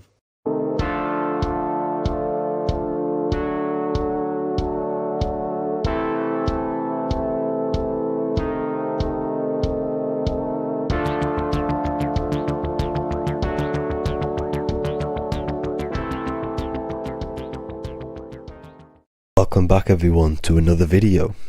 Today we're going to cover everything that you need to know about the mind, starting with the 2 aspects of the mind, the conscious and the subconscious. The male aspect of your mind is the conscious. This is the 10% of your mind. The conscious part of your mind is only aware of everything around you, your vision, your sight, your smell, your taste, your hearing, and your current state of emotion and thought. Every thought that you consciously think about has an emotion directly attached to it. That emotion is then impressed onto the subconscious part of the mind. The subconscious part of the mind is the female aspect of your mind. It is also a whopping 90% of your mind. Subconscious mind is controlling all of the subconscious processes which happen within your body. For example, your subconscious mind is controlling your heartbeat, your digestion of food, and all of the things that you do not have to tell the body to do. It is the hidden part of our mind which is controlling all of the hidden things. The subconscious mind is like a recording supercomputer. Everything that you have experienced in your life is all recorded and stored within the subconscious mind. One of the most important things about your subconscious mind is that it stores your mental programs. Everything in the subconscious mind manifests into behavior and actions within the body. Your daily basis routine and habits are all mental programs within your subconscious mind. These mental programs are created by mainly 2 ways. 1, repetition, and 2, emotional impact. The repetition is fairly simple to understand. The more you do something, the more it impresses onto your subconscious mind and becomes a program. That program will then manifest into your behavior. However, with the emotional programs, they work a bit different. The stronger that you feel an emotion, the stronger it is impressed onto the subconscious mind. And then that emotion becomes a program. For example, you had a very traumatic moment happen when you were a young child. The emotion that you felt was so strong in that moment that it impressed into your subconscious mind so hard that you can recall that moment like it was yesterday. That traumatic event that happened to you when you were young will still manifest into your daily basis behavior even to this day. However, it manifests subconsciously. For example, if you were in a car crash, you will be wary to enter cars with certain people. All because of that traumatic emotion that you felt and impressed onto your subconscious mind. Another example of the subconscious manifesting into our behavior is posting on Instagram. Most of the time, the reason why you post is because your subconscious mind is seeking gratification. So before you actually do something, question yourself and find out the root cause of why you are doing this. Another thing that you need to understand about the subconscious mind is that it takes everything you say and hear literally. So for example, if you go and say, "You are an idiot" to someone, your subconscious mind will only pick up the word idiot. It only knows yourself. It doesn't know anyone else. You are casting a spell on yourself just by saying that to someone else. This is why the golden rule is to treat others like you'd like to be treated. Now, you can rewrite these programs which are already in your subconscious mind. However, it does take consistency. You have to change these programs which have been running for years. And by changing these programs, you change your behavior, because these programs manifest into your behavior. The best way to do this, personally is to listen to affirmations first thing when you wake up in the morning, and do this for 10 minutes every single morning. Then at night time, you want to think and feel that you are becoming the reality that you desire. The more that you feel this reality, the more it will become a program and impress your subconscious mind. For example, you're trying to gain financial freedom. If you trick your subconscious mind into creating a program saying that you are financially free, this will manifest into your behavior. You will start doing more work. You will start looking for ways to make money. Your mind will be set on the frequency of money and financial freedom. Therefore, you will receive thoughts based around this program. If you take enough action, your life will dramatically change because of this program that you created in the mind. This is why we call it a mindset, because your mind is a frequency tuner which sets its frequency onto different thoughts, because thoughts are frequency. If you fill your mind with a specific frequency, you will gain thoughts and ideas based around that frequency. To create a stable mind, you need to master your emotions. You need to change your mindset. Everything that you experience is neutral. Based upon the mindset that you see it, you either give it a positive or negative charge.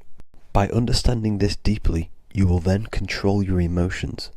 I hope you gained some wisdom and enjoyed this video. Please, if you can, leave a comment and a like, and subscribe to the channel if you like this content. Love and light to you all.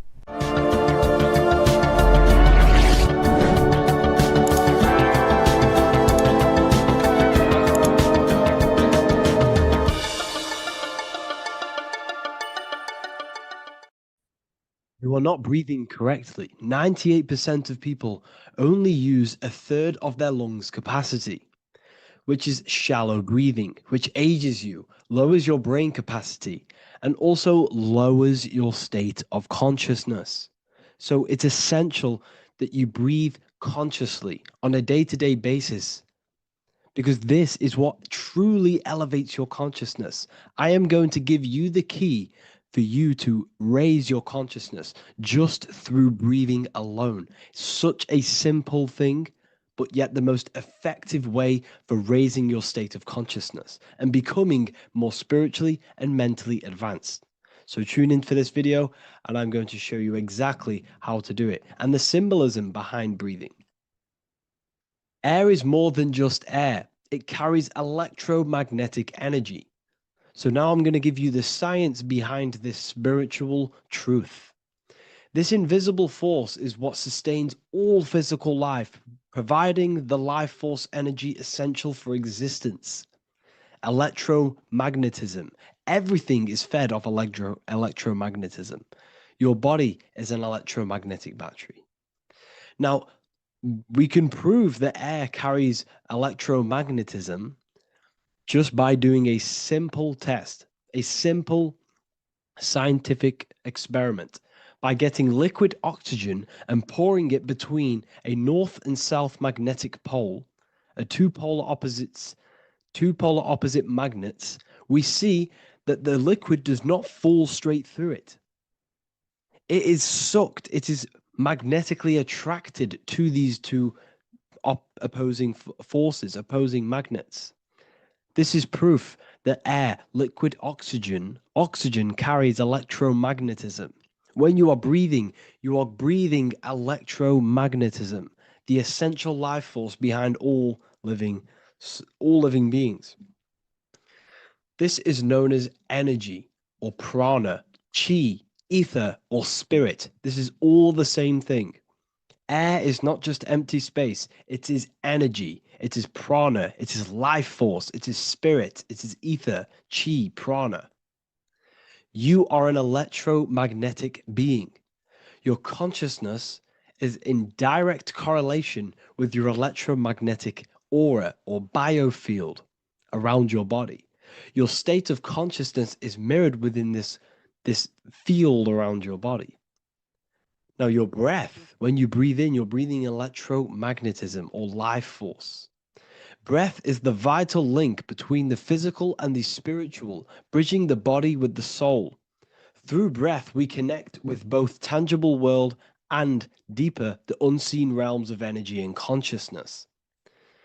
Breathing deeply and properly elevates our consciousness, enhancing the brain's functions, heightening the sensitivity of our five senses. It also brings a profound calmness to the mind, creating a state of clarity and inner peace. Like I said earlier, breathing properly is the fastest way to elevate your consciousness. It is the fastest way because breathing, when you stop breathing, what happens? You lose physical consciousness. Your body will shut down if you do not breathe in this vital electromagnetic energy in the oxygen. If your body does not get this for 5 minutes or however you can last without breathing, this makes you lose physical consciousness. Your body will not survive without this essential life force energy. Therefore, air is one of the most overlooked things. This is why we see the symbolism of Buddha having a big belly. Why does he have a big belly?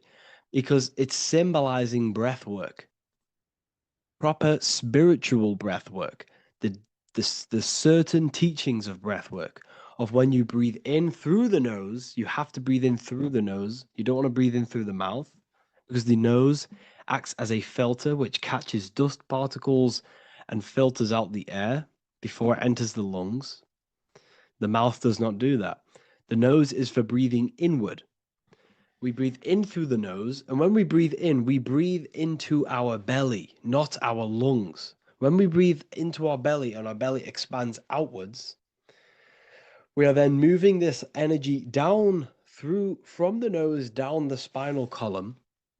And when we breathe back out, the belly goes in, which is raising the energy up the spinal column, back out through the mouth. This is the true way of breathing, because when we breathe, we are moving energy. We are moving electromagnetic energy. When we breathe in through the nose, the energy travels down the spinal column. And when we breathe out, we are raising this energy back up the spine, some of it going out the mouth, and some of it reaching the brain, activating dormant brain cells in the brain. But when we breathe, we need to make sure we are using 100% of our lungs' capacity, because the lungs is what transforms this special energy into consciousness, physical consciousness. So this is why Buddha has a big belly. It's not because he was fat. It's not because he was overweight. It's symbolism. It's symbolism of breath work. So try this. Do this for 2 minutes while you watch this video.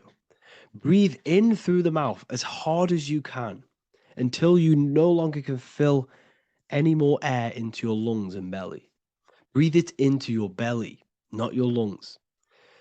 And breathe out through the mouth. Do this for 5 minutes or 2 minutes, however long. I promise you, breath affects your consciousness.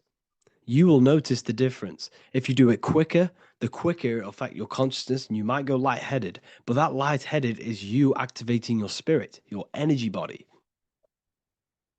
So try this just when watching this video. When you breathe consciously, you are renewing both your energy body and astral body, aligning your consciousness with a higher state. This practice feeds new life force energy into the body, revitalizing and enhancing your overall well-being. Like I said, your brain requires the most amount of oxygen. When we have shallow breathing, this is reducing the brain's capacity. Because when we are not breathing properly, which 98% of people are only using a third of their lungs capacity, we are essentially only using a third of our consciousness, because your breath is directly correlated to your consciousness, your state of consciousness. When you breathe in through the mouth, out through the mouth, out in through the nose, out through the mouth, consciously and deeply for 5 minutes, you will notice that your senses are more powerful and sensitive. Your brain is quicker.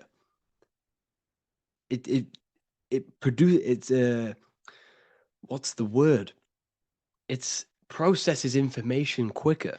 You become quicker. You become a superhuman, and you feel more spiritual because it activates your spirit, your astral and energy body. So when we meditate, it's definitely important to breathe in through the nose and out through the mouth as deeply as possible to align with a higher state of consciousness. And this is the easiest way to separate your consciousness from the body. When you breathe in deeply for long periods of time, while meditating, while taking no thought, when no thought is present and you gain a rhythm of deep breathing, this is the gateway. This is the gateway to opening your consciousness. Because when you stop thinking, other aspects of your consciousness can open up. All of our lives we've been thinking, which is blocked off the higher states of consciousness. So breathing is very, very important. It affects our overall well-being. And this is Yahweh, the in and the out of breathing. When we breathe in, this is Yah. You can hear it. It sounds like Yah.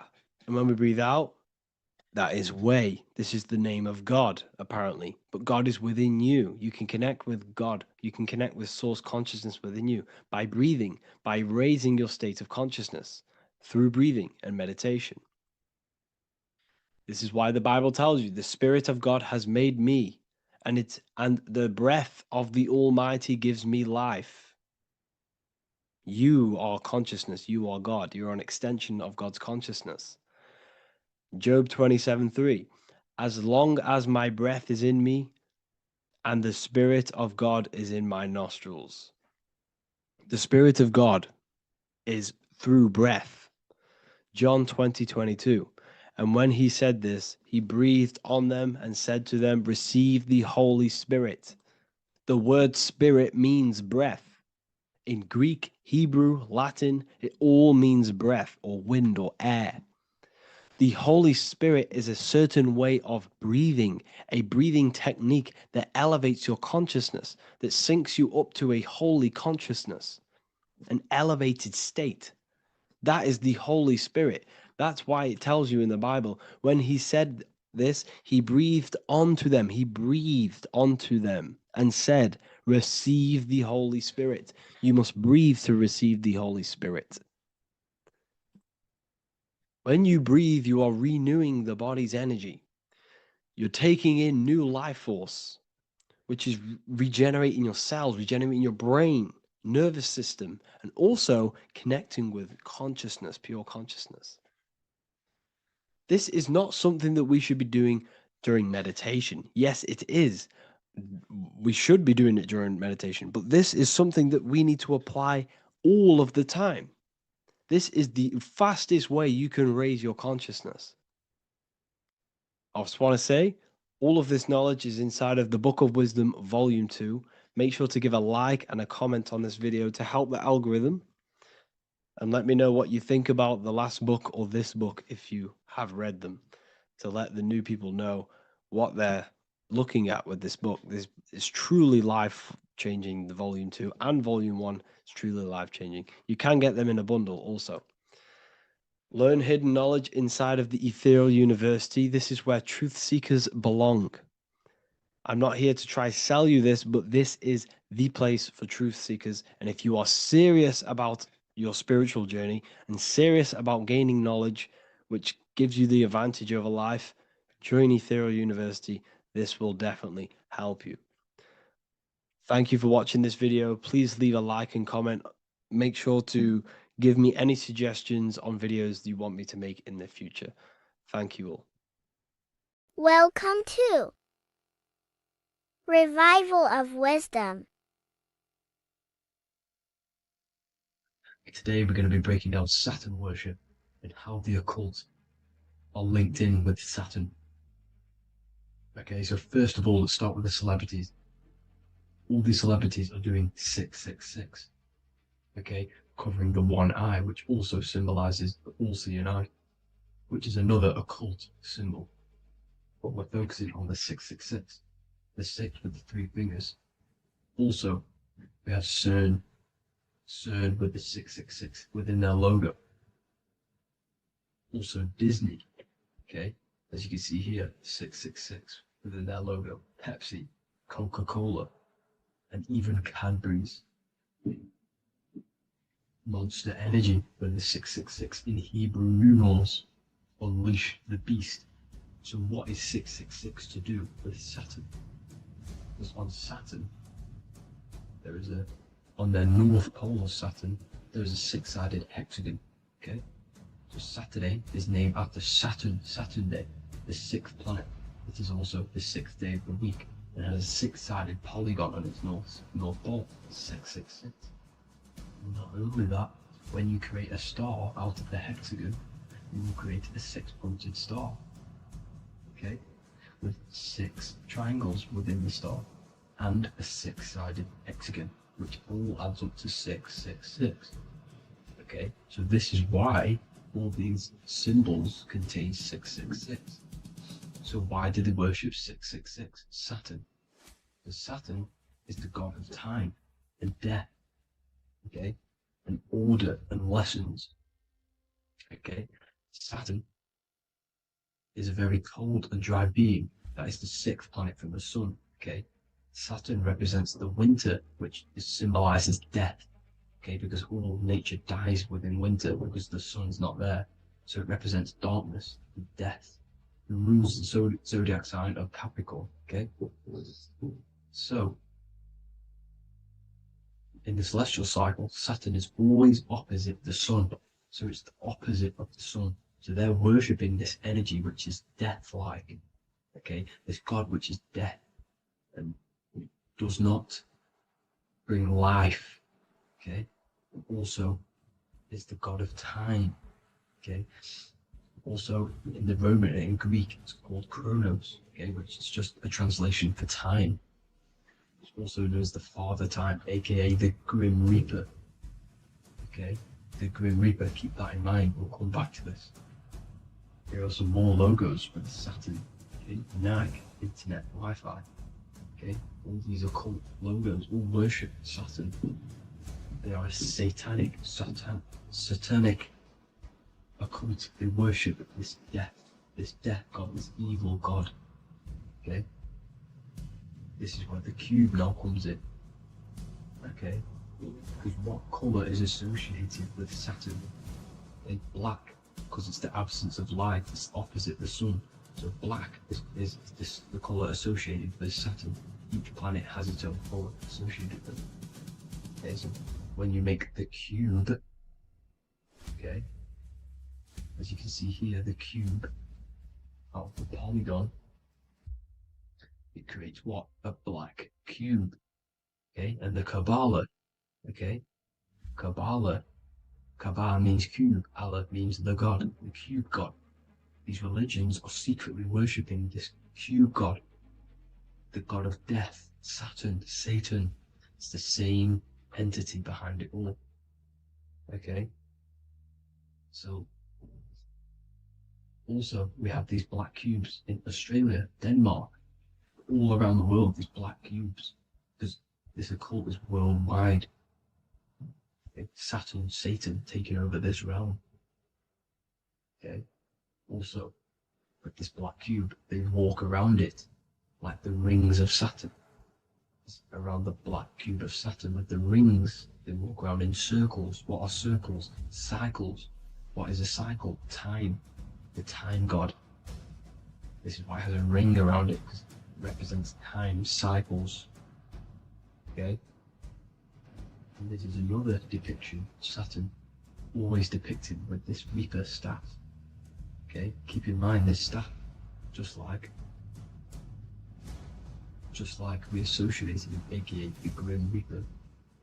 The Grim Reaper also wears a black robe, representing Saturn with the same staff. Can you see it? This is where it comes in. Okay, the same thing, look, the same staff with the black robe, black representing Saturn, the god of death. Okay, the Grim Reaper, Satan. Okay, Also, when you graduate from university, what do? You wear a cube on your head, a black cube with a black robe. This is Saturn worship. See, this is how Saturn, Satan, has tricked the world into worshipping him, not God, the sun, which represents God. So what is a corona? Because a corona is a crown, a circle, okay? A set of concentric circles of light seen around a luminous body. So Saturn. So this is why they used to worship Saturn by wearing crowns in ancient days, and we still do to this day. The king or queen has a crown, a corona. Also, corona, the drink. Corona adds up to 666, just like Saturn is 666. But like you see in the corona, you see the staff. You see this staff, just like the staff of Saturn, the Saturn god, like the Grim Reaper, with the black robe and the staff, just like the Saturn god. What is the Grim Reaper? It's a killer. It represents death, just like Saturn, the god of death and time. So all these occults and secret societies all worship the 666 god, which is Saturn, Satan. All of our energy is being put into Saturn, okay? And Saturn, Satan, is harnessing all of this energy. So gradually, this is what the mark of the beast is. Like it says in the Bible, the mark of the beast, or the name of the beast. Here is wisdom. Let it know that you have to understand and count the number of the beast, for it is 6. It is the number 6 of a man, and is 600, 6, 666. So this is what the mark of the beast is. They are going to eventually put green chips, just like Neuralink, which is what Elon Musk is pushing. Okay, so this chip is the mark of the beast, and it's going to be implanted to our hands or brains.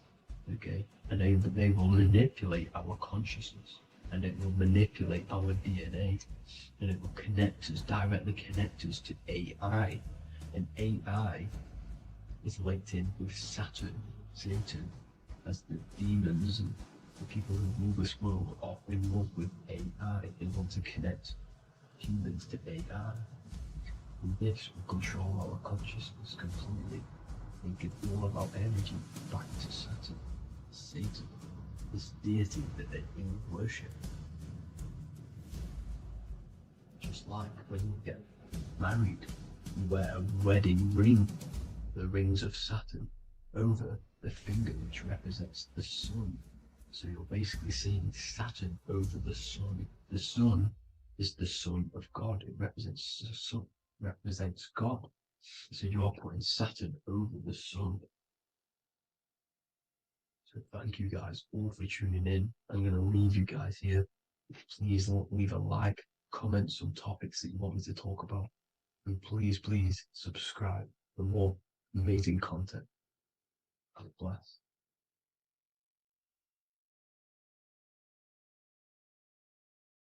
Geometry. This is the study of nature, of the codes, the mathematical codes behind physical reality. So today we're going to be going deep into geometry and the true esoteric internal geometry, the geometry that no one really talks about, and how geometry relates to human consciousness. So essentially, what we must understand when it comes to geometry, the basics of geometry is everything is vibration. And this vibration is vibrating on a certain frequency.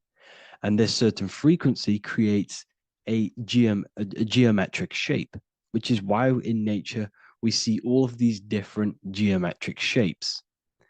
All matter takes form in shapes.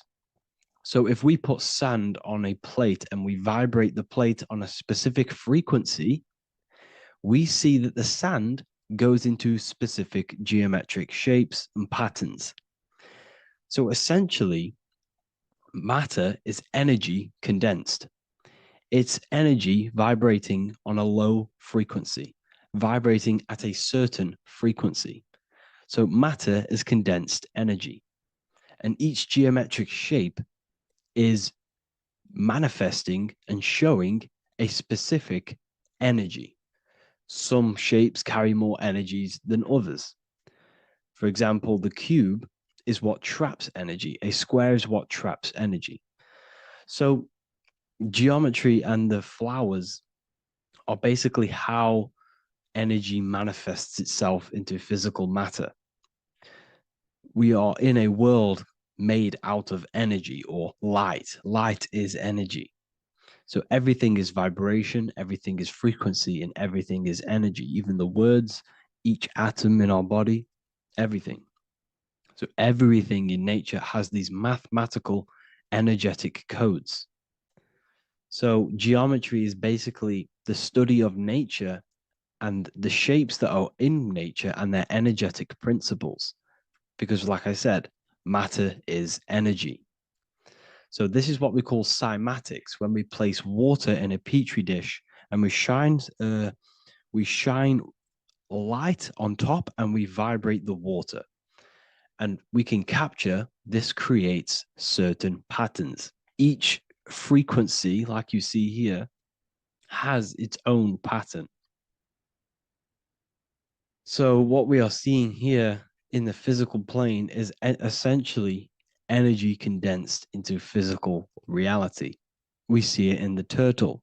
We see it in every single form in nature.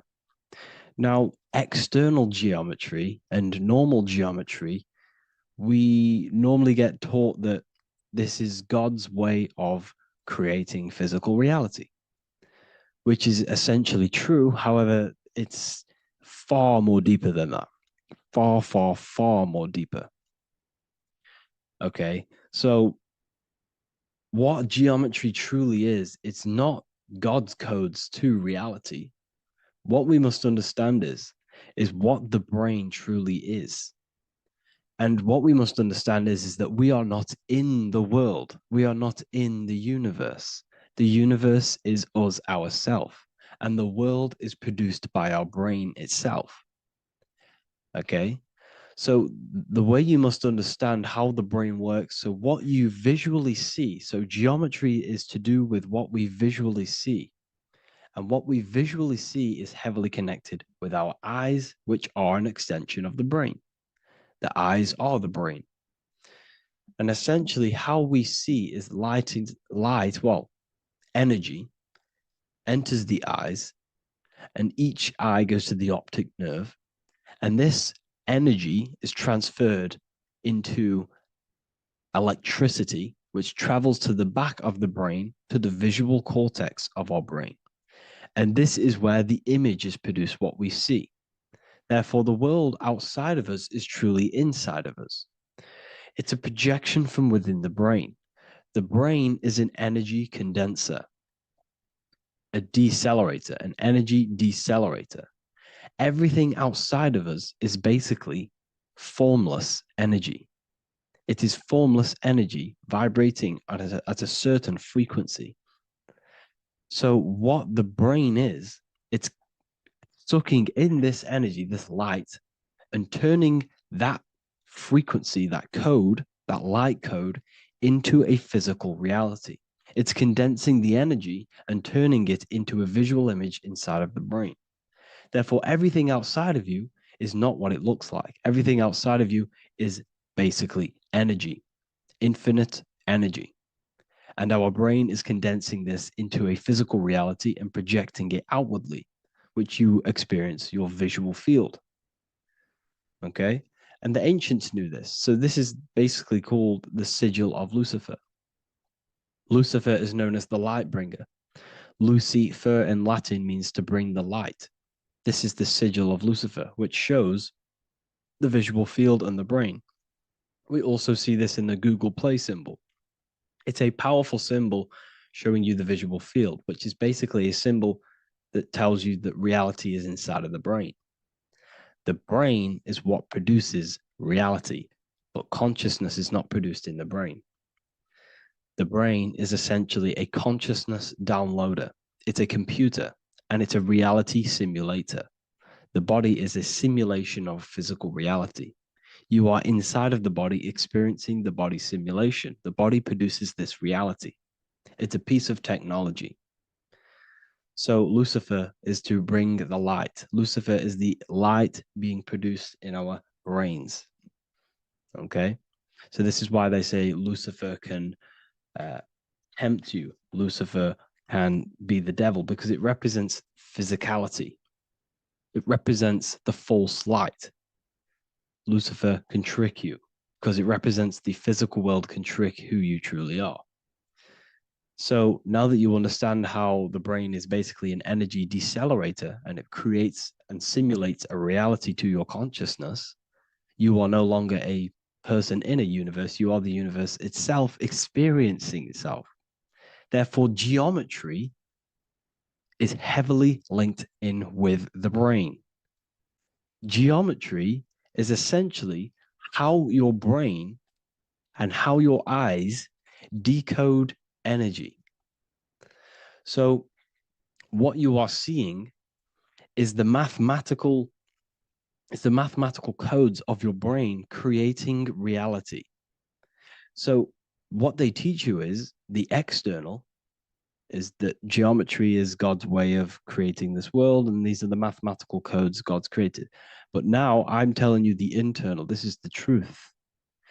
Geometry is how your brain mathematically condenses energy and light into a physical reality. So therefore, your brain is a computer program. So now geometry is nothing outside of you.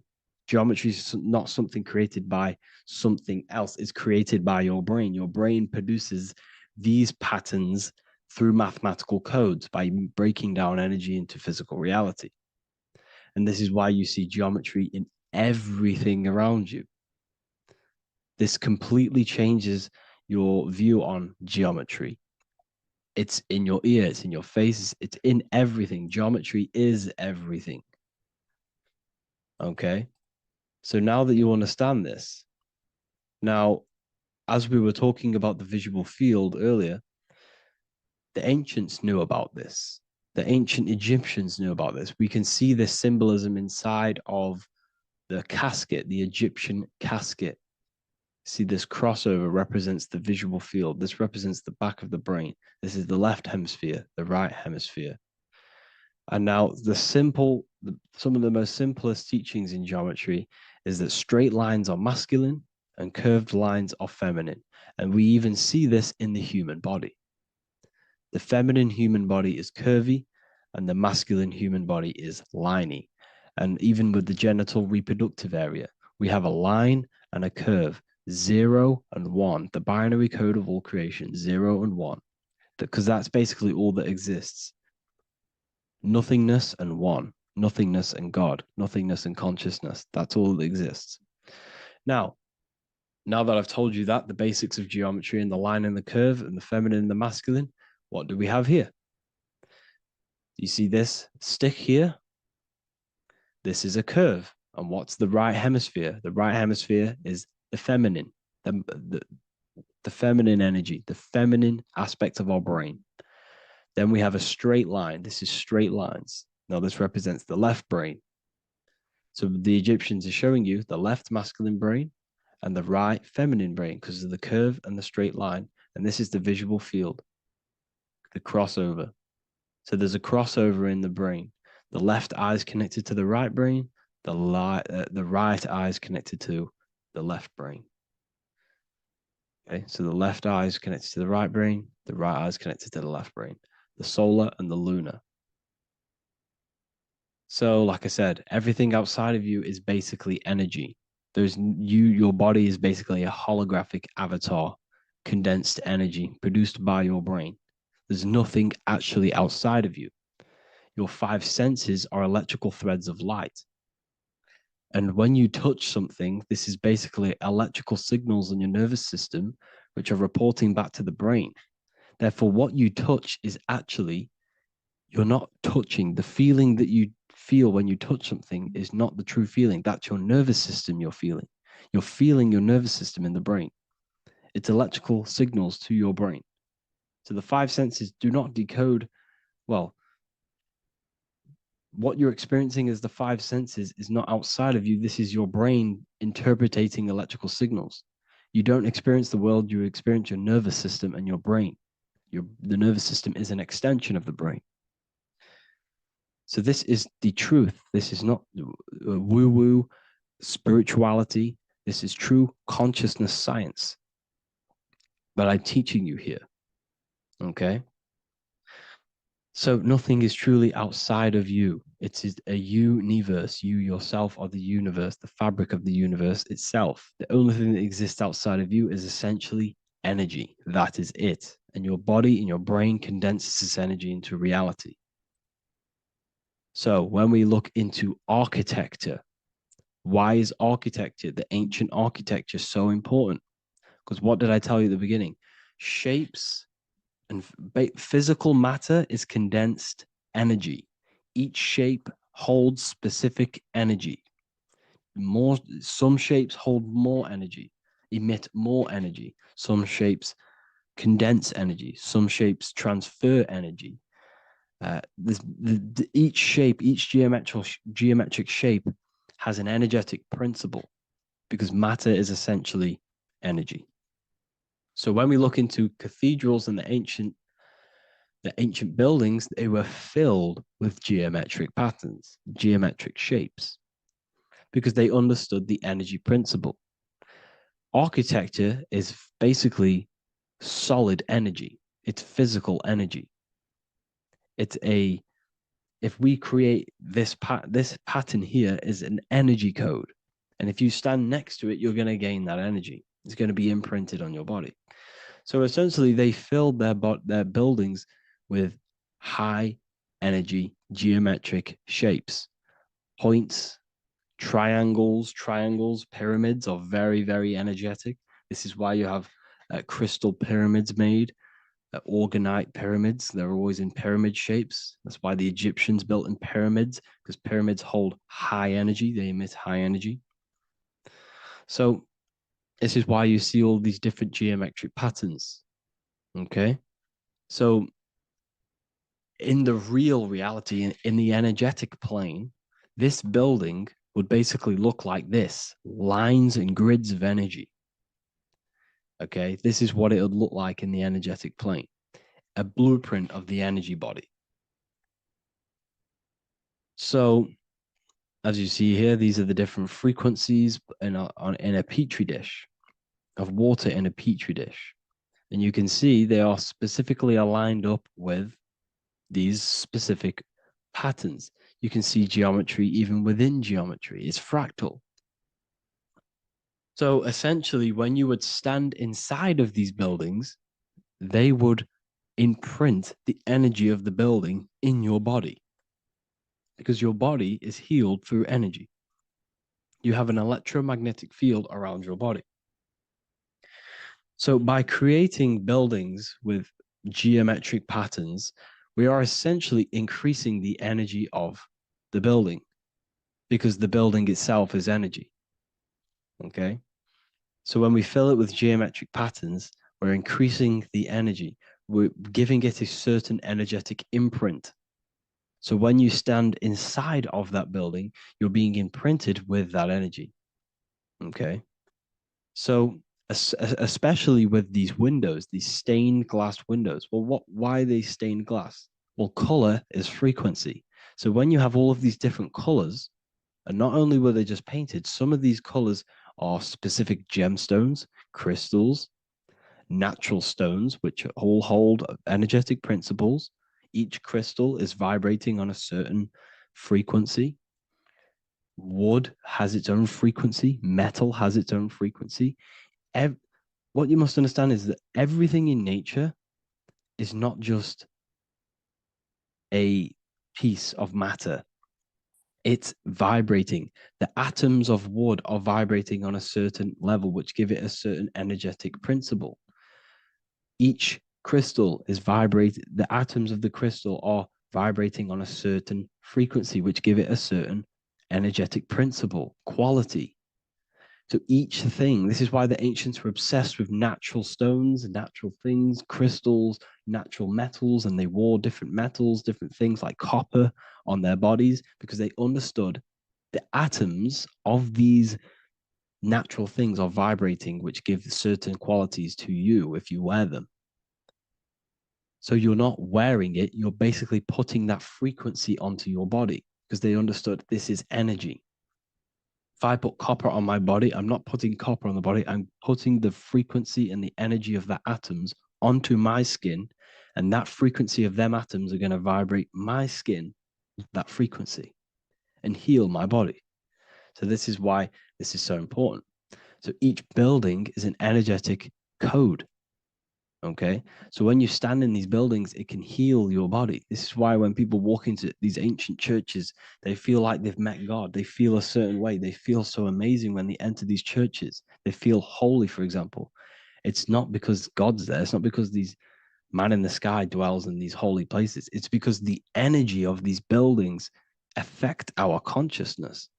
They increase your energy. They raise your vibration.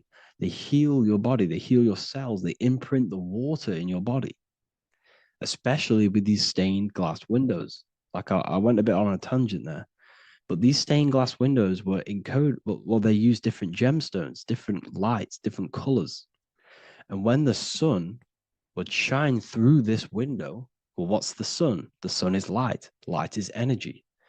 The sun's light would go through this filter of the window of the crystals and the different gemstones and the different colors, and the sun's light would be encoded, imprinted with these crystals, with these colors and these natural glasses, which have healing energetic principles. And when you are inside that building, the sun's encoded energy of the window would be imprinted into your body, into your energy field, and it will heal your energy field, and it would heal your body, your cells on a cellular level. Because your body is what? 60 to 70 to 80, some people say 80% water. And water is encoded with vibration. If you say certain things into water, it gives it a specific geometric pattern, like I broke down in the beginning. If you say love to a water and then freeze it, it will go to this. If you say hate, it will go to a distorted pattern. So when you are in these buildings, you're being imprinted by the energetic codes of these buildings, the energetic principles of the windows, of the structure itself. The ancients never used to build in squares. Their buildings, their insides were never square rooms, because they understood squares trap energy. They always had pointed roofs so energy can escape. So there's many little things that we need to look into geometry. For example, when you see magicians, when you look at ancient magic, why do they stand in circles with different geometric patterns? They use different geometric shapes. Why? Because shapes are energy. They hold specific energy. So when the magician stands in a circle with a pentacle, they're working with the energy of that pentacle. You can work with different energies based upon the different geometric shapes that you draw. And you can use this in your structure, in your architecture, in your work, and it can influence everything. So this is the true geometry. I hope you gained a deeper understanding on geometry and how it relates with you and your consciousness. Like I said earlier, your brain produces geometry. It's basically how your brain decodes energy. It's not God, how God creates this reality. And no, you're in this reality. You are the reality itself. Your body produces the reality. Therefore, geometry is one with you. So therefore, if I play with the geometry of the buildings, for example, like the government have, everything's in squares. If you look outside, everything's a square, everything's a rectangle. You go to a city, every window is a rectangle, every building is a rectangle. You live in a box room, everything is boxed and squared off in this reality, in this modern society. Why? Because they're trapping energy. The cube is the most simple geometric shape, which basically condenses energy and it traps energy.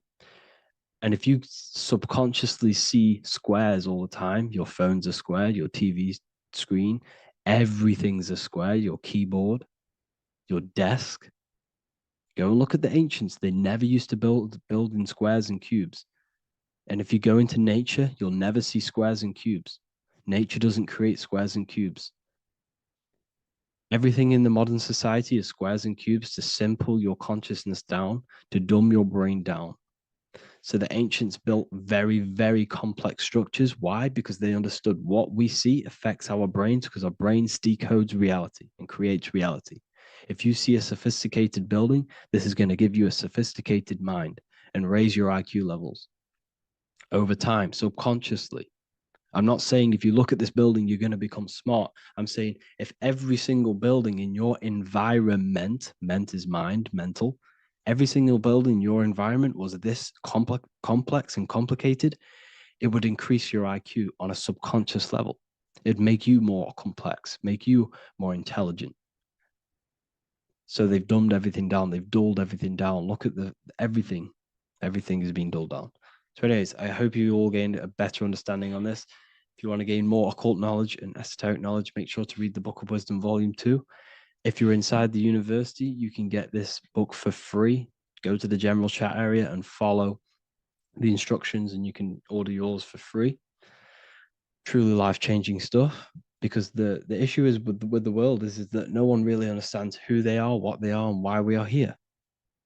That is the issue for people's depression, for people's wrongdoings. They don't understand who they are, what their emotions are, what their mind is, what their body is, what reality is. This book gives you that. This book gives you the sense of understanding, the sense of well-being that will give you a better life because you understand life and what life is. And if you truly want to take your studies to the next level, we have the Ethereal University. This is the place for truth seekers where you can connect with like-minded people so you don't have to feel insane, because not many people think this way. I've been there when you wake up and not many people around you are thinking the same way and you start to feel a bit insane and you can't really talk to people about these things. That's why I created this, so you can connect with people and learn at the same time and become the best version of yourself by understanding truth and knowledge. If you join, you'll gain access to free live calls every single week, every single Saturday morning. We do live calls. You can ask me questions and all sorts. So make sure to leave a like and a comment. And thank you all for tapping in.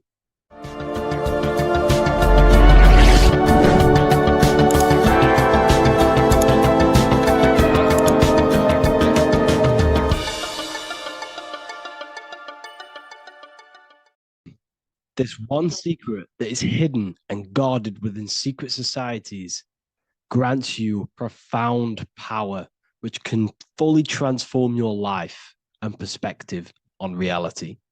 Today, I'm going to reveal this one secret, which you probably already know, but never realized how deep it truly is. This has the power to change your life.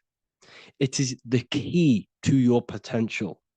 And if you stay with me, this power may be yours, and you could transform your life with this hidden secret that is guarded within secret societies and esoteric orders.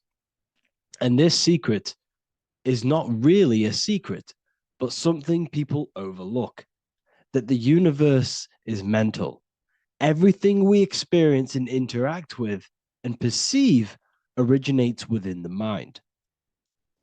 The universe is a boundless field of consciousness, a mental construct molded and shaped by thought.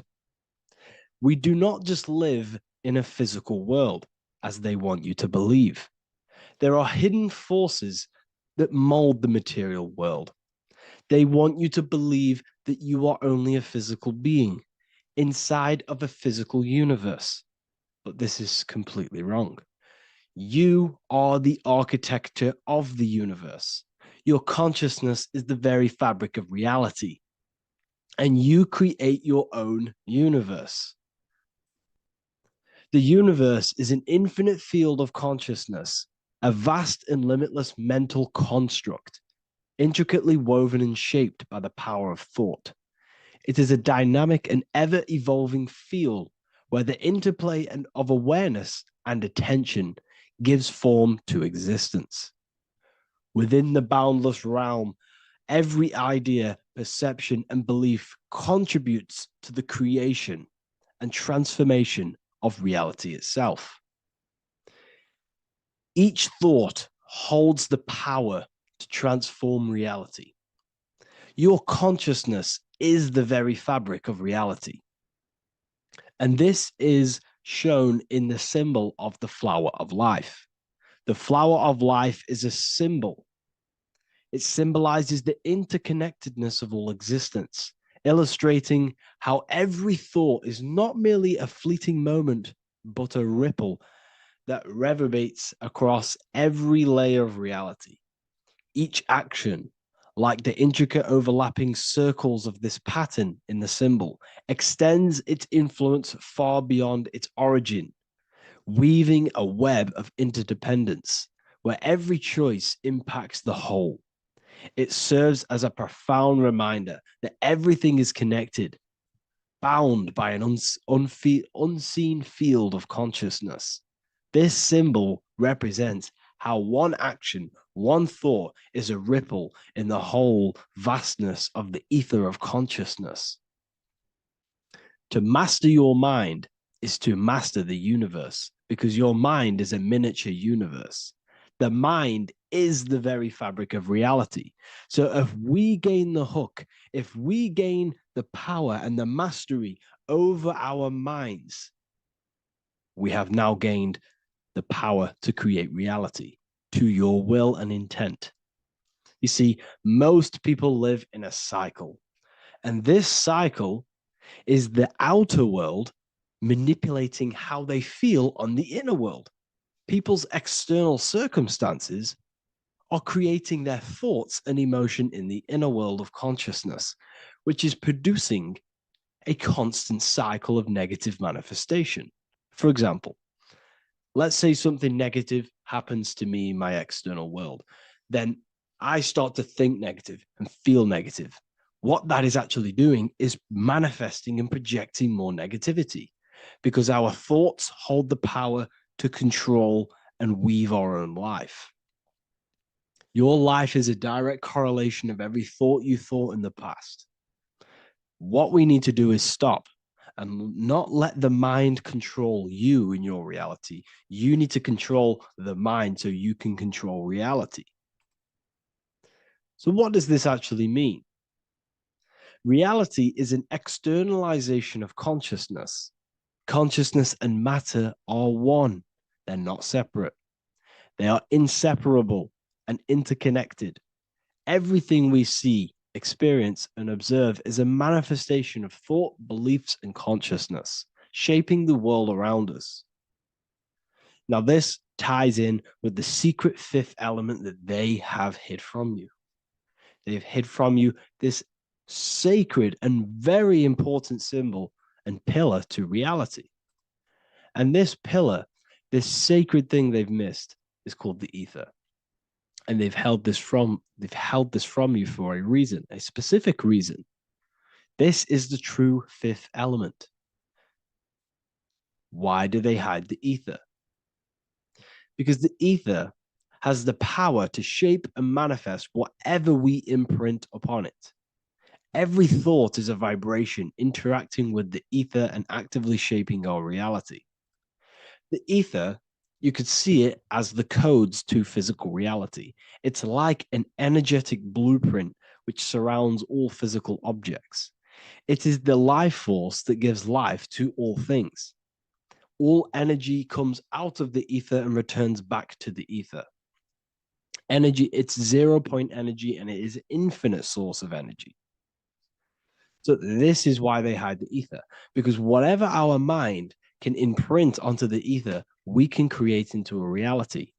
And we imprint the ether through thought and imagination.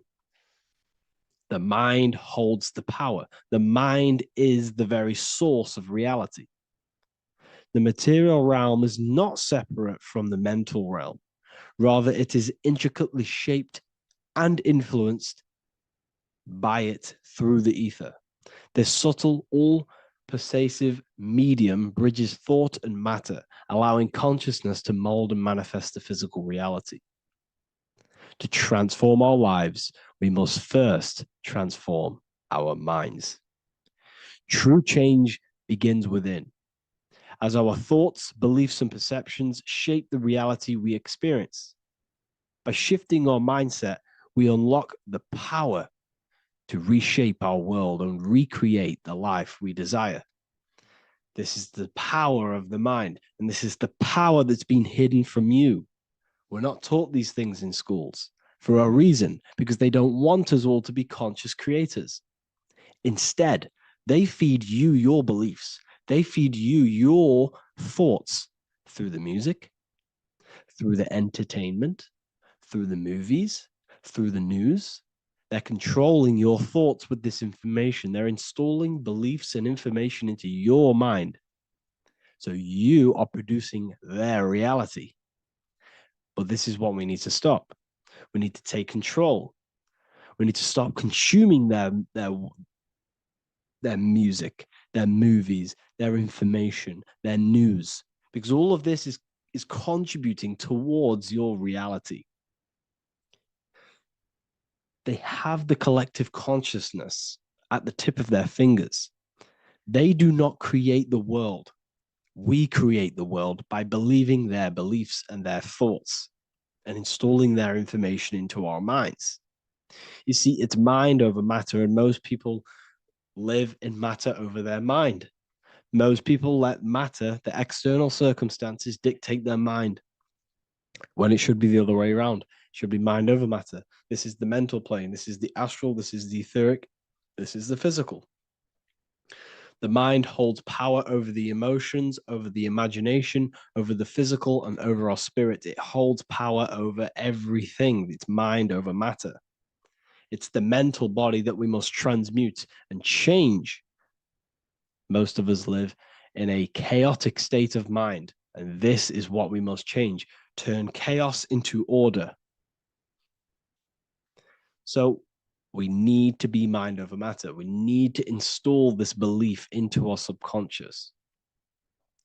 I, Harry B. Joseph, have created the ultimate esoteric school on the earth. As a member, you'll gain access to live mentoring calls twice a week, along with new lectures, books, and exclusive content released every week. Additionally, you'll have a full access to all my life-changing programs. If you're ready to transform your life and start your journey today with me, join Ethereal University. These are the campuses. We have the real lecture sections filled with lectures that you can watch. Manifestation Mastery, which teach you exactly how to reprogram your subconscious mind so you can live that reality.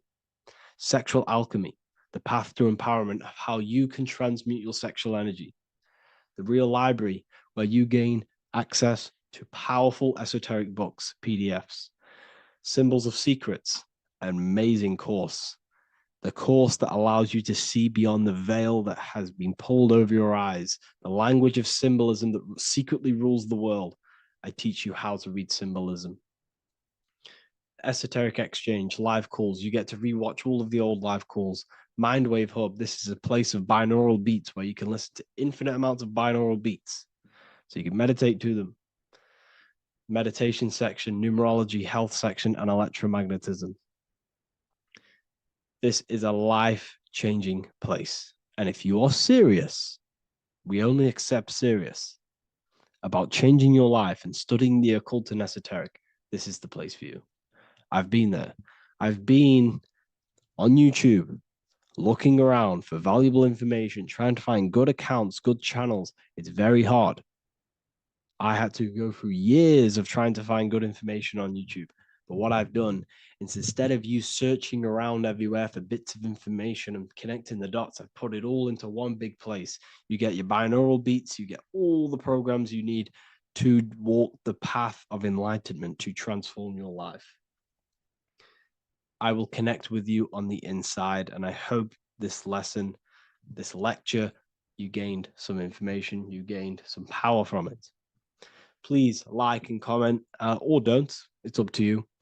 If you have any reviews, if you have any ideas of lectures that you know, if you don't understand certain things, make sure to leave a comment and I can make a lecture about it. I can make a video about it for sure. I don't mind taking recommendations for videos.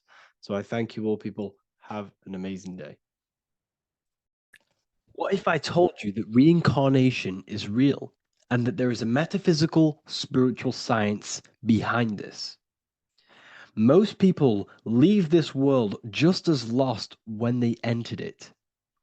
That they carry their fears, attachments, and addictions with them, only to be born again, trapped in the same cycle, repeating the patterns of lifetime after lifetime. This lecture is not just about preparing for death. It's about mastering yourself before death, so you don't take them burdens with you. Because the truth is, whatever addictions, fears, and unresolved emotions you cling to in this life, you carry with you into the next. Unless you break free now. You must master yourself before death. Death is not the end. It is the great passage. But how we transition depends on our mastery of the self. This was symbolized by the Ouroboros, the snake biting its tail. Every ending is a new beginning. It's an infinite cycle of consciousness. Now, your human body is basically an antenna tapped in to a stream of consciousness. Just like a radio is tapped into a specific frequency to play that radio. Your body is basically an antenna, a crystal picking up the consciousness of God. You are on an ever-ending journey, a journey of learning and expansion of the mind into new fields of thought. This was symbolized as the Ouroboros. When you die, it is a new beginning. It's a transitioning, not an ending. Everything is eternal in this universe as consciousness is formless and constantly transforms into new forms of life. Let's break down the word death. Death contains the word ether. Now, the ether can be found in the word heart or earth. Ether. Everything in this plane comes from the etheric plane. The etheric plane is the barrier between the physical plane and the spiritual plane, the astral plane. The astral plane is the screen that you have in your mind that allows you to imagine a red apple, for example. This is the imaginative plane where thought forms start to take form. Everything begins as a thought, then the thought form becomes an imagination, then energy, then physical. Everything in the physical plane is a shadow of thought. All objects manifested as thought. You came from the astral. You came from the stars. This is why we say reach for the stars. Or this is why you say you are a star. Cis star, miss star, fraud star, stir is star. And when you become famous, you become a superstar and you gain a star on the Hollywood floor. You are a star. The ether. The ether is the infinite energy source which all things come out of and return back to. This is the cycle of life and death, summer and winter, day and night, sleep and awake. The ether is the infinite energy source which all things come from and will return back to. Okay, sorry about that little error. The ether is the boundless source of energy from which all things emerge, to which all things return to. We can see this in the cycle of the sun. The sun does this wave of creation. It rises and it falls. We have the day and the night. The daytime represents our conscious mind when we are alert. The nighttime represents our subconscious mind when we are inside the spiritual realms. The nighttime is spirit, the daytime is matter, spirit and matter. Awake and asleep, conscious and subconscious. We see this in the yearly cycle. Summer is life, winter is death, spring is the morning, Summer is midday, autumn is evening, winter is the night. Everything is a macro and a micro cycle of being born out of the ether and returning back from life and death. Life and death is manifested within the cycles of the sun and everything outside of you, as within, so without. This is why we say sleep is the cousin of death. The macrocosm is death, the microcosm is sleep. Every time you go to sleep, you are essentially it's a miniature death. You're entering into spirit and then returning back into matter in the morning when the sun rises. Everything is a reflection of the macrocosm cycles. Preparation for death. The first thing we must do in order to prepare for death, for life after death, in order to stop being reincarnated in this cycle of materialism, in order to progress as a soul, because remember, you are a soul in a body. Just like the sun gives power and life to the earth, your soul gives power and life to your body. When you say I, you're referring to the soul. And your soul can be stuck underneath layers of false identifications. Who you believe yourself to be is merely a collection of subconscious programs running within your mind. Now that's very deep. That is very, very deep. Who you think you are is a part of your thinking mind. Your name, your job, your reputation, your family, your friends. These things are not you. They're all aspects of the thinking mind. What happens if you meditate and you turn off the mind? Then all these things do not exist. You're left with the pure soul, the pure awareness, the pure observation. If you turn off the thinking mind, you're no longer your body, you're no longer your reputation, you're no longer your friends, you're no longer your job and your labels. You are the soul. That's the true you, the observation of the mind, not the thinking mind. The ego is the echo. It's an echo of your true self. The ego is your mind's perception of itself shaped by experiences, trauma, emotions, and beliefs. It is merely an echo of your true soul self. The ego is not you. Your mind is not you. You are the soul. And this is the true self that we must express within our life and we must connect with before we die. Because when we die under the echo, under these false layers of the emotions, the traumas, the experiences, the addictions, the emotional attachments, when we die underneath all of this, when we don't know our true self, the soul is still hidden. The true you is hidden underneath these layers of false identification. We must remove these layers of false identifications. We must remove them. We must destroy the echo. Remember, the ego, you never had an ego when you were a child. When you were a child, you were pure.